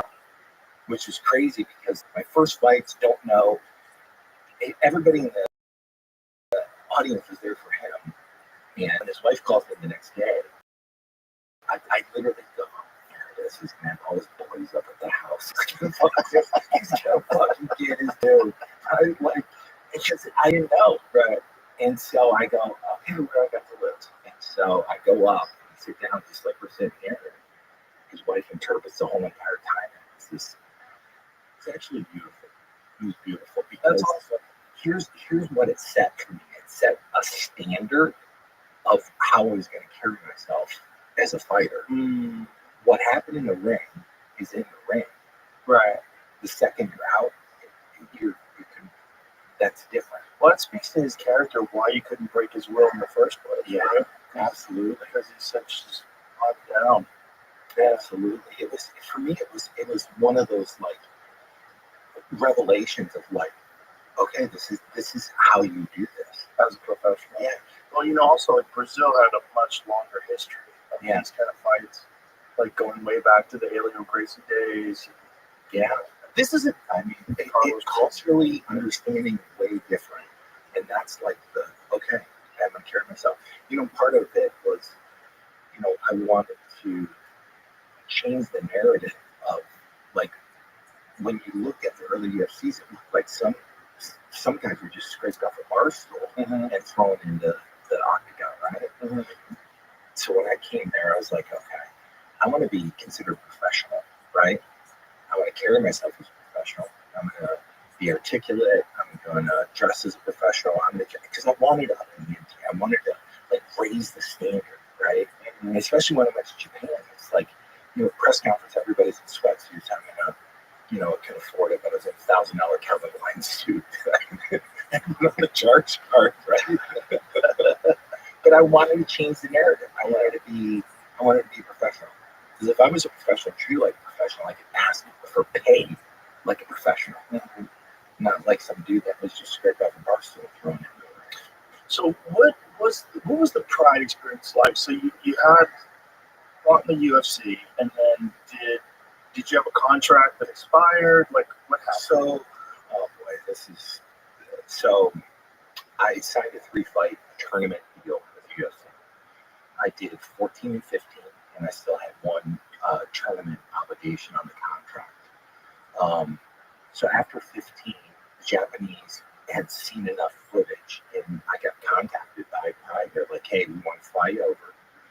We want to have you as a key piece to build this organization." So I'm like, okay. So they fly me first class over, first class hotel. I meet with a guy named Mr. Ishishaka, who his real name is Kim Dutsu. He's a Korean guy, and who owned K1. Wait a minute, a Korean dude was pretending to be Japanese? You had to have a Japanese name. Whoa! You couldn't do business in Japan without a Japanese name. That's crazy. So he signed all of his documents. He's conducted. Wow. Called him Mr. Ishishaka. Wow. Yeah. So he had to learn Japanese. Yeah. And it's still with an accent because he spoke Korean. So it's just one of those where understanding like the culture back then just was still stuck, and hadn't really progressed. Wow. So Mr. Ishii owned K1 and Mr. Shaka started Pride. And it was called KRS at the beginning before it turned into Dream Stage. Oh. And so here's where it gets a little sticky. So I go over there, I take for Pride 2, it's supposed to be me and Royce Gracie. Him and I there's still fight posters and a sign of him and I facing off with each other, signed the contract to fight for way more money than was being paid for in the UFC. And when I get back to the States, I get served with papers of Airport, New York City, the UFC suing me. It's when Bob Meyerowitz still owned it, and Art Davis was involved. And so they were suing me for breach of contract. And it was like one of those things where I was like, okay, I did, like one of those experiences where I was like, oh shit, and the Japanese said, okay, we still want you. You need to sort this out. So it took 5 months to sort out the differences between what the UFC needed and if they're going to let me go and all this other stuff. And in that time frame, Royce got hurt. And so Royce had to step out, and they put Bronco Sigete in there, and I ended up fighting Bronco in Pride 2. Oh, wow. Yeah. So if everything would have went as everything, I would have fought Royce Gracie in the Tokyo Dome. Him and I main event, me at my peak, voice still in his prime. Wow. That would have been insane. Oh my God, it would have been like thinking about it going, because people have asked, like, I'm like, I don't fucking know. But I would have given it every single thing I could. Wow. That's it. That's the poster. Wow. Yeah. Signed, inked, everything. Yeah, at least 80 pounds on it. Oh, at least that. Yeah. But this is it. This is the transition from not knowing what I was getting into, going, I can't fucking carry that much weight at all, and be cardiovascular. I just can't. What were you at your heaviest? 280, 285. Jeez. Like 6% body fat. Woof. Yeah. That's hard to breathe.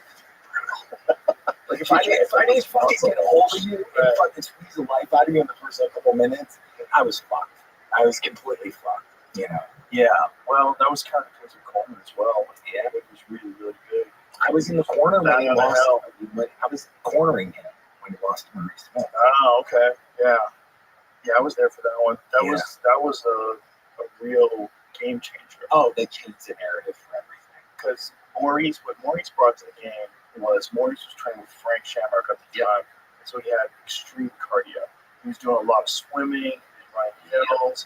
I mean, he was really cardiovascularly at an elite level for an MMA fighter at the time. Frank and I used to talk about heart rate training way back when.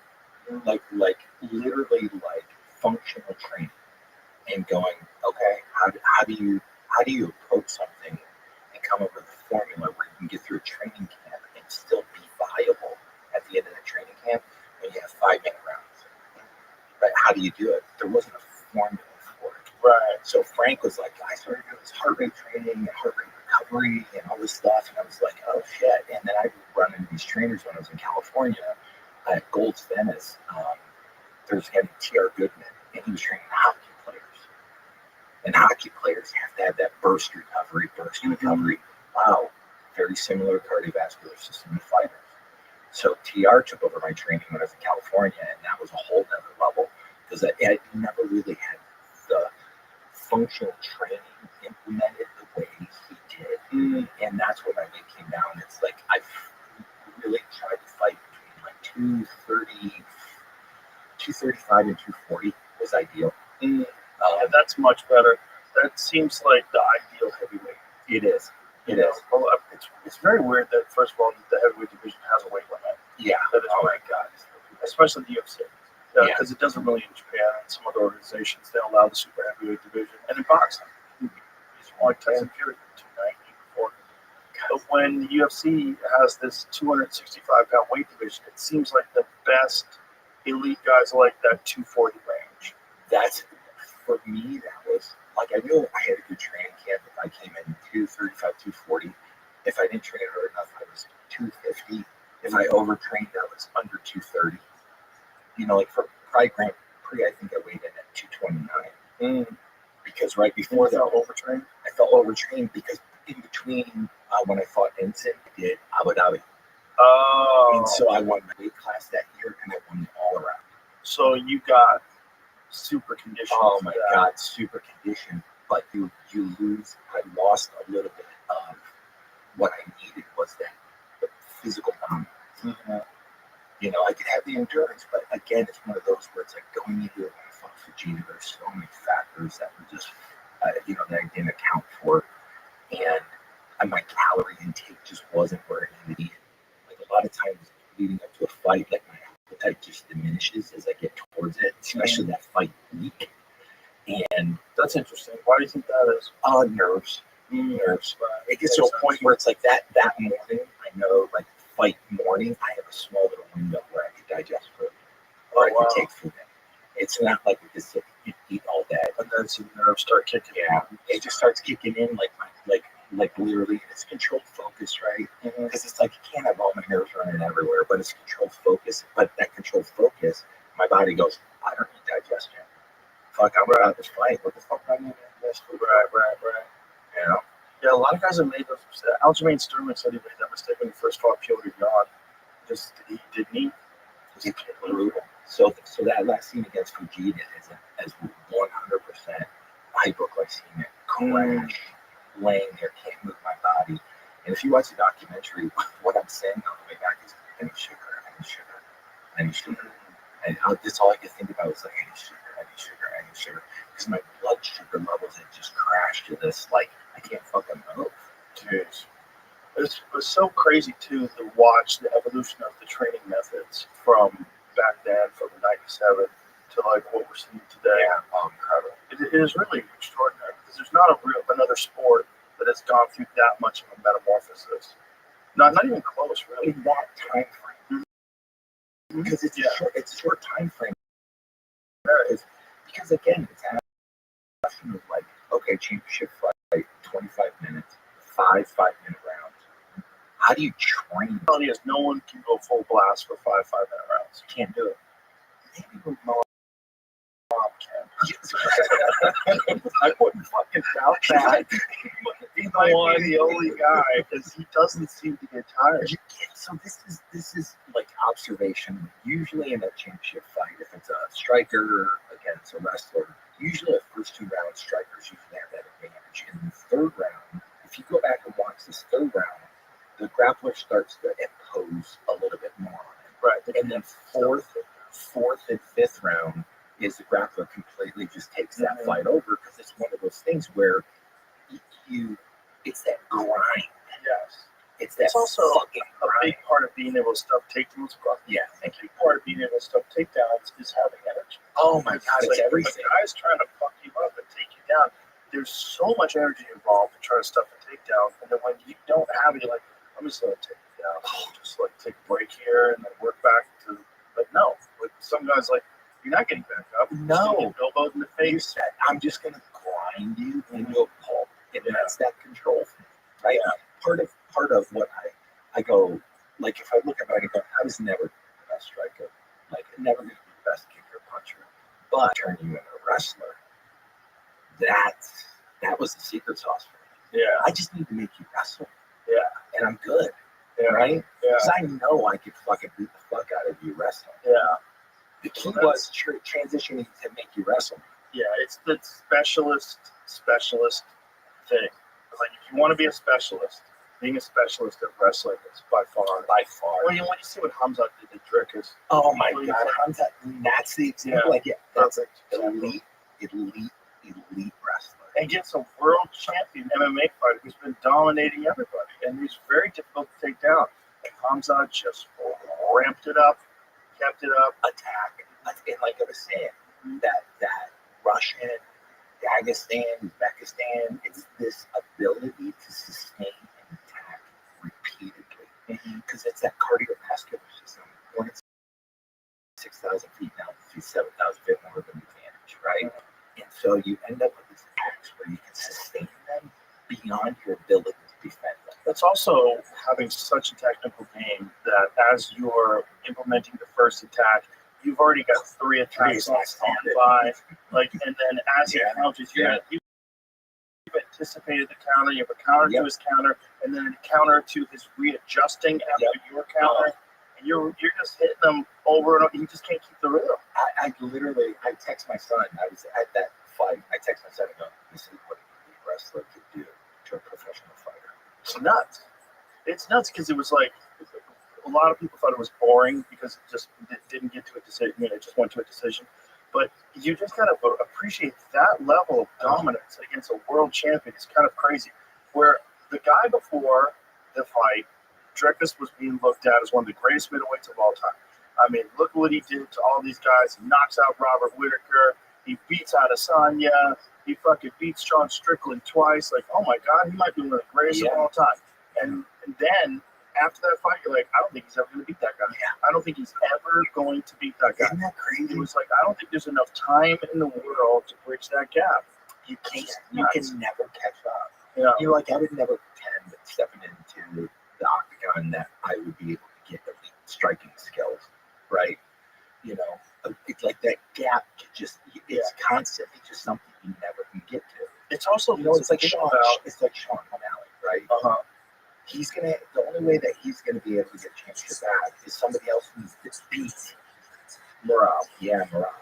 And then it's gonna be stylistically matchup, right? That's that conflict of matchup because skills, you're not going to do that. You know, he got better for the second fight. He did a lot better, but So did Rob. That was part of the problem. That guy's he's not stopping. God, how old is he? Rob? He's 34. How old is Rob? Rob Rothschild, 34. Wow. 34. So he's in his prime right now. In his prime for another few years. Yeah, I would think that it's one where there's going to be a lot of people that think they can, but that's just a different animal. Yeah, it's going to take someone who's that maybe has a striking advantage. Yeah. To beat him. Yeah. But then, That's an anomaly. it's such a crazy sport to watch that, from 1994 to 24, 25, it's almost unrecognizable. The difference in the gap. You can't, like there was a period of time where I couldn't watch. I didn't watch the UFC probably about like 7, 8, 9 years. And over the last 5, 6 years, I've watched it almost religiously, right? And just realized, oh my God, they hit a level. It's that mutation. It's like this first generation, second generation. Yes. And they're advancing so fast that you're looking at these fighters, you're like, it's such a unique set of skills. It's an incredible set of skills. Unique to any other sports in the world. And it's also you really fighting 3 different sports. That's one sport. Yeah. Which is really nuts. You're fighting grappling, you're fighting jiu-jitsu, and you're fighting striking all together in one sport. It's like, wow. It's like playing soccer, football, and baseball at the same time. How the fuck would you do it? Yeah. While getting hit. While getting hit, punches and elbows. But without guys like you would have never gotten it. Because if there weren't people that were willing to fight for very little money, travel overseas, have these crazy events, and beat your body up and do what you did, and what Coleman did, and a lot of those guys did in the beginning. Without you guys, there is no UFC today. It's not the same. It was, one, like being in the Hall of Fame and being in the Pioneer and understanding that. Like I said to myself, even if I advance sport, this much, it needed this much of time to get to where it is today, right? Like Coleman advances sport this much. Well, you guys brought in the new element, and the new element was elite wrestling with enormous muscles. Yeah. And it really was so real. And especially in the early days, because Coleman would get in your guard and just headbutt the fuck out of you. His headbutts were illegal. Yeah, legal. And bare knuckle. Like when I first did I interviewed him after he beat Dan Severn when he became the first UFC heavyweight champion. Total bare knuckle. Yeah. He had a little bit of taste on the hands, trying to keep the bones from snapping in half. And that was it. Wow. Like people, they watch it now, and this film, right? It gives people a little bit of a look inside of like what it was, and for me, the cool part about it is understanding. Like I said, I'm just a little piece, but that little piece is necessary to be able to watch some of the guys do what they do now. Well, it's different than any other sport in that these little pieces had to be there before people could figure out what to do. Yeah. Well, they put them all together. Yeah. When I actually talked to him when I was in Newark, that's one thing I said. I said, look what you built. You can feel however you want about, in person. I said, look what you built. Oh. Yeah. Like, no one could even imagine this. Well, you have to be a madman to do what he does. Like, that guy works so hard, and he works so many hours, and he fucking loves it. And he loves the sport, like, truly loves the sport. He and I have, like, long conversations on the phone. I would imagine. About fights. I would imagine. Just about, like, I go, what are you going to do about this one? Oh. When's this happening? Is it true? Is it hurt? Fuck. Yeah. Oh, my God. Oh, it's minor. Okay, 6 weeks. You're rescheduling it? Okay. Yeah. And, we have these long-ass conversations. I'll tell them about kickboxers that I've been watching. I'll tell them about these guys. I mean, that's one of the ways that we became friends, and one of the ways that I started working for him in the first place is because we would have conversations when I first met him when I was on Fear Factor. I wasn't even working for the UFC. I'd feel like you watch the fights in Japan. You ever watch Japan Valley Tudo? Do you know about this guy? Do you know about Hank Gracie? Do you know about this guy? Yeah. And we just rattling off different names. And he's like, how do you know all this? Like, I don't know. I don't even know the rules to basketball. I don't know what's happening. I know when the ball goes in the net, it's good. I don't know the rules to football. I don't know the rules to anything. Yeah, exactly. I only have room for combat sports. Ask me about Marcelo Garcia. Ask me, I'll rattle off some stats. I know some shit about fighting. But to me, it was Eddie Bravo and I, when we were kids, when we were young fellas, when we were hanging around, working out, we would say to ourselves, like, you know what the sport needs? Some crazy billionaires who love the sport. Just got to dump a bunch of money. Because we knew at the time, we were like, this is the most exciting sport in the world, right? So all it needs is for these really rich guys to be fans of sport. And it's almost like it manifested itself, because that's what happened. The Fertittas came along, and they were just really rich guys who loved the sport, and they took a crazy chance. They were $40 million in the hole. Yeah. $40 million in the hole on the UFC. And it was just losing money. And they just hung in there year after year until they were almost ready to fucking sell. And then decided to go forward with The Ultimate Fighter. That's dangerous. That was it. That 2005. Yes. Well, people got to see it on Spike TV, and then the fights were so wild that people were calling their friends. Yeah. And they were saying, you got to watch it. So as the show is on, and this is like before social media was really all that. Yeah. As the fight was on, the ratings came up and up and up and up. And it was like, Spike TV was like, holy shit, we got a fucking hit. We got a hit. Yeah. And Diego Sanchez won the 185-pound division, and then the fight between Stephan Bonner and Forrest Griffin. That's the fight that changed everything. Changed again. Because that's one of those, if you ask just a marginal fan, they'll refer to that. Exactly. They'll refer to that. Because at the time, it was nobody had ever seen anything like it. Yeah. They didn't know what MMA was. Yeah. And here it is on TV, and these two guys were so evenly matched. That was the best part about it. They both had trained together in the house for all those fucking weeks, and they'd all be talking shit to each other and all that, and they knew they were going to fight in the final, so it's like this long build-up, and they were perfectly matched. Yeah. And it was just bang, bang, bang, bang, bang, bang, fucking sweet, real kick, there's so much shit in there. That fight just went on, and at the end of it, the whole crowd was like, yes! And, I was the one, I was the first person to suggest, I was like, they both should have a fucking contract. This is crazy. You can't take a contract away from one of these guys for this fight. And Dana, to his credit, gave both those guys the contract. Yeah. And it was all of a sudden the sport was hot, and then Chuck Liddell was the poster boy. Yeah. Because he was the perfect guy to be the most famous champion at the time, because he was a destroyer. Oh God, he would just seek and destroy. And he had an iron chin, and he would just stare at you with a fucking serial killer's eyes, and just watch. When you watched him, like me watching him, he was so awkward when he held his hands and punched. It was so, like, even watching now going, he was just hunting. He was just hunting. Yeah. And loading up with every hunt. And it wasn't like, it was every single thing was thrown at him. Yeah, everything was shown to show you off. Oh. And he could do it. And he could do it for 5 fucking rounds, too, which is crazy. The thing about that style is, it's unsustainable. He never ducked a punch in his knife. He took a burn and and blasted right through.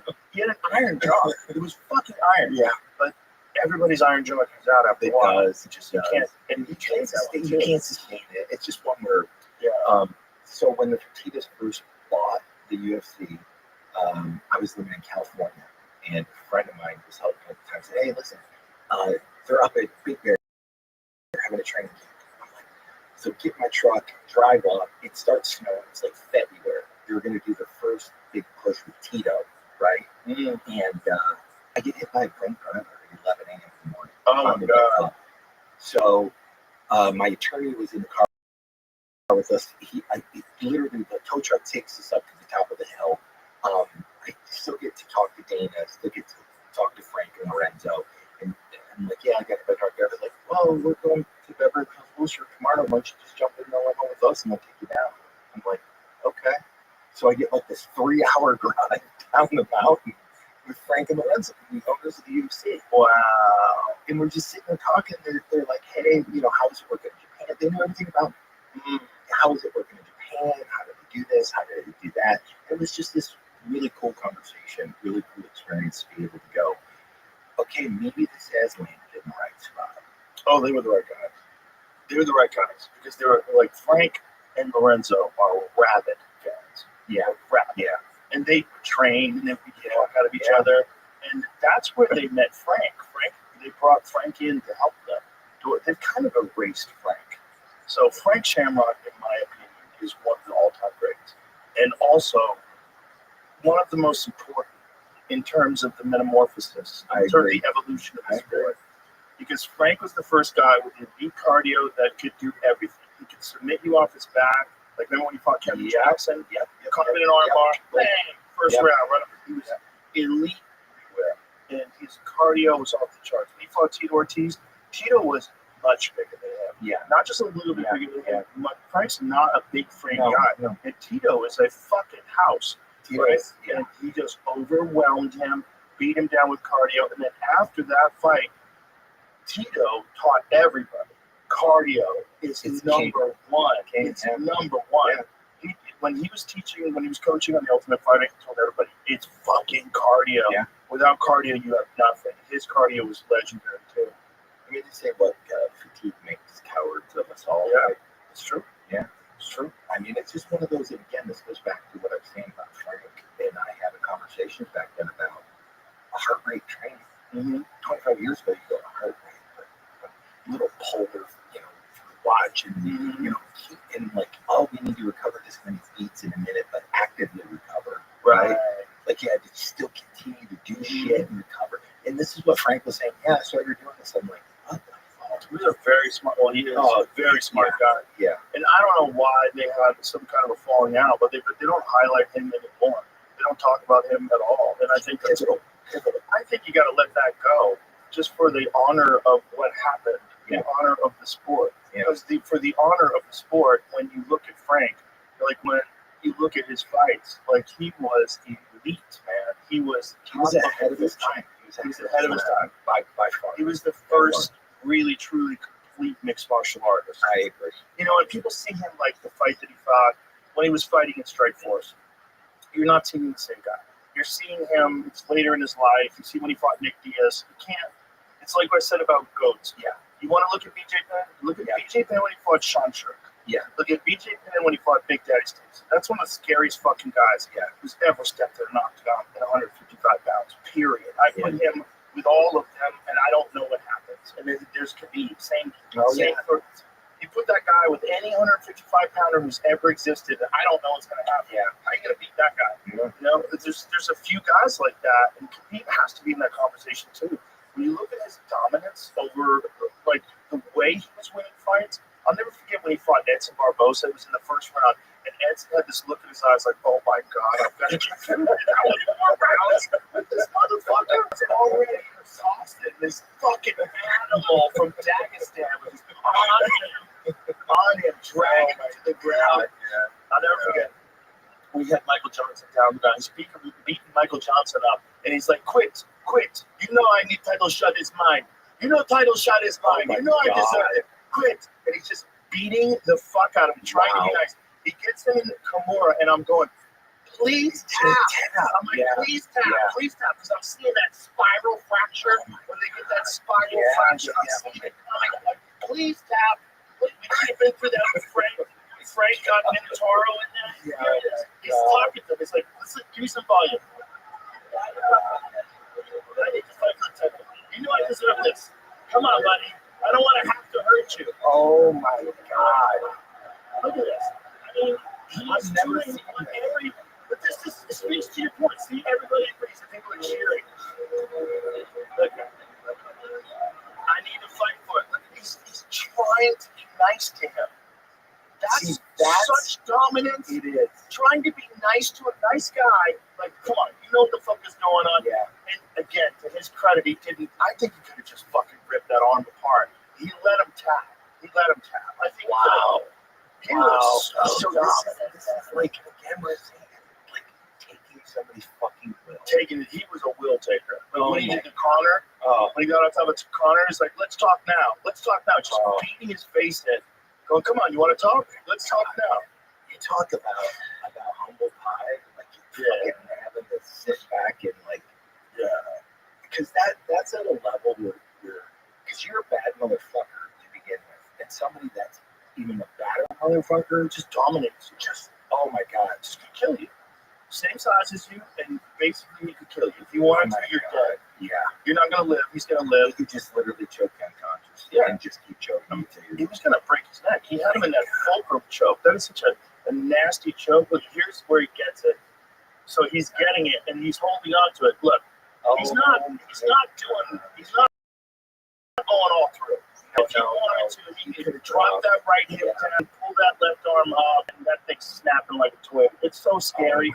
That's my scariest. Other than guys when they break their shins, when they go shin to the knee and the shin snaps in half. Like still breaking. That was horrible. Weidman was the worst. That stuff one watches. It was so Weidman was so loud. And Weidman's went through his calf. His bone snapped and poked out of his calf. Which is real dangerous too, because then you run the risk of heavy infection. Yeah, all of that. You're on the dirty mat, you get an open wound, and some of that stuff is just like, gosh, man, it's another level. Do you feel weird that you did it? Like now when you look back at it, you've been removed for so long, you're like, you beat the fuck out of somebody. I remember when you took Dan Bovish down, you stuck your chin in his eye. God, man. First, the only one still exists. Is the station by chin and eyeball choke. Yeah. I don't fucking choke. I'd never seen anybody do that before. I'm like, that's genius. You know what? It wasn't illegal. It wasn't illegal. And I know it hurt like a motherfucker for him. Why would it be illegal? Why is it okay to elbow the eyeball? It's not okay to shove your chin in there. I don't know. And those are the headbutt days. So why wouldn't it be legal? Yeah. You could chin butt a guy if you wanted to, I guess. Yeah. So if you use, but the thing is, it's a real weapon. Yeah. It is real. It's very effective. Like, I don't think we should poke to eyes because, that'd be crazy. The eyes are so vulnerable. But that is also obviously a real weapon. Like, Kung Fu guys point it out all the time. They go, look, these guys are the toughest fighters in the world. Poke them in the eye. Yeah. I don't know how good you are at eye poking. You have to be pretty fucking accurate. It's not something you can count on. No. Yeah, here it is. Yeah. You shove your fucking shit right in his eyeball. He's just like, bro. So when I'm down there, I could hear him. Fuck, that hurt. Oh, it was horrible, dude. It was horrible. But it speaks to what we're talking about, the dominance of elite wrestling, and how elite wrestling, it surpasses all martial arts. It's the number one, and an elite wrestler can learn jiu-jitsu. Okay, an elite grappler you can easily teach them how to do head and arm chokes, triangles, all that. Yeah. That's not, you're already used to manipulating art. So part of my participation in ADCC was to represent wrestling. Right? Yeah. Because the first year when I got approached to go over there, I'm like, what is it? Like, submission grappling? Like Kiva's grappling, Kiva's jiu-jitsu. Right. They're like, hey, listen, here's what we're going to do. We're going to give you X, come over. And it wasn't a ton. It was like $15,000 to go over. And I was like, okay. I don't know. But while you were fighting. Yeah, while I was fighting. And so I'm like, okay. I just go. Just as a sort of surprise. It was one of those where I was like, okay, now that it's explained to me, I go, well, wrestlers need to be represented there. Right? Yes. And so I go over there, and it was one of those things where it's like, well, I can actually show everybody here in this world that thinks their shit's dominant. Like, no, this is a skill set. You need elite wrestling skills, right? You can have jiu-jitsu, black belt, and all this stuff, but if you're missing this piece component to it, you're fucked. You're fucked. And so it was all about control. Did you see the most recent fight with Mauricio Ruffi? No. Okay, so Mauricio Ruffi, who is one of the most dynamic strikers in the sport, he's literally like a big Connor. I mean, it doesn't make sense that he's in the same weight class as Connor because I think he's 6'1". No. He's real Wow. tall. He's at least 6 feet tall. He's real tall and long and just elite striker. But he fought this cat, Benoit Saint-Denis, who is a judo black belt, elite on the ground, super fucking strong, and he just dominated him, man. He got a hold of him, ragdolled him, got him to the ground. And Mauricio had his moments in the fight standing. Yeah. Benoit Saint-Denis, the French Special Forces guy, Yeah. he's a hard motherfucker. Yeah. So he did stand with Mauricio for a little bit. He got dinged up a little bit, but once he got him to the ground, it was just full domination.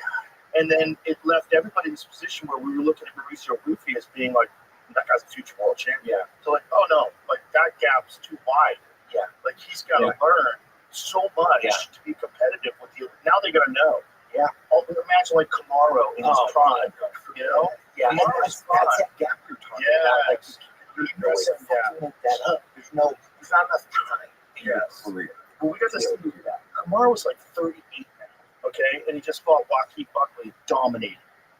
And Buckley's another one. Who was this guy who was dominating everybody at 170? He just knocked out Wonder Boy. We're like, this fucking guy might be the one. Yeah. And then all of a sudden, 38-year-old Kamaru Usman shows how fucking important wrestling is. It's everything. It's everything. Because you can be defensively responsible, and he's very defensively responsible standing. You know, other than the Leon Edwards kick, he very rarely gets cracked. Yeah. You know, Gilbert got him a little and dropped him, but very rarely gets in trouble standing. But once he gets you, the gap is so big. You can't make The gap's so big. Yeah, that's, you know, and again, this is one of these things where fundamentally also wrestling gives you a cardio base that you can build off of. Yeah. Not only because that's the other missing component, right? It's like this, because at an elite level, it's fucking intense. Mm-hmm. It's like Kurt, when he was on your show, he's talking about how to train till exhaustion and then I train. Yeah. You know, it's like that's how he, because at one point when Kurt and I were competing against each other, like 93, 94, I just was bigger, stronger, and I could just defend his attacks. Bro, he won the Olympics with a broken neck. Fuck, man. With a broken neck. Come on. With a broken I neck. was there at Nationals when he literally hit the mat, and I'm like literally, I watched when his neck broke at Freestyle Nationals, and he got hit with an arm spin, and he gets arm thrown, and his head gets almost like separated.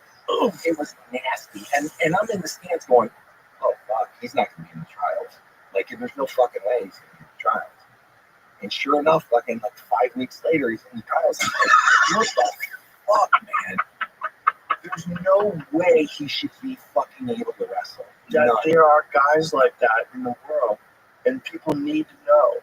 You need to know there's levels to everything, and there's levels to mental strength. There's levels to guys who just will go, and it's really kind of a crying shame.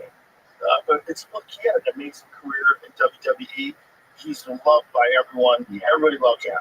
That's great. But it's kind of sucks that people don't know, like, at real wrestling, that guy was the shit. God. He was the shit. He was so good. Unreal for a heavyweight. He was so he was always undersized. Yeah. But it's like the years that I beat him, and then 95 when we wrestled in Freestyle Nationals, and I beat him four times in a row at that point. So we wrestled in the 95 Freestyle Nationals, and I get a hold of him for the first time, and something different. I was like, oh fuck, like wrestling going, oh man, something's different with Kurt, and he ends up beating me, and then in the Freestyle Nationals in 95, and I'm like, oh fuck. There was just something different. I'm like, because he could stay on and attack longer, stay on and attack longer. He was stronger. He hit a gear that I didn't fucking have. Wow.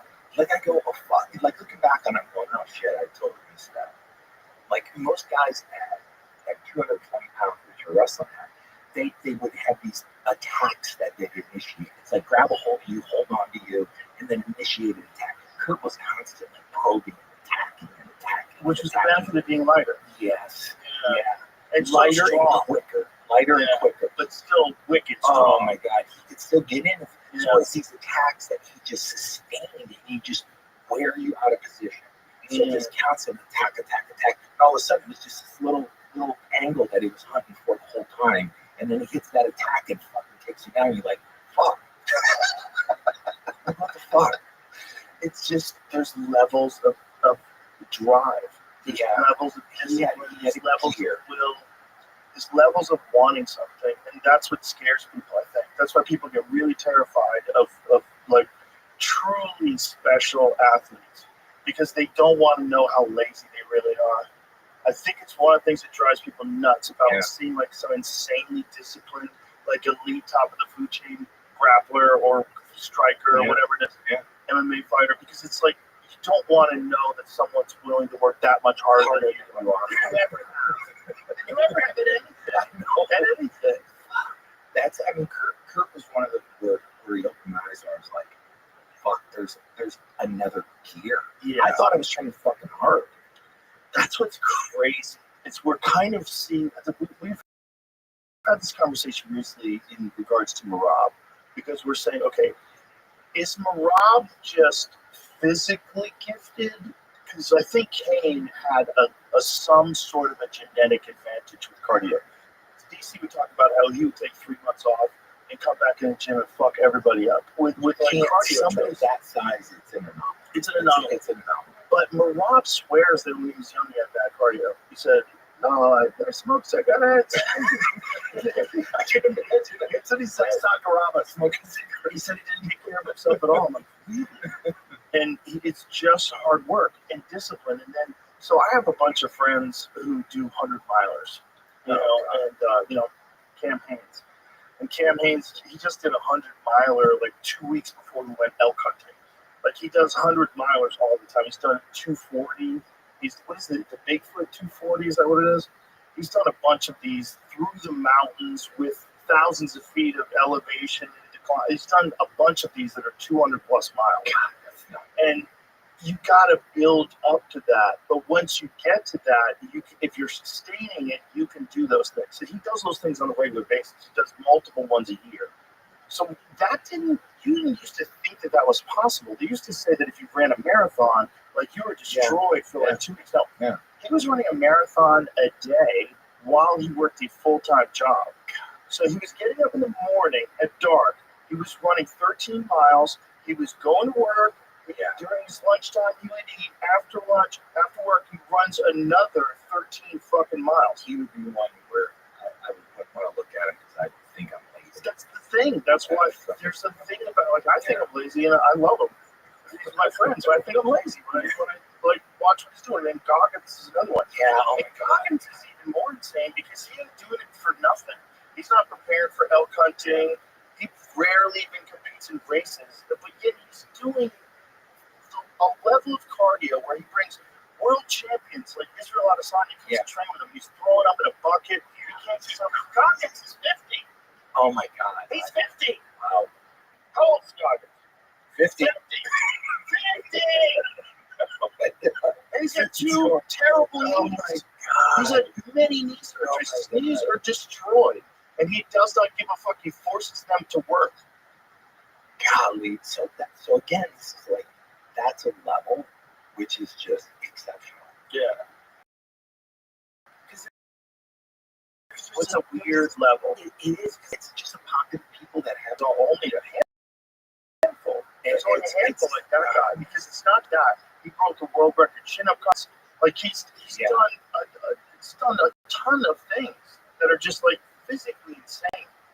You know, he was a sprint he didn't tell anybody about. He did it just because it was hard. This is why he's famous. This is why he's famous. They take him like in a helicopter and fucker shoot to fight forest fires. Because it was hard to do. A photo of a grizzly bear track. And he goes, we just landed near this.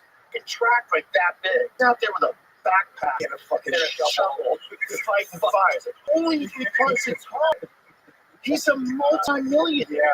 He's a multi-millionaire who's getting parachuted to fight fires. And here's the thing, man. Maybe I'm out of school. People wouldn't even know. You have to know that. Maybe he doesn't want people to know. They need to know that. That's fucking insane. That's like one of those where it's like, you know, the wiring that exists in him, it doesn't happen by chance. That's you have this genetic ability he was fat when he was young, and he was lazy. He was drinking milkshakes. He talks about it openly. This is the first time he decided to enlist. When he went like to run, to go running, you couldn't even run around the block. He was totally out of shape. He has photos of it. It shows you like this is like, no, I've made myself this. So this is my thinking about fighting. Like, have we just accepted that you can't really fight full blast with 5-minute rounds? Or is it that no one has built themselves up to a level where you can? Like when you were talking about how Kurt did new gear, or the gear that Marab is clearly on right now, or Hamza. There's that gear. Yeah. What if, like, we're going to push that even further, where there's guys that can sprint for 5-minute rounds. Like, there's a few flyweights that can do that. Yeah. Like Pantoja can kind of sprint for 5-minute rounds. So there'll eventually be a fighter that can do that. Yeah, that's what I'm thinking. And because it's just one more, like I was saying, from where I started from 25 years ago, and the training methods and how archaic they were, and how little knowledge was out there. Right. Now knowledge is advancing at such a rapid rate, and they're understanding how to recover. Yes. Understanding all these different factors that just weren't there. Yeah, and if you add in a bunch of stuff like hyperbaric chambers, these guys have access to hyperbaric chambers and training with hypoxic chambers and shit like that. There's levels and levels and levels that can be reached. You just have to be a complete fucking psycho and go through all the levels. Yeah. And get the Donkey Kong. Yeah, like measure all your food, all your electrolytes, everything throughout the day. Have your sleep environment perfect. Wear a mask. I'm telling you, there's guys out there that'll do These guys will do it. They'll do it. Well, they have to if that's where you get the edge, right? Yeah. I mean, it's becoming to a point now where the financial benefit is worth the sacrifice, right? Yes. That you'll end up going, okay. Because when I was fighting, once the financial piece started getting in there, they started attracting more talent. Right. So that means talent, it brings the level of everybody up. Yeah. And then all of a sudden, it's like a little bit more money. Talent that could have went did something else. They're going, no, I'm going to go do this because I can get money. Yeah, this is the thing, right? If you're a young kid and you're really good at baseball, but you also like jiu-jitsu and MMA and have an MAB and thinking about what you're going to do with your career, you could be so rich playing baseball. Oh, God, You could be so rich. If you're really good at baseball, you can be rich as fuck, and nobody's trying to kill you. Nobody's trying to beat you over the head with elbows. Nobody's taking you down in front of everybody and humiliating you. Wow. That's my ball. Seriously, I fucking play baseball on our team. Fuck yeah. So that's the problem with MMA. It's like you hear, like, what is it to fight in the UFC? Like, what is the bottom scale? What's like the lowest contract that you get in the UFC in 2020? And this is not even saying that deserve more because this is just how the sport works. Yeah. And it's way better in the UFC, by the way, than it is in boxing. When you watch a boxing card, most of the money's at the top. And very little spread out. Yeah. There's guys that fight in the UFC undercard that make excellent money. But when you first start, you don't. But it's like it's one of those things where it's like what I expect is like start at Microsoft, right? Yeah. And going, I get $1 million a year. Fuck no. You work your way into, and that's one of the things about the sport. As long as it has the opportunity to let somebody grow into it, it still gives them financial incentive to grow into it, right? Right. It's just one where it's like I would expect, like, hey, I'm a good fighter, pay me $1 million. It's like, well, that's not how fucking works. I wouldn't say $1 million, but wouldn't you say, like, let's make this argument. Wouldn't you think that for young, struggling fighters, if they got paid more for fights, they could put together better camps? They could get better recovery and nutrition, have less stress, and be able to perform better, so it would make the product better. So here's where my career transition. I called it internally funded. My first 4 fights, I was using that money to get to the next fight, to get to the next fight. And all of a sudden I get in Japan and they pay me enough money for the one fight that the next day I woke up and I was a professional fighter because it was the only thing I had to do was train as a fighter. What was the biggest check you got in Japan? A little over $500,000. Damn. Back then, that was a lot. Cash. Ooh, yeah. Fucking how did you get it out of the country? That was. How did you get it? Here's what's fucked up about it, right? So at my first couple times over there, like I put, like first time I put 40 something thousand in one cowboy boot, 2 socks. I put 40,000 in a cowboy boot, 2 socks. It was straight out of fucking cartoons how you got paid. Because the next day you go up to a room and you literally would have a room. You'd have an adjacent room which was Japanese guys in black suits smoking, and then you'd have this room which is where you get paid. They had these, suitcases that had your pay. You could choose your currency, $20. So they would have your contract over, and they go, okay, like you get paid. This is the amount, blah blah blah, and they would literally take it out, count it, you would sign on it, and then they would just hand you the cash. First time I ever did that, I'm like, it's $150,000 in cash. And I'm like, fuck. I'll be right back. I go to the bedroom it's in the hotel room, and I grab the fucking case to the pillow, and I go over and I just scrape the fucking money, put it in the pillow. Go, okay, they're good. Just go ahead out. I don't know what the fuck to do. I'm like down in the elevator, like fucking holding money. Like, 50 grand in a bag. I don't even know what the fuck to do. Giant guy. No, it does not, man. It's like, what did they expect you to do with it? I don't get it. How to get it out of the country? No.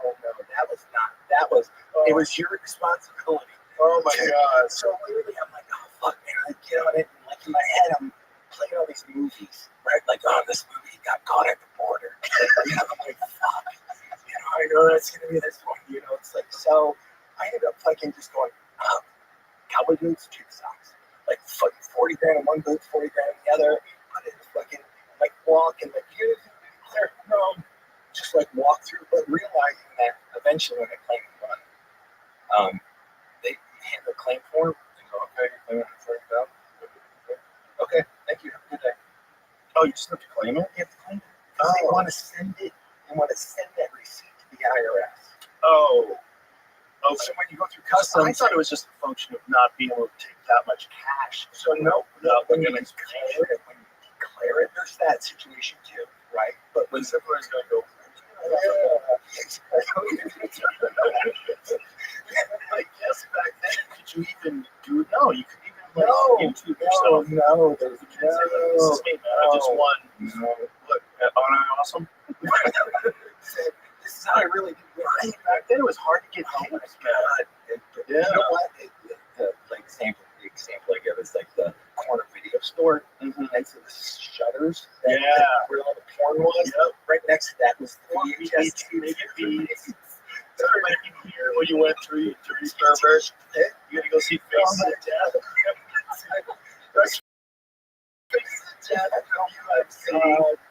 Yeah, that was right. Literally, those were the UFC tapes. Those were the Pride tapes. I remember I was living in Hollywood. I just moved there. It was '94. It was when UFC 2 was available on VHS. Yeah. So I'd heard about UFC 1, but I didn't see it. And then UFC 2, I saw on tape. I rented it from one of those video stores, and I was like, "Holy shit, they did it!" I couldn't believe it. Like, holy shit, they did it. Because this was always the dream. This was literally Bruce Lee's conversation. Yeah. Bruce Lee's conversation. I mean, he was the first guy to be completely outside of the norm in terms of like sticking to your style. Yeah. Because you were like a traitor if you left certain kung fu styles or certain karate styles. He was the first guy to say, no, use what's useful. Put it all together. Judo Gene Bell, he got with. With Chuck Norris, he got with all these other. That was the first thing, like this symbol is a kanji for a dragon, right? Bruce Lee was under the dragon. Dragon is all parts to make one mythical. Yes. And that's that inner dragon. That's that. Bruce Lee's the first one. If people don't realize it, he was the first one to go, fuck, this is incomplete. Exactly. And it's so fortuitous that he ran into Judo Gene Bell. Yeah.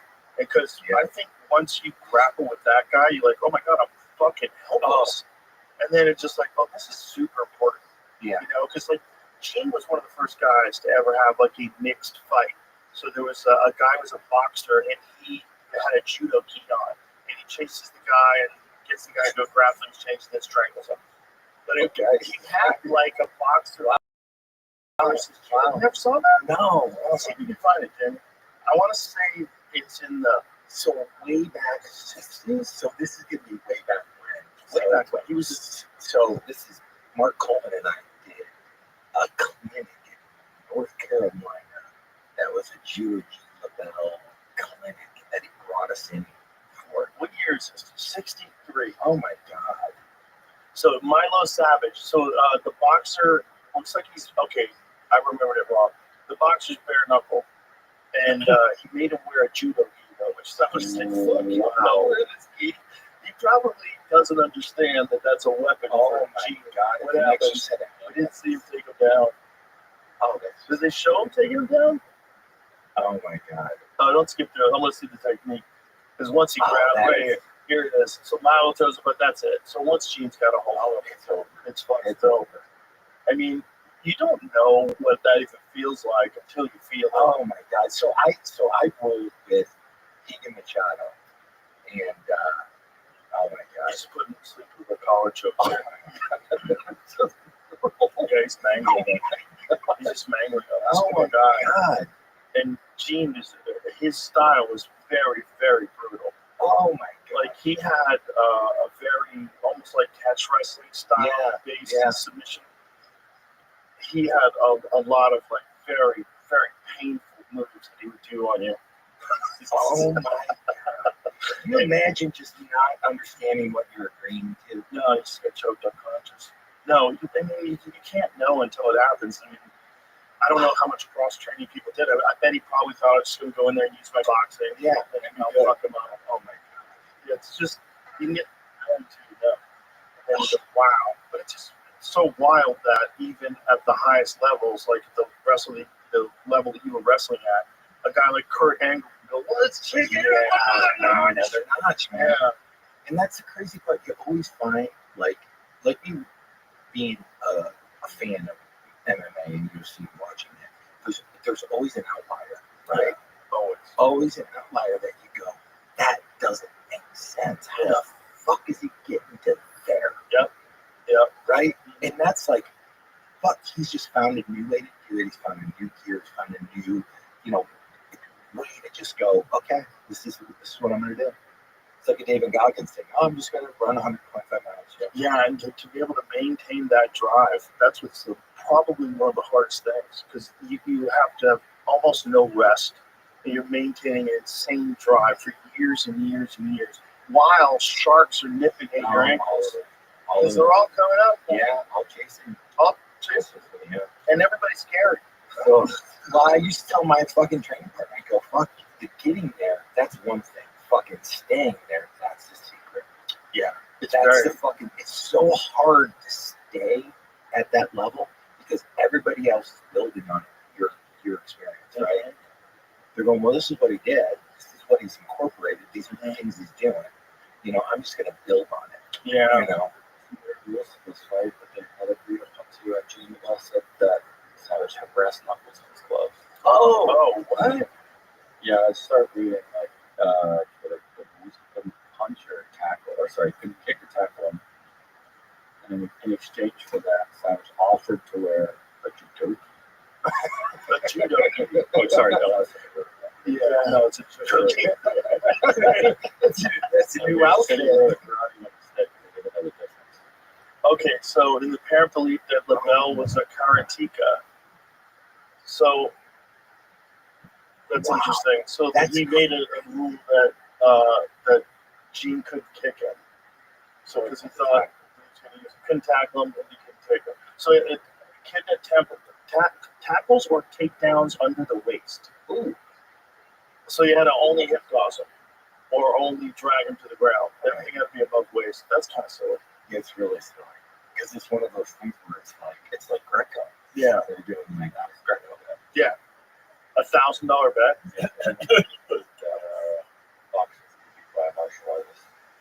Wow. This is way ahead. I wonder if the brass knuckles thing is true. Yeah, according to LaBelle and others. He's a bad motherfucker. I had it in his stomach. Yeah. And again, that fortuitous meeting. him and Bruce Lee getting together, where Bruce Lee was like, you know, the most famous martial artist on earth, turning people on to martial arts, had most mind, and had this philosophy of using everything that's useful, and then meets this guy, and it's like, oh, here here it we is. go. Yeah. He would have loved MMA. Oh my God. He was alive today. Jazzed on it. Oh my God, he'd be there with fight. Yeah. That's one of those things where you know, again, it's just something you can have over time. Way ahead of stuff. But not just that, but like the first guy that became a world famous martial arts person. Like there was no real world famous martial arts people before Bruce Lee. Mm-hmm. I mean, you had to be into martial arts to know about martial arts. Yeah. But Bruce Lee, like everybody knew Bruce Lee. Yeah. Changed martial arts, like, igniting martial arts all over the world. Yeah. I mean, it's one of those things where I look back on it. I've read like part of the history and stuff, and you understand obviously way better than I do. But you know, like ahead of his time, just like when Gracie came along, ahead of his time, you know, in presenting something where he's knocking down all these stereotypes. Yeah, and they had rigid stereotypes back then. You'd have to like get gang fights to protect the style that you were like. Do you know, like, so I started training at Beverly Hills Jiu-Jitsu Club, right, in California. And I remember that spot. So boss would have me out there. Avi Rubin is the guy that owned it, and I'd go out there and teach wrestling a couple days out of the week. It's how I got introduced to Boss, all like Tara Marca, who I was paid. So they were training out of there as well. So you would get these guys, jiu-jitsu guys, that would sit on the outside, wait until the other students were gone, draw all the blinds, lock the doors, and go, "Can you teach us wrestling?" Because they were so afraid that if they got caught there with me, it was like a traitor. Oh, that's hilarious. Yeah. That's hilarious. So you would get like, it's so crazy. It was one of the things because you could feel sharing information better. Yeah. And it was like, no. Jiu-jitsu, we're not sharing shit. You can't participate. You can't. It's so fucking archaic. Like the outlook, and it's like look back and I go, God damn, like, wow, that's dogma. That's like this, like, and it's yeah. They didn't all have that though. No, they did. There's some guys who were open to teaching people everything, but there was definitely some schools for a while that were holding back techniques. 100%. Like, I remember when Hoist Gracie, one of my friends said that when Hoist Gracie caught Dan Severn in a triangle, that he asked his instructor to show it to him. He's like, "You're not ready for that. I'm not going to show you that." Like, why don't you just show him something that works? I rewound that tape probably 50 times. And I still can't remember what the fuck is he doing? Like, what the fuck is he doing? Like, I couldn't figure it out. Like, what the fuck is he doing? Because all of a sudden, Severn goes from beating the shit out of him going to, he's fucking tapping out. Yeah, nuts. We couldn't believe it. I didn't know if there was a name for it. You could submit a guy off your back. Oh, yeah, like, what the fuck? But if you look at it, like, the space where he had Dan's head and arm, he's like that big.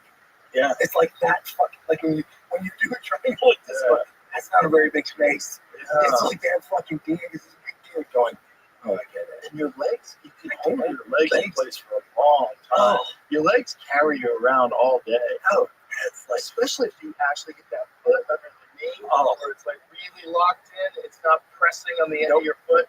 You can hold on to that bitch for a long time. Oh my God, man, it's like pulling on the fuck. Pulling on the fuck. Nuts.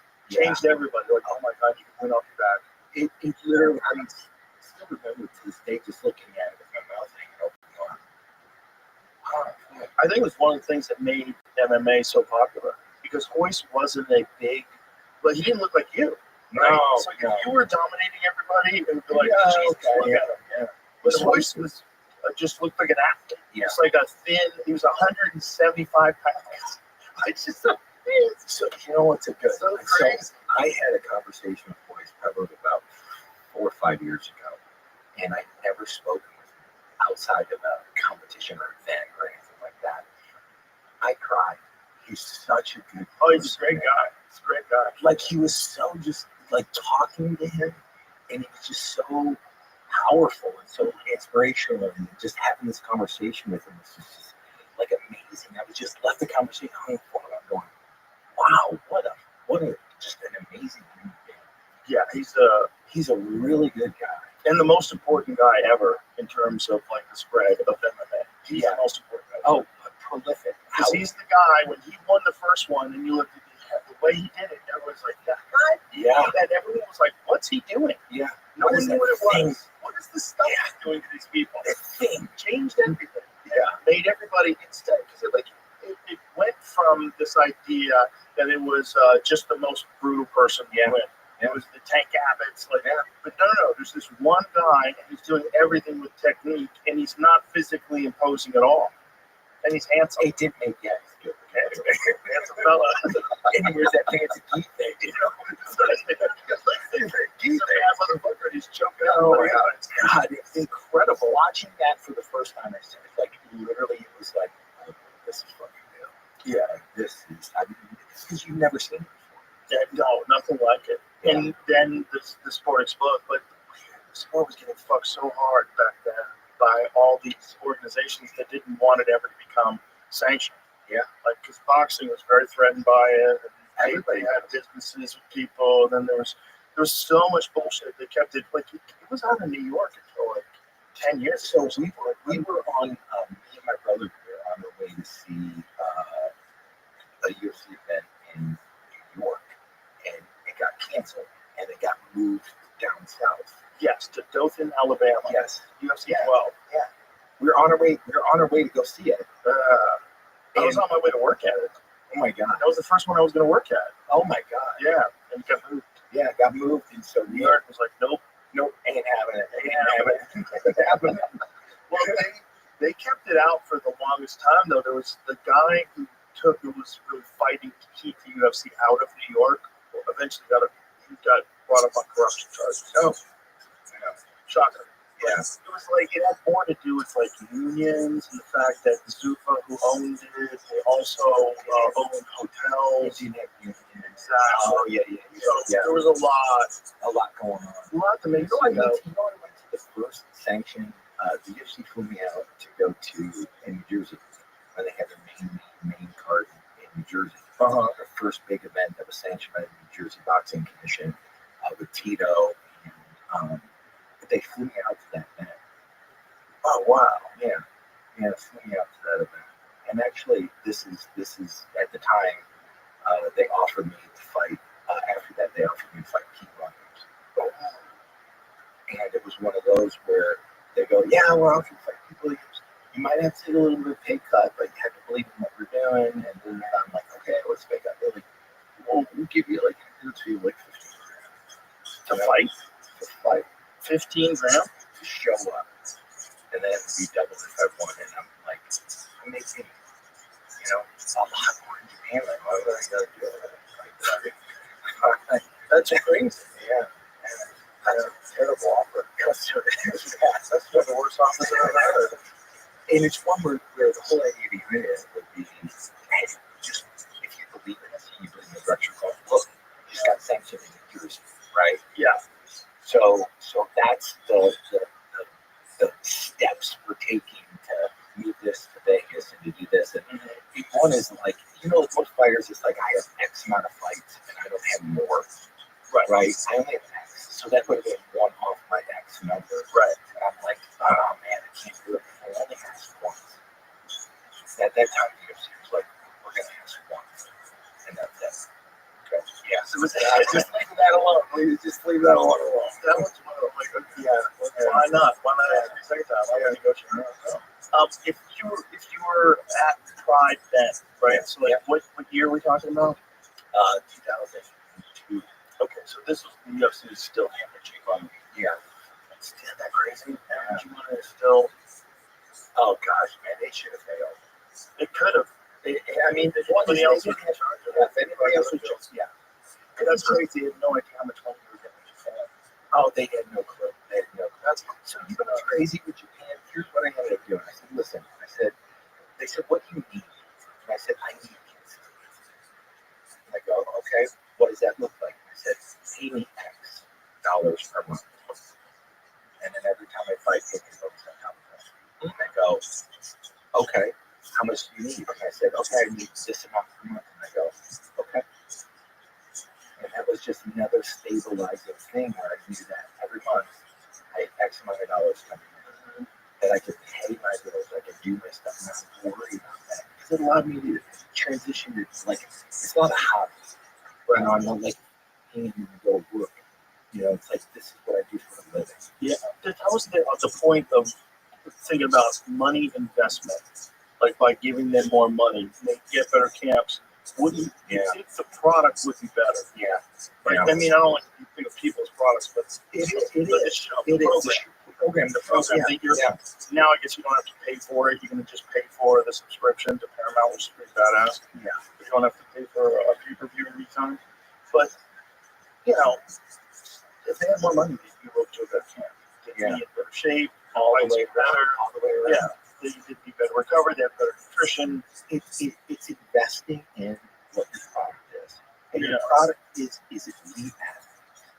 Elite athletes. In order to get elite athletes, they need funding, right? They need tools. The only way they can get tools is through money.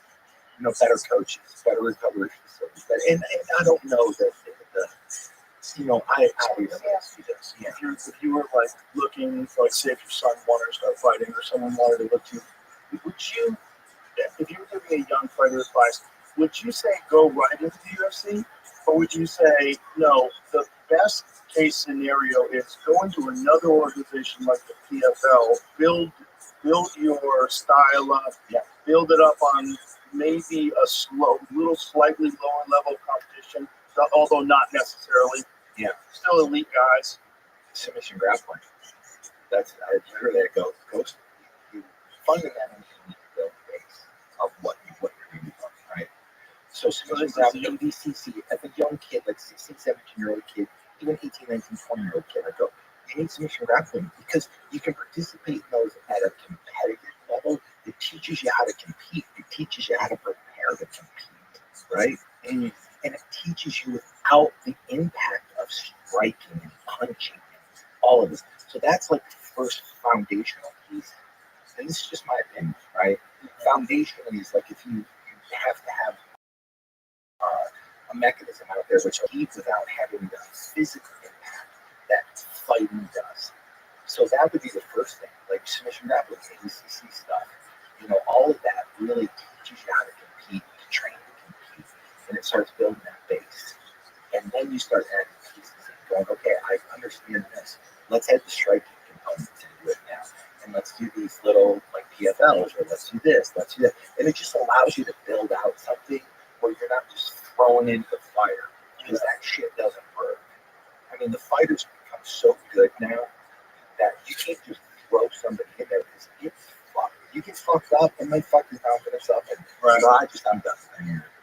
You could definitely reach an opponent that you shouldn't be reaching. Yeah, for sure. I wonder that if you build yourself up in another organization, then obviously you have at least a name. And the hardcore fans know who you are. Yep. So it's like Rainier de Ritter, another example. Who's elite right now. I say middleweight, but I can't believe he's really a middleweight. He's so fucking big. But he's a fantastic grappler. But he was already a champion and won. So he's a champion in ONE FC, and then when he comes over to America and starts fighting for the UFC, people are already hyped for him. So it's like immediately getting tossed in there with Kevin Holland, immediately getting tossed in there with like very elite fighter.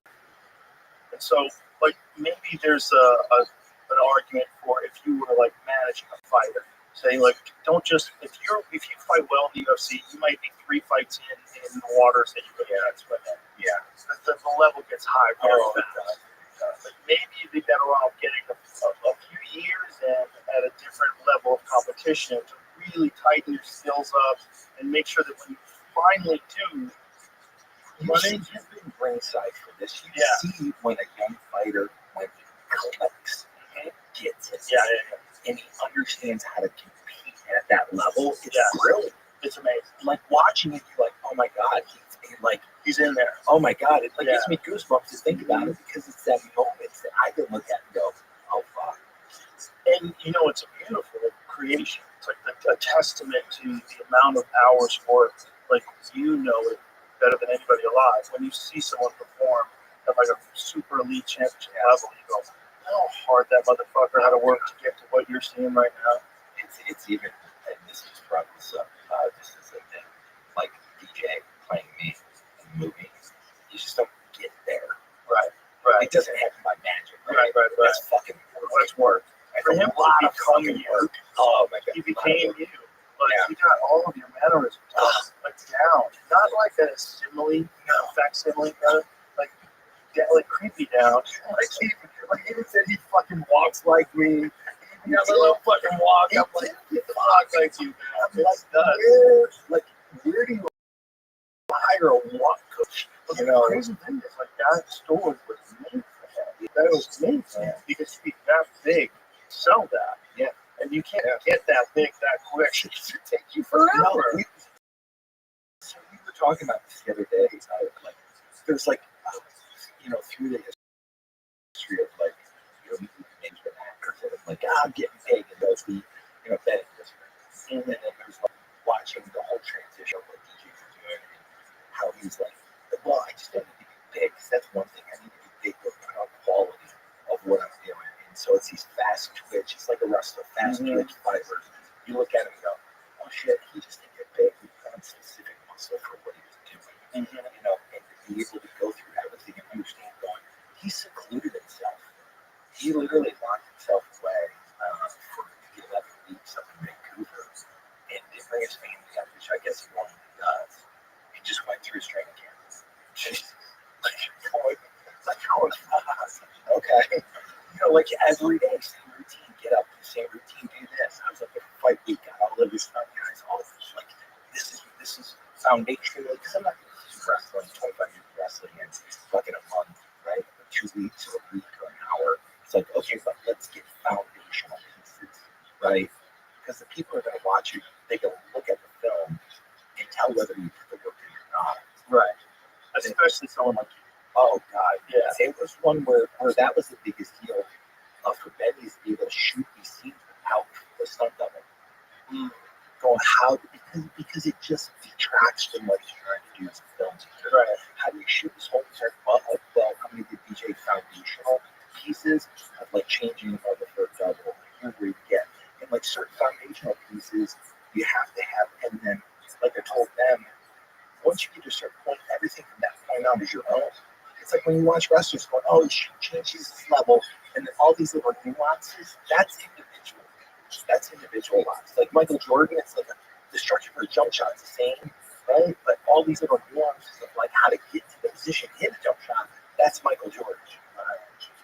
So I go, like when I shoot a double leg, like lowering your level, it's foundational, fundamental, right? It's like attacking without my arms out and tight, that's fundamental. But once I hit the person with the tack, right, double leg, everything from that point going on is my own. Whether I tip it this way, tilt it this way, run them forward, run them backwards, sit down, change them. It's all these little ones. I go foundational and then you're good. So it was a lot of work for him to get to that foundational point. And once he got there, it's like, okay, good. It looked very realistic. The fight scenes were excellent. Yeah. It was like really well done to the point where it looked like the historical fight. Yeah, they did. And again, this is Ben, just like him and how he wanted to shoot it. I really appreciate that because it's like that's hard to do. It's hard to really capture. Like you watch a documentary or a docudrama rather on a person's real life when that person's a famous person like yourself, and I've seen you compete for decades. I'm like, I've seen it. I remember those fights. They got it. They got it real close. Yeah. It's like, wow. Yeah. This is it's really well done, and it also looks realistic. It does look, sometimes fights look a little corny. Oh my God, that was the one thing we're talking about. Going, there's always going to be a space for a Rocky fight, right? Literally, nothing wrong at all. But that's not the shoot it. Like this is how do we create something that pays homage to, and something to build off of, and somebody can look at it and go, oh wow. I think it's important that we're talking about Rocky, though. We have to say Rocky 2, 3, 4, 5, 6, 7, 8, 9, 10, whatever the fuck they got out to. But Rocky 1 was real. Oh my God. I literally, I remember being in the theater and literally watching it just like as a kid. Yeah. Watching it and like, I wanted to be Rocky. Dude, I drank a raw egg. I ran around the block. Oh, As yeah. soon as I got home. Oh yeah, 100%. I mean, you're like, You're like, holy shit, that was a great movie. oh, And they tried to push him out. They didn't want him to play the lead. Who wrote that movie? oh my God, he won an Oscar for that, right? Yeah, It's a great movie, and it's a weird movie. It's a weird it is. Because that's the classic underdog, overachiever, but he doesn't. There are guys like that, man, and that's what's crazy. There's guys that like are hyper fucking talented, but for whatever reason, they just never. Buster Douglas. Yeah. Oh my God. Yeah. Buster Douglas got to get one fight against Mike Tyson and beat him up, and did it artistically. Yeah. He was hitting him with a jab followed by a left hook, just whop whop. It was beautiful. The movement. Wasn't that in Tokyo? I believe it was.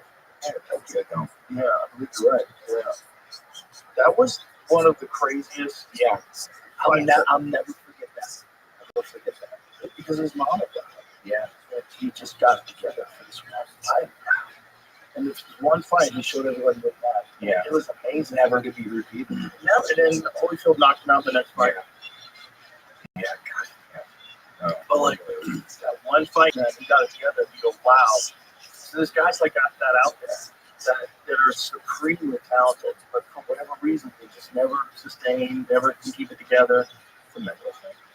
Yeah, I mean, all of it is, right? I mean, just like you're saying, like the outliers, it's a mental thing that they have that a level or two get to. Yeah. Everybody else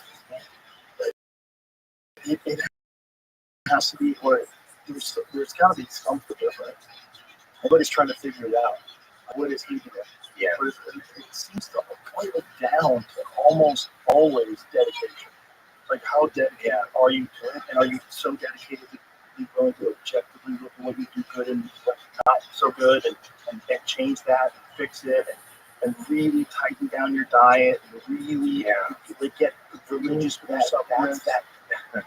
That's the ability to be able to be just have the self-perspective, right? That's honesty. Because a lot of it, like I literally before Chris Campbell, right, was talking about, I thought I was training fucking hard. I thought like I'm training fucking hard, and he just grabbed me by the hand and goes, "No, let me show you what hard is," right?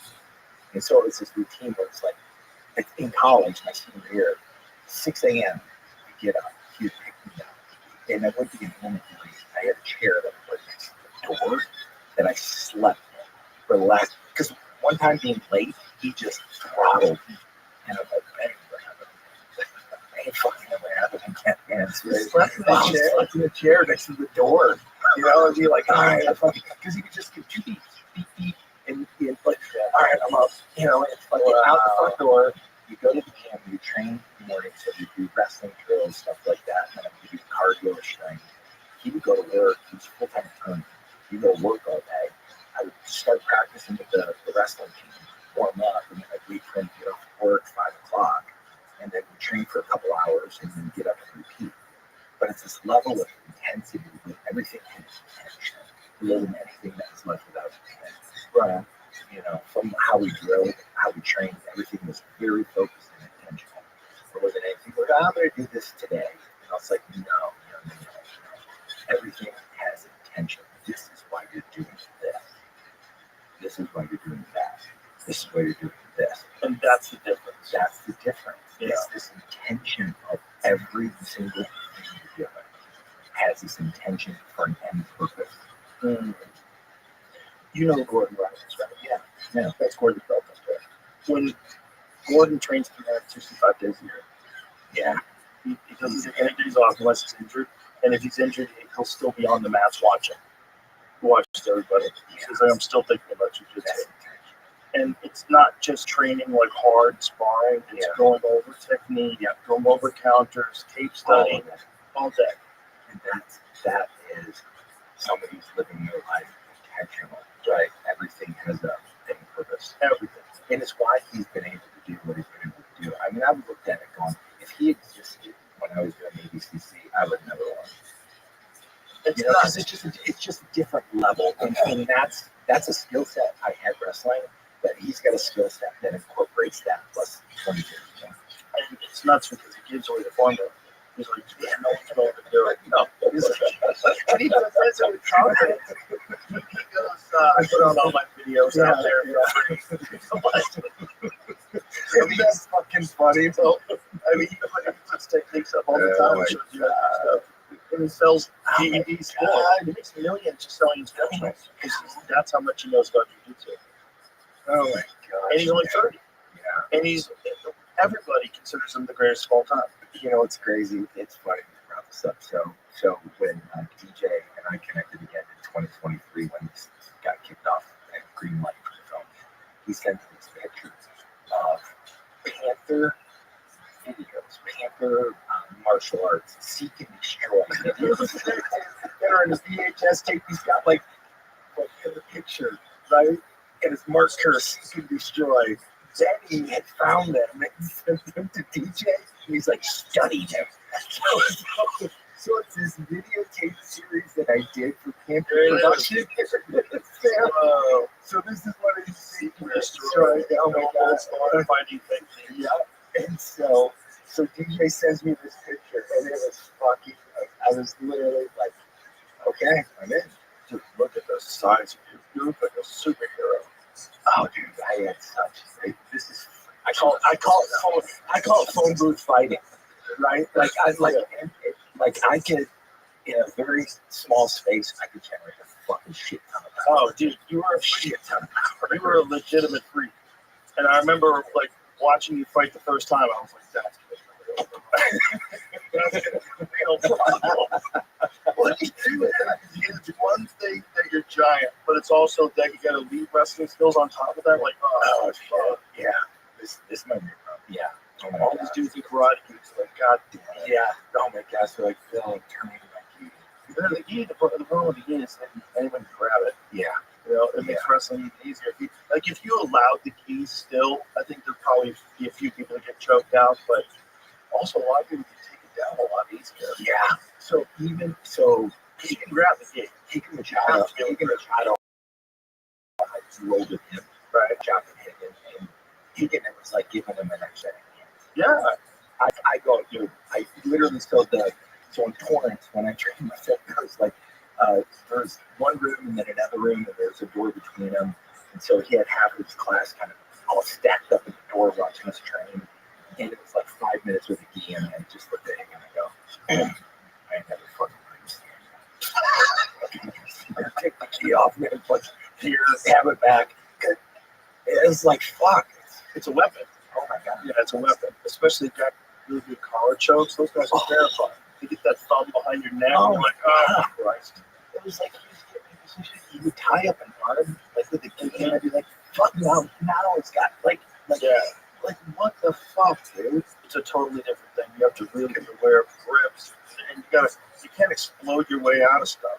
That's what the argument for the key is defensively, that you have to get out of every position with technique. You can't just pull your arm out. Your arm's stuck. So you have to figure out the right way to where you can't expose yourself because you have too much friction. It's been a minute since I've been at them. Like, no friction. I mean, it's literally, it's all friction. I mean, it's it's a problem. If you have one, but the thing, Eddie Rabbi always says, why would you want to train in that for MMA though? He's like, that would be crazy. That would be like saying, if you play racquetball, you're going to be better at tennis. Yeah. No, play tennis. You have to play tennis at an elite level. It should be, all your grips should be based on control of the body, gable grips, and all that. Underhooks and overhooks. And you can't, because that's the one thing that we saw with a lot of jiu-jitsu guys in the early days. They were so used to grabbing collars and grabbing sleeves that when they went to the ground, they lost 30% of their game. Yeah. And that's the evolution of. It's why like foundation and keyless grappling, right? Because it just teaches you fundamentally what you're about to do if you're going to do an MMA. Yes, right, for sure. Foundationally, it's like that's where you need to start. Yeah, I think so. You know, because even to the point where it's like because you have a lot of wrestling in there, and you have a lot of moves. Like my first times at Abu Dhabi, the only thing I could take small moves. Like I didn't I literally, if I felt like, oh, it was just small time moves, but I know it wasn't this like explosion because it's like, fuck, I don't want to explode into it. Right. You know? So it's foundation, it's a different sport. It's a totally different sport, but I think there's something to be gained from cross training with the gi. I think the gi is like, it's a fun thing to do, and in most street fights, the realistic thing is you're wearing clothes, especially if you're fighting in a place that has where people wearing winter coats.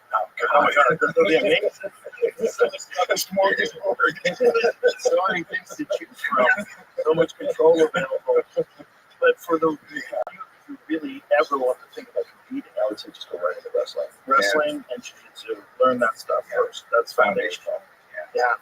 God, man, I can't believe you've been involved in this. I know, it's so long. I mean, you're a spectator in history. I know.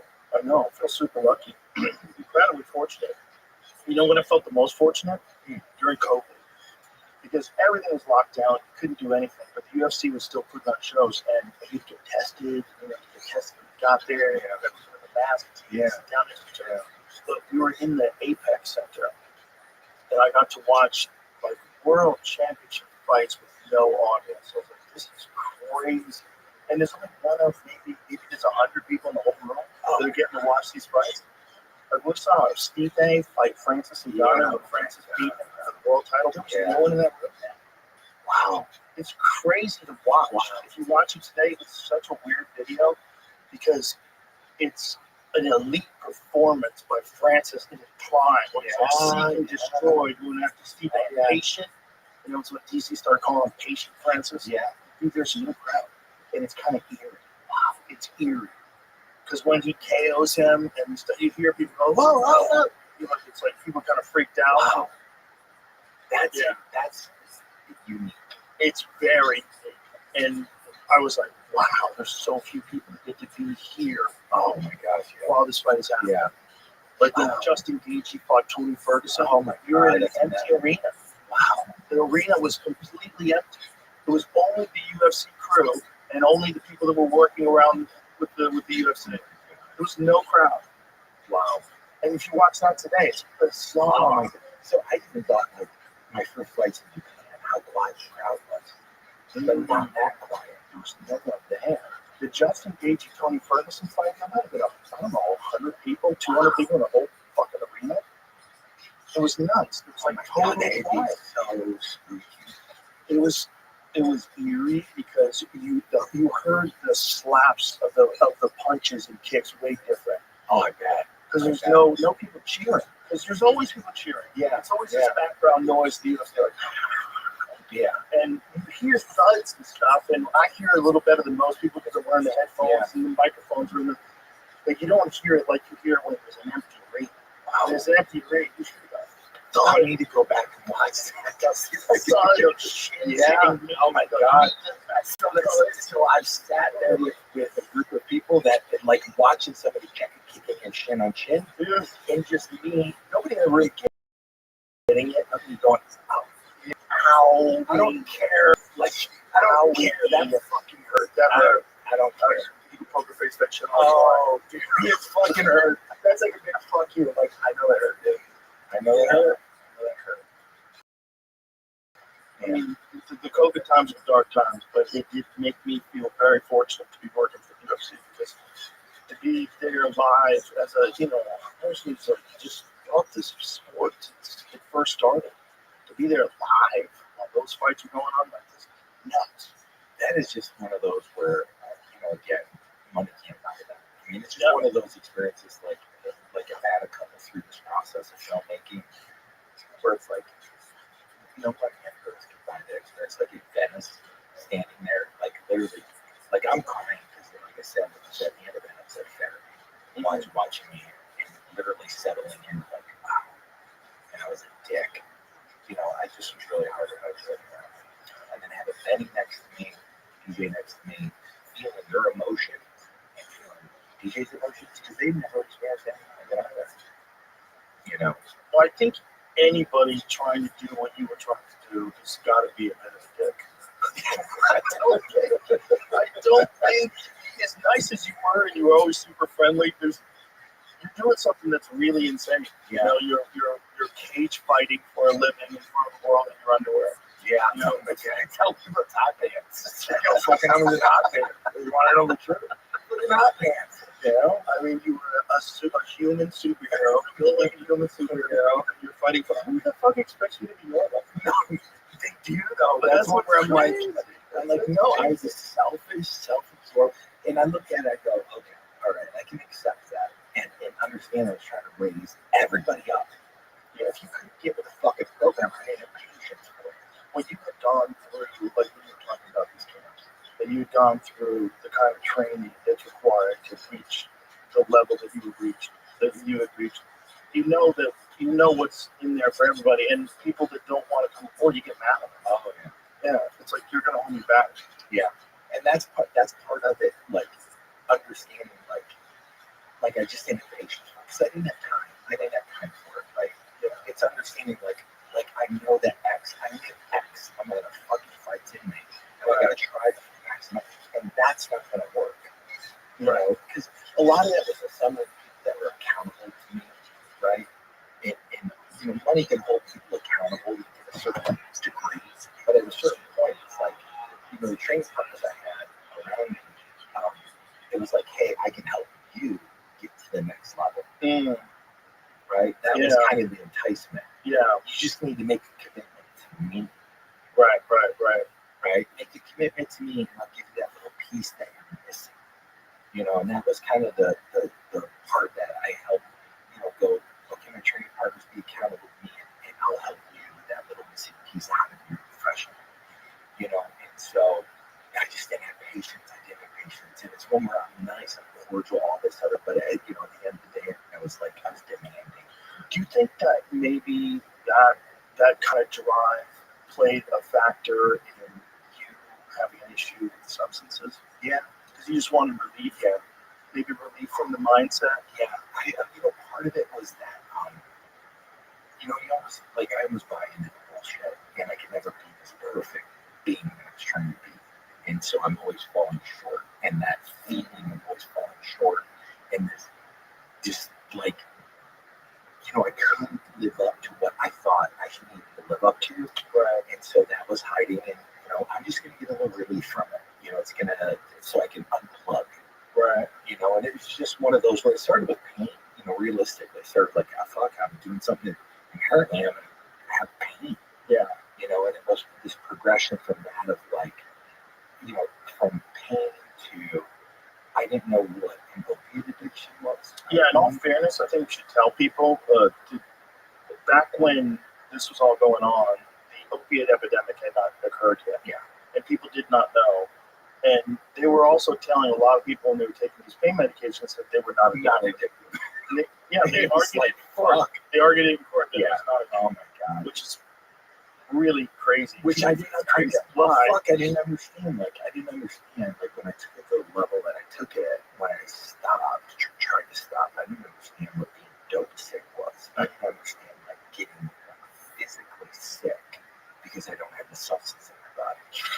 Like, I would get diarrhea. I couldn't walk from here to the end of the room without having to sit down for a half hour. It's almost like a parasite. It is. It's almost like a parasite that needs you to keep feeding to stay Yeah. alive. It's like, how else could getting poison out of your body be bad? Yeah. How nuts is that? And No, you it's want so it bad. You want to get it. You want to get the poison back in you. Like, what kind of weird And that biological mechanism is that? That crazy part is the first recognition of like that I'm stuck, that I don't know the answer of like, because I'm caught between, you know, like, all right, I'm going through this physical withdrawal and everything else that comes with it, or I'm just going to go seek the thing that's causing the physical withdrawal because it makes me feel better. You know, so you're caught in this loop of just bullshit, right? And then you go, I'll just have a little. Yeah, just that's it. I just need to feel better just a little bit. And, you know, so it's one of those where it's like, there wasn't the internet back then. I could fucking get on, oh, let's Google something. You know, it's like, wasn't that? So how did you figure out that? When did you realize, like, I've got a problem? God,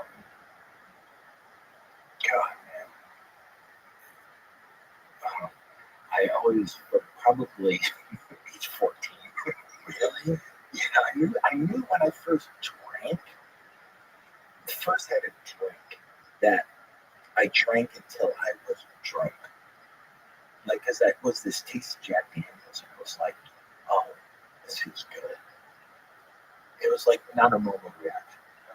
Looking back on it, going, oh. So I've always had a propensity towards it, and then it functions both ways because I get addicted to the sport, I get addicted to the routine, I get addicted to getting in the ring and taking someone's will, I get addicted to the crowd, the championship, the adulations, it's like that's who I am, right? Right. And it's a contributor to my success, but it's also a contributor to my demise. Both ways. It's like, from an early age, I understood, like, hey, this could be a problem, and then when wrestling came along, I didn't drink during wrestling. Like, during that whole season, I didn't drink. In college, I didn't drink during wrestling. Like okay, I'm in recovery, 7 years of sobriety now. Congratulations. Yeah, that's awesome. It's for me, it's one of those foundational things of like, oh, that's what I've been missing my whole life. Yeah. And you keep repeating that term for a good reason. Foundational is everything. Yeah. Having like morals and ethics, that's foundational. Having your health, that's foundational. Yeah. I get it because it's one of those where understanding like those are the building blocks. Because if I don't have those things in place, nothing else fucking stands up. Right. Of course. It sounds like the no, but it's an important thing to reiterate because everybody should hear it.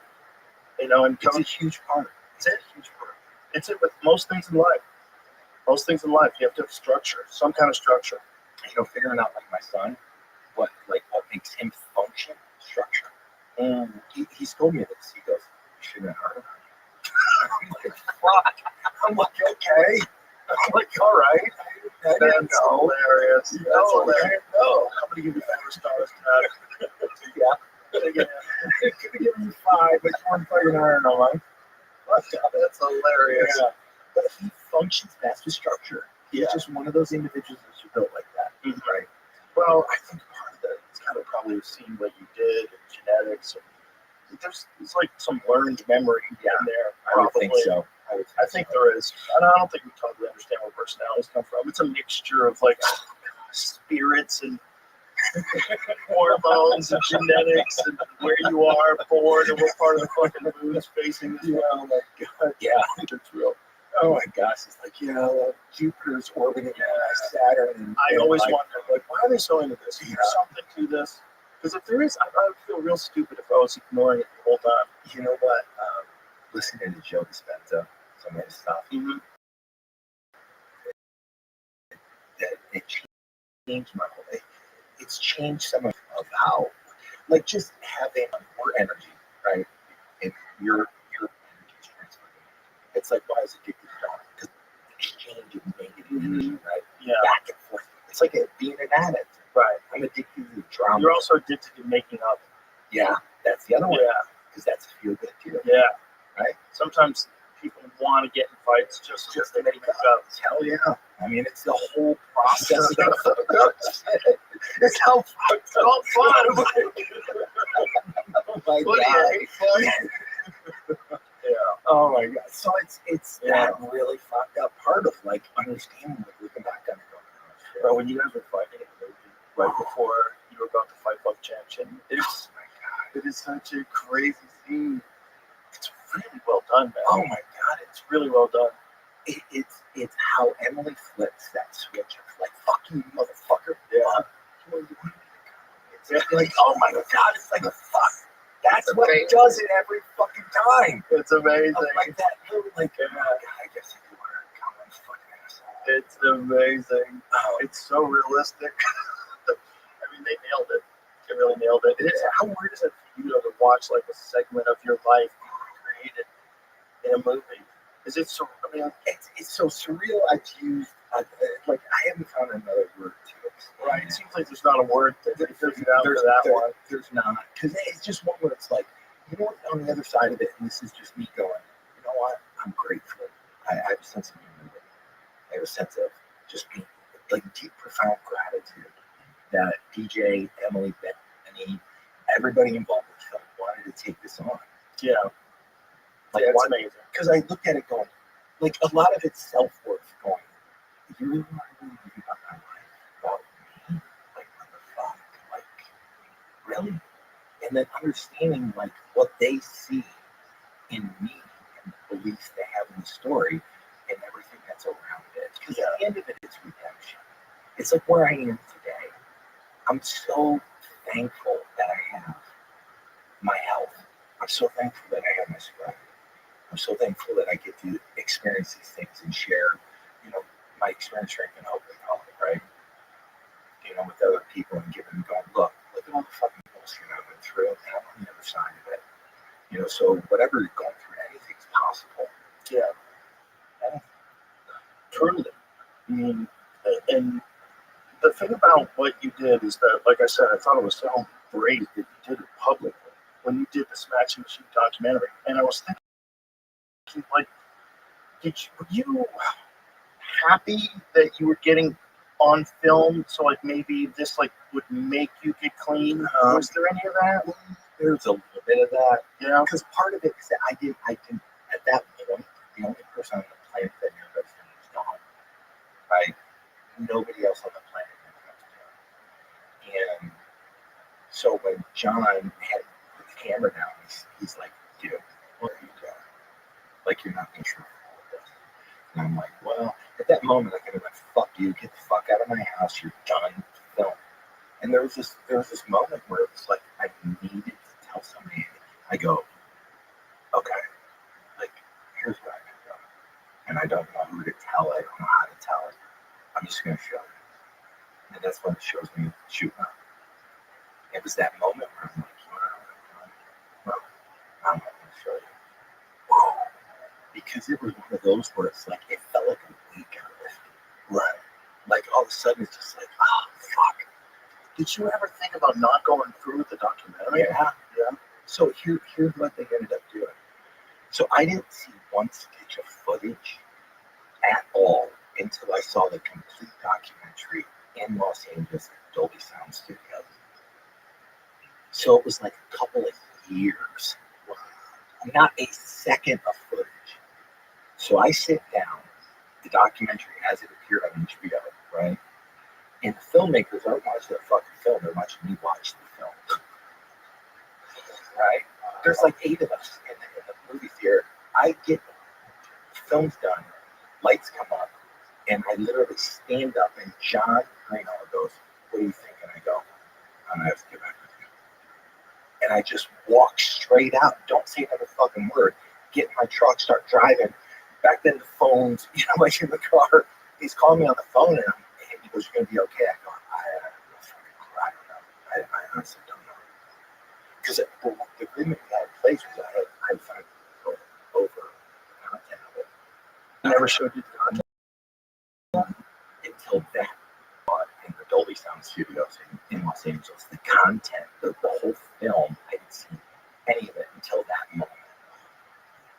So literally, I drove home and John was like, what? I go, you have to give me a day.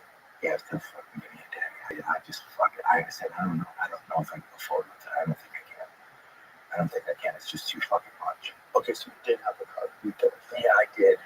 At the very, what made you decide not to? John had said something like, I guess it's like a parable where it's like, if you've lived your life and you've saved one person's life, you've had a worthy life. Meaning that if somebody watches this and sees your struggles that you've gone through, and sees that you have in that in your recovery, it gives them hope or gives them, because what keeps you is the shame. And the shame of what I was doing. And kept me quiet. I didn't who the fuck am I gonna tell? Right. You don't want them to know. No, you don't want them to know. Like, fuck no. And so that shame is what usually keeps me. But if they see me in the film go through this process and this deep revealing process of what was going on with me, it gives them an opportunity to go, why? I can ask for help too. When you got through the film, how long did it take you to get clean? I got clean off of morphine, off of the new band I was doing. right after, all the way through the full changing, or all the way through Fuji to fight, and I was clean for started drinking, which is another topic. But I had done narcotics, and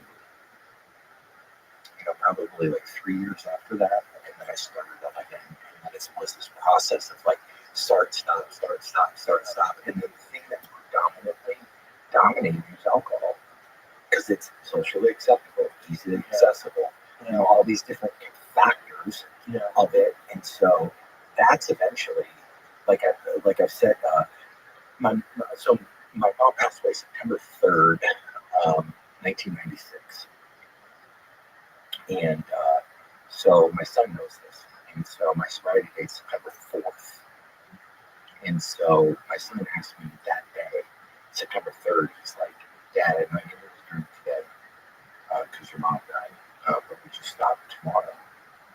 And at the time, I thought it was just another promise of like, yeah, I'll stop. Next day, I got up, and there's just something a little different, whatever it was that day. And I stopped asking the question why, because it's irrelevant, right? And from that day till today, I'm sober. Wow. Yeah. Makes no fucking sense. But it does. It's like you get better at sobriety, just like you get better at all other things in life. Yeah. Right? Yeah. You get better at figuring out why. And, there's also the reality that I think a lot of people need to take into consideration when it comes to fighting is that a lot of guys they're self-diagnosing or self-dispensing something to make themselves better because they've taken a lot of damage. And they feel like shit. Yeah. And that's alcohol is a big one. A big contributing factor. A lot of former fighters become alcoholics. Cocaine is another one. Yeah, because it's one of those where I thought, I literally woke up, Joe, to see my shit, like waking up going, okay, I don't know what's wrong with me. There's something fucking wrong. Like there's something wrong with me. And understanding like all this different stuff, head trauma and all these different things and factors, I literally thought I was like going off the deep end. Like I was like, okay, alcohol or drugs was the only relief I got from what the fuck was going on in my head. So the thing, what did was it past a specific fight? It was literally it was after 2006. It's like 2006, 2007, 2008. I stopped fighting in 2009. I didn't know what else to do. All my identity was tied up in being a fighter. Understanding like these simple words of like, fighting is what I did. It's not who I am. Right. I'm much more than that, right? I'm much more than a fighter. And understanding once I got to that point, it's like that's when some of the relief came in. But part of it in my head, like, there's something fucking, I don't know what it is. Mm-hmm. And so I was just seeking relief because of like, there's something that's fucked up in my head. And I didn't know what it was. Didn't know what it was. Still to this day, I look at it like, I call it a God shot because it was one where it's like something needs to change because this is unsustainable. Unsustainable with alcohol, unsustainable with what's going on in my head. And, get sober, things quiet down. It's actually quiet down. The first year it took that enough sobriety to clear out all the bullshit that was in my head. Going, I just need neutral. Right? Mm. And once I hit neutral, it's like, oh, wow, I can build on this. So it's incredible. It makes no sense at all, but it makes perfect sense. It does make sense because you're willing to articulate your deep thoughts, your very vulnerable thoughts on who you are as a guy who was, one point in time one of the scariest fucking human beings walking the face of the earth. And that's important for people to know and to hear and to recognize that, man, a lot of people can get caught in that trap. They don't think you could. Yeah. Just like be a little bit more compassionate and understanding and appreciate people for telling you very difficult truth about their life. Because I think people need to hear that stuff. They do. Like I said, what I understood, like giving them permission from the documentary, saying to John, going, okay, if this could change or help one person, then my life has value, right? Because I helped another person. And then when it premiered at HBO at the studios, this was like the whole crowning moment is having like a 65-year-old grandmother come over to me who I would have nothing in common with and say to me, you know what, that was beautiful. My grandson, he's got a drinking problem. I don't know what to do. Or, you know, it's like the door had been opened. Yeah. He felt comfortable to sit down with me about her grandson. And it was like this moment of like, oh fuck, this is what it's about. It's about opening that door up so people can connect and go, well, if he can do it, I can tell my truth. You know, because it's difficult, man. See, addictions are just kind of machine. They keep you in a box, and it's just it's a horrible. Did anybody ever recommend Ibogaine to you? No, I've heard of that though. So they're doing that now in Texas.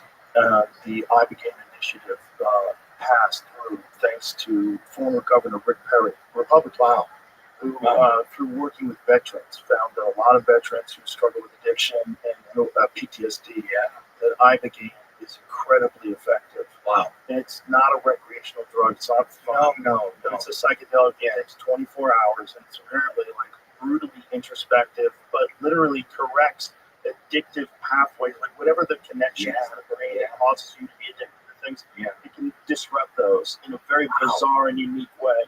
And it's something like 80+% effective with one dose of getting people to stay off of narcotics, cigarettes, alcohol.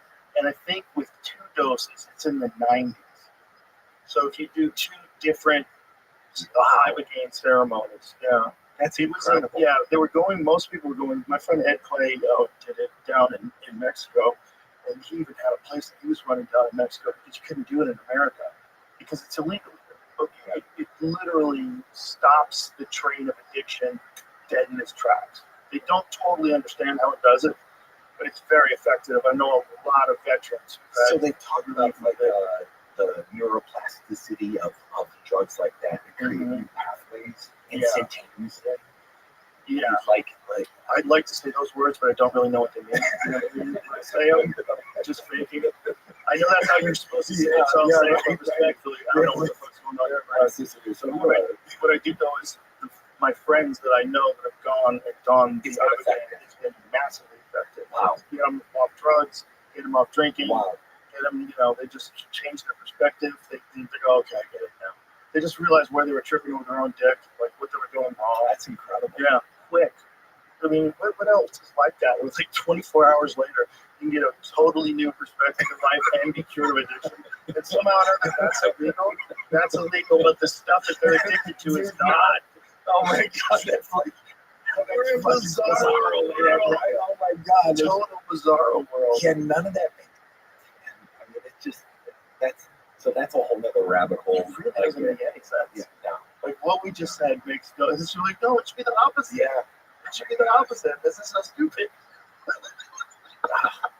Because it's just one where it's like, if that stuff existed back then, it would have come short. Yeah, it did exist. It just didn't exist here because we're corrupt.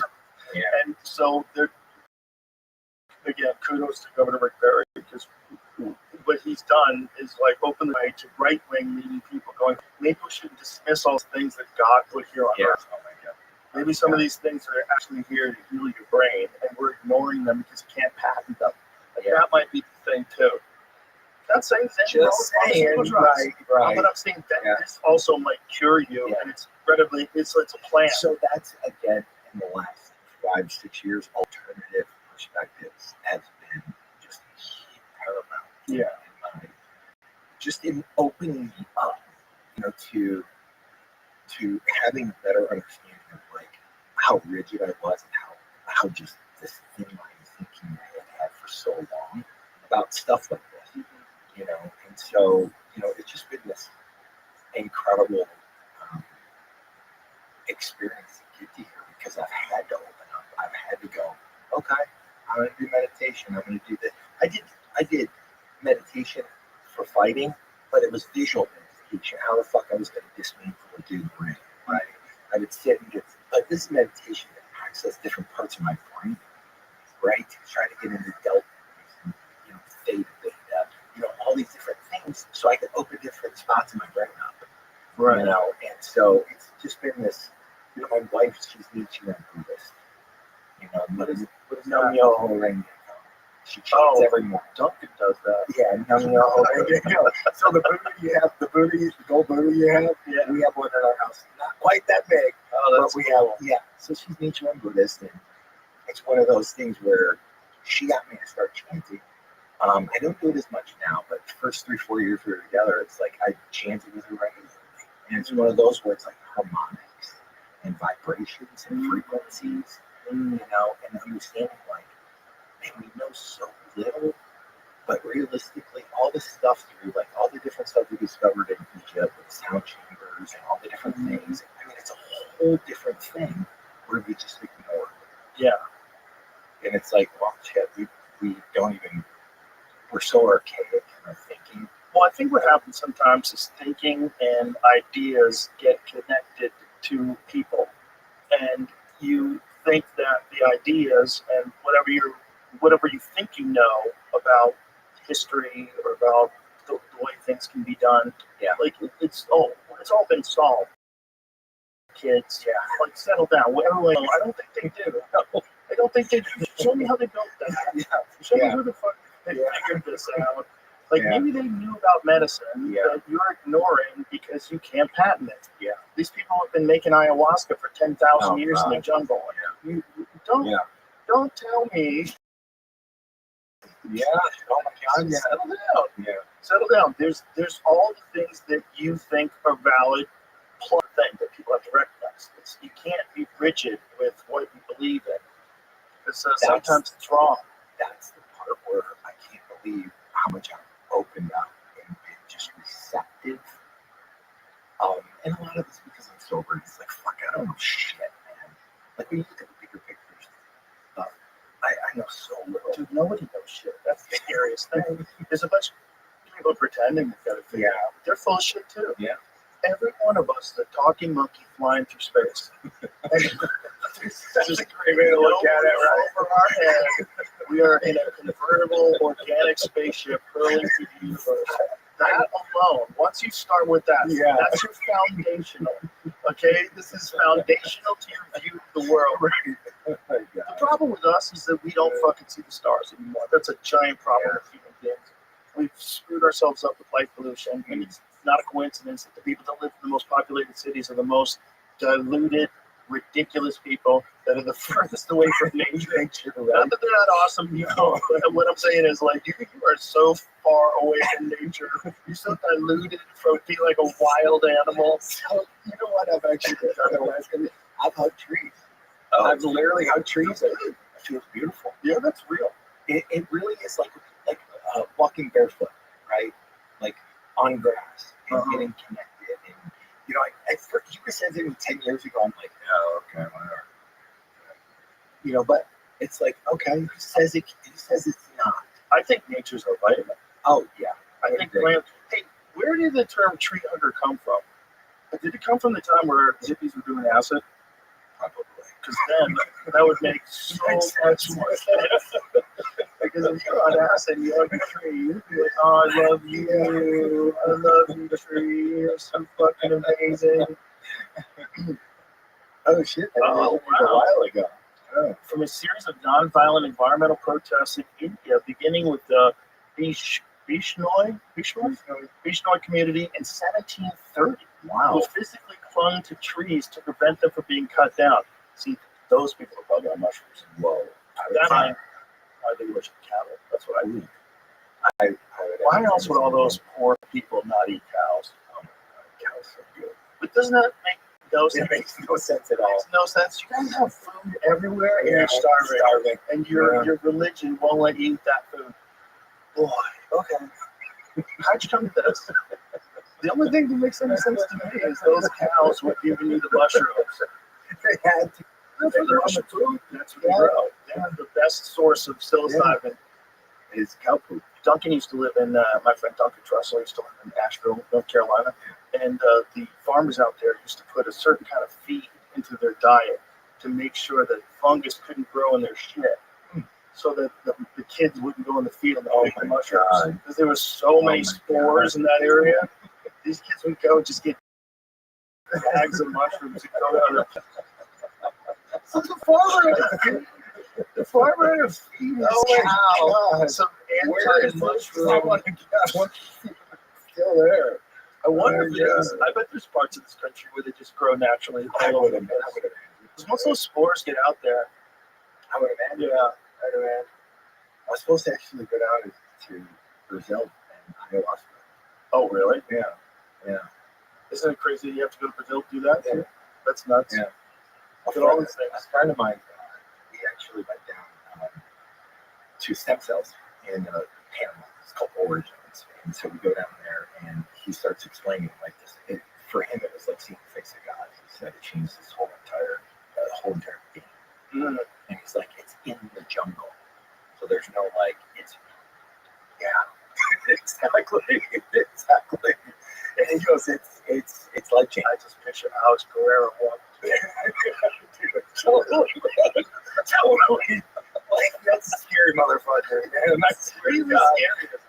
His walk in is the scariest, my bro. God, man. It's the dopest too. Oh, That music it's starts this playing. taunt. It's this like, I'm going to get you, and Yeah. nothing you can do about it. Yeah.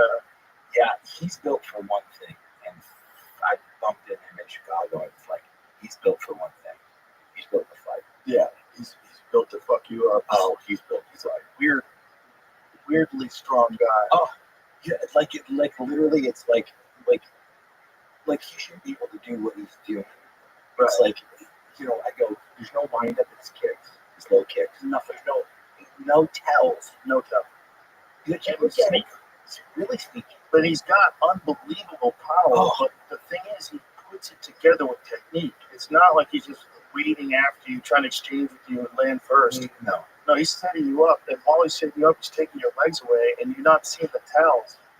Oh, They're not my there. God, they're not there at all. Yep, that's it. They don't move.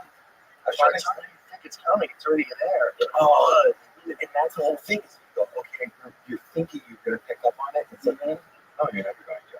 Yeah, he's very clever with that. And he does it with both sides, too. He's just as good with the left leg or the switch kick when he's fighting a southpaw. He just starts chewing up those calves really quick, man. I can't believe that. Is that nerve? From Yeah, it's a horrible nerve. Oh, my That God. wasn't the thing when you were fighting. No, it was crazy. Oh, my God. It's just, You have to know it now. oh, my gosh, like looking at it going, oh, my God, it's taking a minute. You can't walk. Look at it. It's like 5 kicks in. You're like, oh, fuck. You can't push off. Isn't it crazy that you went your whole career without seeing that? I was like, where did, like, who discovered it? Michael Bisping. Yeah. Michael Bisping said it. I went through my whole career without getting calf kicked. That's so crazy. Yeah. And world champion. Never got calf kicked. Like, that's a good thing. Yeah, it was just That's a amazing. really good thing. But it's amazing that it came along so late. It's because it's unbelievable. You would think that something that looks that innocent is so debilitating. Well, Benson Henderson was the first guy to start implementing it in the UFC. And then Mighty Mouse did it to Henry Cejudo and made his leg go to them. Did you ever remember that? He started doing it. But this was like around the time where it started catching on. There was one fight between Dustin Poirier and Jim Miller. Oh, that was a horrible one. There was a lot of calf kicks in that fight. Yeah, I mean, that's a copycat league, right? It's a copycat thing. Like watching another fighter going, yeah, I'm going to try. Now everyone has it. Yeah. Everyone has it. You have to have it. And you can't take too many. No matter who you are. No, it doesn't matter. I mean, it's just one of those where so vulnerable. It's one of those where it's like there's other than checking it or getting out of the way, there's not a fucking shit you can do. Well, Pereira has a very interesting way of checking it. So he checks it like the hacky sack way. Do you know what I'm talking about? Yeah. So like when you throw a kick at him, he just lifts his leg. Yeah. He just lifts he has his knee there and he just picks his leg up. Yeah. So the kick just kind of goes with it. And it takes all the impact away. Because he was saying, as far as checking it, like you don't want to check it because it fucking hurts too much. Like even if you're just checking, now that leg is fucked up. Yeah. Why check it when you can just do that like hacky sack thing? And he was showing us with it, like, oh, that's a different one. He does that one. That's a different hacky sack one where he uses the back of his foot. Yeah. But what I mean is he is picking up his leg, like at the knee, his ankle is coming up parallel. Yeah. I know exactly what you're talking he's just he's clever. There's a lot of cleverness, and it seems to be very creative, like the style that he has, like how he figures out how to, because he knows he's just got to land one. So he's got these very creative little ways to chop out the legs. Yeah, I still think Sean O'Malley's got the best fans. Oh, that's phenomenal. I mean, so I remember watching him before he got to the UFC, and a friend of mine was like, no, you got to watch this kid. You got to watch this kid. You know, and watching him going, it would be like this just again and again and again, and just realizing, oh, fuck, that's what he was setting up. Yeah. 14 feints, right? To get to what he wanted to get to. And then it was like a feint here, feint on this side, feint here. And then all of a sudden he's got a tendency. Now it's like a tap. Did you ever see the Eddie Weinman one? He feints an uppercut and he comes over the top of the right hand. I've seen it, but I haven't seen it. Oh, you gotta see it. Yeah. It's so pretty. It's one of his prettiest knockouts.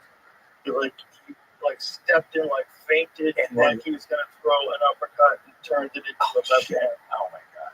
It was so clean. Yeah, he's watch this. Watch this. Watch how he hits it. Look at that. He feints the left uppercut and comes over the top of the right hand. Watch that again. And that's one of those that's so crazy. That's silly. Bro, that's so oh my god. That's like one of those things where it's like you can't teach it. You can't teach that stuff. It's so slick. It's such a slick move. Did you watch the Terrence Crawford Canelo Alvarez fight? Yeah, I did it. Ooh. Talk about slick. Oh my goodness. Crawford just that box, man, like fucking unreal. Who's ever done that? Who's ever jumped up 2 weight classes like that?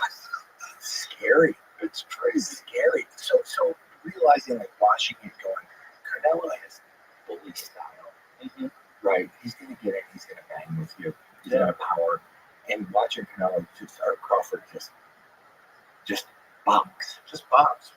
Beautifully. Oh, like, and watch the whole thing. I'm like, that's art. That is art. He's so clever. It's just like the way, and it got to the point where he got so comfortable. He's like, hit Patton up. And then what? Bang. And you're watching. Like, wow. Towards the end, towards the final round, really started getting comfortable and really started putting it on him. Like, this is amazing. You know, one of those where, like, that's history, obviously, right? We're watching somebody do. You should be able to do that. You should be able to fight at that weight for the first time ever against one of the greatest of all time. Fucking, and do what you did. It is beyond, like, my favorite, an outlier. You're beyond an outlier. You're something. You're an anomaly. Yeah. Something special. And something another really 30, special. I believe he's 37. Yeah. One of those where you should be able to do that by any account. By any account. 37, my body was still wrapped up. I'm like, fuck you. You know, I ain't ready to go bowling. I watched a video of Dolph Lundgren the other day.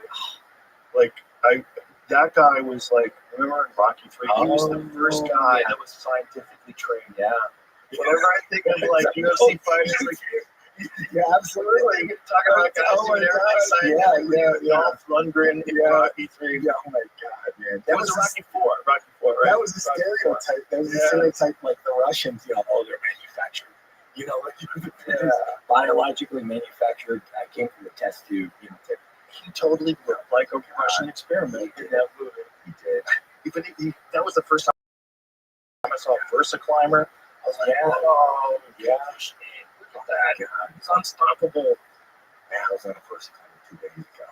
They're brutal. Oh, fuck, man. Not a lot of fun. No. Not an enjoyable activity. I do an aerodyne, Versa Climber, a rower, and a skier. All the things that suck. All the things that suck. Like doing shit, you know, but it's one of those where I'm like, you know what? I don't have to do it for anything other than the challenge of just doing it. Yeah. You know, I think everybody needs a little bit of a challenge, and just getting over the challenge of doing it. Like, I'm doing 45 minutes on this elliptical machine period. That's it. Yeah, that's good for you. Oh, it's huge. Yeah. It's huge. It's giant. Because it's just like when I trained at Comp Small Wins, right? There's like some days I just need fucking a win. That's it. I don't care what it is. Right. You know, I just need a win. Right. Being nice to my wife, you know, being nice, you know, just whatever it is, I just need something that day. Right. You know, it's like, fuck, I'm going to go to the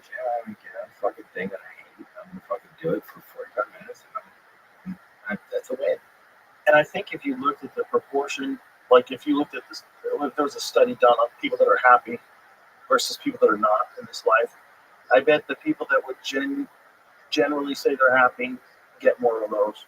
Get more of those wins in over themselves. Yeah. Get more of those doing some shit that you didn't want to do, but you did it. Yeah, I'm done. Yeah. I feel better. And that's the, for me, that's the link to get to where I am today, is that I didn't understand how huge those components were. Yeah. Because when you're competing and stuff, it's easy because every day you need to get wins. Right. And you're stacking, right? I'm stacking money every day. I need to train today. I need to train today. And then you get to regular life, it's like, okay, the fuck, I'm not like, what's Not doing it. Yeah, what's my win? Letting somebody in traffic. that's a giant problem for fighters too, because you're at fucking 9,000 RPMs for years, and all of a sudden, boom. Then you're supposed to go to normal life now. No, and I didn't. So this is again where fucking this idea of like I didn't understand how much of myself is tied up in it, and how much I need. It's what I did, not who I am, and understanding like this who I am has a lot longer career than this fighter. Right? It's understanding who I am, like really getting into the fact that I'm much more than just a fighter. And understanding like, okay, what is that? I'm a compassionate person. I'm empathetic. Try to be kind and understanding people around me. I try to bring, I call it emotional sobriety, right? Like if I'm emotionally honest with people in my life, everybody else fits in. If I'm emotionally dishonest, people get fucked up. My environment is all fucked up. Right? Yeah. So it's like it's understanding these aspects about my life. Going, oh God, man, I need to make these the important parts of where I'm building, what I'm building in my life. It's been a process. It's been some days I'm like, fuck this, man, fuck this, and other days I'm like, that was just a day. As long as you can keep that clarity of knowing that these fuck this days are gonna pass. Oh God, yeah. Well, in my whole faith speech, I call it, like when I was first getting sober, it's like I try to get through it. Like I just need to make it through this, man. That's all. And I just need to make it through this. I just need to get through this next. Some were fucking hard because I just wanted to fuck this because I'm so uncomfortable. And I get through that minute. I just need to make it through this hour. I need to make it through this day. And then it'll be this week. And then all of a sudden it's like a month goes by. But I'd still have to go back and just make it through this fucking minute. Right. So it's just how I'm built. Like this just self that just is so restless inside. It's like fuck. Amazing. Do you think that was accelerated by fighting, or do you think that was a pre-existing thing that drew you to fighting?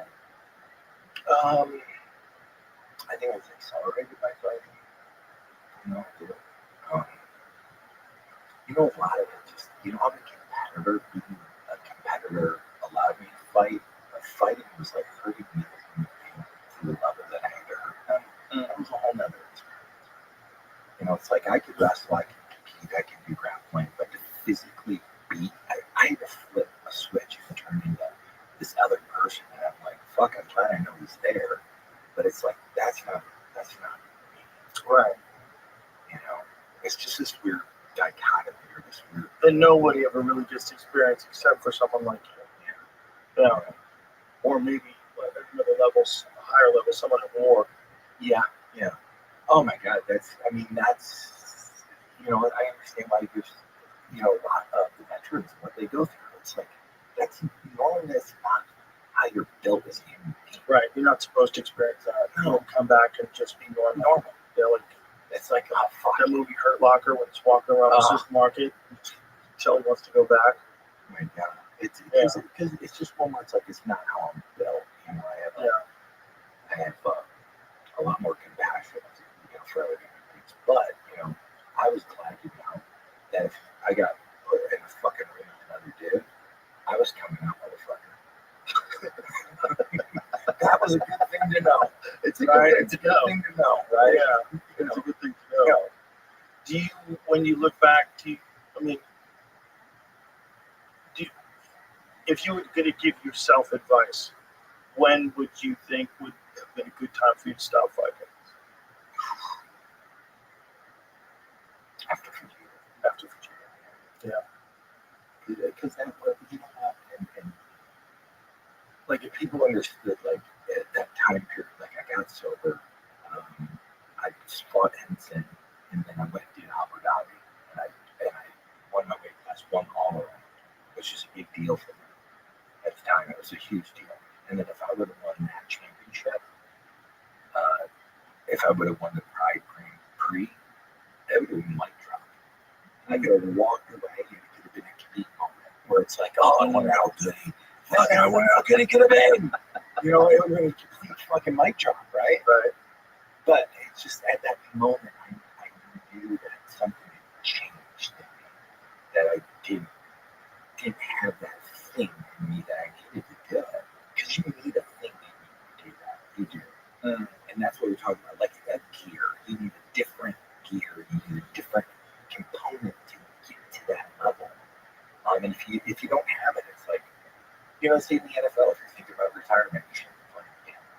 So you were at a point where your dislike of hurting people was interfering with your job. Yeah, because I had to just get to a place which is just, you know, just a place that I just didn't like being. Right. No, it makes sense talking to you, you know, because it's funny you talk to certain people like yourself and George, like George St. Pierre. I was just hanging out with him the other night, and my friends are always like, so normal. This is so weird. Like, it's so hard to believe that guy's one of the greatest fighters of all time because he's so normal. Yeah. But that's also the beauty of it. That's why people are fascinated by fighting, because they want to know what can a normal person do. Yeah. What can a normal person turn himself into? Yeah. What is possible? Yeah, and that's the, I answer that question for myself, right? And it's one where it's like, okay, you know, for me to get there was so not difficult, but like I would watch a film of me walking out, and I couldn't even recognize myself, like my facial expression, how I walk, how I carry myself. I look at it and go, oh, that doesn't look like me. Like it's transforming like into a completely different person. And it's understanding like compartmentalizing everything, like no emotions, no nothing, singularly focused on one. And that thing was, I'm gonna impose my will on you until I fucking take yours. That's it. And for me, it just was a darker place for me to go. Right, of course. And probably unsustainable if you want to be a happy person. No, you can't. But in order to be the Mark Kerr that everybody loved, you kind of had to go there. That's the only way to do it. Yeah. That's the wildest thing that most people will never understand. Only a person like yourself who's actually experienced it will really truly understand what those words mean. I mean, it's just one word. It's a nutty requirement of someone. Fuck yeah. A nutty request. Hey, you want to go fight in front of the whole world? Yeah. Because it's fucking, you talk about vulnerable, like vulnerable. Yeah. Like fucking bearing your soul. That's, because you get to a place of exhaustion. You know, it's weakness. You know, you're showing everybody you're much stronger to train your capacity, you need to train to fight. And look at this dude, get the fuck out of here. And you got a fucking hot pants on. Right? To add no fucking insult, right? You have fucking hot pants on, you beat the fuck out. So, I mean, there's that whole thing. It's very fucking vulnerable to fight.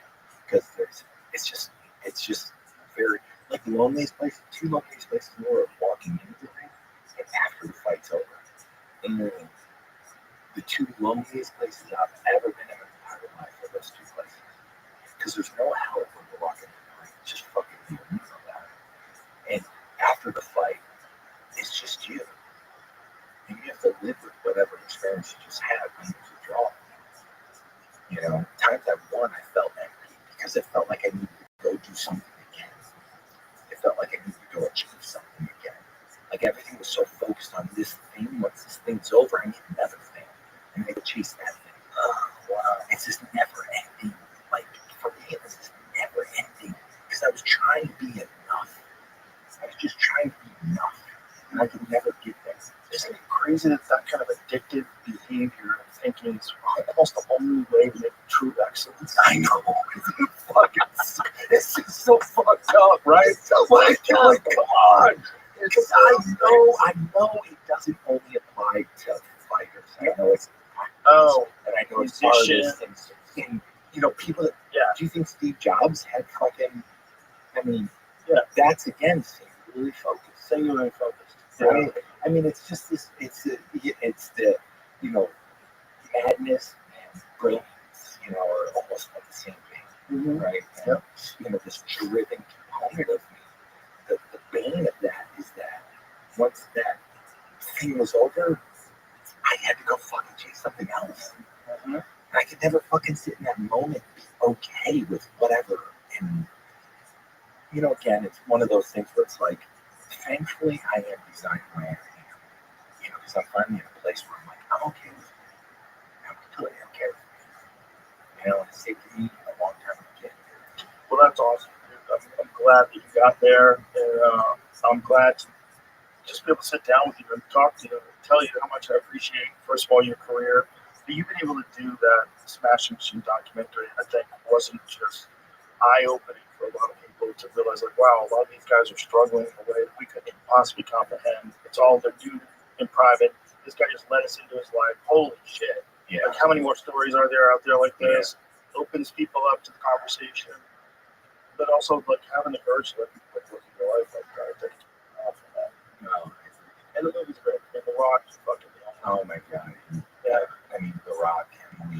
She nailed it. She nailed crazy with it. She had an A+. Oh my god. Yeah, exactly. For that craziness. Well, thank you, sir. Thanks for being in here, man. It was a lot of fun. I appreciate it. Smashing Machine. It is out October 3rd, right? Is that yeah, what it's October out? 3rd. Yeah. It's very good. I appreciate you. Boss Ruben kills it in it, too. Thank you, everybody.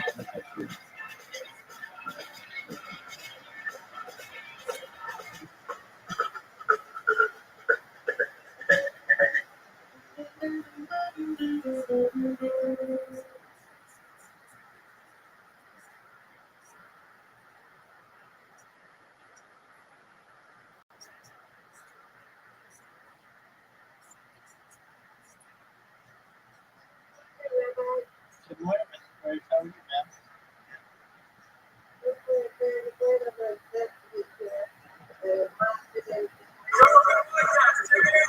The Charles Logan Experience. During my days, you're really important. That's my name. All day. So, son, How is it possible that you haven't been here in the 5 years I've been here? no, it's been 5 years. Yeah, man, it's been 5 years. That's pretty fucking crazy. That's crazy. Yeah, That doesn't make any sense. it does. I like it though. All right.